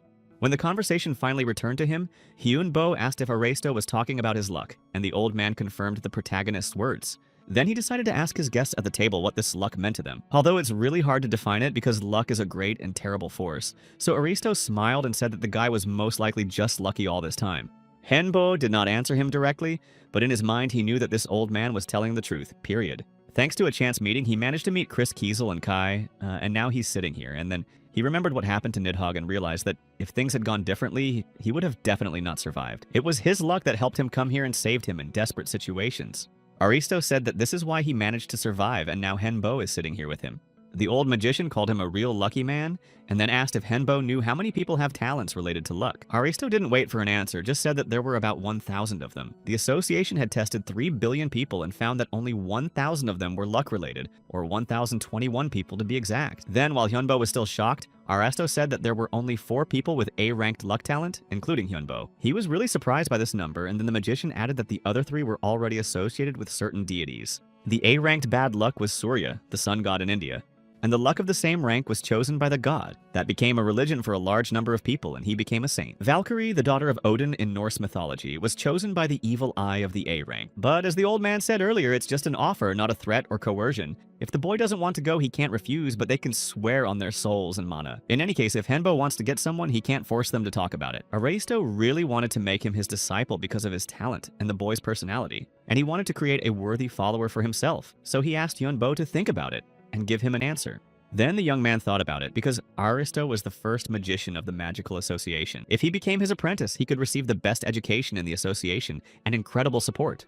Henbo sat in his room and sighed heavily, saying that he was sorry but would have to decline. By becoming a student of such a magician, the main character really gets a lot of advantages. He will have access to all the knowledge of the magic association. He will be able to improve his abilities and learn more about his enemies. But there are reasons for his refusal, and the first of them is that Hyunbo is completely confident in the path he is on. Uranos himself said that Hyunbo's power is only a small part of their power, which means that it is really incredibly powerful. And as Kai said, his brother also recognized and saw their power, tested it on himself, and was able to achieve such power after long training. But he managed to go through the easy way, but Uranos could still describe this power. He called it the power that changes the world, that rules and controls it. So when he heard these words of the Hongbo, he immediately realized that in order to become stronger, he needed to follow this path. And since he now knows his path for sure, he considers it more necessary and important to stick to it rather than become a disciple of such a powerful magician. The second reason was also quite simple. He just felt sorry to give all his achievements to the magical association. Therefore, after some time, the protagonist returned to Aristo and told him that he was refusing, although the old man was not surprised. He sighed, saying that he doubted that the young man would agree, but Hyunbo in turn only thanked him for his understanding.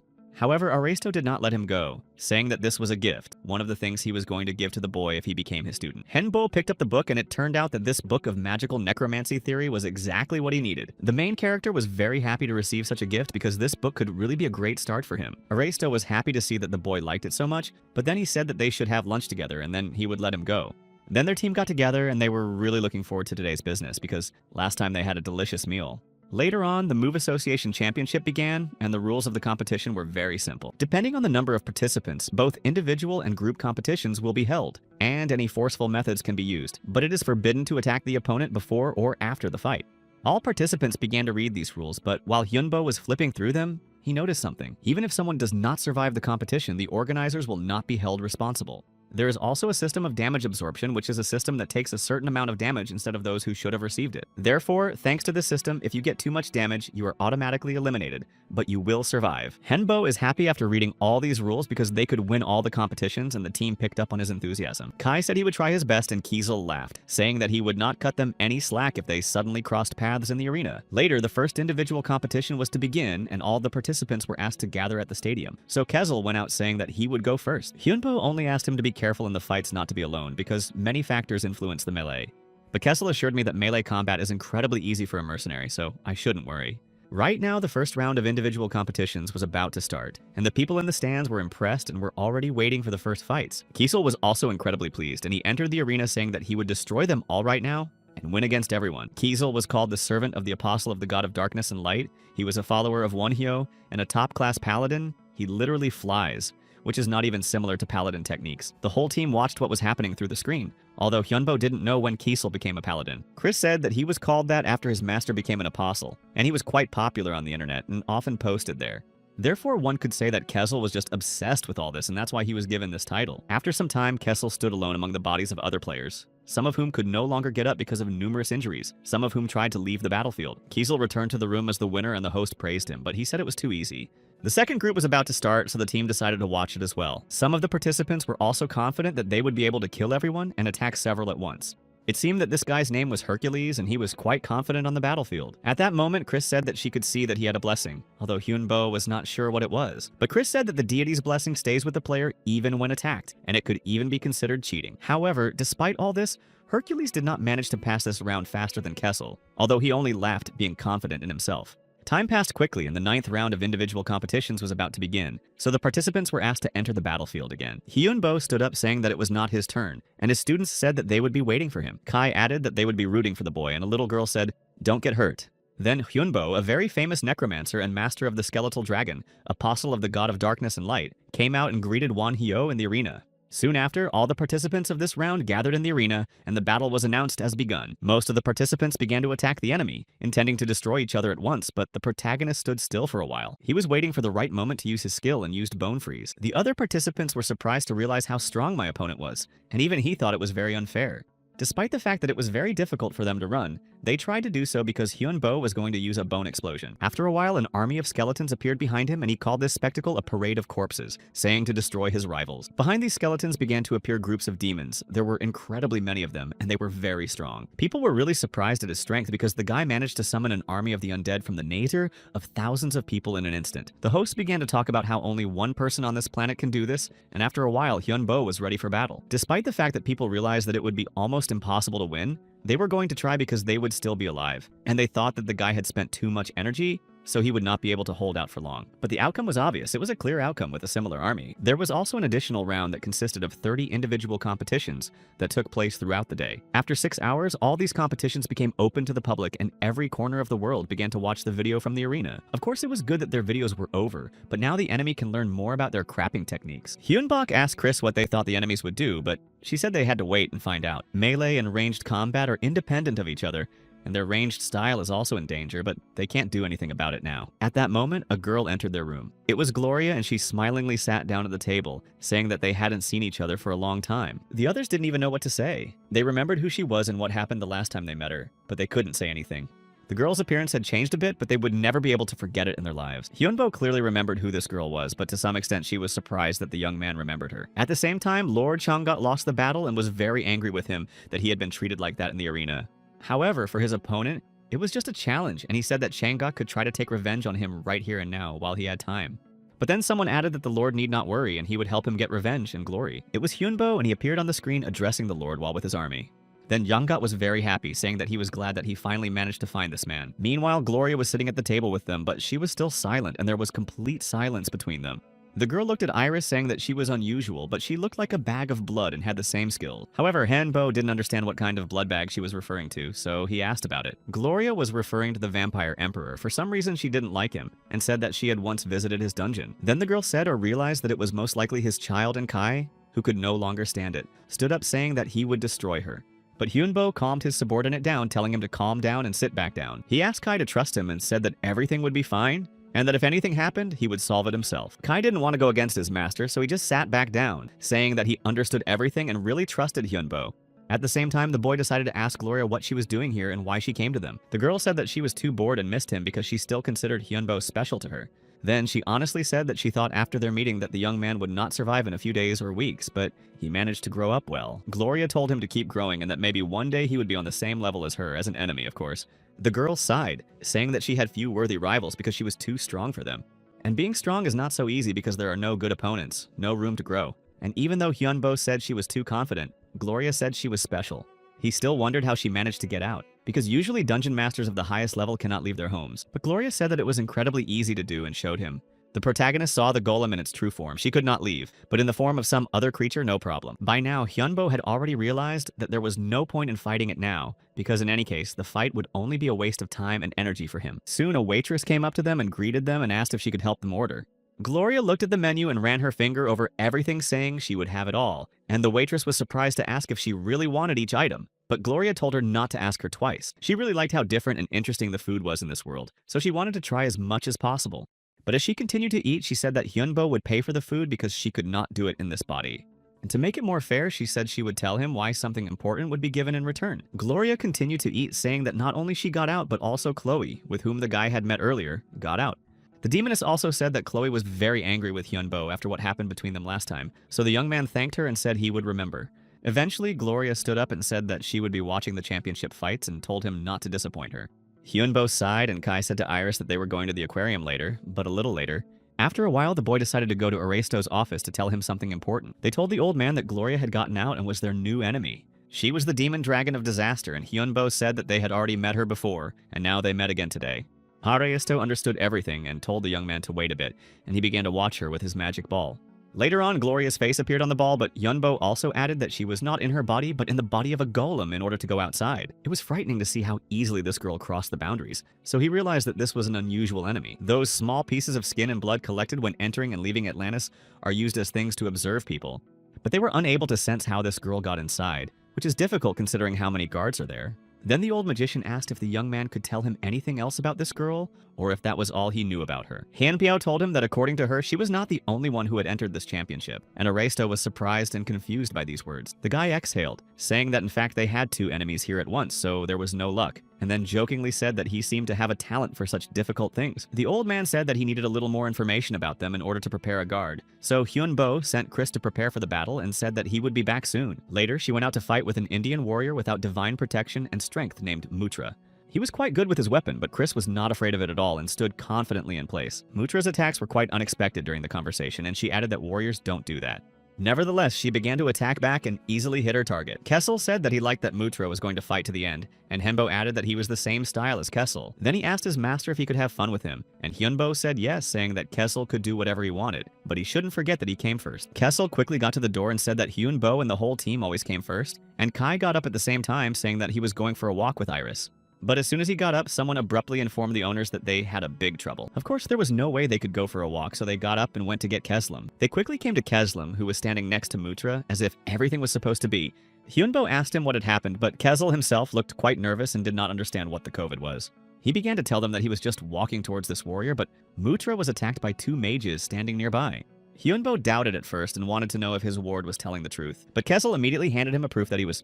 The master now realized that Kesel was indeed telling the truth, but he still did not understand why the magicians would attack him. But after that, the same 2 magicians who had attacked the soldiers began to walk toward them, and Kesel immediately pointed his finger at them, saying that they had attacked Mutra.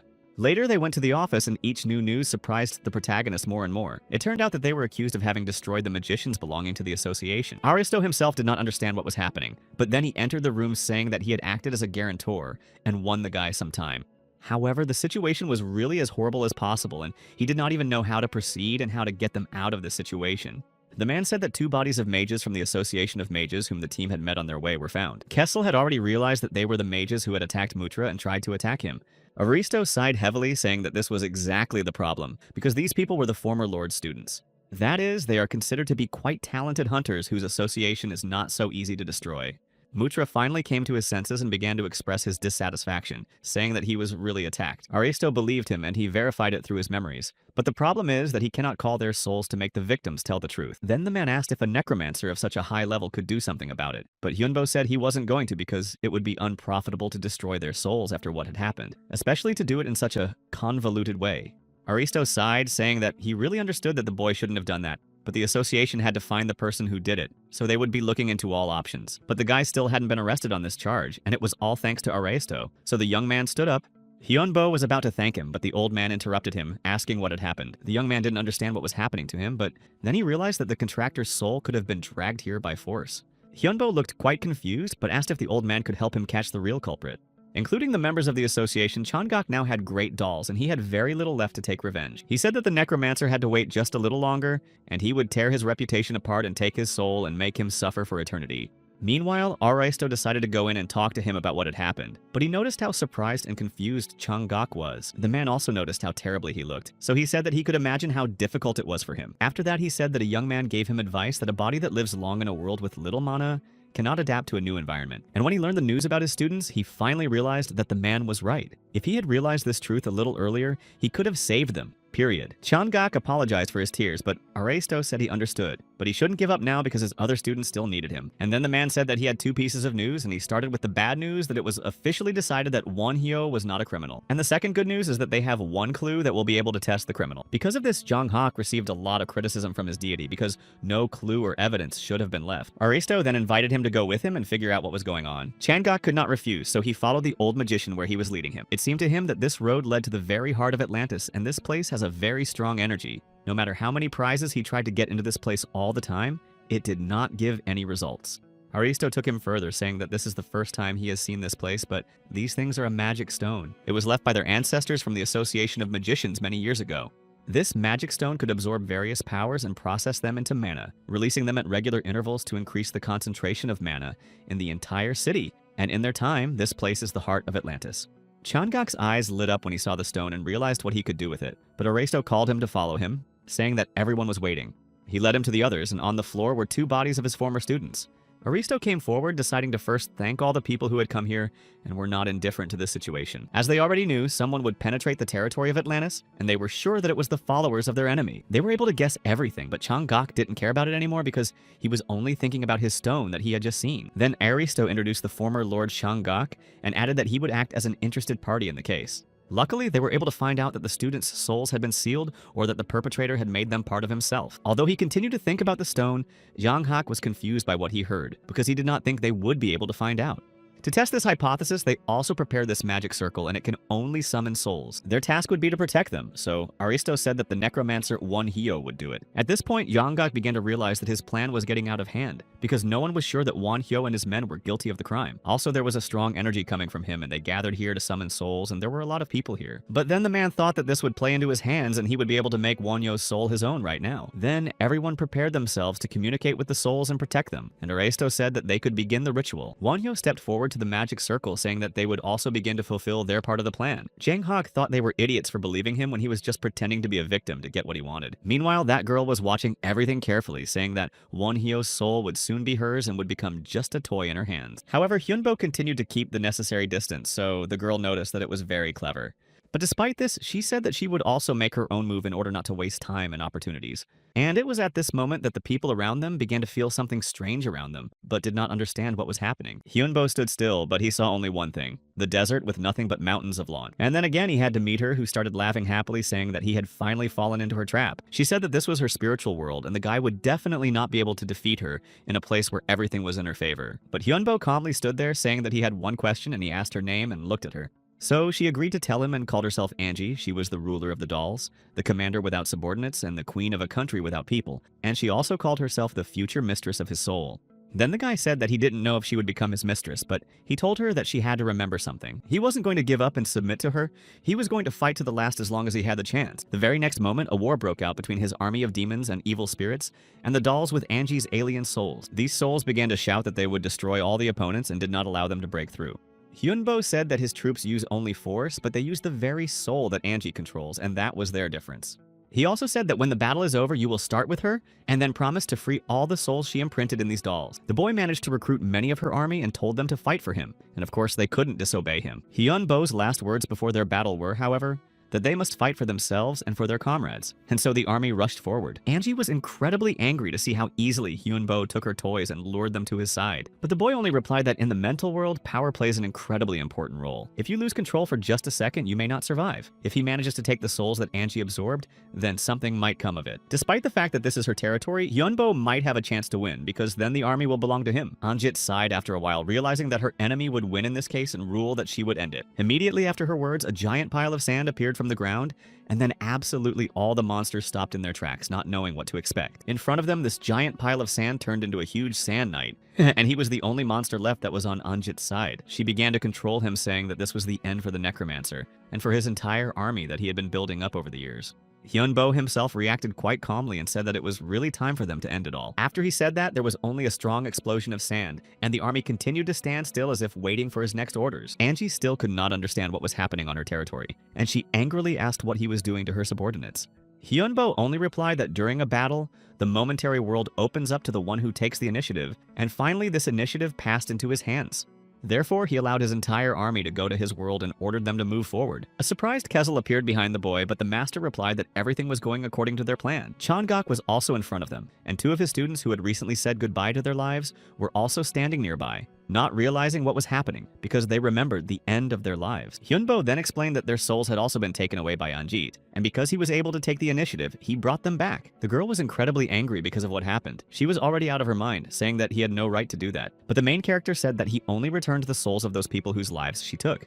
He became a bait and lured her here, and then used her between herself and Changok's students. And in the end, this plan worked. Kai also managed to penetrate her soul and attacked Angie, ritualizing those she had absorbed. Only Kai, who was a legionnaire, could do something like that. He came forward, and then the master asked him how many souls he had managed to take from Angie. Kai only said that so far only up to 10%, but there were already about 300 million of them. Hearing all this, Angie only got angrier and angrier, repeating the same thing all the time, that they had no right to do this. Meanwhile, Aristo had also arrived at the site. Hyunbo was next to him, and the man noticed how tired he was. And Aristo then added that the enemy was incredibly angry at everything that was happening. Anjit tried to penetrate the other world into their real dimension, and now she was doing well. Then the man said that it was time for them to start, but Hyunbo stopped him at the last moment, saying that he thought they would not need it. After that, they saw Gloria, and she greeted Angie, who was furious to see another of her enemies here because she had betrayed her. But Gloria said that it could not be called a betrayal because it was Hyunbo who sent her here. No matter how angry she was, Angie had to restrain her powers, but she was still an insect in front of Gloria. She left with the words that Angie should remember what she experienced today and let it be a lesson for her to learn patience. Today's victory was for the humans, but Gloria said that they should not forget about their strength. If they become even better, they will lose. Hyunbo realized that it was over for now, but he still felt uneasy, as if this case was not over yet. And he clearly felt how strong his enemies could be, but he noticed that they had not yet competed at full strength. Later on, the enemy was officially reported to have infiltrated Atlantis, but the enemies were defeated, and all those who stood by Angie's side must be brought to justice. And in the end, the operation ended well, and all the souls captured by the girl returned to their bodies. However, because they were considered suspects, they had to leave the finals and could not participate in the group competition. Kiesel was disappointed because he knew that they would have won if they hadn't participated and not been sitting here. The host said that they could at least participate in the strength competition, but Chris added that she was not sure if they would be able to enter such a competition. Usually there is a limit of 500 people and there were only 5 of them, but they still had the Legionnaire Kai, who could be worth several thousand souls, and Kessel, who was also very powerful. Hyunbo was thinking at this point, saying that he didn't want to include Iris, but now he was wondering if he should. The girl claimed that she was an unusual child and was annoyed that she was being protected so much, and even threatened, saying that if they didn't continue in the same way, she would just run away. So Hyunbo thought that if they were scouts and not soldiers, everything might end well. Chris said that they were not weak, but they should not ignore the power of the majority, which is why she insisted on more participants. But Hyunbo sighed, saying that if victory was his main goal, he would do it. Kiesel was surprised to hear this because he had thought all along that they were competing to win.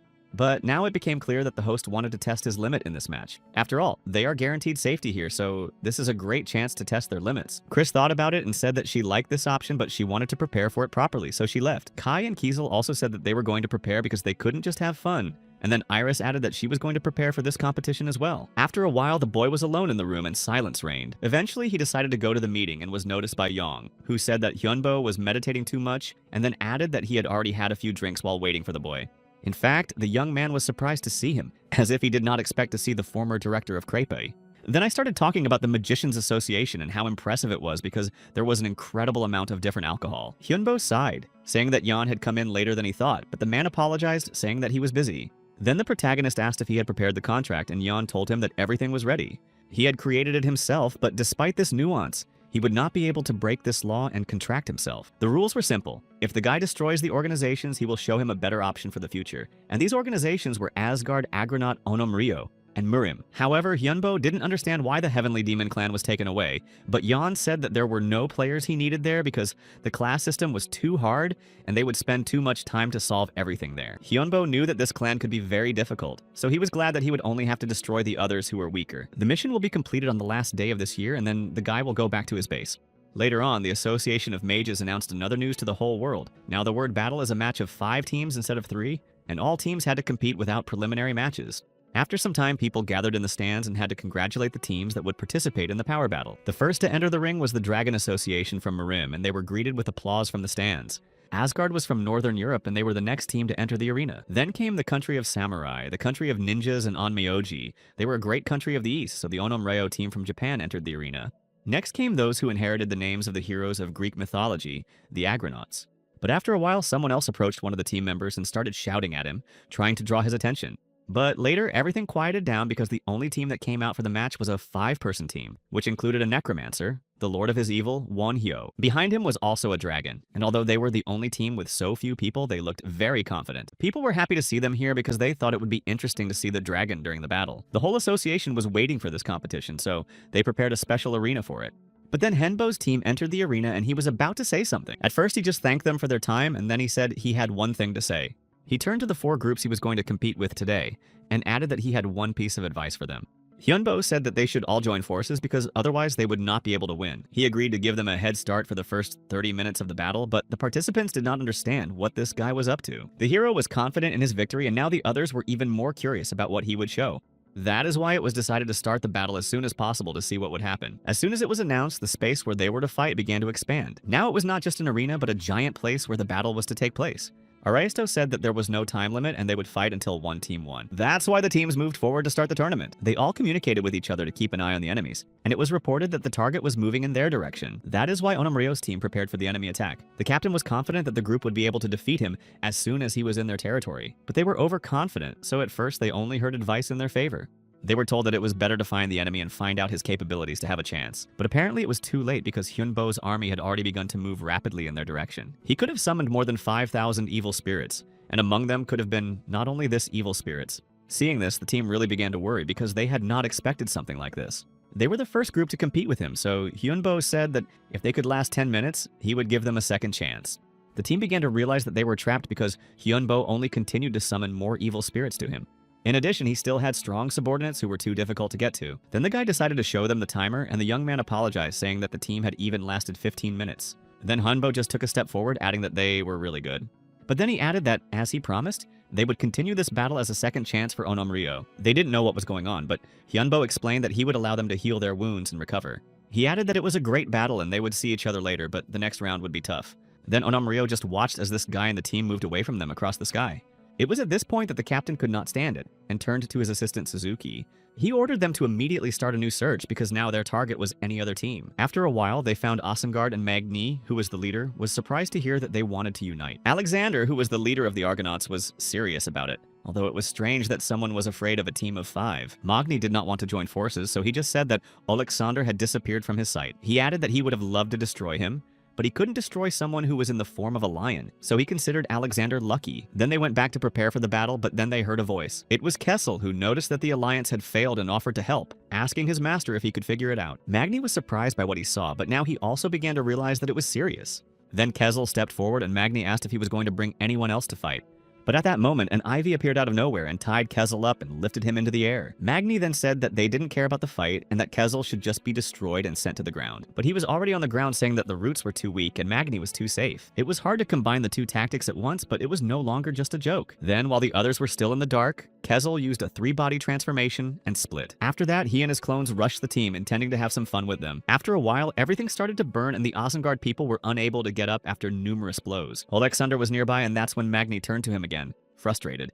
Magni asked if the boy's offer was still valid, and Alexander said without hesitation that it was. That is why they decided to unite, so Asengard and Argonauts were now one group. Only sometime later they came across a skeleton standing in the middle of a field and stopped. There was an announcement that if they moved beyond the sign they would become enemies, but if they could find it, it would give them a gift. Magni was very angry because of what he saw, so he thought that as soon as he saw Wanyo and his group, he would immediately destroy them. Then an assistant came up to the group and turned to Atlanta, about to say something. He said that there were a lot of mechanical and magical minds here, so they needed to open the way. So they began to ask Poseidon for help to get Hera's blessing and summon Agro. After a while, a giant ship called Agro appeared in front of them. Even though they were in the desert, the team decided to travel in this way and got on board. They moved forward as fast as possible, intending to defeat their enemy in this way. Then the ship rose into the air and the skeletons below noticed something approaching them. They were ready to defend themselves, so they immediately took up their weapons and started shooting. Then these people fell exhausted to the ground, realizing that they had most likely been transported through the damaged system. They just couldn't do anything and just dropped out. But then they noticed the same legendary giants, so they decided that they would be the heroes who would overcome them. But when the team rushed forward, it turned out that it was not so easy. There were still 900 people left and less than half of the original 2,000. Hyunbo said that he was already getting tired, but that it would only end with their victory. Therefore, he announced a special rule. They would have to knock him out, and then they would retreat and end the battle. Hyunbo spoke about it in all seriousness and then began to work his magic on the sand. Then the team decided to act, and the leader turned to Karen, saying that now it was his turn. He was going to destroy them all, so he rushed forward with his weapon in hand. But then Kessel re-entered the fray, saying that he wanted to have fun and that he couldn't let the others forget about him. Kessel added that they would not be able to defeat them anyway, because they had already tried and failed. But now the united teams rushed together, saying that this time it would be completely different. Chris added that the host allowed them to do this, but in reality it was complete chaos. Despite this, all the players started attacking her, hoping to destroy Chris. But they couldn't hit her once. Instead, she used lightning magic, They realized too late that they needed to move differently, but now they could do nothing. Very suddenly, hands began to appear from the ground, grabbing their legs and pulling them down. Then Iris appeared next to them and looked at them with satisfaction. After that, Atlanta decided to rush into battle and start shooting at her enemies. After that, Chris said that she heard a man's voice from the sky, but it was transparent, and there was only one man. Perseus was standing next to her, and it seemed that they were serious about fighting. Chris said that he used to have a sword that Perseus used to take the life of a Gorgon. Then Perseus looked more confident, saying that after that she should realize that he would not be so easy. Meanwhile, Hyunbo took to the air because he wasn't going to just stand by. He turned to the player and said that he was a good man for reaching him, and that was worthy of praise. Then they summoned one of the Infernos named Karen, hoping for his power to help in the battle. Behind the man stood a Cerberus with 3 heads who was angry because he had dared to summon him. But he said that the opponent was a creature who considered himself an apostle of the god of darkness and light. So he called, and the Cerberus said that it was the right decision. But suddenly he noticed an ice trap, and Hyunbo's voice said that he would not be able to get out of there until the end of the battle. The young man sighed, saying that it was time for them to end it. He decided to use fear of the end and magic to make the object afraid of losing his life. But before that, Hyunbo said that they shouldn't be afraid because he was convinced that they would survive. There were 3 minutes left in the spell, and Hyunbo added that he would be unarmed during it, so they had to knock him out if they wanted to win. Then everyone started to say that they would do it themselves, confident that they could easily destroy their target without weapons. Then they decided to use their skills in splits. Immediately, their ship sped downward directly toward Hyunbo, who was standing on the ground below. Hyunbo noticed all this, saying that he was giving them one last opportunity in his warning. He added that they could not believe the words of their enemy because he did not need to tell them the truth, and it was not something they could rely on. Then the voice of Aresta was heard saying that there was no point in continuing the battle and it was time to end it. Then he announced that the battle was over and that Wonho and his team were the winners. Of course, it was a shock for people because this team consisted of only 5 people and you had to be very strong to defeat them all. After the battle was over, when everyone left the arena, it was announced that the Holy See won the team battle. This was also the case for the bards and poets of Isengard, who did not participate in that competition and only watched. So did the secondary members of the Holy See team, who supplied their main teammates with buffs. But if they had also participated in this power battle, Hyunbo would not have been so confident in his victory. But the championship gave him a very important experience, and the Mage Association announced that they would distribute items depending on the level of the players. Later, they entered the workshop where the tools were made, and Wenian asked what tool Hengbo wanted. The young man said that if he needed something, he would make it himself, and Venian realized that he just came for the ingredients. The man held out a bag saying that he had used subspace magic to create it. Therefore, there shouldn't be any problems with the item, but Henbo was more concerned about the fact that Venian knew his name. After that, the master said that he could tell them everything, but they should go outside for this conversation. Eventually, they sat down at a table with coffee and cake, and Venian asked if the man knew what dragon veins were. By his answer, the man could understand that he did not understand what he was talking about. Then Venian explained that in the West, dragon's veins are called a shrine or a sacred place, and Stonehenge is one of them. They were priceless, so he wondered how Hyunbo would use them if he found them. The protagonist replied that he would use them as an object to store mana, and it turned out to be even easier than Venian thought, he admitted. Then Henbo got up saying that next time he would prepare and offer something more interesting and left him. He was annoyed that this old man was trying to take away and extract information from him in this way. He also had a feeling that someone was always listening in on them, so Henbo was sure that Wenian was up to something. So he wanted to check if the materials were also magical, and they decided to do it. Later, Chris said that access to this place was allowed, and they could not go further to be followed. Then Venian started to get very angry because he noticed that the signal was gone from the screen, and he could not hear or see anything else. The championship eventually ended successfully, so they all returned to the office at the base. They had finished most of the important work, and Hanbo said that they could relax a bit.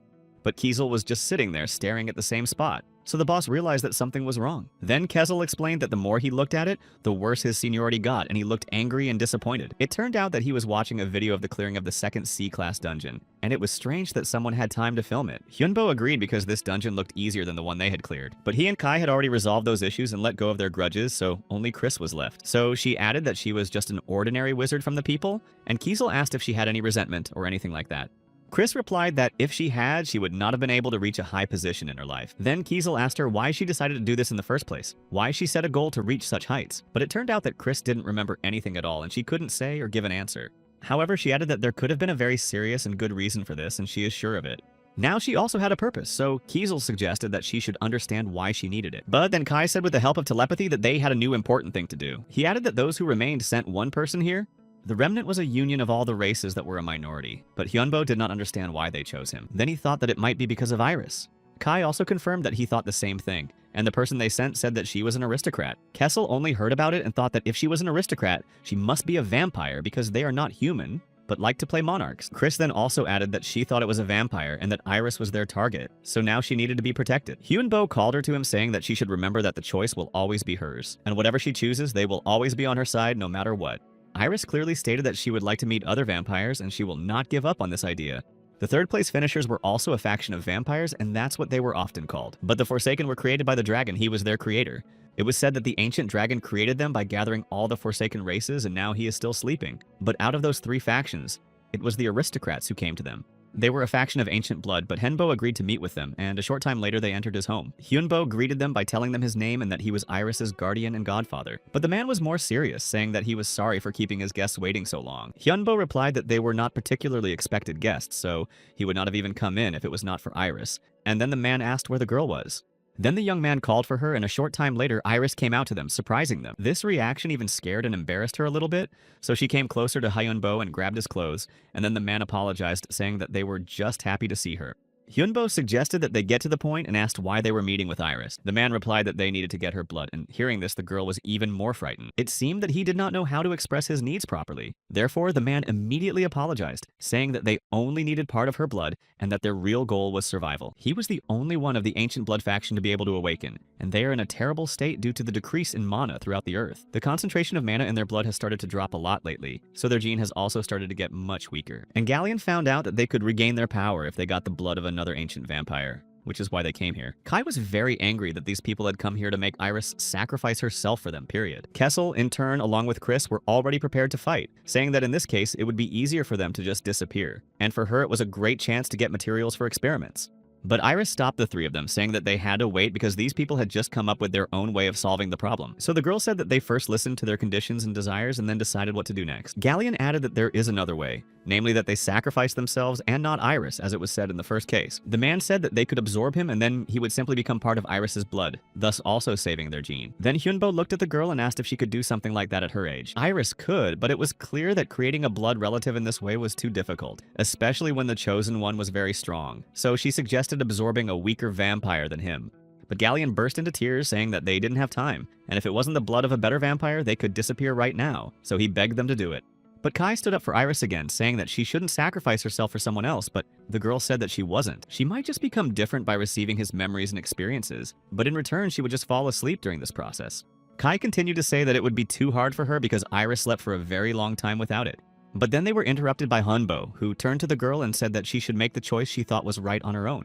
Although the boy already realized that she had already decided everything, he just decided to make sure that it was true.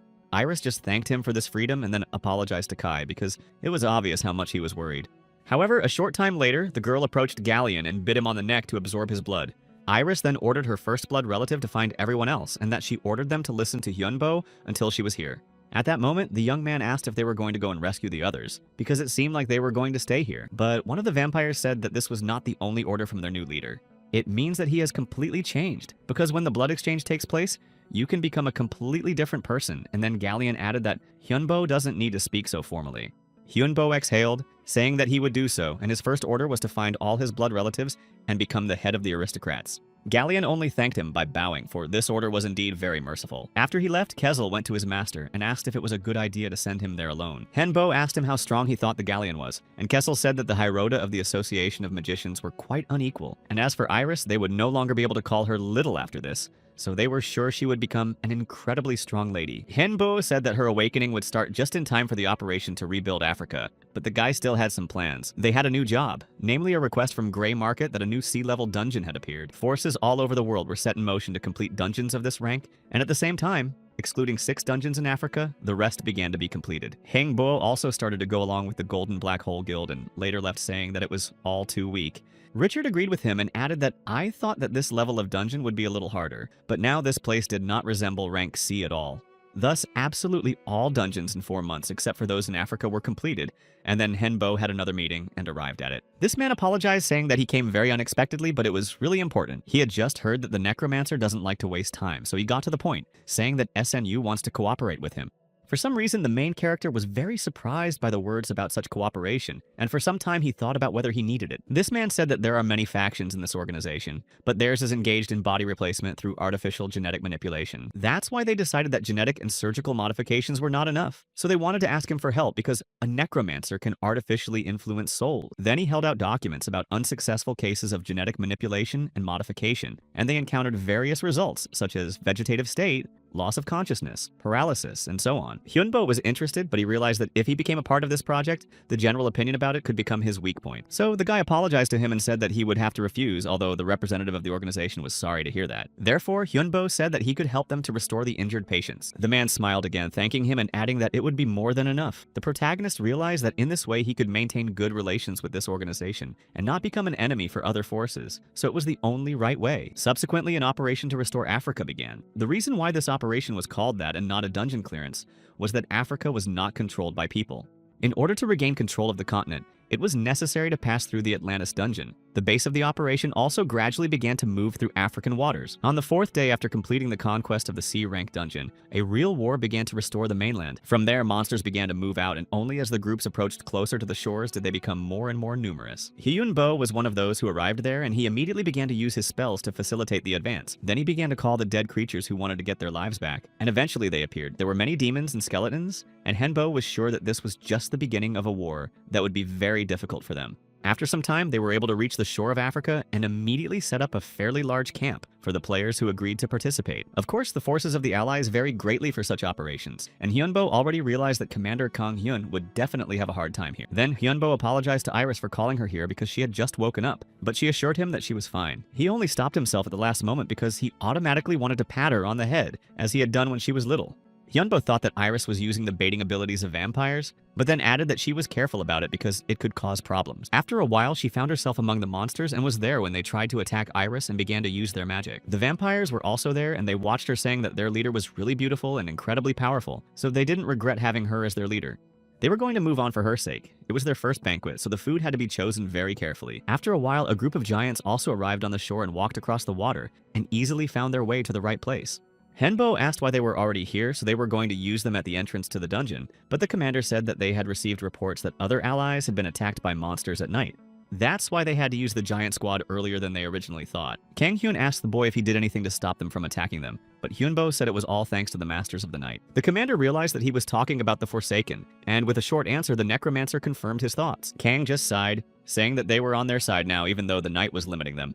Then the dragon began to talk to the boy, and it was strange because Nidhogg is mostly silent and does not start a conversation just like that. But the dragon asked the boy to let him fight because he wanted to test his strength on a place called Earth. And then Nidhogg added that he was very confused by another fact. He told Hyunbo that he had 4 hours and allowed him to use absolutely everything the dragon would see fit. And then Nidhogg thanked him, saying that he would be back soon. The young man realized that sooner or later it would be his turn, so he decided to let him go, believing that such a test would benefit the dragon. Immediately after that, the dragon quickly flew upward, catching up with all the others who were already there. He did not wait any longer and immediately began to use his magic to destroy the unwanted enemies and show them all his power. The dragon was very angry and thought that they should disappear, ordering them to leave right now. He realized that there was definitely something that irritated him so much, and knew that there was definitely another dragon on this continent, and that was what hurt him so much. He tried to find his target as quickly as possible, believing that his enemy would surely soon wait for his end. In the end, he did not have to fly for a very long time, and soon Nidhogg returned to his master, saying that he was on this continent. Hyunbo noticed how angry and confused the dragon was, but he did not understand what he was talking about. Nidhogg then began to answer that there was a living dragon here, and moreover, he was now their enemy. Hearing these words, Hyunbo went to the commander and told him about it, and they began to discuss again that this problem now looks very serious. So far, this is not accurate information because the dragon said that he relied only on his feelings, and he has no proof that this is true. But you can't just turn a blind eye to his intuition and premonitions, and Hyunbo should have realized that because he appears to be its master. In addition, others understood that a dragon can feel another who is no longer alive. From the words of these people, the boy concluded that they all believed in Nidhogg's words and had little doubt about them. He almost knew their answer, but he wanted to make sure and asked. Kang Hyun just stood up and said that he would have to pass all this information on to the general staff so that they would be aware of it as well. As soon as he left, he was caught up by Kiesel, who started asking him how everything went and what she said. Hyunbo replied that they were going to inform the general staff about the statement and the dragon, but of course he didn't know if they would accept it or not. Chris added that regardless of their outcome, whether they would accept it or not, not, they themselves needed to be prepared for anything. Kai believed that Chris was right because it was Nidhogg who told them about it, not anyone else, and he trusted him. Hyunbo also agreed with them, saying that they needed to be well prepared because they would most likely have to fight a big dragon soon. Dragons are called the race that founded magic because they had a large amount of mana, unlimited memory, and a strong body that was very difficult to pierce. Kesley was not happy that this monster was their enemy. He sighed and said that he would not even want to fight it. Hyunbo understood his feelings perfectly well because he himself had no desire to fight such an enemy, but he had already made a promise to his dragon, so he could not break it. At the beginning of their acquaintance, he had said that he would make him a better dragon than the original, and now he had this chance. Even if there is a dragon, there is also a person who needs to be prepared for it. Although not everyone understood what the master was talking about. Henbo was referring to the person who protects the cave. Such people were called dragon protectors. They were their masters and protectors. And this girl who looked like an elf noticed that the master had now regained consciousness. The magic eye told her that it was true, though not for long. And then it told her that these enemies seemed incredibly strong. All worlds have their strongmen, and the master himself would like to become the strongest in this dimension. But the girl replied that the master did not think so. He said this because he did not want to overexert himself too much. But she knew that she could not give up because she was still the protector that the master had personally chosen for her. So the others said that they would follow her because she was their leader and first protector, so they would follow her orders. But the girl had only one order, and she said that their enemies had to be destroyed and done as soon as possible. Their allies were able to create 3 barriers from the Egyptian citadel later on, and they succeeded well. Some amenities were also created here, such as restaurants, shops or bars, power plants, water stations, and factories as well. Kiesel just asked if they were going to make money on their technology in this way, because it looks like a good start. Hyunbo just answered that war is fought with money, so it's not surprising that they chose this path, period. Kessel just sighed, realizing how much money it would take to do this. But there was nothing they could do about it. But as you stood there watching, you began to notice something strange, and Kiesel immediately said that they should go. So they did, and a short time later the team arrived to find others gathered in a room with many people. People noticed that a new dungeon had appeared there, and Chris just calmly said that the store and the dungeon were connected. The protagonist asked how the situation was, and one of the soldiers said that it seemed that there were several more dungeons, although low level, but not just one. Therefore, Hyunbo decided to leave them, saying that he did not want to wait for instructions from the general staff, but in case of an emergency, he had to act, and he added that he would take full responsibility, period. All this happened incredibly spontaneously, but to some extent the guy thought it would be even better for them. Previously they had to find a way out on their own, but now everything was connected, and Chris added that there was a high chance that African dungeons would be the same. Hyunbo also said that he was sure that there was something here, and that they would have to face it later. Kessel said that they first needed to go to the headquarters, so the team decided to go there. At the meeting, where representatives of each faction were present, they started discussing the obvious question. But opinions were divided because some people just wanted to observe what was happening, while others thought it was better to start the origin of the dungeon right away and not delay. Hyunbo added that even though they were going to start clearing, they would have to stop the work for now. Kessel didn't understand why, because no one could have cleared the dungeon faster than them. Hyunbo confirmed that their team was stronger than all the allies put together, so it went without saying. Kessel still couldn't understand it because he hated standing on the sidelines, but the master said that they were not just standing there, they were waiting for the right moment. Besides, it would be better for them to get together, and although Kessel did not accept this idea at first, he decided to listen to his master. Hyunbo was sure that this decision would be the best and most correct for them all. It was not long after that the second type of magic was activated, and Hyunbo radioed it in. Immediately after that, many demons and other evil spirits began to rise up on his orders, and an entire army gathered. But at the same time, the war really started between them. They said to attack and not to be afraid to destroy any buildings. Then one of the soldiers told the commander that there was an urgent report from the third barrier, so they continued their operation. Hyunbo was also ready to start, as they were the third barrier, and it was finally their turn. As soon as he got closer and was about to start, he felt the dragon's breath on him. But when he looked up, he realized that these were just monsters that resembled dragons, and they were not dragons. They were Drake and Drakon, and they were very quickly approaching their base to destroy it. Seeing this, the guy immediately began to use a reflective shield to deflect all their attacks. At this point, Kessel didn't believe it was over, and Hyunbo added that it would be a good option, but he didn't think it was. It's unlikely that everything will end now because a huge number of monsters are waiting for them ahead, and they will not just give up. After all that, the main character ordered everyone to gather because now they had to start their punishment. He ordered to look closely at the one who controls this power of his creatures, and starting to use his magic, the main character created a large magic circle directing it at the monsters.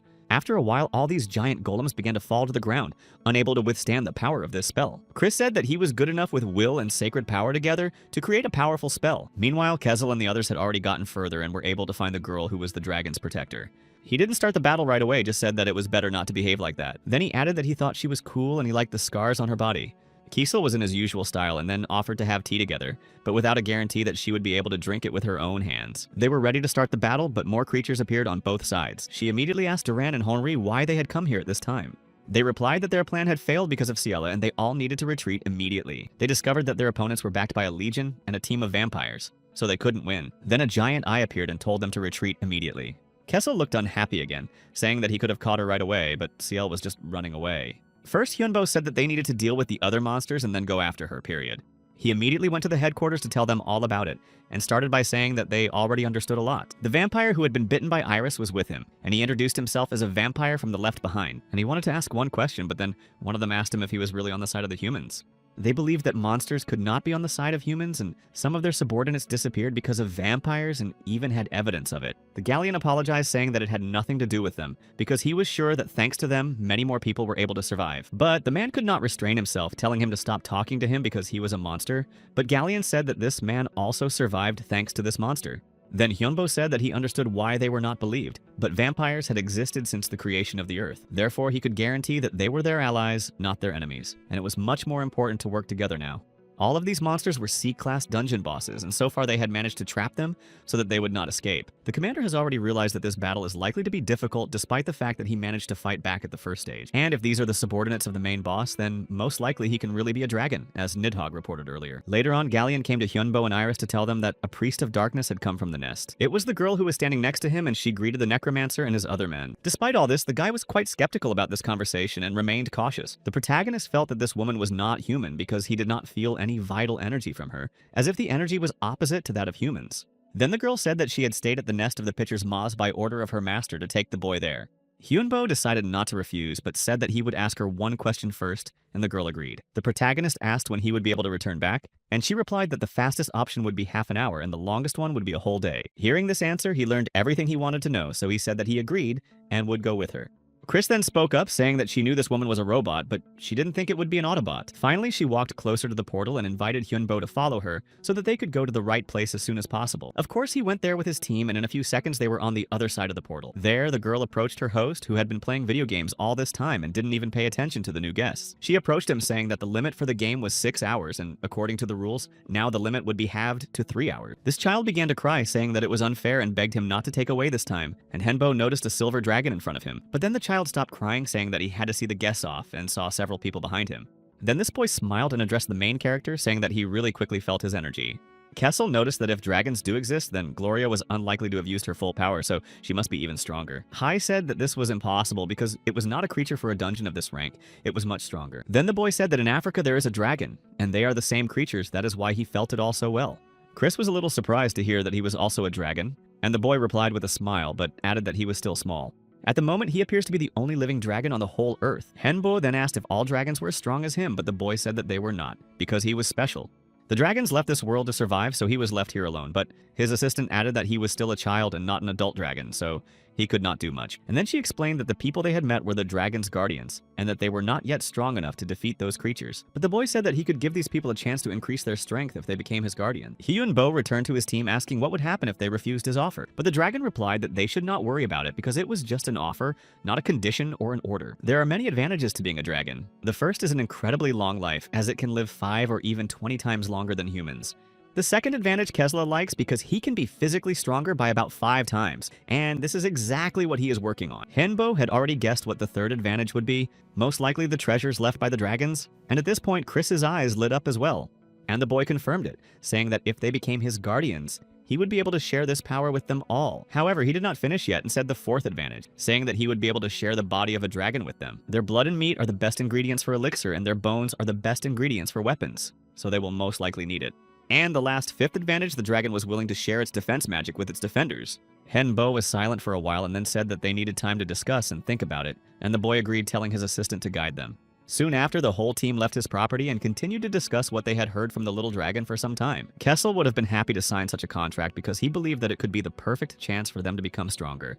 Chris and Kai also thought that this offer was very good and beneficial for them, so they did not see any reason to refuse it. However, despite all this, the master sighed and said that he would have to refuse.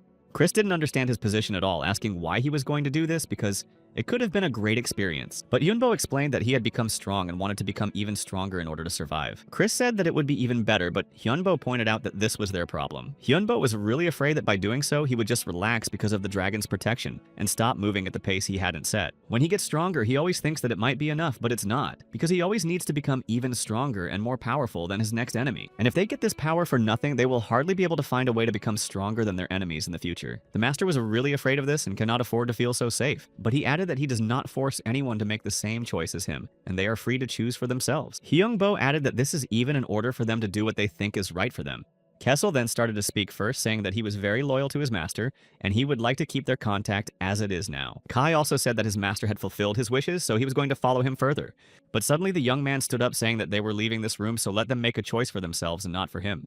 Kessel then asked what he would do if the other three decided to become dragon guardians, and Hyunbo said that he had no specific plan yet, but they needed to replenish their strength. Then Hyunbo looked at the others, seeing that they were ready to talk about their decisions, and said that they should listen to them first, and then think about how to proceed. The dragon asked to be the first to speak and asked his master if he could start speaking. Nidhogg said that the young man said that he would allow him to become better than a real dragon, and he wanted to do just that, not serve the dragon. Chris also had her doubts, but they made their choice and chose their master, and she hoped that they would be able to become even stronger as mages in the future. Hyunbo was somewhat surprised, but he was very pleased to hear this and thanked them both. But he still had to listen to Iris's decision, so the main character asked her what she had chosen for herself, and the girl smiled and happily announced that she had decided to become a guardian. Kai was really surprised because he was sure that she would be on their side, but Hyunbo said that he respected her decision, but wanted to know why she decided to make such a choice. And Iris's answer was very simple. She just said that both this boy and she are children. They are children who have not yet been able to become adults. Iris also added that she likes to be in their team, but they will continue to see her as just a little child. But then this boy spoke up, telling her not to call him a child because he had lived longer than she had, so Iris asked if he wanted her to call him a big brother. This surprised him even more, and he didn't know how to react, but he kind of liked it. Then his assistant sighed and said that it was not Peter's place to tell them about games and his comics. But the dragon said that he could not watch his first guardian's companion just lose his life, so he decided to help a little. The boy said he had 3 gifts for them and showed them the first one. He poured his blood into several bottles and allowed them to drink it so that they should not think about the curse and just drink it, because in this way they could become stronger. Hyunbo was then interested in the words about curses and decided to learn more about it. The boy explained that the dragon's blood could make a person stronger, but as a sacrifice they would have to experience incredibly severe pain. But of course, with his permission, there would be no curse in the blood. Then Chris calmed down, saying that in that case they would only be winning in their own right. But if he could do that, then the little dragon could also slip them the cursed blood. And the boy agreed, saying that he could give them another bottle as an exception, since they wouldn't need that much blood anyway. Then the boy moved on to the second gift and snapped his fingers and it appeared right next to him. Henpo noticed that this boy can use very powerful magic to create and was even more surprised that the dragon gave him the dragon bones. The protagonist was even surprised. He couldn't believe that he was really giving it to them. But the boy thought that it was only a part of what they could get if you became guardians, because in that case he could give them the whole dragon and not this part. And finally he showed them the last gift and opened his palm with 2 whole dragon hearts. Henpo could not have expected such generosity because these gifts are really incredibly valuable, so he thanked him sincerely. The dragon only said that they should use his gifts correctly and let it be very clear when he becomes an adult dragon and show all his strength. Chris asked how long it would take, and the boy said that it could happen right now, but it would be best to wait another 5 years. Hyunbo thought about it, saying that it probably wouldn't be too hard to hold out for all those years, so they could do it. Then the young man stood up, saying that they were about to leave, although it seemed that the dragon was not happy to let them go so soon. Henbo explained that these gifts had given him new ideas, so he needed to do some research as soon as possible and figure out how to use them. The boy smiled, saying that it was not surprising for a magician, and then promised that he would look after Iris as well as they did. The boy said goodbye to her, but Kai still couldn't seem to let go of her, and realized that she was no longer with them. As soon as they left the property, Chris rushed to Hyunbo, saying quickly to give those hearts to her, but it seems he was in no hurry to do so. Kiesel decided to leave them to discuss, but asked that it not be for long. Hyunbo said that he would give all of them to Nidhogg because it could be very helpful, although the dragon did not expect it. The owner explained that it would make him even stronger, and Nidhogg thanked him for his generosity. Chris then began to investigate everything together with the master. They spent all the time in the laboratory, and several events have already happened. Firstly, the large-scale monster attack stopped, and many rumors about the military started to circulate. Many people became dissatisfied with the military, but there were also those who were against the war and those who wanted to stop the war completely and conquer the monsters in the human world. However, there were also people who benefited from the existence of monsters, which is why many people split into 2 sides, and conflicts began. And there was one more big nuance, because everything went according to the plan of their enemies. After a while, the main character went down to the basement where the dragon was and asked how he was feeling. Nidhogg replied that he was feeling much better and could even move, but Hyunbo wanted to describe his condition right away. Although it sounds strange, the dragon was now half alive and half dead at the same time. With mana, it could even regenerate its body as much as it wanted, and it had no limitations on its development. Hyunbo smiled, saying that now Nidhogg was becoming a real dragon, just as he wanted. However, he was very impressed by these words, and Hyunbo understood why. Because usually this is impossible, but because of one mistake, everything changed. Hyunbo wanted to make him even stronger than a real dragon, which is why he named him Nidhogg, the mighty dragon of myths. But now the young man recognized that this was a big mistake because names hold a certain power, and so it was in this case. Then, when they met the silver dragon, the main character asked if all the dragons had left this world, and the boy answered that most of the dragons had left this place, but some individual dragons could still be on the earth. Some of them became part of the forest of the mountains or the lake, and some of them even managed to become part of this galaxy. And the worst part of it all was that among those dragons that remained on Earth, there was a real Nidhogg. The dragon's soul has blossomed in space, and it will try to take his body, so there is only one way to protect Nidhogg. Hyunbo said that his dragon must become even stronger and defeat the one who will try to take his flesh. Nidhogg promised him that he would never lose, that he would become stronger and would be able to defeat any enemy, no matter how powerful. Hyunbo was pleased that his dragon was so serious and confident about this, so he said that it was time to begin. He wanted to test his body to make it stronger. It turned out that Hyunbo already had the 8th circle of magic, and according to Chris's words, the historical records of her home planet Idea were less than 30, which was very little folder. In addition, the dragon's blood raised his limits, and Chris Kai and Kesla's fortunes also increased remarkably. But there was still one who had not yet drunk the dragon's blood, namely Nidhogg. But Hyunbo didn't worry too much about it because the dragon still had the highest limit of them all. Chris then came to the master saying that she had a question, and asked if he should know everything about himself before reaching the 8th circle, and Hyunbo agreed. He then added that he had had enough of her questions, as this was the 78th question she had asked him. But Chris really couldn't stop, because for her, the 8th circle of magic was a big dream. Meanwhile, Kessel told the host that they had most likely already arrived at the meeting place. They were told that they would be able to get to any place in this palanquin, and then the whole team got inside, continuing their conversation. They were really surprised by this transportation because they didn't have much hope for it, but it really surprised them. They had to fly for a really long time, and it was not until nightfall that they were able to get out under the full moon. There they met John, who even without looking at them felt their presence and greeted them because they had not seen each other for a long time. The man felt that the necromancer had already entered the 8th circle, although there was only a 90% chance of not getting it. After that, John led them to the laboratory, and they walked in silence and soon found themselves in the right place. John said that the guy was already where he needed to be and that he had to wait a little longer. He also congratulated him because the main character had made another big step towards becoming a top-level magician, and Hyunbo thanked him, but knew that it was not over yet.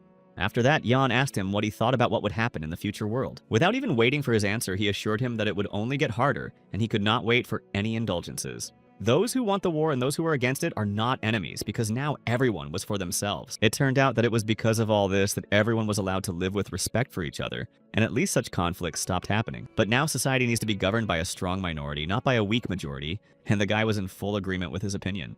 However, it will still be very difficult to accept it, and in any case, it can become a big problem in the current world. Of course, John added that there are those who will oppose any changes and will not be their biggest enemies.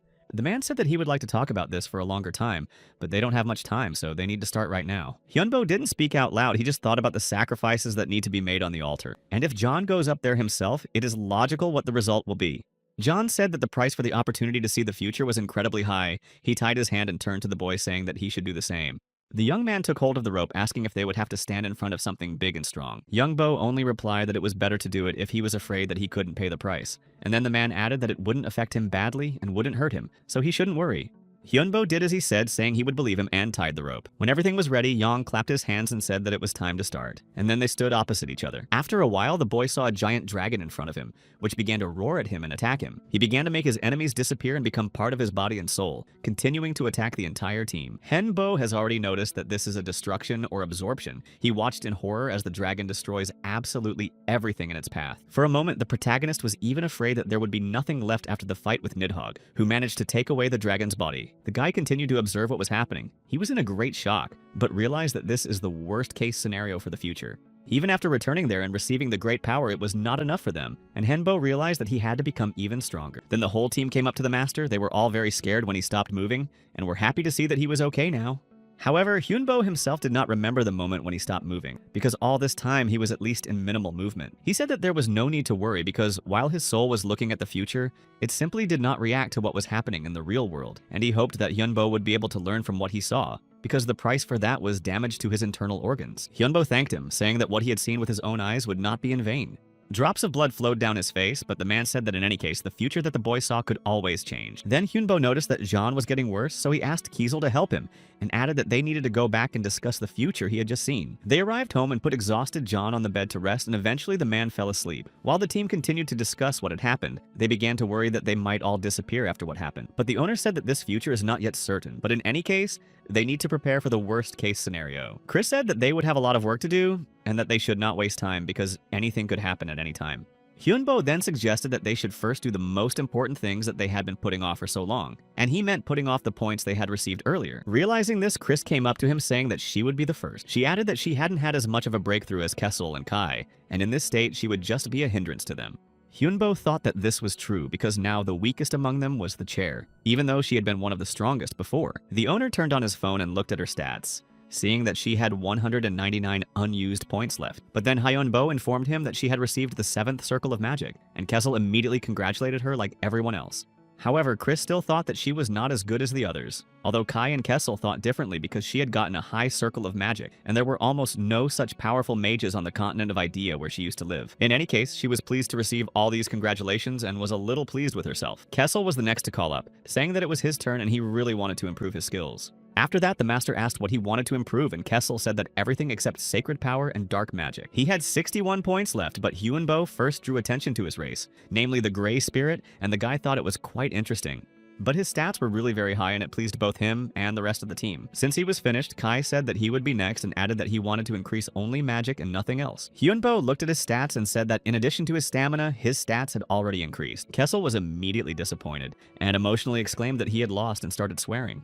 But the owner said that Kai's magic was already very high, so he didn't know whether to increase it. But he was a legionnaire, so it was not surprising that this particular point was so high. Finally, it was over and the master began to talk about what they all knew, although they didn't want to say it and admit it. But they had a good chance of losing to their enemy. That is why they need to prepare very well in order to win this fight, and above all, to survive. People still did not know that time was not on the side of humanity, which is why fighting with each other is the greatest tragedy, because instead of training and increasing their strength before fighting the enemy, they were destroying each other. At this point, Henbo began to think about whether it was worth becoming the guardian of the Silver Dragon, and whether he should have accepted Aristo's offer to become his disciple. However, in the end, he chose to fight alone with his companions, and the protagonist recognized that no one forced him to do so. He knew that he had to choose, and that this choice would be incredibly difficult, and Hyunbo thought about it a lot and for a long time, but in the end, he was able to come to a conclusion. Despite the fact that the opinions did not differ so much between everyone believed that their choice was right and did not want to change it. Surviving in such a dangerous world is indeed quite difficult, but there is only one true way, and that is faith in yourself and the eternal struggle. And no matter how horrible the possible future might be, he knew that he would not stop and would not allow himself to just go with the flow. Hyunbo declared that they would fight no matter what, and eventually they would win this fierce and difficult battle. He knew that the enemy was already waiting for him. He knew that this battle could happen at any moment, and he also knew that he would not give up, but would continue to fight